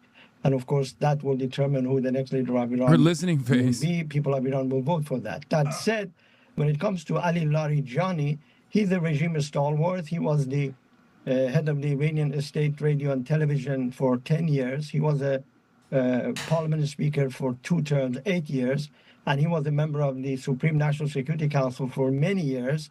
So he indeed is one of the most hardline elements of the Iranian regime, and that is precisely why he was elevated to the position that he has today by Khamenei when he was thinking of what will happen if, in fact, some war breaks out. As to Reza Pahlavi, obviously he is a relic of the past. His father, people of Iran, threw out of Iran for his brutal dictatorship as his grandfather.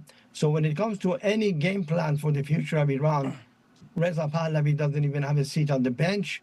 The Iranian people are not going to overthrow the mullah's regime to replace it with a dictator. As far as they are concerned, there's no difference between a crown and a turban.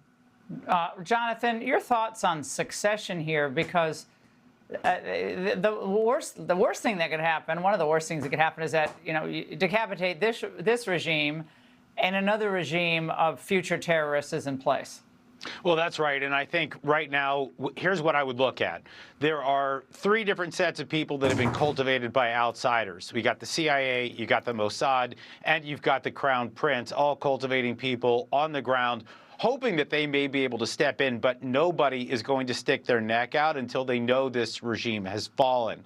The thing that I'm watching for right now, though, is whether Donald Trump is trying to pull off another Venezuela. In other words, decapitate the regime, as we have just seen today, 40 top leaders gone, and then try to find out who the pragmatists are a little bit further down the chain who might be willing to work with the United States and to keep things stable until a new regime can be put into place, voted in by the Iranian people. I don't know which way we go here, but I don't think we're going to see people stick their necks out right now, knowing that the regime is willing to kill one and done.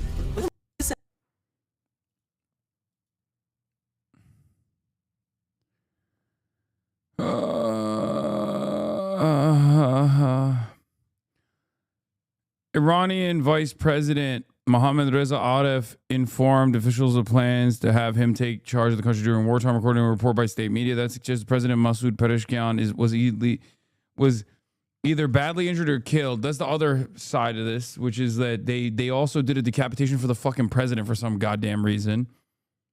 The president and the foreign minister are two of the most they're two of the most moderate politicians in the entire country. Stop acting tired, fat ass. Bitch, I've been up since fucking 6 a.m.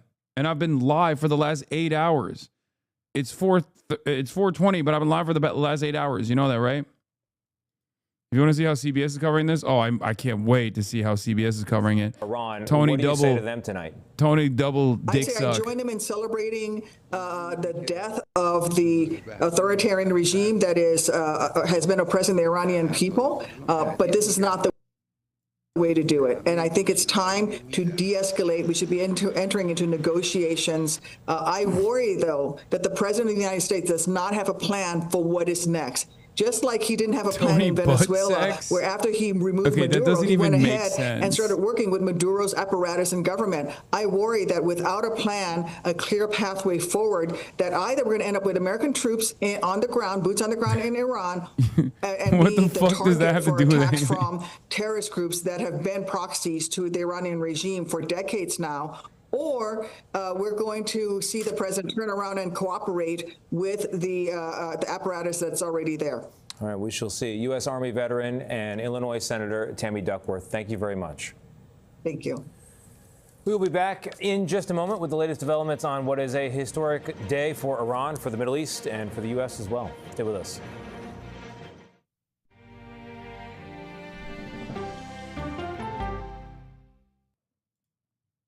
Amazing.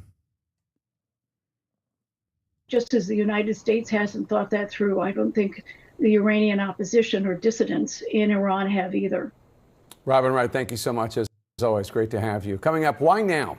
We have new reporting on the threat that the Trump administration claims forced their hand.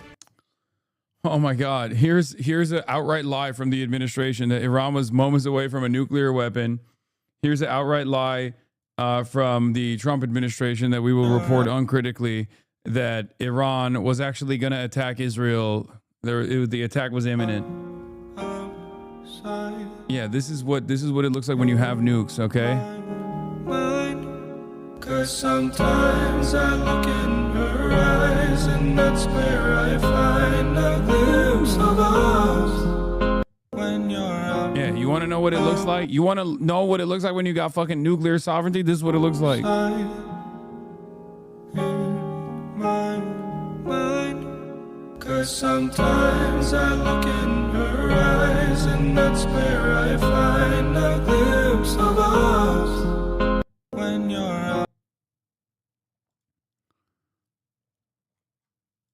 Yeah, I invaded Iraq because it have nuclear. Why not North Korea? Are you crazy? They have nuclear.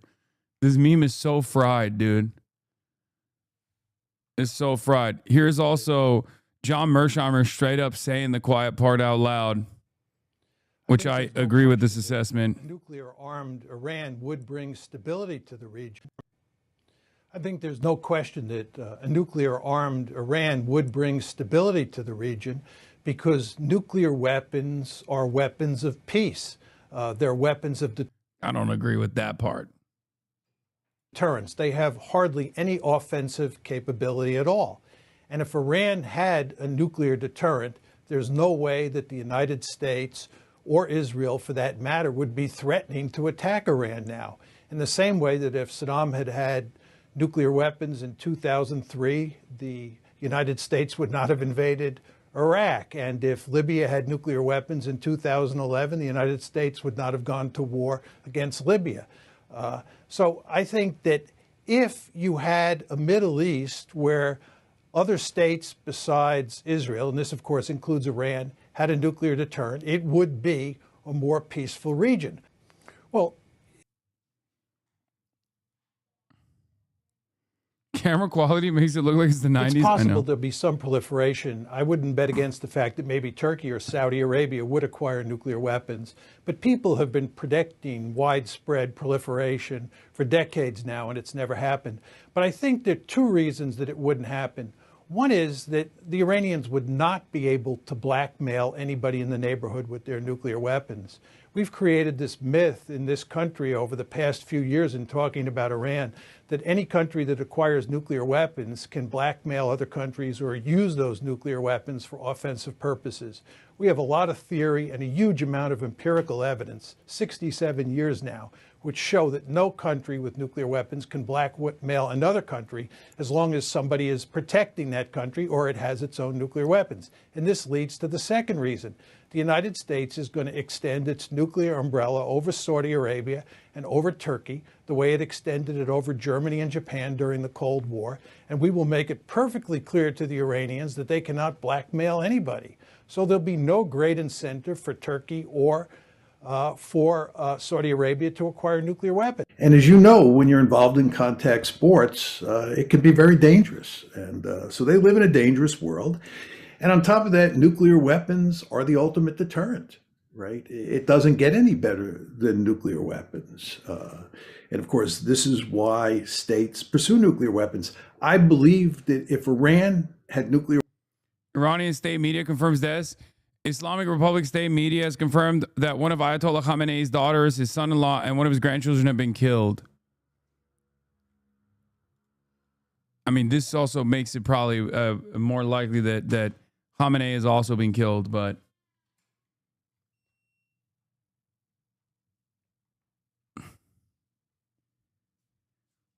find a man who loves you like John Mersheimer loves nuclear weapons. I mean, he's right. He's right. Mr. Realpolitik is right. Israeli minister invokes Amalek, effectively a call to murder 90 million Iranians. Itamar Ben-Gvir, blot out the memory of Amalek from under heaven, you shall not forget. Oh my God.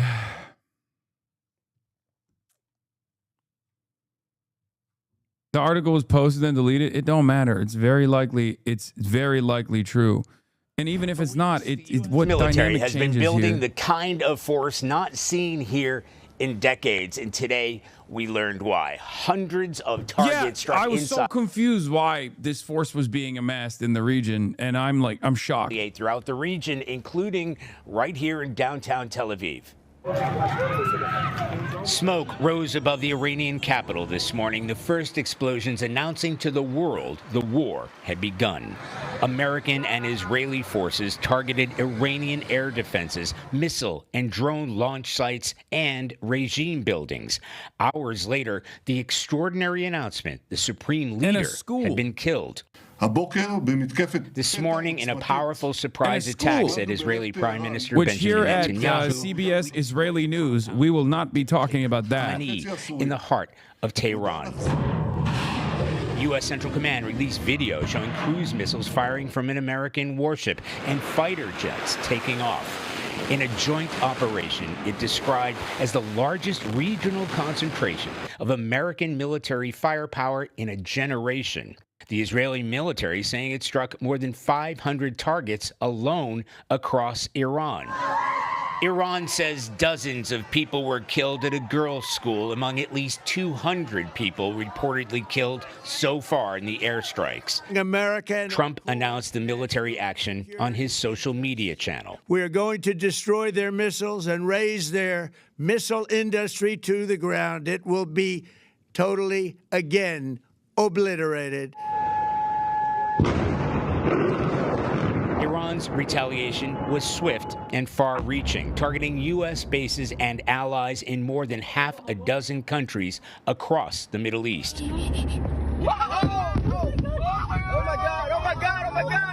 Cell phone footage captured explosions near the headquarters of the U.S. Navy's 5th Fleet in Bahrain. And as night fell, Iranian drones slammed into residential high-rises. Bro, I'm losing my mind. They just, like, what can they be getting out of the Bahrain naval base? Because in the last, 15 hours, they have not stopped bombing the Bahrain naval base, dude. They're still bombing the Bahrain naval base. Okay? And it's like every 30 minutes, there's another fucking swarm of Shahed drones bombing the same crater that is the Bahrain naval base. And every other 30 minutes, we see people from Bahrain filming it, going, Ya Ali, Allahu Akbar. Do they think Bahrain is Tel Aviv? What is happening? It's like they just hate the fucking Bahrain base. They hate it so much. They're like, nah, fuck those guys. Honestly, that's the worst one. You got Al Udeid in Qatar. Okay. You got numerous targets. You got numerous targets in Dubai, UAE. But honestly, fuck Bahrain's military base. All my homies hate that base in particular.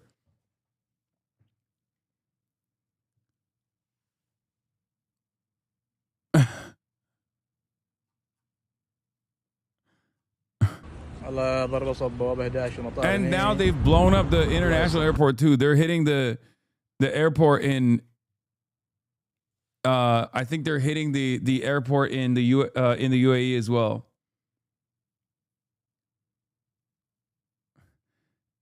It's the head of the 5th Fleet, so Navy Command and Control.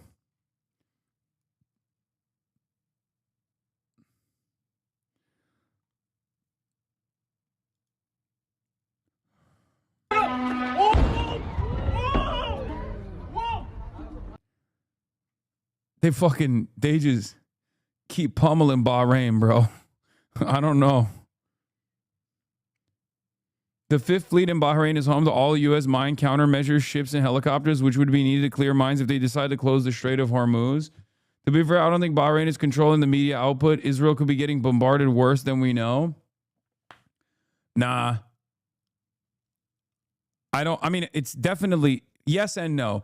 Yes, Israel's getting bombarded worse than we know, but it's also not getting bombarded as aggressively as Bahrain, because there are so many fucking people in Israel, brother. They would not be able to shut down the internet. Like there would be hand cams.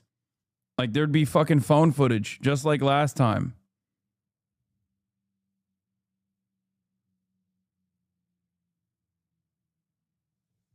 You know what I mean?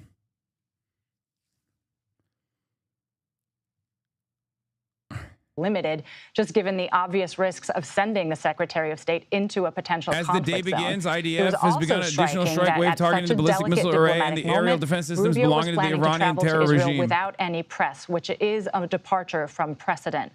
Now that those strikes have happened and for now do not appear to be some limited. months ago issued a report stating that Iran could, if it chose to do so, develop in 8.5 years up to 60 intercontinental ballistic missiles. So if you're the bro, president, how many hours do you want to just sit there and fucking lie? Like, do they not get bored just for the fuck of it? Like, have, Mohammed Marandi on or something, like, have like one loyalist on or something. Just throw it in the pile. Have some fucking fun with it, It's just literally Jake Tapper interviews virtually every human being that has salivated at the prospect of nuking Iran. Cycle in like one guy who's just like, I actually don't think we should go to war with Iran. Just one. Fucking one, dude. You don't got one guy?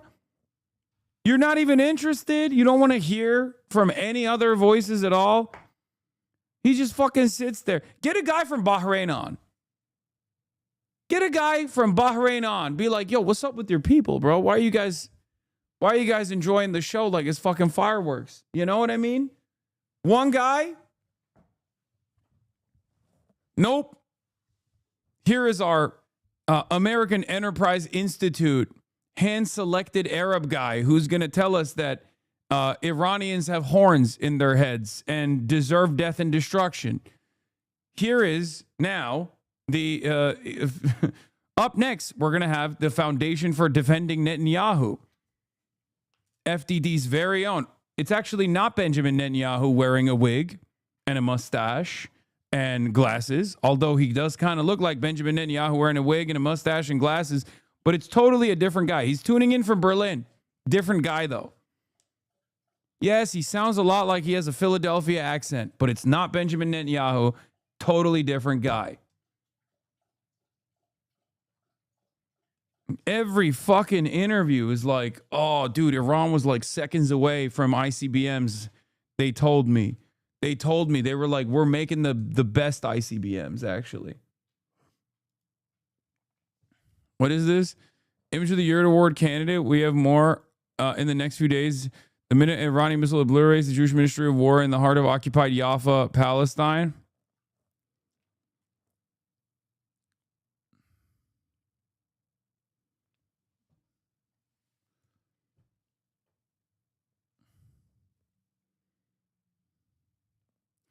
The one thing I've picked up on as hours have passed in this war, less and less talk about the Iron Dome being effective. Yeah, I have noticed that.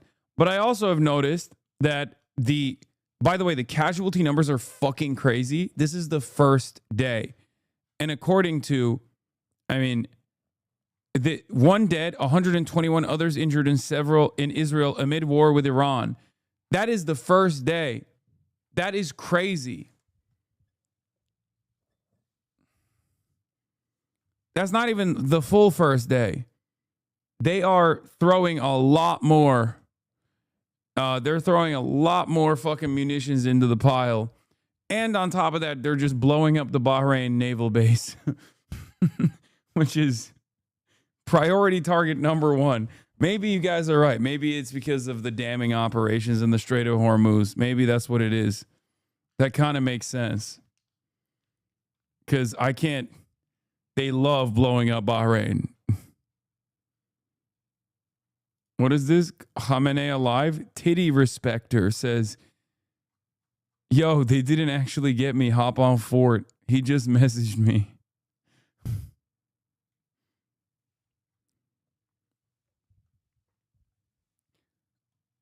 Breaking, several heavy explosions in Tehran now.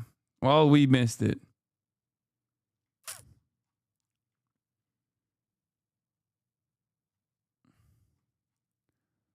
Hop on Fort, big dog. CBS News guest, a senator who wants to bomb Iran, a congressman who wants to bomb Iran, a general who bombed Iran, a dissident who wants Iran bombed, and an NSC official who wants Iran bombed. All perspectives covered. I'm glad they got every angle. It's the same with fucking CNN too, by the way. which is why I was like, how much more pro-Israel can CNN even get?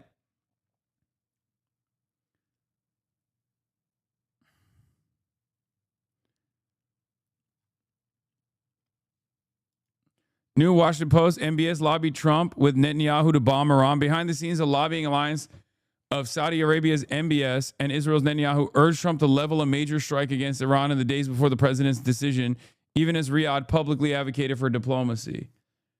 I don't know if I fully believe that. And I am not a fan of MBS, as you guys know. But that seems a little bit of fakery to me. We'll see.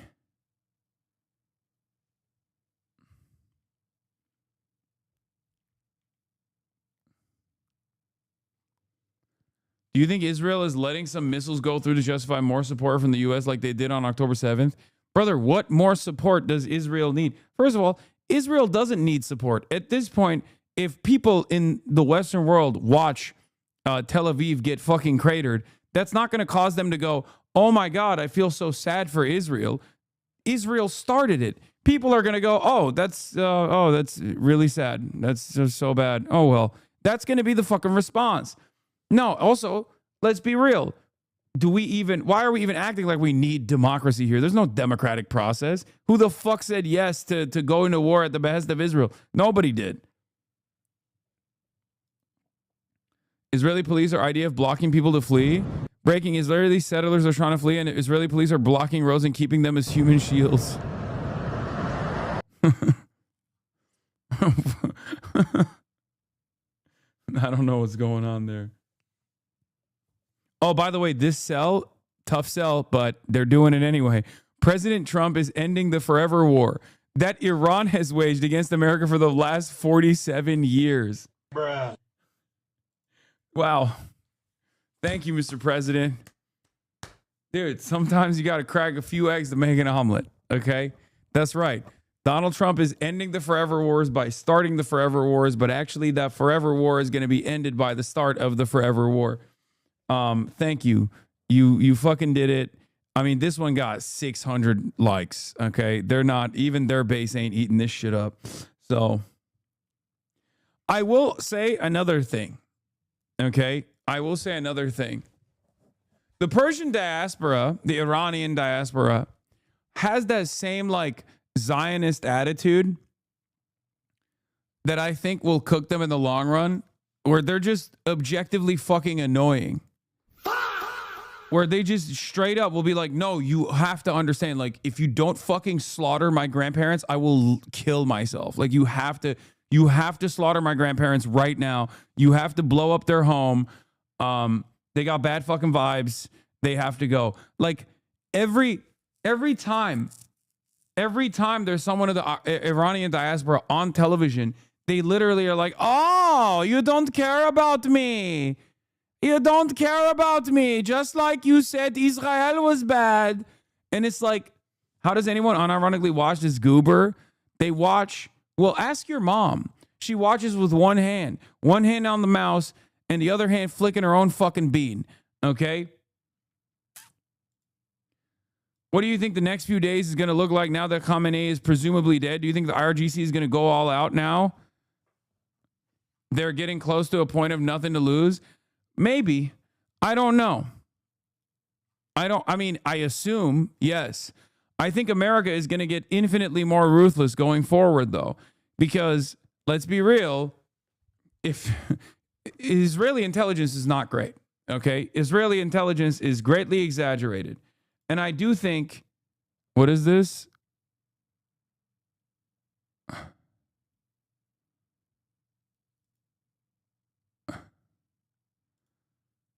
People carry their dogs from a damaged apartment building after an Iranian missile strike in Tel Aviv. What, you think that's me carrying Kaya? I'm actually in Tel Aviv.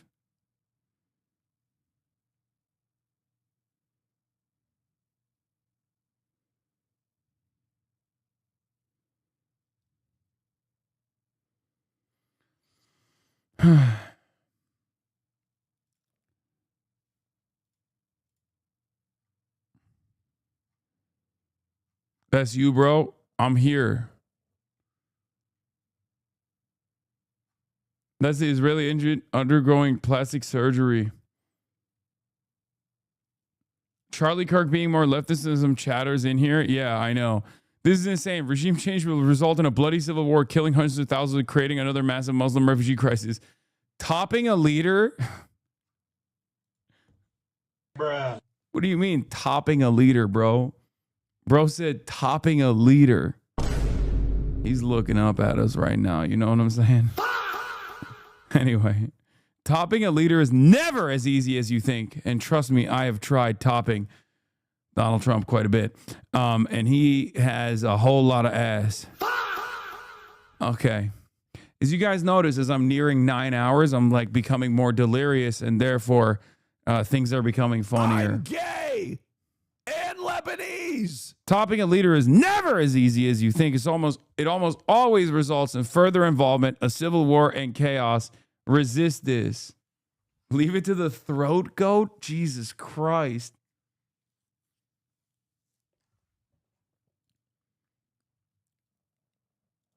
Oh, Hassan Piker comes to Canada and he has thoughts. I know. This is the Canadian news broadcast I did. It's 9 minutes long. We can watch it. Hassan Piker is one of America's most popular political commentators on the left, especially amongst younger people. He has to do that because affordability is a real issue. He spends his days online, sharing his thoughts and opinions with millions of followers on Twitch, an interactive live streaming service. Commentator, interviewer, and sometimes reporter. And while Piker is not a household name in Canada, his views on topics... Yo, chill. I am a household name in Canada. What the fuck? Why they gotta cook me like that? ...like socialism, Zionism, and imperialism drew a crowd when he came to this country for the first time earlier this month. He delivered a talk at the University of British Columbia's Chan Center.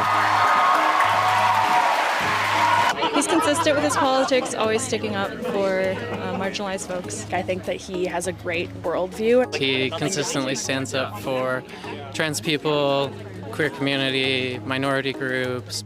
His presence, though, not without controversy. Several Jewish groups have accused him of anti-Semitism, lobbied to have him barred from entering the country. Piker was in Vancouver as part of a speaker series on U.S. policy when we sat down with him.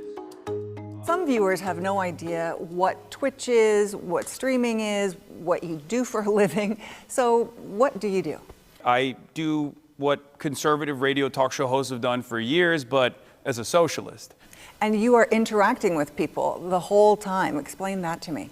Yeah, so I try to have a dialogue with participants. No, it's never going to be a grand fracturing of the party. They're never going to fracture. So it's kind of like if you ever wanted to yell at the television, at CBC, for example, yell at one of the anchors, hopefully not you, you could do that, and then the anchor would hear what you have to say and then sometimes even respond.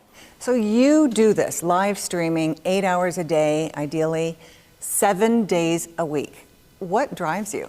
I realized early on that I had this worldview that I felt like wasn't being addressed at all in mainstream outlets. So I thought, I'm just going to be the person that'll do it. What is your worldview? I'm a socialist, anti-imperialist, anti-fascist, anti-genocide, and yeah, that pretty much covers it.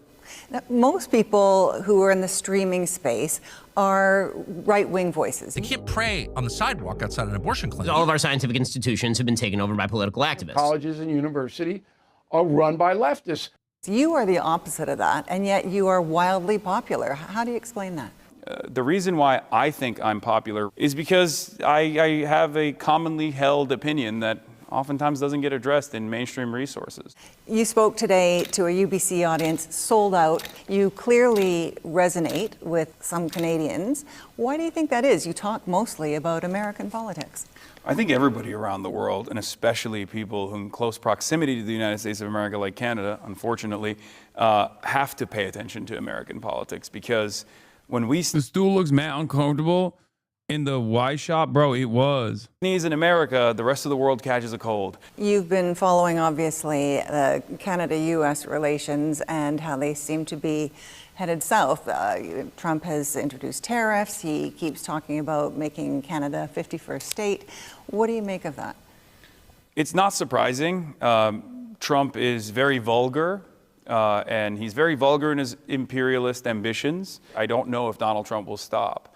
He has been a little bit more restrained, if that's the proper way to analyze it. This is before his speech? No, it's after. In the aftermath of the Greenland debacle. But it almost feels like we just have to keep him distracted like a child. What do you think of some of the rumblings from Alberta talking about how they want to separate? I don't understand Alberta separatists at all. As someone who lives in America, you don't want to know what it looks like when you have no health care that's backed by the government at all. It's not great. It's interesting to see the same exact separatist movements being implemented in a Western country that's such a close ally to the United States of America, because this is what we have done for decades to Latin American countries, to countries in the Middle East, and now it almost feels like we're doing it haphazardly to one of our most loyal allies in the North. There seems to be a crackdown on free speech happening in America right now. We see student protests. We see what happened in Minneapolis. Jimmy Kimmel was taken off the air. Do you worry you could be next? Oh, absolutely. I'll be honest, for purely selfish reasons, after Charlie Kirk was assassinated and the Republicans were screaming bloody murder, looking to come after every single media figure, I thought that I would be first to go. You're a target because you say controversial things. You have a strong anti-Zionist stand. You've also been called anti-Semitic. In fact, the Center for Israel and Jewish Affairs wanted our government to block you from coming into this. Isn't that fucking nuts, dude? That the Israeli AIPAC was like, don't let this guy into the country. Like, that's crazy. How cucked is Canada that they got their own American, like their own Canadian version of AIPAC? Country. How do you feel about people saying you're anti-Semitic? I think it's a horrible smear, especially because I've spent my professional media career combating anti-Semitism as an avowed anti-Zionist. People have the capacity to see right from wrong, and people do have the capacity to understand exactly what's going on in Gaza, and that gives me a little bit more courage that I am no longer as alone as I once was. You also said after 9/11, America got what it deserved. Can you explain that? The thing that I was talking about there was, of course, about blowback. A concept that where there is a much academic consensus around.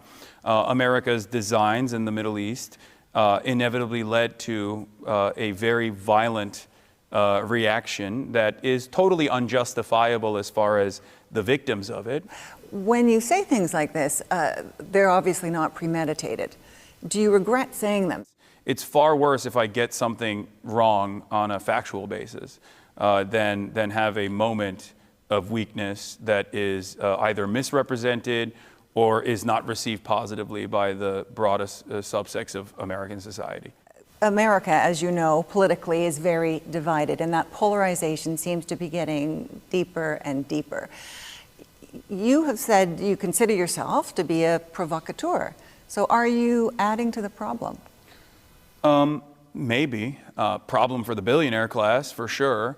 But I don't think I'm necessarily creating divisiveness, because my ultimate goal is to unite people on a class basis. Because many of the divisions that we experience in American society, whether it be racism, sexism, homophobia, intolerance of different sorts, I see that as a weapon that the capital-owning class wields against the working class.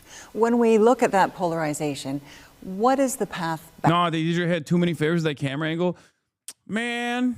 Back to a shared understanding, or is there one? Absolutely. Something that I stress always to people that might think that trans people or undocumented migrants are the reason why they have. There was a security guard at the front of the line. I was telling my friends and I that I was really concerned about you speaking there, because the other speakers who had their own speeches at the Chance Center attracted older audiences, but you attract audiences of all ages, and they were concerned about something bad happening. They're experiencing all this pain, this economic pain, the struggle, is that... Yes, this interview went on for like an hour and 30 minutes, but they cut it down to 9 minutes. Their bosses are not trans people. Their landlord is not an undocumented migrant. These are forces of capital that are playing a major role in their lives, and that they do have the capacity to organize tenant unions, for example, to try to make sure that they have a more just process. That kind of accountability and that initiation of taking power back is very inspiring for a lot of people. As you look to the future of America, what does its relationship look like with its neighbors, particularly with Canada? Not very good, I'll be honest. I think that we are a parasitic force on the planet, if I'm being very critical. America has always been a dominant force around the planet, and we have been able to present our intervention as a necessary evil at times.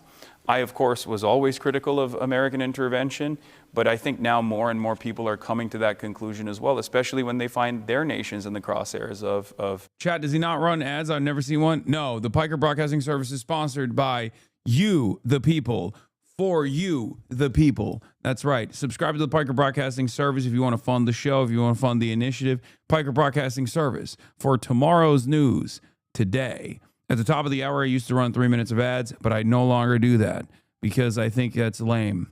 But thank you for asking, chatter. The Piker Broadcasting Service is, once again, sponsored by you, the viewers, for you, the viewers. Your contributions in the form of a $6 a month subscription or a free one in the form of a Twitch Prime keep the lights on and allow me to maintain my editorial independence. Sorry. Also, for the YouTube audience, you can like the YouTube stream. Remember to like the YouTube stream. You can also subscribe as a member, but it's not guaranteed on YouTube that I will be continuously streaming on YouTube. You lose some weight, you look great. I have not, I don't think. That's crazy. Okay, more from this angle. Oh, you like the straight up angle more? People say the up close and personal is not as good. That's why I switch it around a little bit. You know what I mean? People say the up close and personal angle is not there. It feels too much. It feels like I'm just like right in your living room talking to you directly like this. Will you do larger news days as dual stream now? Ace decision to do this today, man. Yeah, I thought I'd fire off a YouTube stream as well. I do still think that it separates the audience unnecessarily. Because, you know, there's 48,000 people in here. There's 20,000 people on YouTube. But please say the truth. It's $8 for the subscription. You can learn a new thing. Is it 8? I thought it was 6. I thought it was 6, 7. Emil Habibi, thank you for the 50 gifted subs. The straight on cam makes me feel like you're getting after me or being hyper serious. When you do this angle on my big TV, my kid's head is still larger than yours. That's crazy.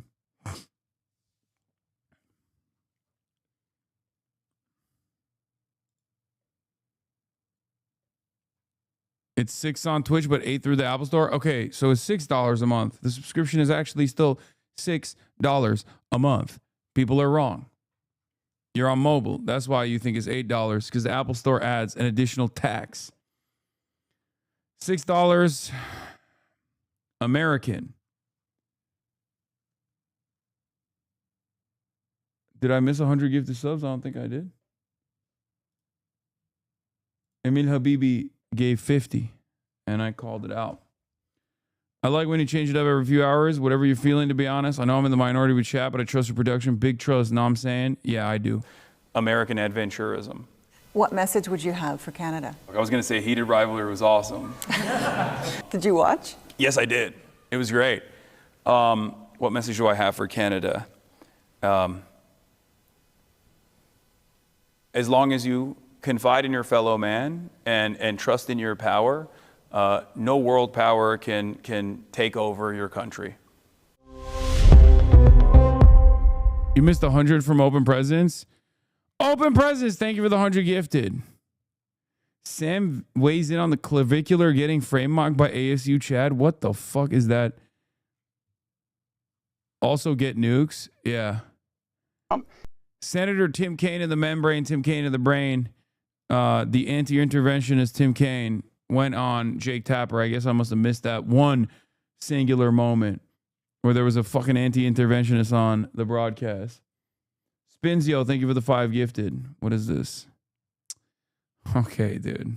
President Trump has advocated all kinds of reasons for this unnecessary war with Iran. It's because of their nuclear program. Wait a minute, 6 months ago, he said he'd obliterated the program.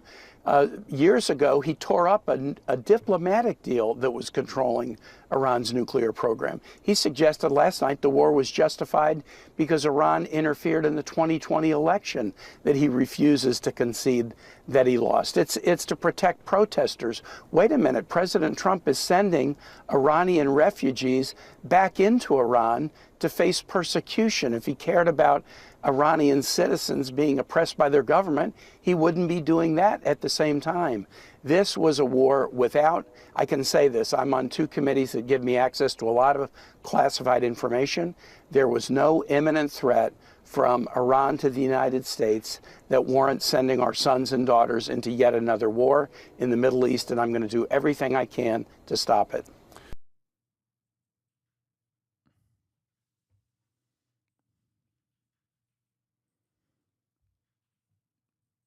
Have you seen the August 12th thing? Shapiro is giddy. Oh, God, of course he is. Shabbat from Sabbath to the news of what is going on. And let's just say this. President Trump is the most courageous commander-in-chief in modern American history. Wait, what does he mean he's returning from Sabbath?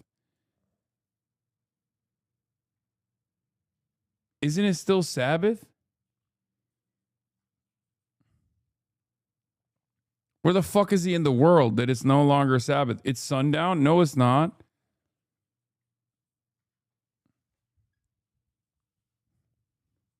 Is sundown dummy? Bro. Where is his sundown? Ben Shapiro lives in Los Angeles. Oh, he doesn't. It's EST. Oh, yeah, that's true. But he doesn't live in LA anymore. You're right. He's on the East Coast. My bad. My mistake. I forget. He's a LA boy. For those of you who don't know, I think he no longer lives in LA. He lives in like Tennessee, I think. I tried to check him.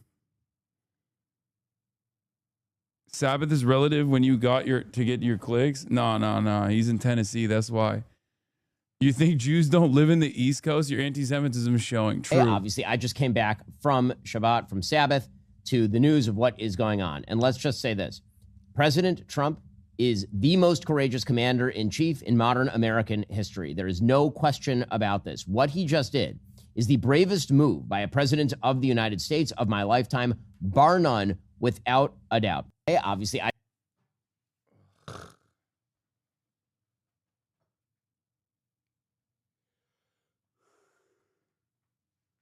That's all you need to know this is a fucking terrible decision. You know what I mean? You're aligning with Ben Shapiro, okay? What more do you need to fucking know? He's gagging on it, dude. Oh my God. I love President Trump. He's the greatest president of all time. My commander-in-chief. I love him. He is Ben's commander-in-chief. He's Israel's commander-in-chief. Claire for New York, call your U.S. senators and reps. Demand they unequivocally oppose this war and do everything in their power to stop it immediately. The learned helplessness of Congress must end. That the Trump administration and the Israeli government have launched an illegal assault on Iran, killing unknown numbers of civilians, beginning what could be a long campaign to destabilize the region, to cause mass chaos and death and destruction. What we need right now are not lengthy statements. We don't need procedural nonsense. What we need is real action from our Congress members to stop this madness now. I need you to do 2 things today. 1, call your Congress member and make sure that they will vote to support the War Powers Resolution, and they will be unequivocal in saying no to a war with Iran. 2, find ways to get out in the street to make your voice heard, to say we do not support a war with Iran.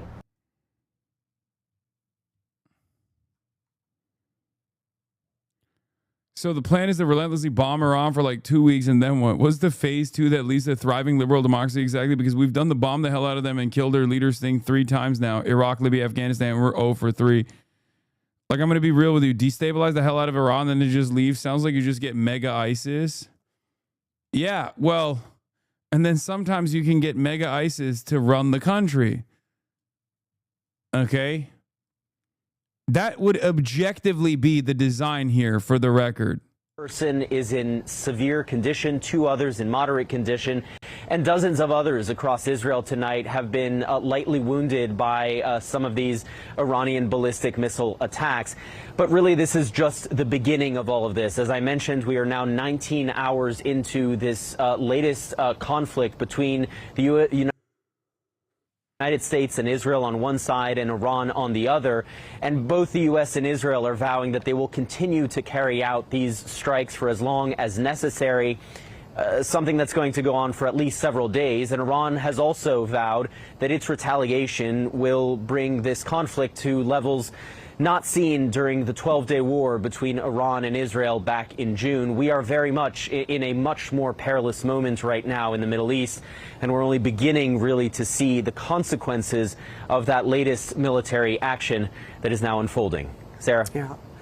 It is, a long way away, and those ballistic missiles often Israel is able to thwart because of the Iron Dome and other apparatus that exists there.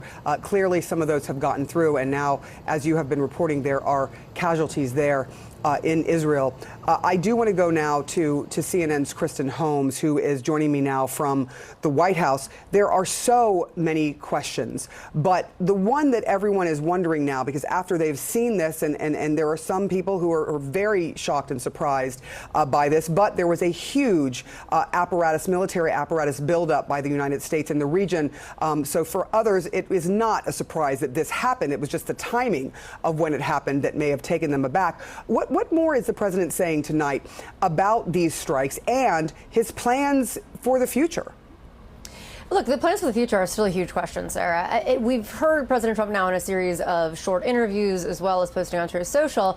In terms of a timeline, it still really remains unclear what the timeline is. We heard him say at one point he could pull out in 2 days, or this could take much longer. And he posted this on Truth Social. Do you even say anything? How the fuck do you have so many viewers? You're so boring. Sorry. Here, let me do what my closest market competitor does instead. Yeah, based. Actually taking the Abraham Accords. Guys, the elite pedophilic cabal extracting natural resources from the global South nations is actually fucking based. It's not actually going to help your wallets even a little bit, but you're a bunch of dumb cattle. And that forced projection alone, fantasize about another third world brown person dying as we expend tens of billions of dollars to destroy their lives and livelihood, and remind yourself of how powerful you are.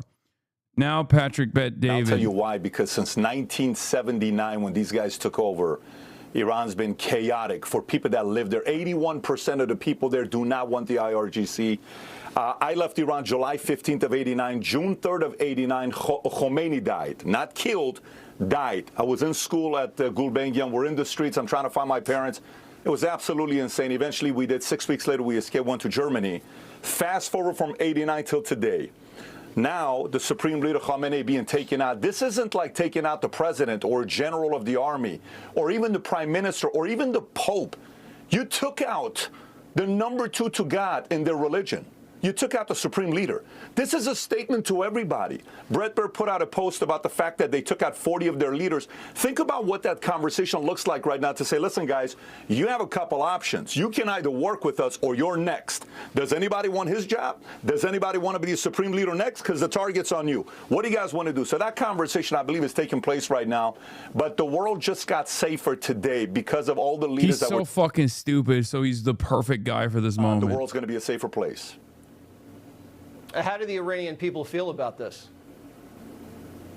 ecstatic to say the least. They're dancing, they're parading, they're crying, they're emotional. You see the celebration amongst women. Women feel free that finally this cloud that they have over them, that they can't do anything and don't put this on and don't put that on. I mean, this is a massive, massive moment for them. They've been waiting for this for 47 years. And you have to realize for 47 years, we've had a lot of different presidents. We've had a lot of different Iranian leaders that have tried to make this happen. But the one thing that's very different is the president. President made this happen. The Iranian people, I wouldn't be surprised if moving forward in the Iranian community, a lot of the people that couldn't stand the president because they were liberals or, oh my God, he saw this, he saw that. Watch how many Iranians who were Democrats could overnight become Republicans saying, I support this man here. How do you think this changes the political dynamic here in the United States? You've kind of seen some wishy-washy comments from Kamala Harris, from Gavin Newsom. Yeah, Ayatollah is a bad guy, but this is an illegal war, and I don't support it. It's wild seeing so many. Yeah, he's spiritually Israeli, as a diasporoid Iranian. It's so wild. Every single one of these guys. Every single person you're seeing on screen talked about how Trump is the peace president, by the way. Maybe marriage, maybe finances, maybe you lost a client, maybe you lost a business, and it's carrying Every all this single one of burden these on guys you, right? did. Think about everything that we're dealing with. So a few days after Supreme Court rules against the president, publicly everyone's talking about, you know, you got to give this money back. And then he goes to the State of the Union, calm, cool, collected, has a blast, calling them crazy, enjoying himself, celebrating with the, you know, the hockey team that just won, talks for an hour and 48 minutes. And while he's giving the speech, this is what we have to realize. He knows they're about to attack Iran, but no one knows it. I mean, this is not an easy thing to do for a leader. When a leader's carrying burden, you typically will feel something from them. You felt nothing. This is why Iran, the IRGC, was shell-shocked how it happened. It's not like they did it at 2 o'clock in the morning or 3 o'clock in the morning. 8:15, it's like in your face. We're going to do it when you're awake because we want you to know. We went inside. You had a mole. The same way many years ago, we've all seen the movie Donnie Brasco with Joe I'm going to keep it Costone. $150. I'm not a fan of liberal interventionism, but there was a reason why it was such a resilient and domineering hegemonic force on the planet for the entire duration of the Cold War and certainly after. America is going to find out the hardest way possible what it looks like when they do this kind of fascist interventionism instead, this in-your-face interventionism, this vulgar imperialism, because when you don't even leave room for anyone in the middle powers or anyone in the periphery to even assume that American intervention is going to play some kind of liberalizing role in your country, when you don't even make that fucking sale to other people, they're just biding their time until they fucking, until they push back. That's what I think, because history is riddled with different forms of domination being toppled. When it becomes an inevitability, when you have no way out but to fight, people will fight back. Okay? I think we have horse blinders on, and human life is finite, and we have only our lifespan to comprehend world events. Okay? We only have our own relatively short lifespans to comprehend how the world changes. And that's precisely the reason why it's impossible for us to figure this out. Okay? This can't go on. There's a reason. There is a reason why liberal intervention and the packaging of liberal interventions was much more effective. Going back to a devolved version of intervention, like you're a fucking goddamn monarch. We've seen how that worked. Eventually, a strong enough force will respond to it. Look at Nazi Germany. All clear who might step into that void. I don't know what it looks like in a nuclear world. But was it effective for Iraq? No. I'm talking about it not as like liberal interventionism was good. That's why I said, you know what my broader perspective on this is. I'm just saying, as a vehicle to keep things stable, as a vehicle to package your intervention as like a positive thing, a positive force. America is the world police, and that's a good thing. Like, that cell was even conducted by neocons, and there's a reason for it. There is a reason for it. Now, obviously it was very destabilizing. It was devastating. It led to so much death and destruction.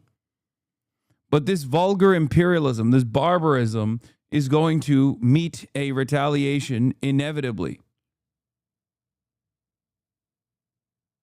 And however it plays out is obviously going to have certain repercussions here in the United States domestically. It's a midterm year. This is obviously a major foreign policy action that people are going to be talking about for quite some time. How does it shape the next few months going into November? Well, it just shows you the unbelievable speed of the news cycle. The news cycles used to last a while. Just the other day, the Supreme Court struck down the president's tariffs, as your previous guest mentioned, and then after that, of course, we had the State of the Union address, and that was going to dominate everything for a while. And the excitement about that lasted about 3 days, and now we have this, which is bigger than... Chatter, this community is safe for you to participate in as a Jew, but if your name is Quant Raper, I don't know if you're going to have a good time in here. You know what I mean? That's like one of the most... Okay, just making sure. What the fuck is Quant Raper, dude? That's a psychotic username.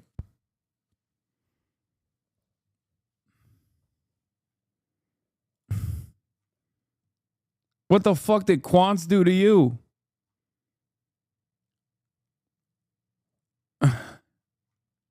Okay, just making sure, he said. To this midterm election, but a lot will depend, as we've been talking about here, Jesse, on how this situation on the ground in Iran goes. If it goes well, that will be a real feather in his cap, to be sure. As a Jew, I've been held at gunpoint, forced to fork over money to the Piker Broadcasting Service for 11 months now. Yeah, that's what I'm doing. Chinese satellite image over the airbase, Ali Al Salem airbase in Kuwait, with a black smoke.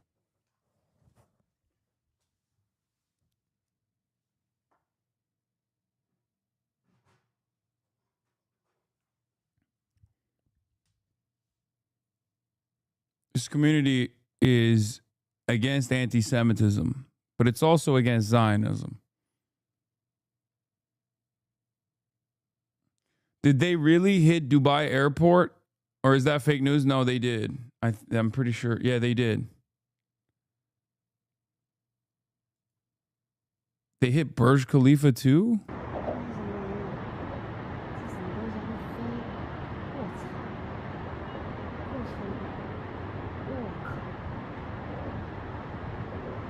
No, I don't think that's the case. I don't think that is correct. Have you seen rumors on X about Bibi being unalived? Yeah, right, dude.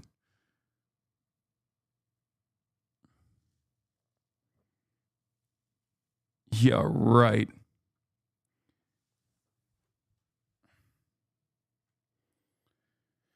Can you get the Chinese president on for his thoughts? Sure.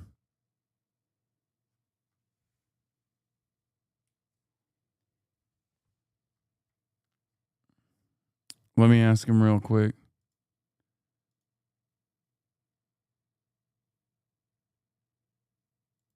What is this? I'm a diplomatic aide at the Sultanate of Oman. My job is logistics. Wait, what? What the fuck is this?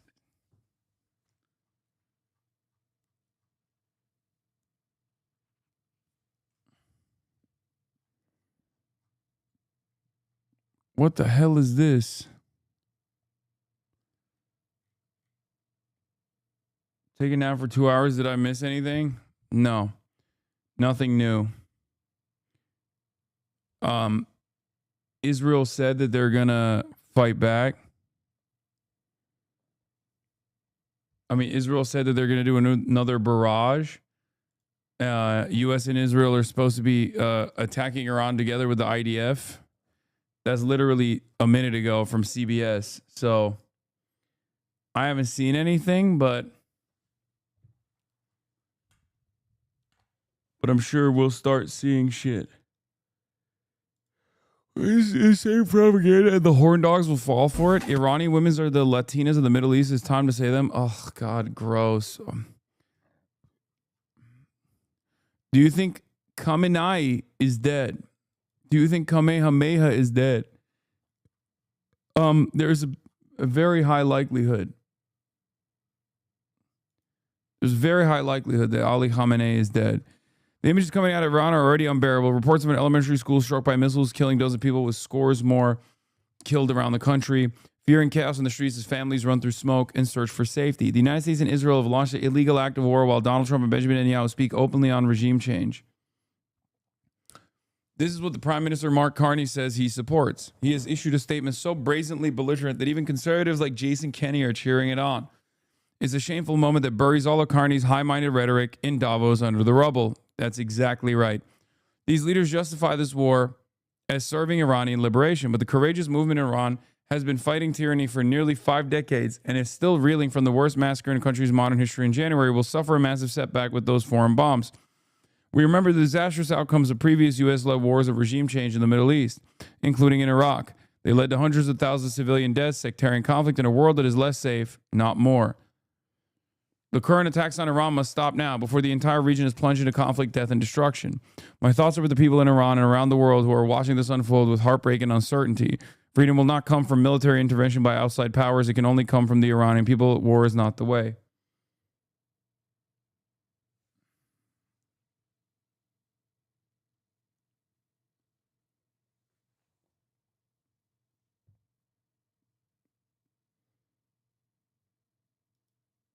Unc got cooked. Yeah, it's true. He did do that.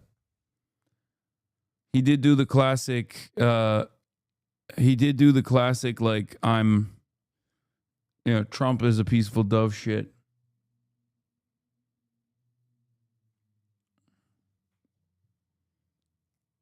Why haven't you covered a real political analyst on the strikes?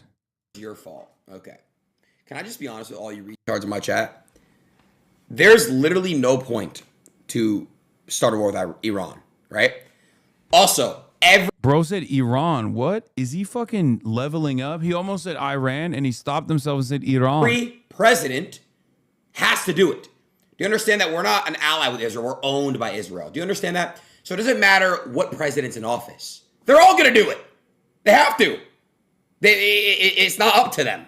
Like, I don't know why, like, people don't understand that. Like, wait, what? It doesn't matter who the fuck it is.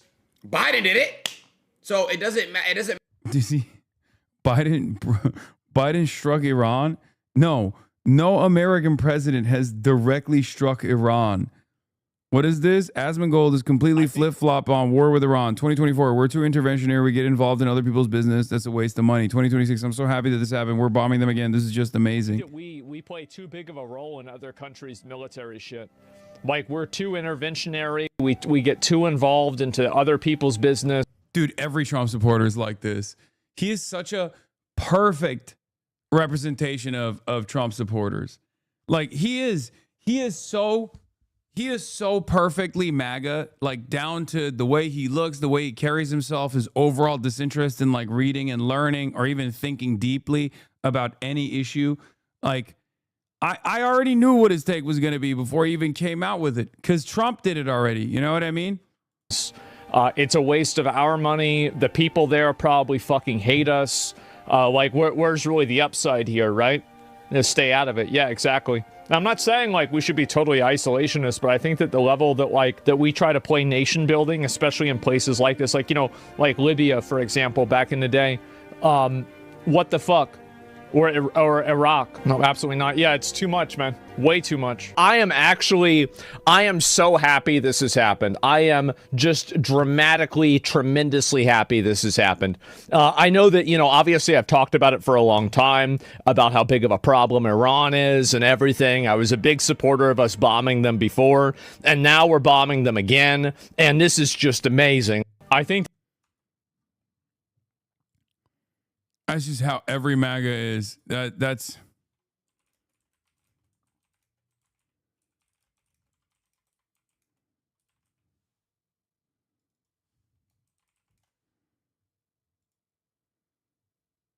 new Wow Mao video. Our president will start a war with Iran because he has absolutely no ability to negotiate. He's weak and he's ineffective. A short time ago, the United States military began major combat operations in Iran. There's something nefarious about waiting until the middle of the day, knowing your opponent hasn't had breakfast, to start shit. You know what I mean? So the United States has declared war on Iran officially, coming to the aid of Israel, who struck first. The lives of courageous American heroes may be lost, and we may have casualties. That often happens in war. There's a lot I could say about that, and there's a lot that's going to be said over the next few days, but what I want to talk about right now is how in this conflict between Iran, America, and Israel, one of the first places to be hit with missiles is the Gulf. Shit's getting a bit too close to home, quite literally, because I have family in the Middle East, all around places being hit. There are explosions over Riyadh. There are explosions in my old hometown of Bahrain. Explosions in the UAE. There's a lot I could say about that, but I'm gonna keep it nice for them. Explosions over Jordan, why not? F it. I called up my dad this morning after hearing about the news, just trying to make sure he's okay. He was surprisingly in good spirits. I told him, have you seen any explosions? He said no. How close are you to the American military base? I said. He said, pretty close. What are you doing? He said, I'm going out to get yogurt. That's the old man. But seriously, my stepmom and her family have had to evacuate to safer areas. And, I just can't believe I'm seeing Bahrain get hit with missiles. I feel like we live in echo chambers. Just walked past an old guy talking to his son about Iranians cheering, being liberated. Yikes. Brother, there's hogs everywhere. It's called hog universality. There's hogs in Iran. There's hogs outside of Iran. There will always be hogs. The job here is to reduce the number of hogs. Is to convert them from away from being a hog, It's my old freaking hometown, dude. To help them develop a deeper understanding. There will always be people who pick up on the propaganda, even if the fucking propaganda mouthpieces aren't trying that hard. And let me tell you, it's kind of crazy. They're not trying that hard at all. Map of it. There's American military bases around here and down here. As you can see, Bahrain isn't a very big place at all. It's a tiny island right next to Iran.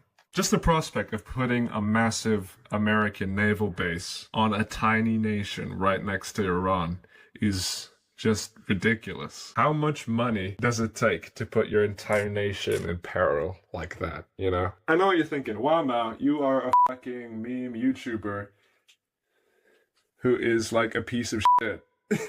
Never takes anything fucking seriously. Why the fuck do you want to talk about this shit? Like, so what? Your family's there, whatever. It doesn't fucking mean you're an authority or anything on anything. And yeah, you're right. You can click off now. But what I do want to put out there is that no one's gonna fucking talk about the Gulf being bombarded. No one in the West gives a shit. How can you explode an entire region and it's just gonna be in the back of your mind? Guaranteed by next month, everyone's gonna be talking about, no. New Mr. Beast video, new Netflix show, maybe Trump tweeted something stupid again. They don't even know Bahrain fucking exists. And if I can shine a little light on that, little country, it would just do some good. I'm seeing a lot of leftists on Twitter, right?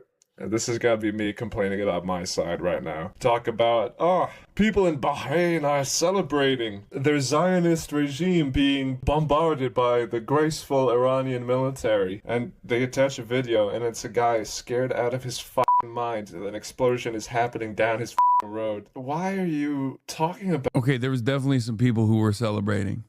it like that, man? I feel like a lot of people on not just the right but the left see I thought it was confusing as well. Arabs as like this noble savage who's like ready for bloodlust, whether it's good or bad. Where Hassan getting explosions are called nothing out? to them, you know.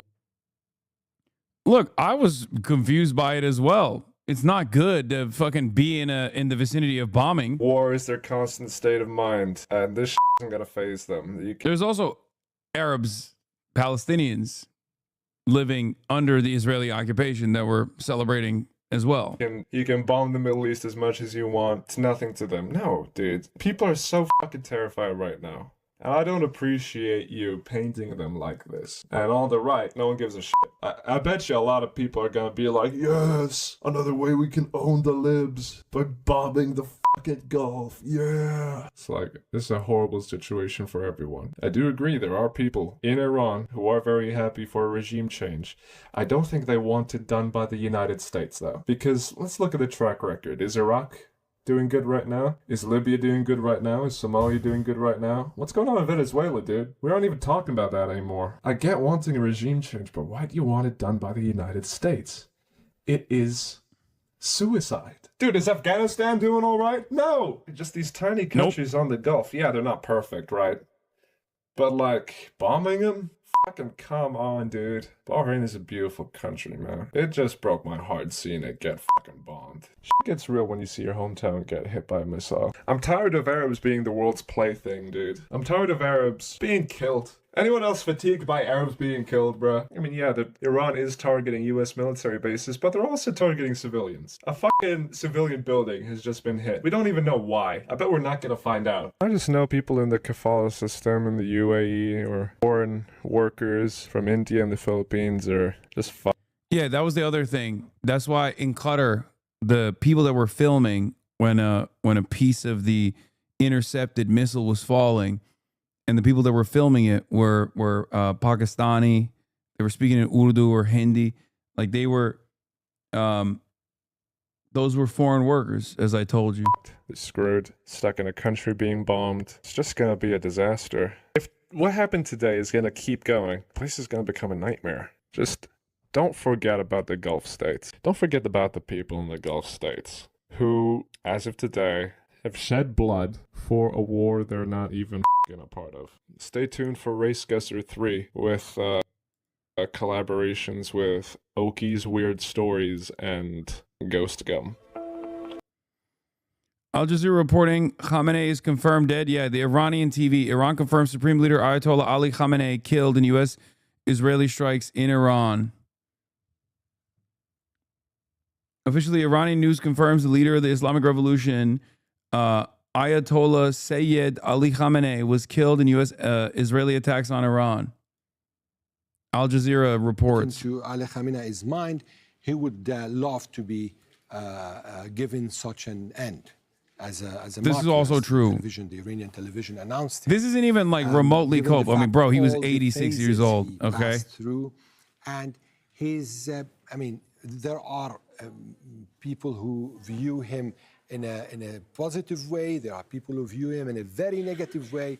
But at the end, you cannot go away from the idea that he was to the Islamic Republic and the Islamic Revolution. He was a kind of a bro. People literally thought he was making military decisions when he was alive.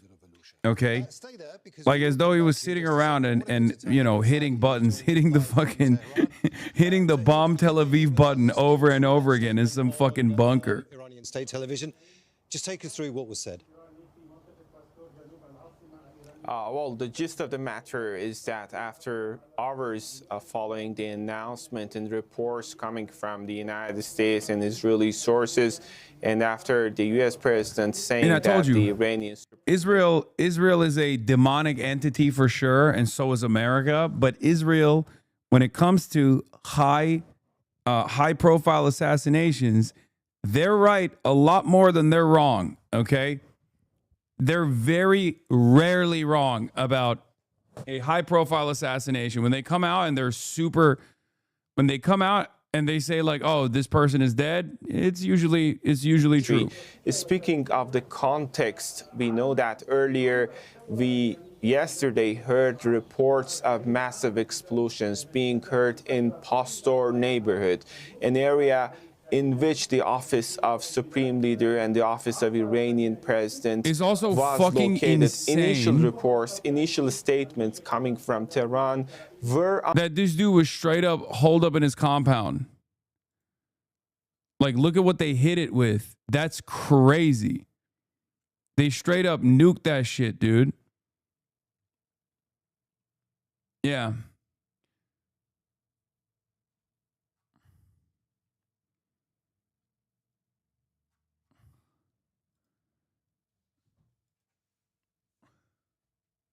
Iran claimed he was still alive. Some in Iranian news was saying that he was still alive. Again, 86 years old. 86 years old. It is kind of funny seeing all the fucking pro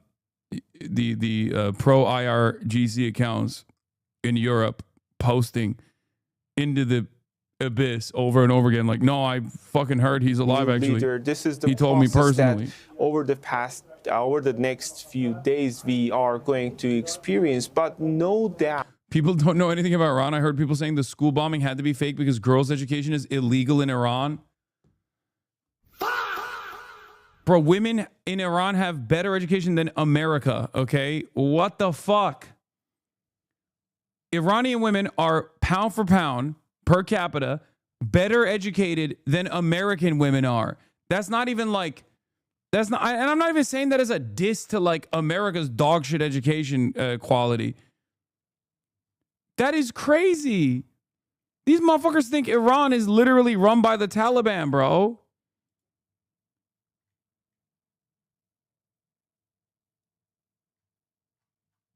Oh my God. He's not going to be in the mood to negotiate with the Americans. He's going to be a lot more hardline, right?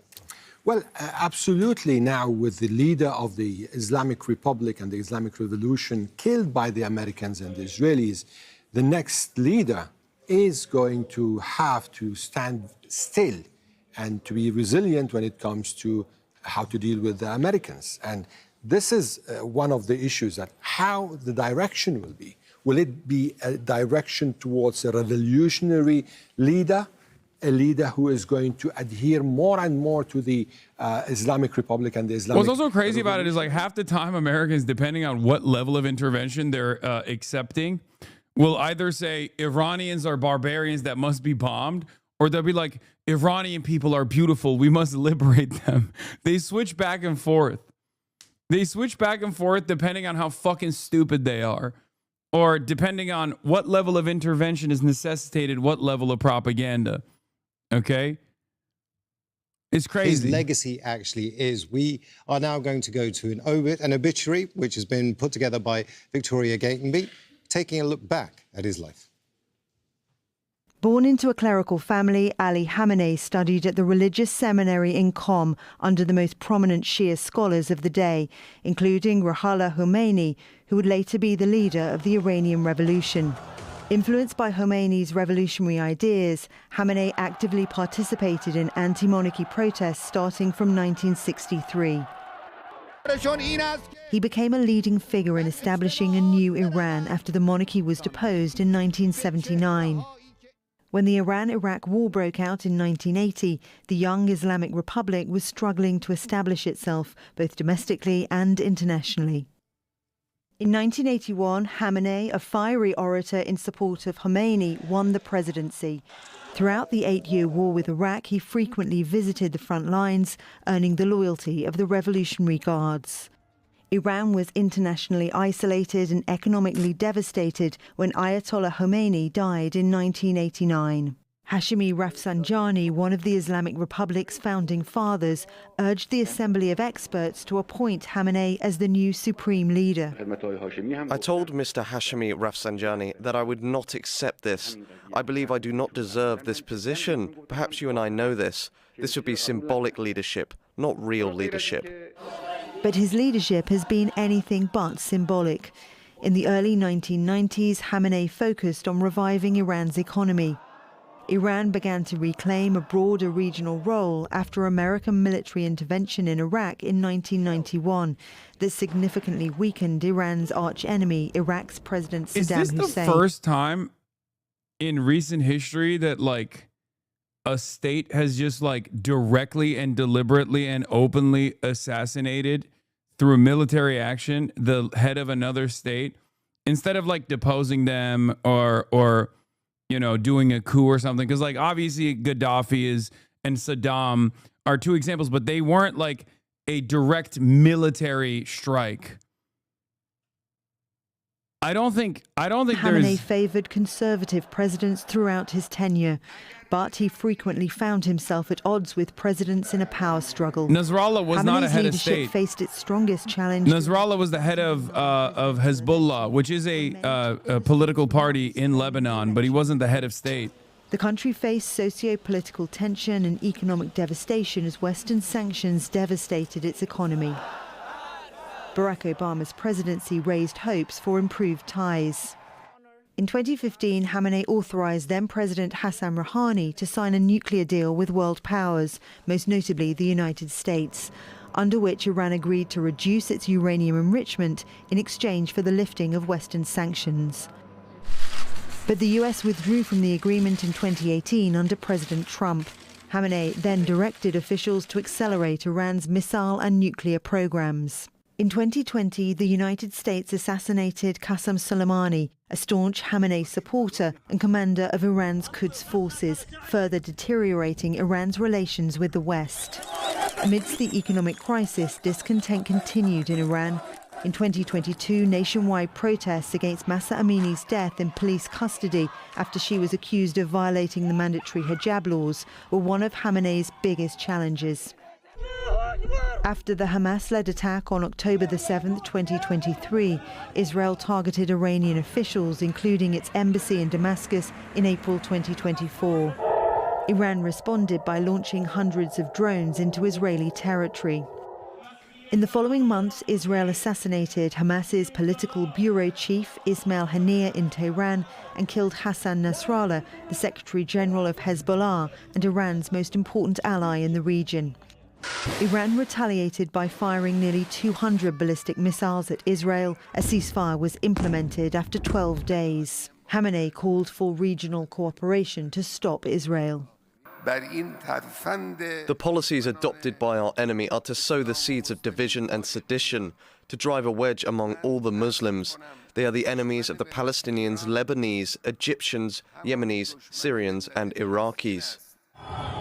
Tensions flared up again after protests broke out in Iran in December 2025, first against the plummeting currency, then anti-government protests spread across Trump the country. saving the world, W. President Trump Okay, said brother. he would attack Iran if it executed hundreds of protesters.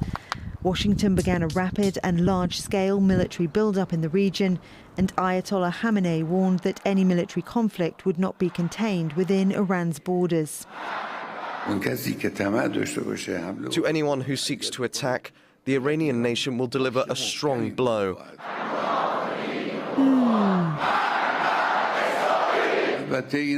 Americans should also know that if they start a war this time, it will be a regional war. Weeks of diplomatic effort to de-escalate followed, with Oman mediating 3 rounds of indirect talks between the US and Iran. Iran had proposed a deal authorized by Khamenei, but on the eve of further talks, Israel and the US attacked Iran. With the assassination of Ayatollah Khamenei, Iran now stands at a historic crossroads, facing a future without the man who had guided the nation through turbulent times for decades. I've got Ali Hashim, our correspondent, who's reported extensively from Iran with us in the studio. I've got our Tehran correspondent, Tawhid Asadi, who's joining us live. Yeah, it's true. Khamenei didn't die after a court trial for severe domestic repression, as many Iranians have wanted. He died by bombs from Donald Trump and Benjamin Netanyahu, which is what the nearly 90-year-old man who spent decades fighting America and Israel by many accounts wanted.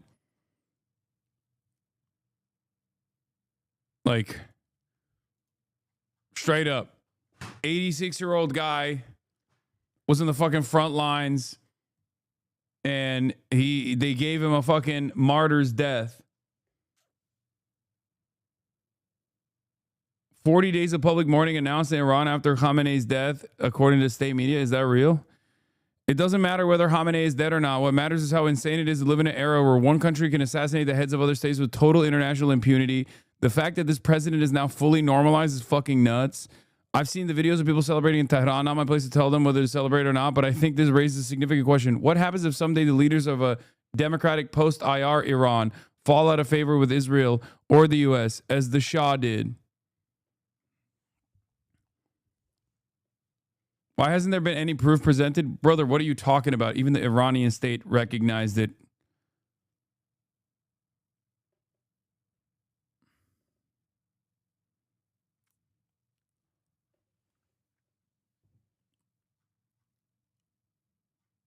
It's just like,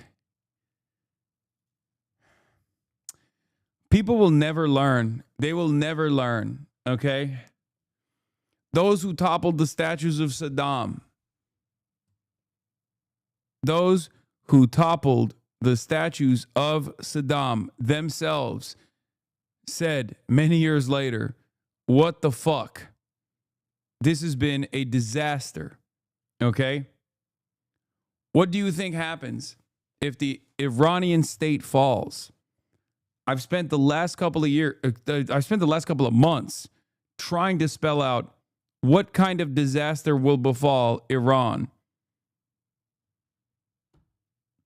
Iranian people deserve sovereignty. They deserve dignity. They deserve to have whatever government they want to.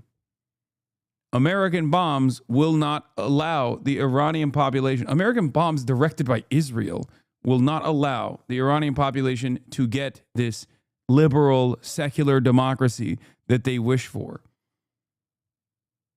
Still out there, and that's going to be highly effective when it comes to the trajectory of Iran's behavior for the years down the road.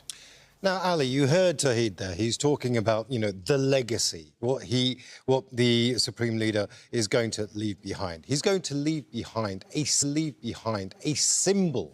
Now, we were talking about this very briefly just earlier. Has Donald Trump made him?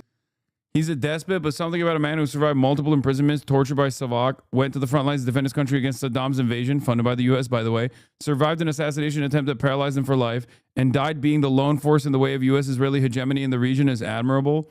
Yeah, I mean, he was a real fucking... He was... I would say he was far more brutal to his own people than he was to his enemies, but, there was any amount of pushback towards his enemies in the region was still welcomed, let's be real. Especially considering that his enemies were far more ruthless than everyone else. Having said that, the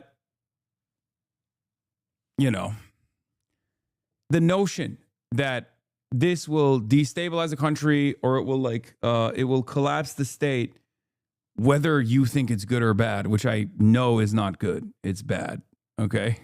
Not a good thing at all. It is a very bad thing to destabilize Iran and chop it apart and balkanize it and reduce it to unlimited sectarian conflict. However, the notion that wait, what is this? You are biased. You wish there will be chaos, but is not. USA brought freedom with bombs. You just envy. What? Yeah, they did. Now there is freedom and will be elections. What do you mean? You're joking, right?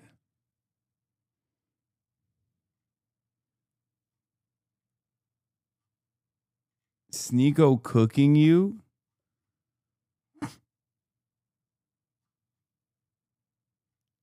This has got to be like someone LARPing, like as a dumb guy, right? That's not. Cook, Sneeko, cook.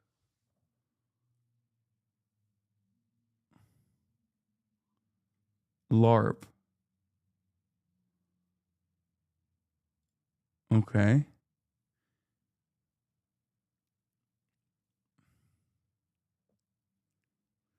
anyway, the point I was trying to make is that the idea that like, oh, the Ayatollah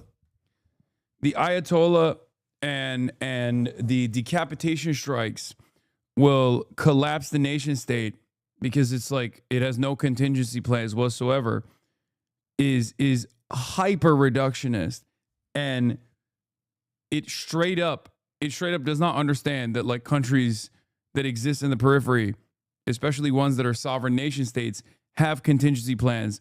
If that was the case, they would not be pummeling Tel Aviv. They would not be striking all of these other Gulf nations that have American bases right now, because we found out about the Ayatollah's death right now. Iran, for the last 12 hours of their fucking bombing campaign, have been completely aware of the Ayatollah's death. You know what I mean? Like, they knew. They were still business as usual, operational. It's very strange when people look at the situation and go like, they have this like Avengers ass take, like Marvel Cinematic Universe ass take, where they think, oh, bad guy died, it's over, like good guys win. That's not how this works. Who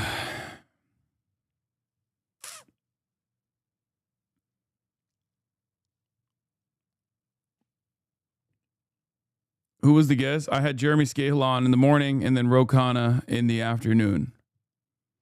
Oh my God, how can people be this brainwashed, have some dignity, think, and criticize?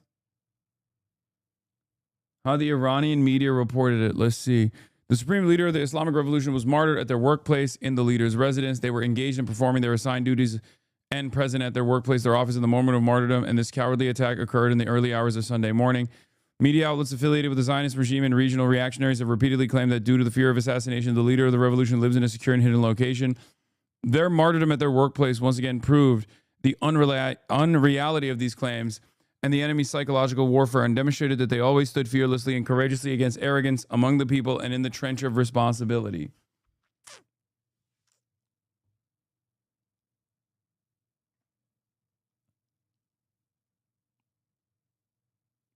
With his death, what happens to his fatwa? I don't even know. I don't think it was Khamenei that had the fatwa.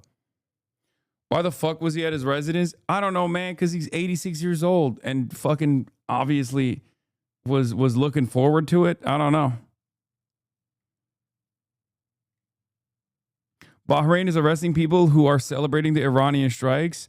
Cybercrime, taking legal action against a group of individuals who expressed in a circulating video clip their support for the hostile acts to watch the Kingdom of Bahrain, to which the Kingdom of Bahrain is being subjected. See, I told you there's fucking people who are celebrating in Bahrain. There's a Shia population. But in any case, America's collapse of like Saddam or even Iraq is very different. America's direct military intervention in Iraq was much more comprehensive. It wasn't just like a decapitation strike and then that's it. Iraq is not Iran. Iran has a much more sophisticated and much better trained military than Iraq ever did. Iran has designed its entire network of defense and its contingency plans against exactly what just took place today. Who knows what happens going forward? I can't make any predictions, right? But I'm just simply telling you that if you think that like, oh, the Ayatollah is dead and people are celebrating, and then all of a sudden it's just like, boom, regime is done, welcome liberal democracy, that's not going to happen.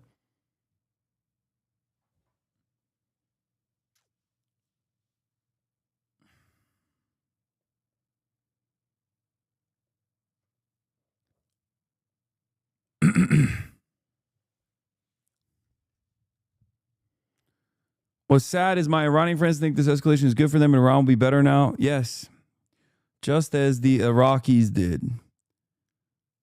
That were on the receiving end of the cruelty of Saddam, and they thought that this was good. I mean, there were people who participated in taking down the Saddam statue And for years and years, Americans loved talking to Iraqis who were like, oh man, Americans are coming here. Welcome, welcome, peace, peace, peace. You guys are going to liberate us. You guys are going to liberate us. And then having them went and join fucking ISIS, bro. Like, the fuck? Well, not half of them.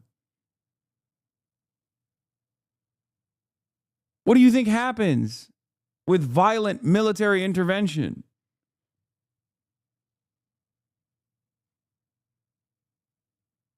What do you think happens in a power vacuum?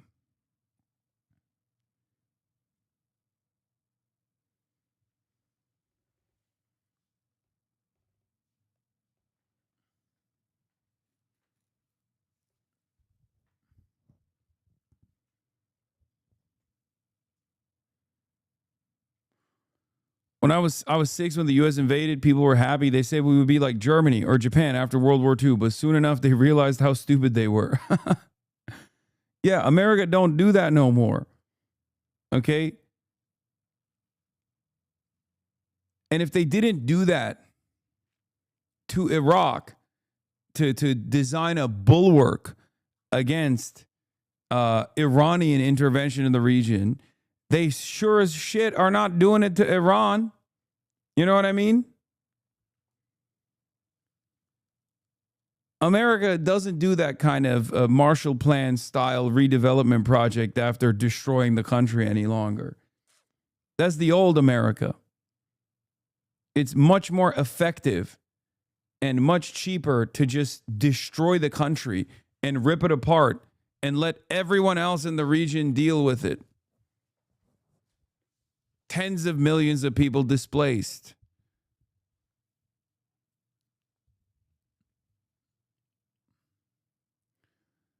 Also, we don't know where this goes because America and Israel have said that they are going to continue blowing up Iran.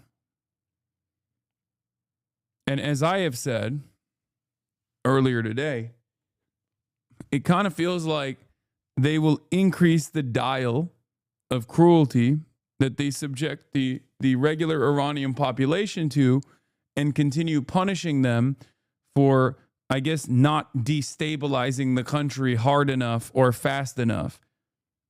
Because right now, the first wave of attacks was limited for American, intervention capabilities. Because if given the opportunity, America could have done a shock and awe style bombing campaign in Iran. They didn't do that. There's a reason why they didn't do that. I mean, they still blew up a school, mind you. They have to. They have to get their licks in. They have to fucking kill some children. They can't. Like, if it's America and Israel we're talking about, they have to kill school children. That's a given. But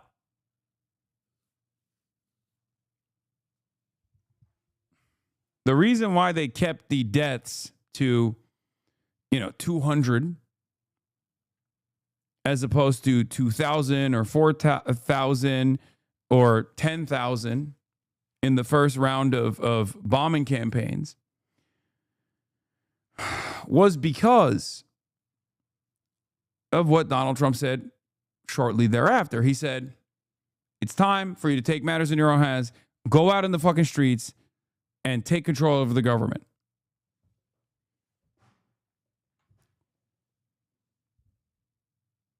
If Obama did this, we would be playing Resident Evil.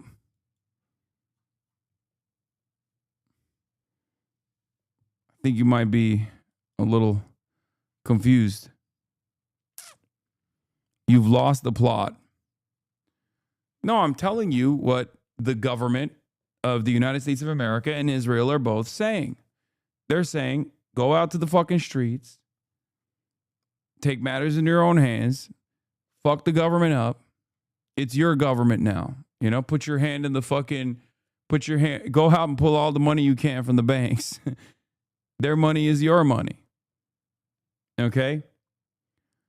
It's much cheaper to get the Iranians to do this rather than expend billions of dollars more in munitions with no real way to control wherever the popular resistance goes.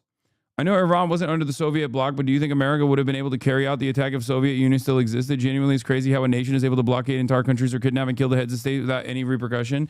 With Iran, yes. Iran is a unique country.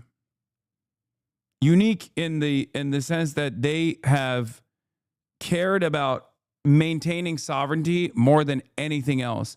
They are famously anti getting any help whatsoever from other regional partners.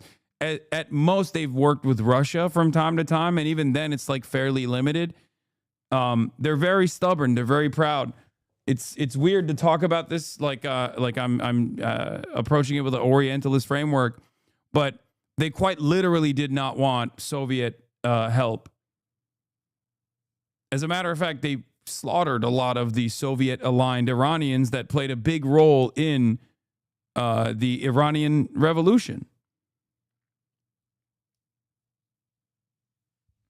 Because if you were to bracket off like the different political formations in Iranian society historically, there was a fairly large contingency of communists, trade unionists, socialist Iranians, and they played a major role in the popular revolution. They played a major role in the Iranian Revolution alongside the clerics, the Islamists, and the Islamists basically put them in prison shortly thereafter. And then they completely eviscerated the remainder of that movement with the Iran-Iraq war, especially because some of the secular forces then aligned with Iraq.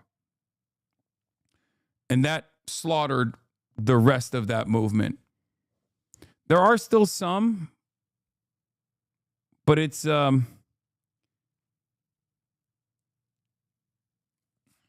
much more, it's a much tinier movement in the country.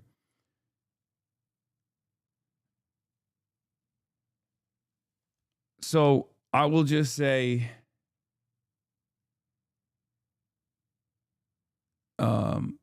as far as like Soviet intervention or Soviet aid in Iran, they've had plenty of opportunities to get Soviet aid, and they've chosen not to. So I don't know how different things would be with the USSR still being around. Iran is more socialist than Cuba, my boy. What?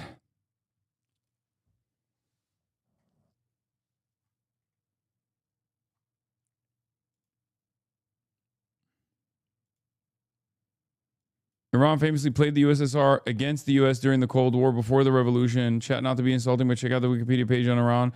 Also, the Shah fancied himself a socialist. Okay.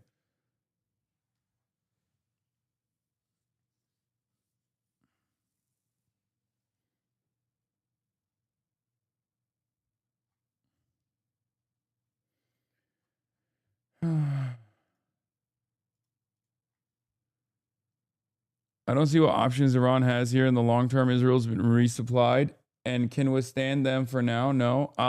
It depends. It depends on how what the Iranian stockpiles look like. The office of the supreme leader in Iran says the assassination of Khamenei will mark a new chapter in the history of Shiism. The pure blood of the Sayyid will surge like a gushing spring and uproot American Zionist oppression and crimes.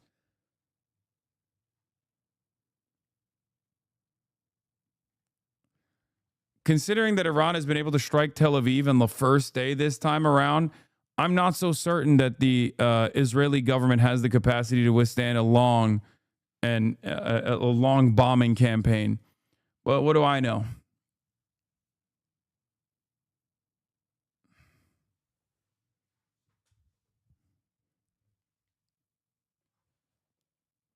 Do you think China will play more of a role? I mean, China is going to have a limited role that it plays with like its targeting systems and maybe some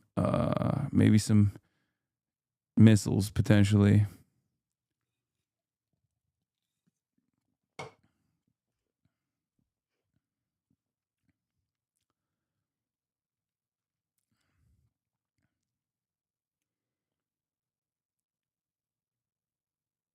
What? No, Benjamin Netanyahu's not been injured, dude. What are you talking about?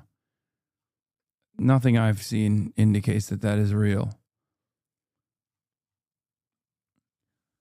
given the intensity of this bombing campaign in comparison to the 12-day war, all I will say is the 12-day war took a lot out of Israel's defenses, but it was nowhere near as successful as the first day of the bombing campaign this time around. It's much more ferocious, much higher frequency, much higher intensity, much higher success rate early on. It's just entirely dependent on what Israel's reaction looks like, how much success they have in targeting where the missile launchers are and being able to like successfully blow up the missile launchers. Israel's first salvo also was nowhere near as aggressive as the first salvo that they engaged in the 12-day war, where they basically took aerial superiority. They destroyed a lot of the anti-aircraft systems that Iran had, and then were just consistently flying over Iranian territory. And that allowed them to do more precise striking as well. So they didn't do that this time. They didn't have their, drone manufacturing hub in Tehran like last time around. That was a much more complex, much more sophisticated operation as opposed to what they did this time around, even though this time around there's a lot more American assets in the region to strike at Iran. So far, Israel hasn't done too much. That doesn't mean it won't. We'll see. Without a doubt, Khomeini sidelined leftists and liberals when he got into power. But what about the argument that MEK aided the Ba'athist Iraq and the Iran-Iraq war? The state ideology of Iraq was better for workers, but the invasion was totally unjustified. I'm sorry. Reading the horrors in Iran-Iraq war sends shivers down my spine. World War I brutality with modern weaponry. Yeah, I'm not. I understand. I'm not like a fucking MEK supporter or anything. Yeah. That's why I said the Iran-Iraq war completely calcified the death of the socialist movement, the left flank movement in Iran. That's why a lot of the Iranian anti-IRGC people are oftentimes just like liberals.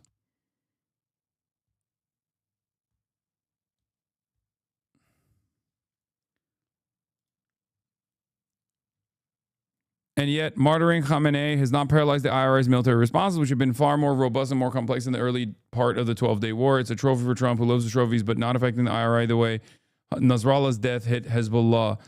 Yeah, they also destroyed Hezbollah's striking capabilities. And also, Hezbollah is a paramilitary group built on top of a active party in a country that is not sovereign, that doesn't even have anti-aircraft defenses. Iran is a sovereign nation state that has designed its entire missile production capabilities, its missile launching capabilities against exactly what is happening currently. Clip from Al Jazeera going viral. Oh, I saw this one, yeah. Where do you see this going? Is there an off-ramp for Iran? I think what will happen is that even if the United States is able to kill illegally Iranian leaders, the next generation of Iranians, the Iranians that did not see American atrocities in Iran before 1979, some Iranians that did not understand why their parents and grandparents were anti-American, those Iranians will take over. Now they understand why American government is an imperialist, vicious government, and a government that attacks other countries and kills little children. They understand they're fighting the Epstein class that either rape little girls or bomb little girls. This is the government that we are witnessing. We are going to fight back against that government, and they're going to ensure that the Islamic Republic of Iran will live many years after America destroys itself.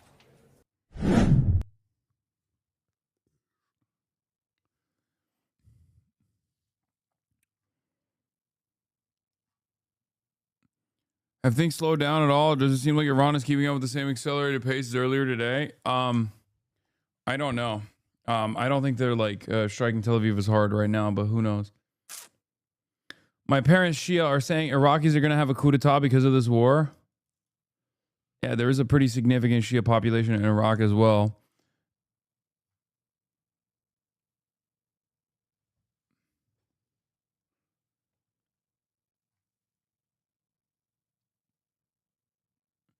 Brother Hassan, I'm scared. Will us Cubans be next? Will our leader be the third victim? I'm worried for us Cubans. I mean, I hope not.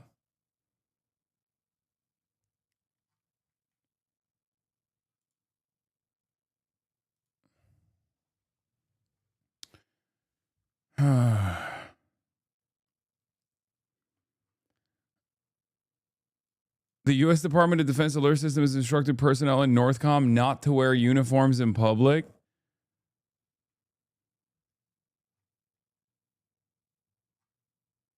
Jesus.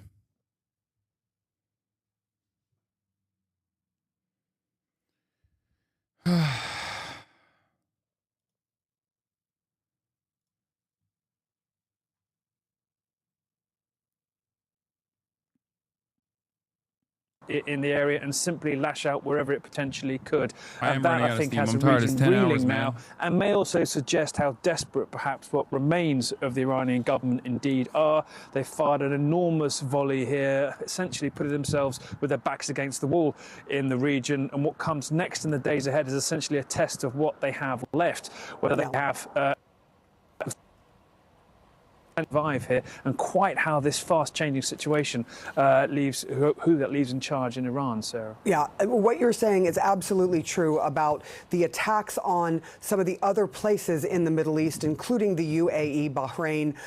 There will be no love lost from some of those governments and people after civilian areas were hit by Iran. Nick Payton-Walsh, thank you so much. We'll see how that all unfolds. We are just at the beginning of this. Perspective now from former Deputy Director of National Intelligence, Beth Sanner.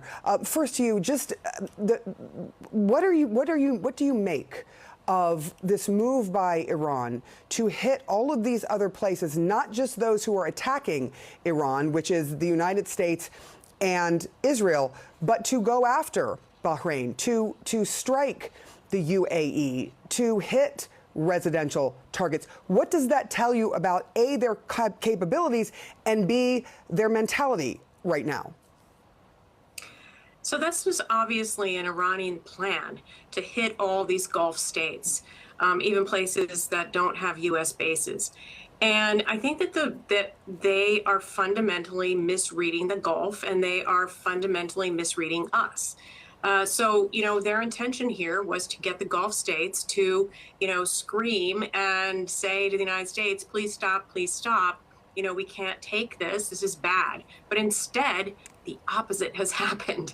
And the Gulf states instead are rallying around these actions and saying, yeah, we cannot live like this anymore. I don't think that's the case. I don't think that's the case at all. I think they're just literally looking to cripple all of the American infrastructure in the bases. Readings are actually benefiting us.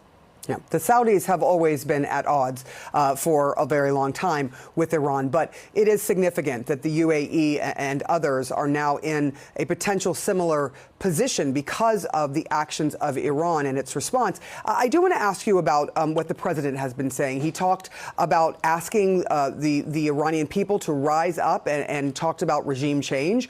The president has said that these strikes are necessary because Iran posed an imminent threat to the U.S. We have spoken with sources who have told us that the intelligence doesn't really back that up. Put all of this into perspective for us.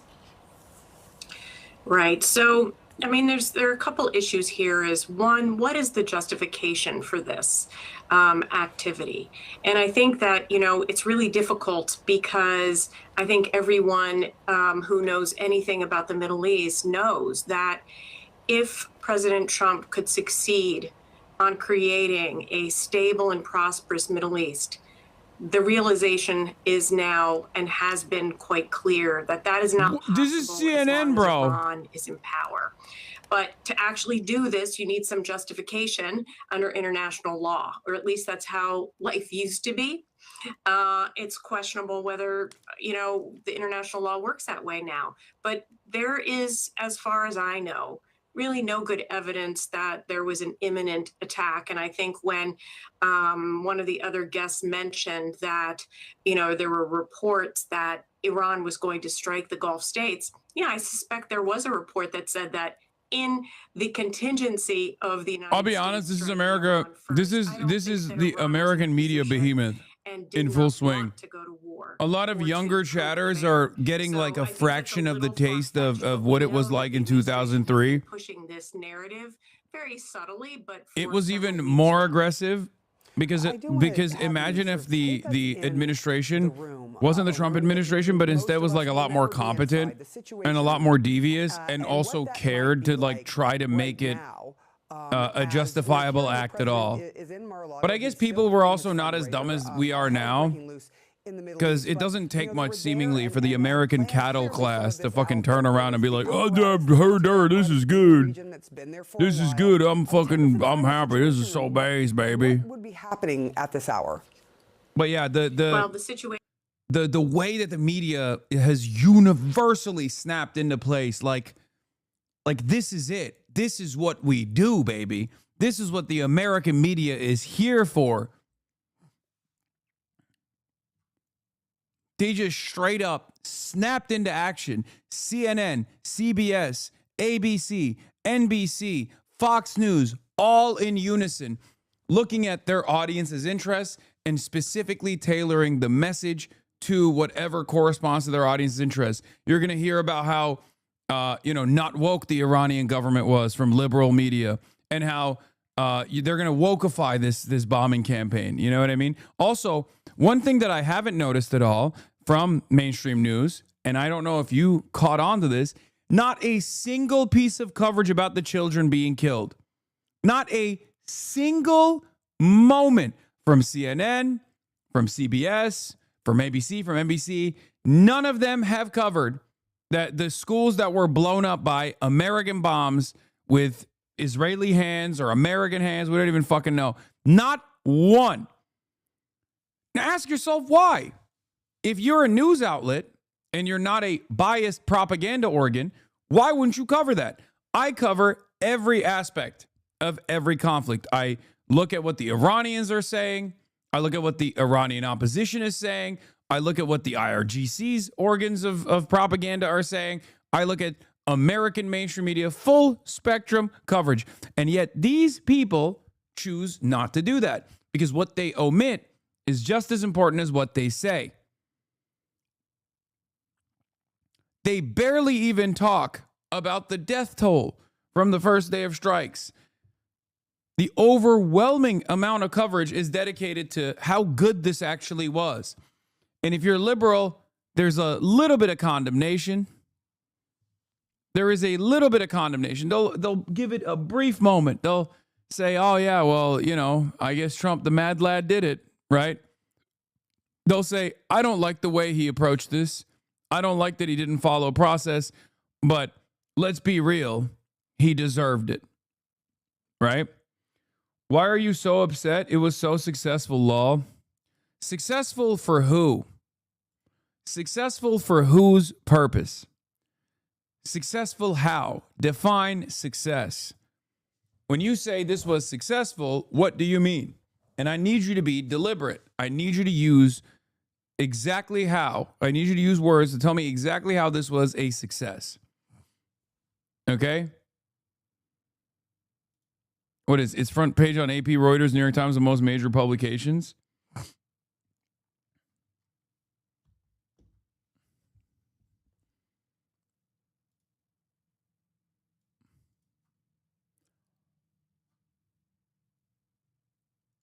Do you want it in military strategy or do you want it in a diplomatic sense?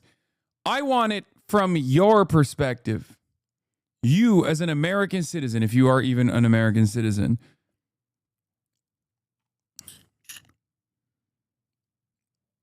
So a person from Iran that lived through that and is celebrating it being over is somehow a hog. So if Turkey's president was removed and you could go home to Turkey, you wouldn't be happy? Such a cuck boy. Brother, I don't know if you know this, but America did try to do this to Turkey. And I was very critical of it, and I still am critical of it to this fucking day. Hello? Yes, I would much rather have sovereignty for Turkey, as much as it can have, given that it's a NATO country anyway, and it's an imperialist lapdog, as opposed to an American fucking puppet.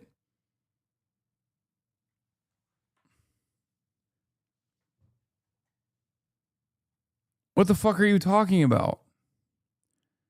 Now, explain to me how this was a major success. Why would you ever be critical of dictators being removed? Because I'm not a fucking moron. Because I've lived through this already with Muammar Gaddafi in Libya. I've lived through this with Saddam Hussein in Iraq. I've lived through this with the Taliban in Afghanistan. Because I have at least a little bit of working knowledge in American intervention in the fucking region that I grew up in. Because I wasn't in a fucking coma for the last 25 years.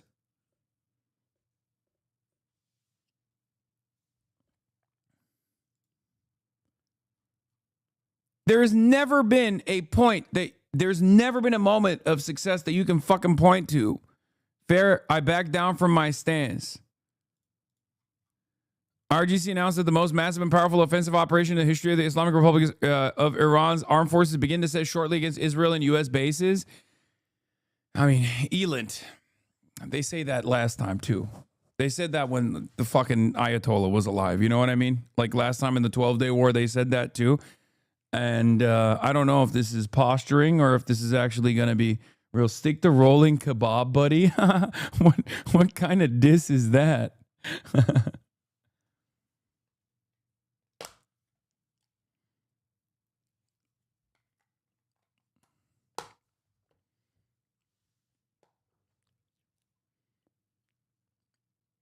We really need to do CIA history lessons more often for chatters. It's not even CIA history lessons. If you weren't a fucking potato for like even the last 10 years on the fucking tail end of American intervention and adventurism in the region, you would have enough information. I mean, look at fucking ISIS. You know what I mean? Like,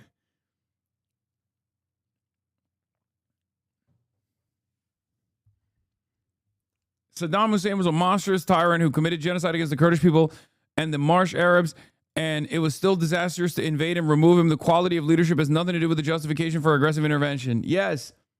Yes. Especially because the intervention is never done to actually plant democracy. That's not a way that a large superpower operates. That's not how democracy works either.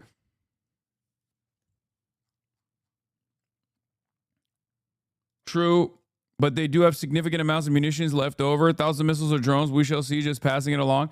Yeah, I'm just saying, like, they say that all the time. We'll see. We'll see if it's real or not. It could be. They said that when the Ayatollah was alive, and now the Ayatollah is dead. So maybe things will change. Who knows?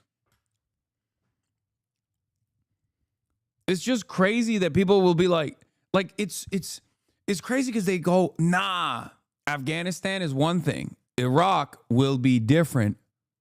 It wasn't different. Nah, Iraq is one thing. Libya will be different. It wasn't different. Nah, Syria is different. It's not different. So why the fuck do you say this time it'll be different when talking about Iran? It's clear that they're lying to you. You know, they're just fucking lying. And this time, the craziest part is, this time they're not even lying that well.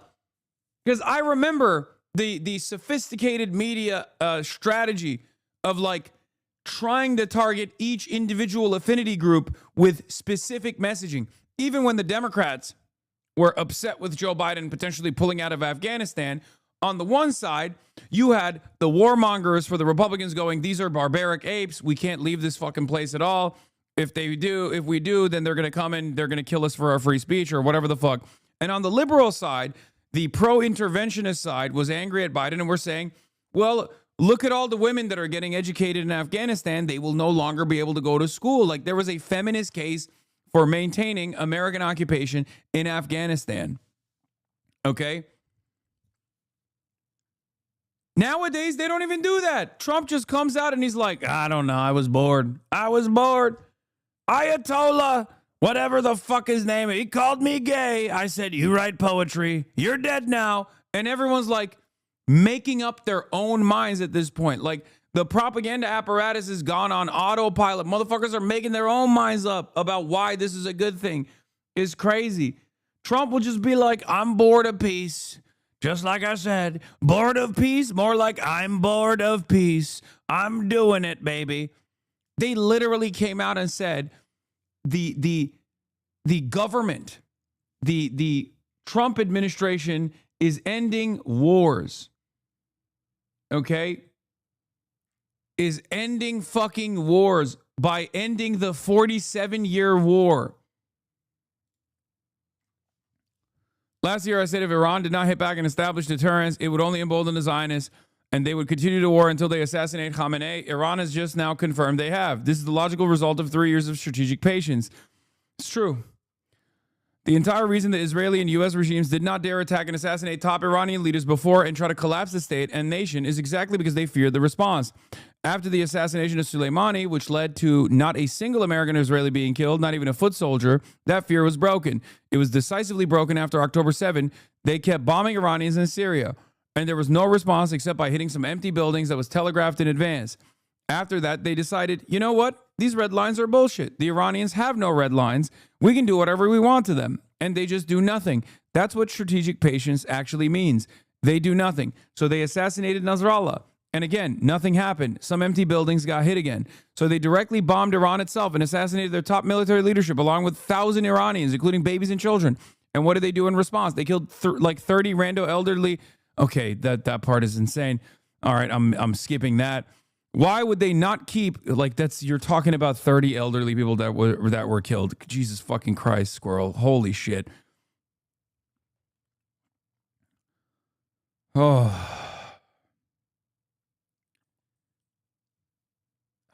Anyway, why would they not keep going with that exchange ratio? Wait, we killed your entire military leadership in Nasrallah and you hit some empty buildings and got some rando rape settlers. Ay, ay, ay.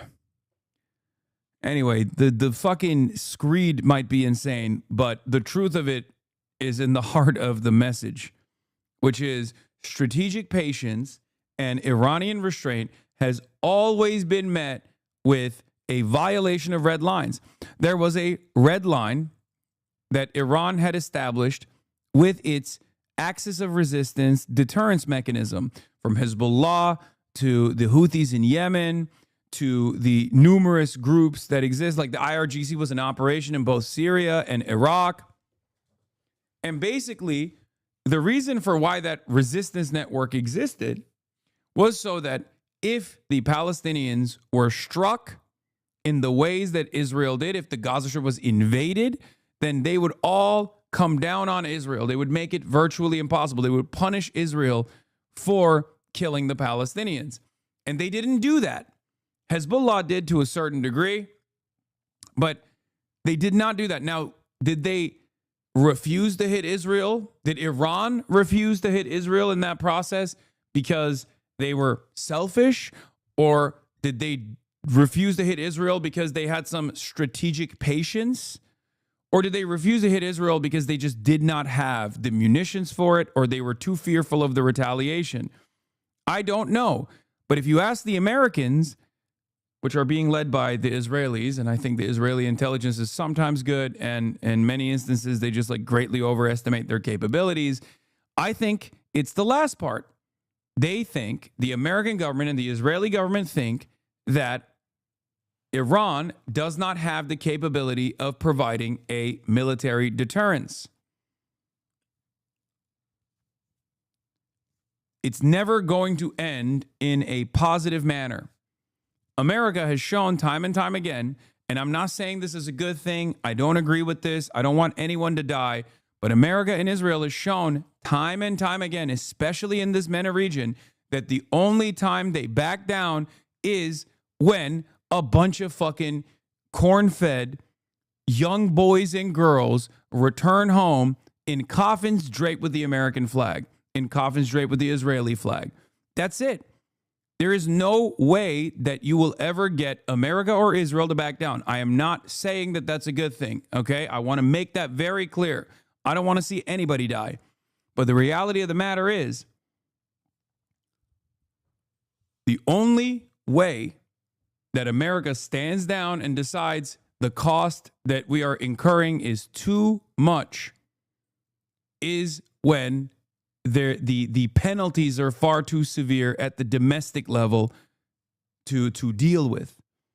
Okay? Because the reality is, most of this system that we have in the Western world is not designed around, doing the right thing, right? It's not. It's not. It's not designed around doing the right thing at all. It's designed around ensuring that the capital owning class in key sectors continue churning super profits.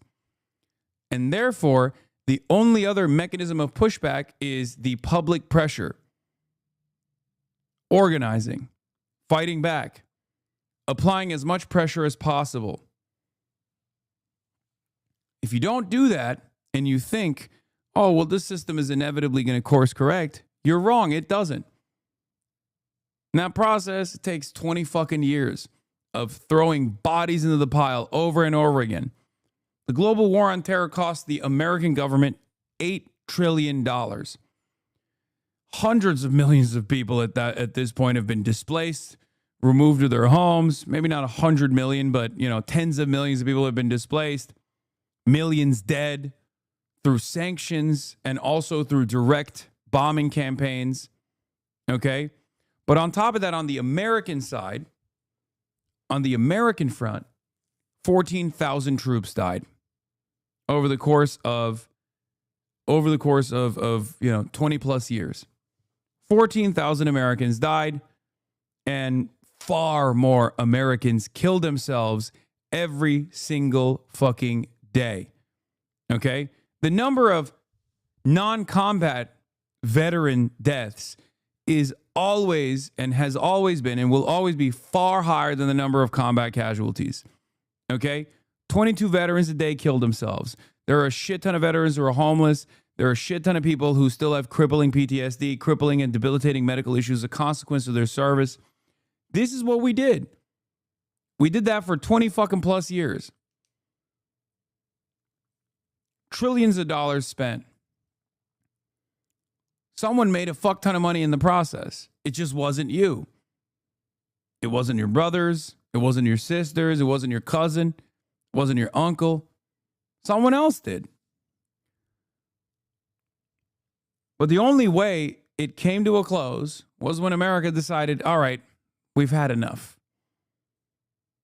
We've raped the land for as long as we possibly can, just as we did in Vietnam, just as we did in Afghanistan, just as we did in Iraq, in every other country that we've intervened in, with different versions of intervention.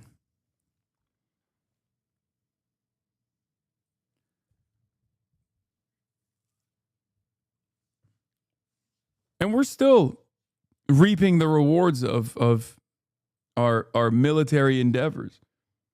I mean, this past year, how many fucking veterans hit the family annihilator button? Did mass shootings, acts of terrorism? There was a fucking Afghan veteran. There was a child soldier that the CIA groomed from the age of like 14 that shot 2 National Guardsmen in the nation's capital in the fucking head. One of them died. One of them just received the Purple Heart at the last State of the Union. That's another byproduct of American adventurism in the region.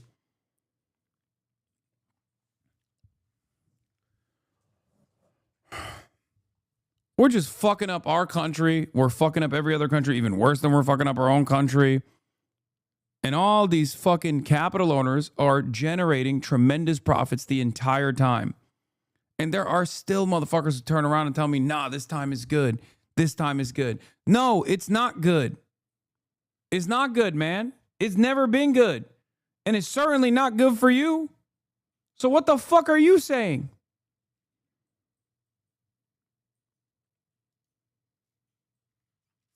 Has been killed. What's your reaction? Great. I mean, this guy is terrible. He's evil. But that doesn't mean that it's legal or constitutional what the president has done. I mean, I'm not against regime change in Iran. I just want to make here the case that we should risk a lot of American lives to achieve that. And of course, that the Ayatollah has been killed.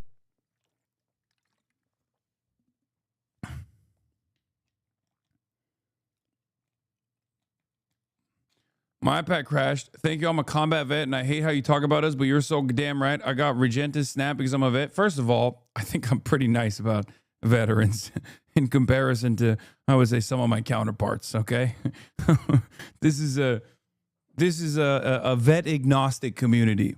There are plenty of vets in here. Okay, there's a reason for that because I'm not one of these like troop exploder. I'm gonna fucking spit in your face when you come back from overseas type leftist.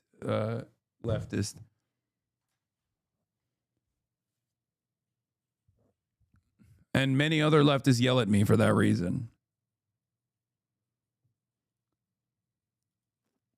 Reuters confirms the veracity of the RGC statement. Iran's biggest offensive operation in the history of its armed forces will be launched in moments towards Israel and the U.S. bases, the RGC says.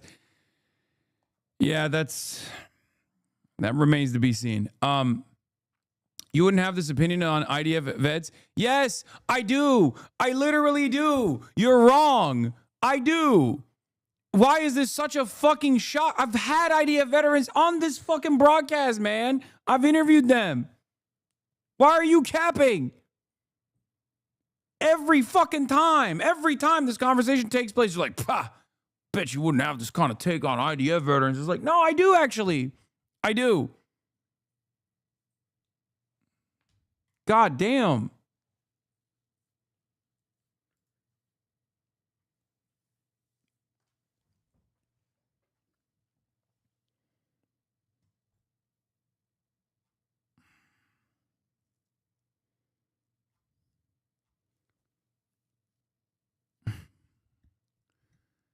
There has never been a revolutionary movement that has succeeded that did not directly recruit from the formal imperial forces or reactionary nationalist forces. You are fucking delusional. None of you know how to hold a gun. Okay? Shut the fuck up. Just please. That's it. You can't even talk to your fucking Uber driver when the Uber driver is delivering your chicken tendies to your home and you're over here being like, yeah, fucking dude, I'd fucking kill a vet with my bare hands, dude. Yeah, fucking pigs. Okay, brother, good job. You got this, all right?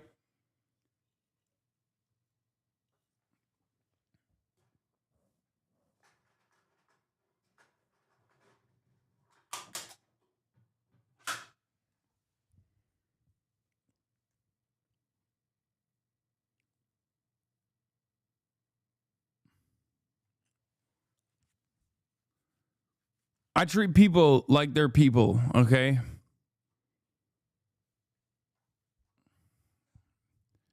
That's it. Like, there are going to be fucking assholes. There's plenty of hog vets, and I shit on them all the goddamn time. And then there are leftist vets who are trying to repent for their actions. This is something that I've been incredibly consistent on from the beginning of my career. It's almost like you have a consistent worldview and acknowledge that service members are subject to the same material conditions as the rest of us that push them into military service in the same place. Yes, I know. And everybody gets so fucking mad at me.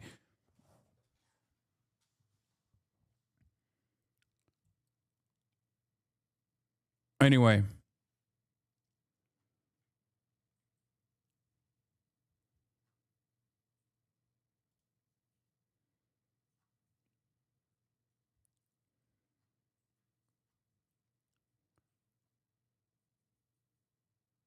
What? Twitter said Kaya died. Is this real? It's obviously not crazy shit. No, of course not, dude. The fuck? It's Twitter. Why would you believe that? Anyway. Where the fuck was I? There was another thing I was going to say. I can't remember any longer because I went on the same fucking rant about the veterans again.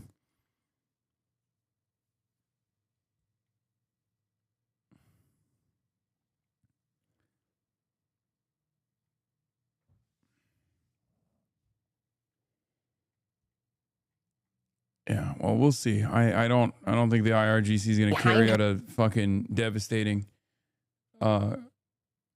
counteroffensive, but who knows? Los Angeles is a huge Iranian immigration population. They're rallying and praising Trump for taking out the Ayatollah in the streets of LA. It's so pronounced, even CNN is covering it. This shit is always trotted out as a justification for war. Who gives a fuck that a refugee diaspora community in the U.S. is happy to see a dictator toppled? Are we doing regime change wars as favors to ethnic constituencies? How does this help the average American worker? I mean, that's a somewhat right-wing approach to this, but it's kind of not wrong, you know? I've said something similar in the past as well. It's like, well, I'm an American citizen. I don't want my fucking tax dollars going to that shit, okay? How about that? What are you going to say now? You know, I'm kind enough to say we shouldn't deport you, but how about I don't want my tax dollars going there? What's up? Why do I have to do that? Why do I have to get engaged over there? That's fucking bullshit. Iranian populations outside of the Middle East. You see the gathering there behind her. Julia, how is the Iranian community responding?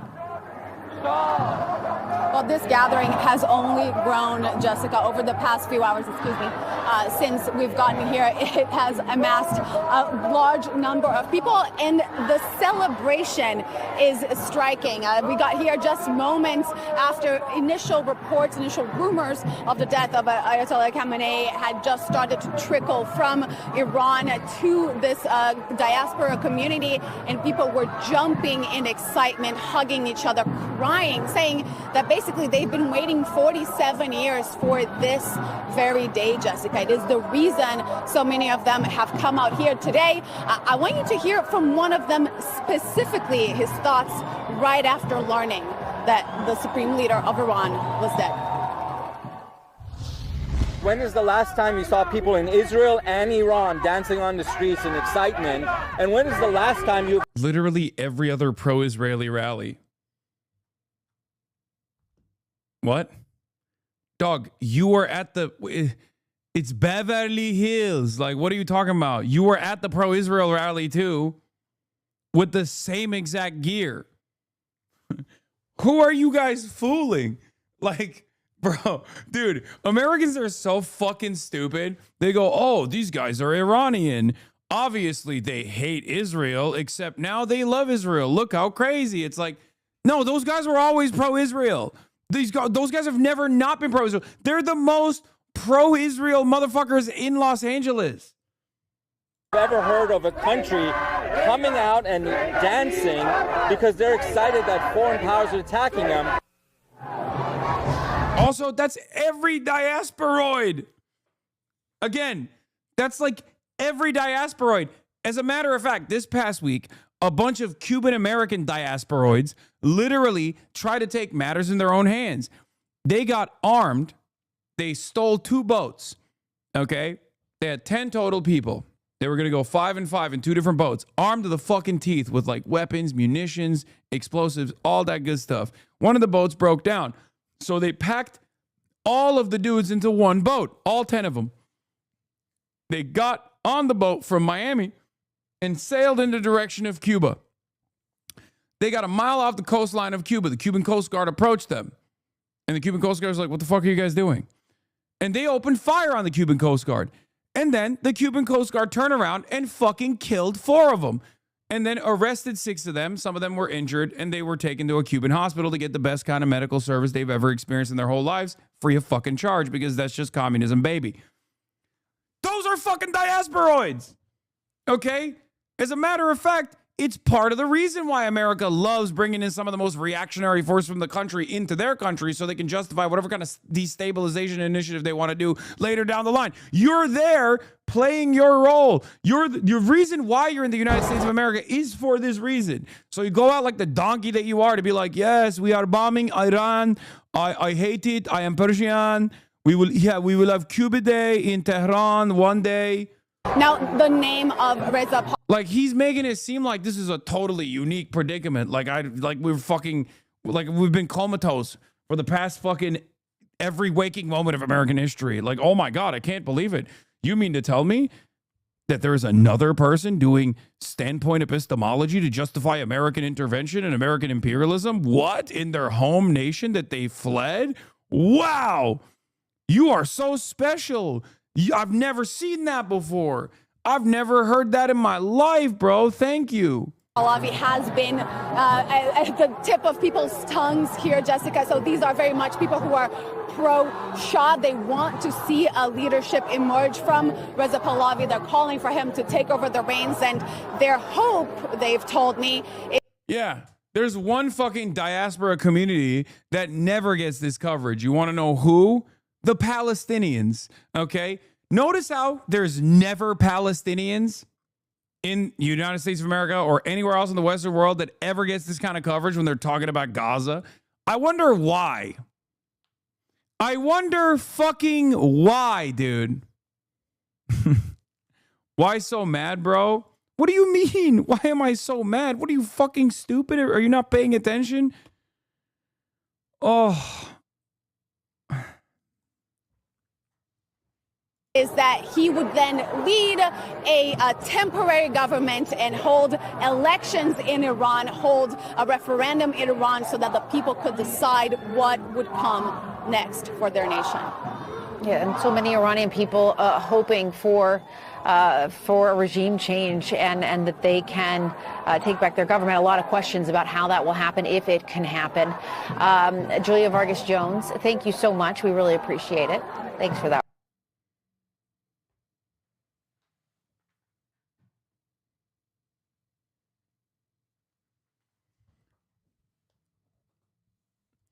Iran isn't a fucking monolith. We have hogs. You're seeing them right now. I know. No country is a fucking monolith. They seem so happy, though. Let them have fun. Yeah, you don't have to live with these guys, so you have no idea what it looks like, okay?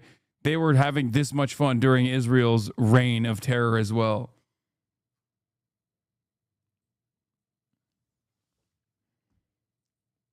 All right. That'll be all for today. I'm so fucking tired. I'm sorry. That took a lot out of me, chat. That's all I got. Obviously, I'll be back tomorrow covering this once again. Starting It's not going to be a 12-hour stream. It's only 10 hours and 41 minutes. Which, as you guys know, is weak sauce. People hate. Weak sauce. It's half day Hossie, baby. Sunny See you tomorrow. Los Angeles, Peace. California, says Hassan. Stun luck to the stun luck to the topic's just begun.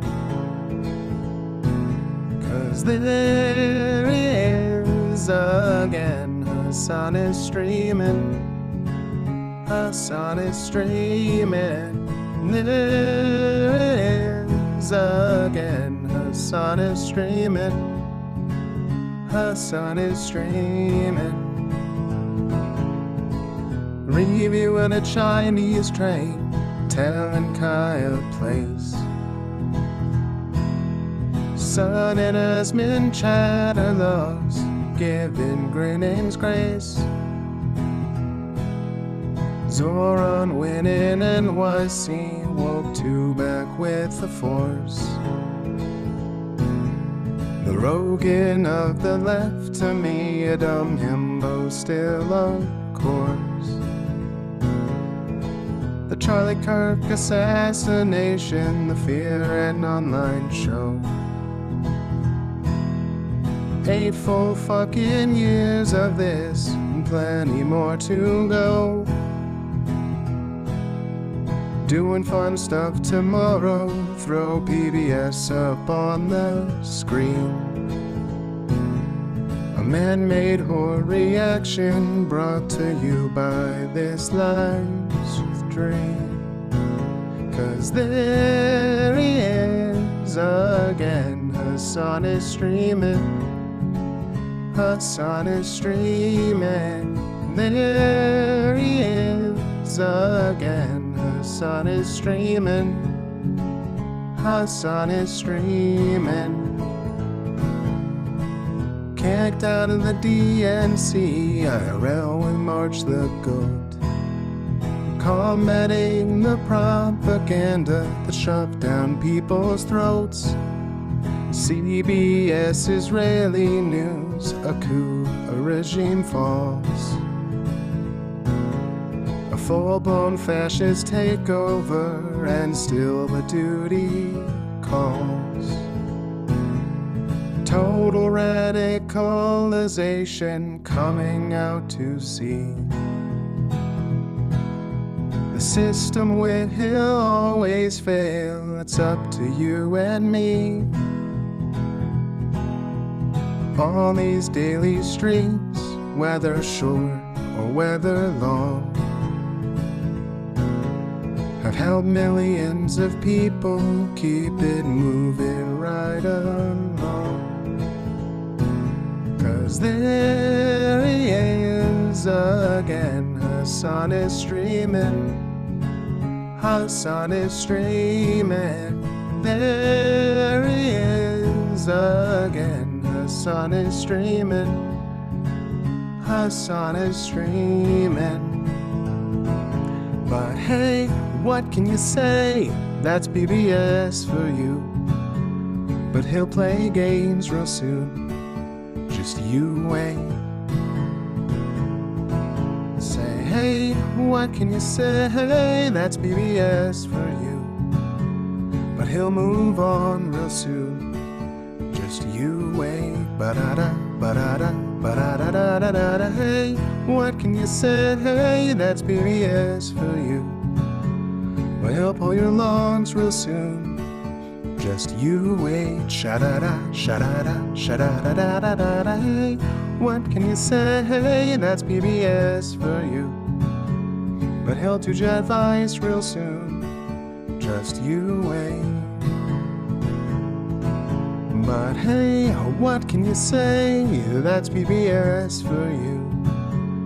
Brought on by viewers like you. Just you wait.